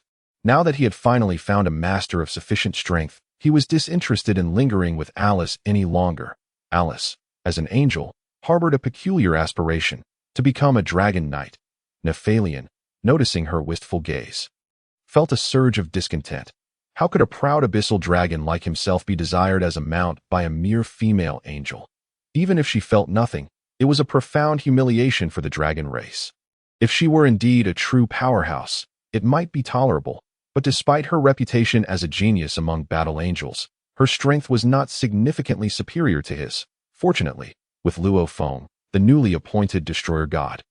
In the picture, Nephalian felt relieved from the obligation of facing this so-called battle angel daily. Casting a casual glance at Alice, he transformed into a colossal dragon, spreading his wings to soar across the newly established realm of destruction. The trial grounds, now resembling an inverted triangular celestial body, remained suspended in midair, observing the two, one patrolling the territory while the other engaged in meditation. Alice felt like an outsider. It was perplexing that, as the current ruling angel of the 13th universe, she was so easily overlooked. While the individual inheriting the legacy of the destroyer god was understandably focused on enhancing his prowess, Alice bore no grievances regarding this. Yet, she could not fathom why Nephalion, disregarding their former camaraderie, had chosen to fly away without a second thought. Gazing upon the newly formed realm of destruction and the void beyond, Alice began to fret about her future. "Father, am I truly your most cherished daughter, banished to such a desolate place? There is not even a suitable locale to explore. This surrounding emptiness is rather cruel for a lively girl like me to endure." As for other considerations Alice had yet to fully comprehend, the mere fact that she had been placed here indicated that it would eventually be filled with excitement and challenges. The current solitude was merely a temporary state. With the dragon gone and no one attending to her, she resolved to explore this new realm of destruction, with Nephalion surveying the boundaries of their territory. Alice pondered the distinct differences between her future domain and the previous realms of destruction and the angelic realm. Though she was a supporting angel, or rather, a temporary servant to Luo Feng, it would be prudent for her to familiarize herself with her surroundings. Perhaps, once Luo Feng had completed his ascension, he would take action. Having observed Nephalion depart from the ancient castle and Alice humming a tune as she ventured out with her staff, Luo Feng felt a sense of relief. While Nephalion was manageable, he remained uncertain about how to handle this newly assigned battle angel. However, he was presently preoccupied with consolidating his strength and securing dominion over the universe, which took precedence above all else. That it seemed that his ancient martial arts had indeed seen some enhancement. And the legacy ring of the destroyer god had provided him with substantial growth. The high priest had not inquired about many matters, as there was no need to. The memories brought forth by the legends would occupy him for quite some time. The version of the breaking soul technique he had acquired from Kashi was merely a truncated form. The true essence of the destroyer god's legacy was embodied in the techniques derived from the destroyer god's ring. As the inheritor of this legacy, Luo Feng's objective was to elevate the capabilities of the destroyer god to their utmost potential, establishing himself as the sovereign of a new realm of destruction. This was his current mission, for he was aware, through the high priest's brief words, that the opposing forces were not to be underestimated. Notably, the high priest had mentioned that the strong on the side of the Omni King belonged to the angelic race, who assisted in governance, while the Grand Omni King seemed to have the backing of the demon race, an entity that, by its very name, suggested it would not be easily dealt with. The two factions appeared to be at an impasse. Yet with the high priest's presence, it was reasonable to assume that a great demon also existed on the opposing side. Well, it appears that all of this is still far beyond their reach. Not within Luo Feng's consideration. Currently, the Omni King's side is clearly at a disadvantage, with both sides possessing a fixed 12 universes. While the 6 universes embroiled in constant warfare suggest that the Omni King himself possesses but this one. The 13th universe that Luo Feng currently inhabits, which he secured at a considerable cost. Chapter 89, Cultivation. Given this situation, it indicates that the opposing side holds absolute priority over 5 universes in the war zone. And even his 13th universe has become a mere void, temporarily falling under the jurisdiction of the Omni King at great expense. If he lacks strength and his universe shows no development, engaging in a direct confrontation with the opposing force would certainly lead to his demise. Being bested by the opponent would be a mild outcome.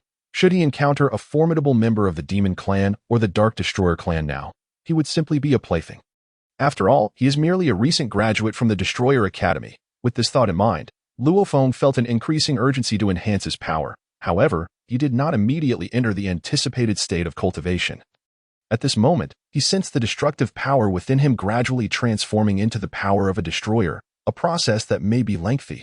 Yet, during this transformation, he also felt his perceptive abilities expanding. Indeed, while the perception of destructive power might encompass only the size of a planet, the enhancement from the power of a destroyer would amplify his perception infinitely, a unique ability possessed by every destroyer across the universes. However, such power cannot be attained merely through forced cultivation. As Luo Feng's perceptive ability strengthened and the conversion to destroyer power progressed, he gradually sensed a subtle resonance connecting him to this universe. So it seems, perhaps as the High Priest had suggested, the growth of one's strength is indeed linked to the universe one inhabits, which is why each destroyer possesses their own independent domain. Before delving deeper, Luo Feng first perceived that the trial ground bestowed upon him by the High Priest had indeed formed a triangular star, reminiscent of an ordinary destroyer's sword. The planet where Luo Feng resided would henceforth be regarded as his home. Surrounded by a vague array of small asteroids, this should be the nascent form of his destroyer realm. It is surprising to discover that the realm of the destroyer and the planet of the destroyer evolved in such a manner. while matters concerning the god of time and the so-called nether realm lie in the future. Having grasped the developments unfolding around him, Luo Feng's mind returned to a state of focus. Since the realm of the destroyer had already taken shape, it appeared that the existence of angels and the god of time held no unique significance, as long as he, the destroyer, remained at the pinnacle of the universe. His power would gradually grow. Well then, he had established his lair. As for its defenses, that could be discussed later. At present, he felt a surge of energy within him, fervently transforming into the power of a destroyer. Initially, Luo Feng believed this would be a protracted process, yet he was astonished to discover that the inner force he brought with him could actually expedite the conversion to destroyer power. A revelation that brought him immense joy. Other destroyers might require thousands, or even hundreds of thousands of years to fully convert their destructive power into the power of a destroyer. However, Luo Feng realized that with diligent cultivation, he could potentially achieve unimaginable accomplishments in a mere century. Yet, for a destroyer, this time frame holds little significance, as once these beings enter the universe, they may exist for eons. Now, he found himself immersed in this wondrous state of cultivation, contemplating the development of the universe, that, however, could wait. Without sufficient strength, even the mightiest universe would merely serve as a garment for others. Thus, Luo Feng resolved to immerse his body and soul into the process. No longer fretting over the passage of time. After all, once the universe flourished, the existence of time machines would resolve all temporal dilemmas. As for the direction of his universe in the future, he had yet to devise a specific plan. Meanwhile, the angel Alice, filled with curiosity, roamed the entirety of Luo Feng's planet before embarking on a wild chase with Nephalian, Luo Feng's new pet. At this moment. Although Luo Feng was engrossed in cultivation and self-improvement, Alice was preoccupied with the challenge of capturing Nephalian. I shall become the true first Dragon Knight. This had become Alice's obsession, while Nephalian, on the other hand, felt quite resentful. Why must a powerful angel always pursue the dragon clan? Besides, I already have a new master. Yet this angel proves to be both uncatchable and relentless, leaving me no choice but to engage in a daily game of hide and seek with Alice. The days spent dodging and weaving truly incited a sense of conflict. However, time passed slowly, and with its passage, it was unclear how long had truly elapsed. In this space-time continuum, merely a few years had gone by. Yet, within the context of this space-time, the flow of time bore no significance. Luo Feng soon sensed that his power as a destroyer had reached a pinnacle. Indeed, his destructive power had entirely transformed into the power of a destroyer. And in this regard, he had elevated his perception to its utmost limit, fully encompassing the entirety of the 13th universe. At this moment, he understood that his divine power had been completely infused. Should he wish to further enhance his strength and perceptive levels, he would need to develop his universe thoroughly. However, that could wait for now. What Luo Feng needed to solidify was the soul-breaking technique he learned from Keisai. Along with the destruction technique he comprehended from the Destroyer King's Ring, these two skills, which he had already acquired, must be applied in practical scenarios, allowing him to evolve and thoroughly digest them into his own power. The techniques of destruction and soul-breaking proved to be exceedingly useful, no matter the adversary he faced in this space-time. Bolstered by the power of a destroyer, he would remain invincible for dealing with foes possessing formidable physical defenses or certain shields. He would need to refine those two spells to their utmost perfection. This would be essential for countering Nephalian later on, as he had learned the techniques of body breaking and armor breaking, though these techniques may seem simple. Reaching their zenith requires considerable effort. Thus, Luo Feng immersed himself in the comprehensive understanding of these techniques. As the world continued to flow onward, the sounds of commotion outside grew increasingly faint. Amidst the battles, Angel Alice discovered that within this vast cosmic expanse, there were no living beings nor any star systems, only a colossal void of chaos remained. She had managed to capture Nephalian, yet it appeared there was little amusement to be found. Time felt unbearably dull when one buried their target within the confines of their own confidence, leading to a perception that time passed swiftly. However, the daily grind of pinning Nephalian to the ground lacked novelty. Upon reflection, it was rather amusing that a formidable battle angel found herself entangled with a deep abyss dragon day in and day out. Consequently, Alice shifted her focus to the reclusive Luo Feng. After all, she was embarking on a new partnership with him. However, since arriving in the 13th universe, this fellow seemed solely preoccupied with closed-door cultivation, hardly exchanging more than a few words with her. which left Alice feeling quite exasperated. After all, she was a striking beauty and a powerful battle angel. Even being by her side for aesthetic appeal would be welcome. Chapter 90. The Vastness of the Stars. Yet, Luo Feng appeared indifferent to her every action, including the presence of his pet Nephalian, which elicited no notable response from him. Bored, Alice found herself devoid of any avenues for action, a situation far from ideal for her.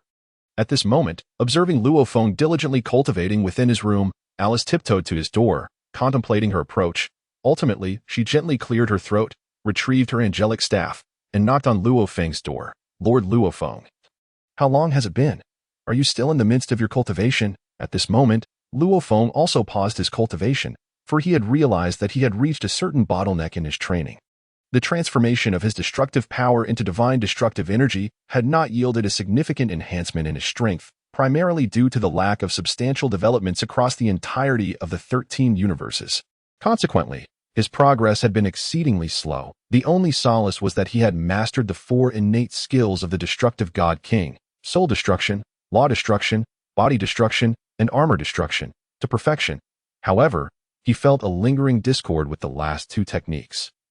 Void destruction and space destruction, regardless of how much his divine destructive energy had improved. What could possibly be amiss? He had initially believed that fully converting his destructive power into divine destructive energy would grant him insight into new techniques for void and space destruction. Yet, it appeared that the reality was far more complex. As for deeper spells, Luo Feng found himself in a quandary. Well, since he had reached a plateau in his cultivation, perhaps it was time for him to develop this universe. Alice had once again taken the initiative to approach him for conversation, indicating that the poor girl had been quite stifled. Upon reflection, it was indeed somewhat unreasonable to leave this battle angel alone for such an extended period. Although angels typically possessed a rather aloof demeanor, this situation felt slightly inappropriate. Thus, Luo Feng opened his door. He was greeted by the sight of a woeful Alice. "Alice the angel, may I inquire if you have any guidance to offer?" Alice's eyes sparkled as she suddenly chuckled. "That Nephalian is truly dull. You know I am a prodigy among angels. Since you seem disinterested in developing this 13 universe, perhaps you could entrust that responsibility to me. I might handle it better. After all, my siblings in the cosmic space cannot fight at full capacity, and after such a long time, I am itching for a bit of action. How about it? Lord Luo Feng, shall we engage in a sparring session?" Luo Feng found himself unaccustomed to this so-called title. Sensing the doubt in his eyes, Alice chuckled. "Oh, come on, stop pretending. Even ordinary destructive gods are addressed as Lord in their own universes. Surely, as the heir of the destructive god king, you can also be referred to as Lord, can't you?" "I see. Very well. Call me as you wish. But Alice, what brings you here to spar with me? If you have any issues, we can discuss them later. Behold my angelic scepter." With that, Alice unleashed her energy, and the scepter in her hand whirled with a fierce wind, clearly indicating that she had been cooped up for far too long and had abandoned any semblance of ladylike decorum as she prepared to engage Luo Feng. Luo Feng felt a sense of helplessness. If she were merely an ordinary destructive god or angel from a common universe, such an aggressive approach would be unheard of, although he had no doubt regarding Alice's strength.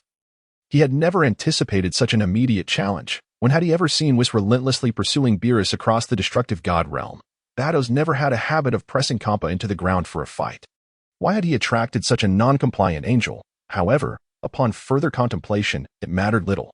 His current strength had reached a certain plateau, and while this angel might be unpredictable, her prowess and abilities suggested she was no ordinary opponent. It would indeed be a pity not to utilize such a capable sparring partner, especially since it was a prime opportunity to enhance his power. Only with increased strength could he facilitate the development of the universe. With this thought, a spark ignited in Luo Feng's eyes, and he had no intention of being courteous with Alice. He summoned a surge of red divine destructive energy, flames erupting dramatically, harmonizing beautifully with Alice's blue flames.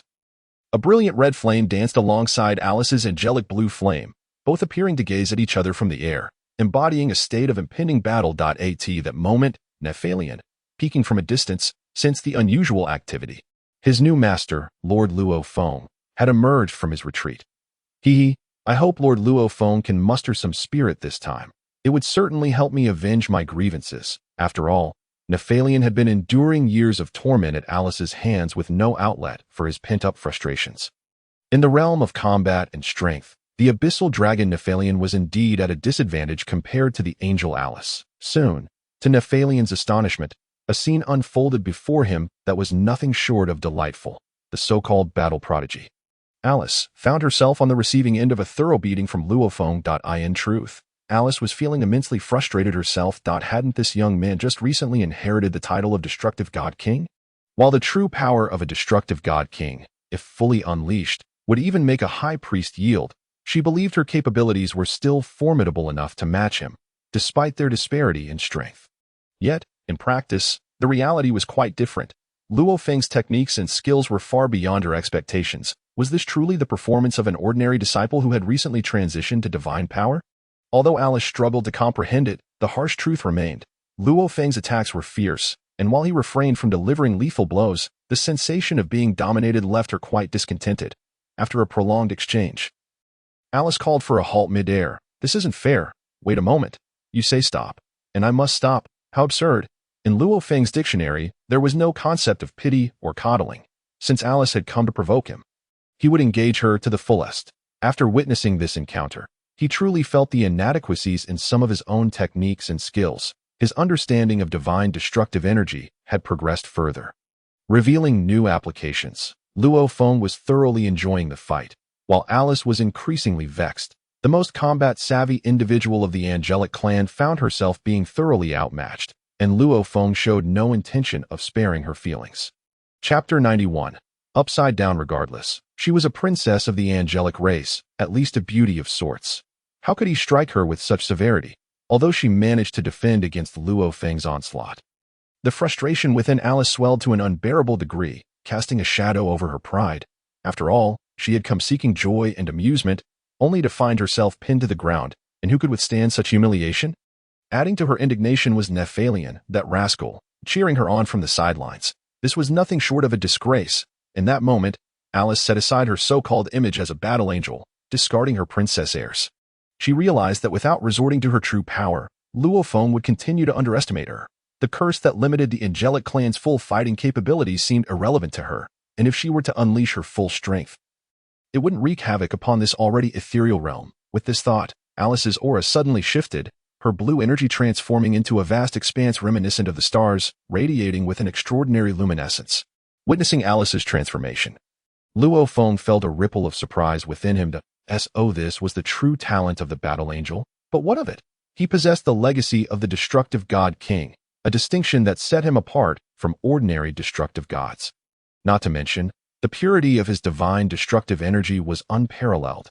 Now that Alice had decided to go all out, there was no longer any need for Luo Feng to hold back. His own aura surged dramatically, illuminating the space around him.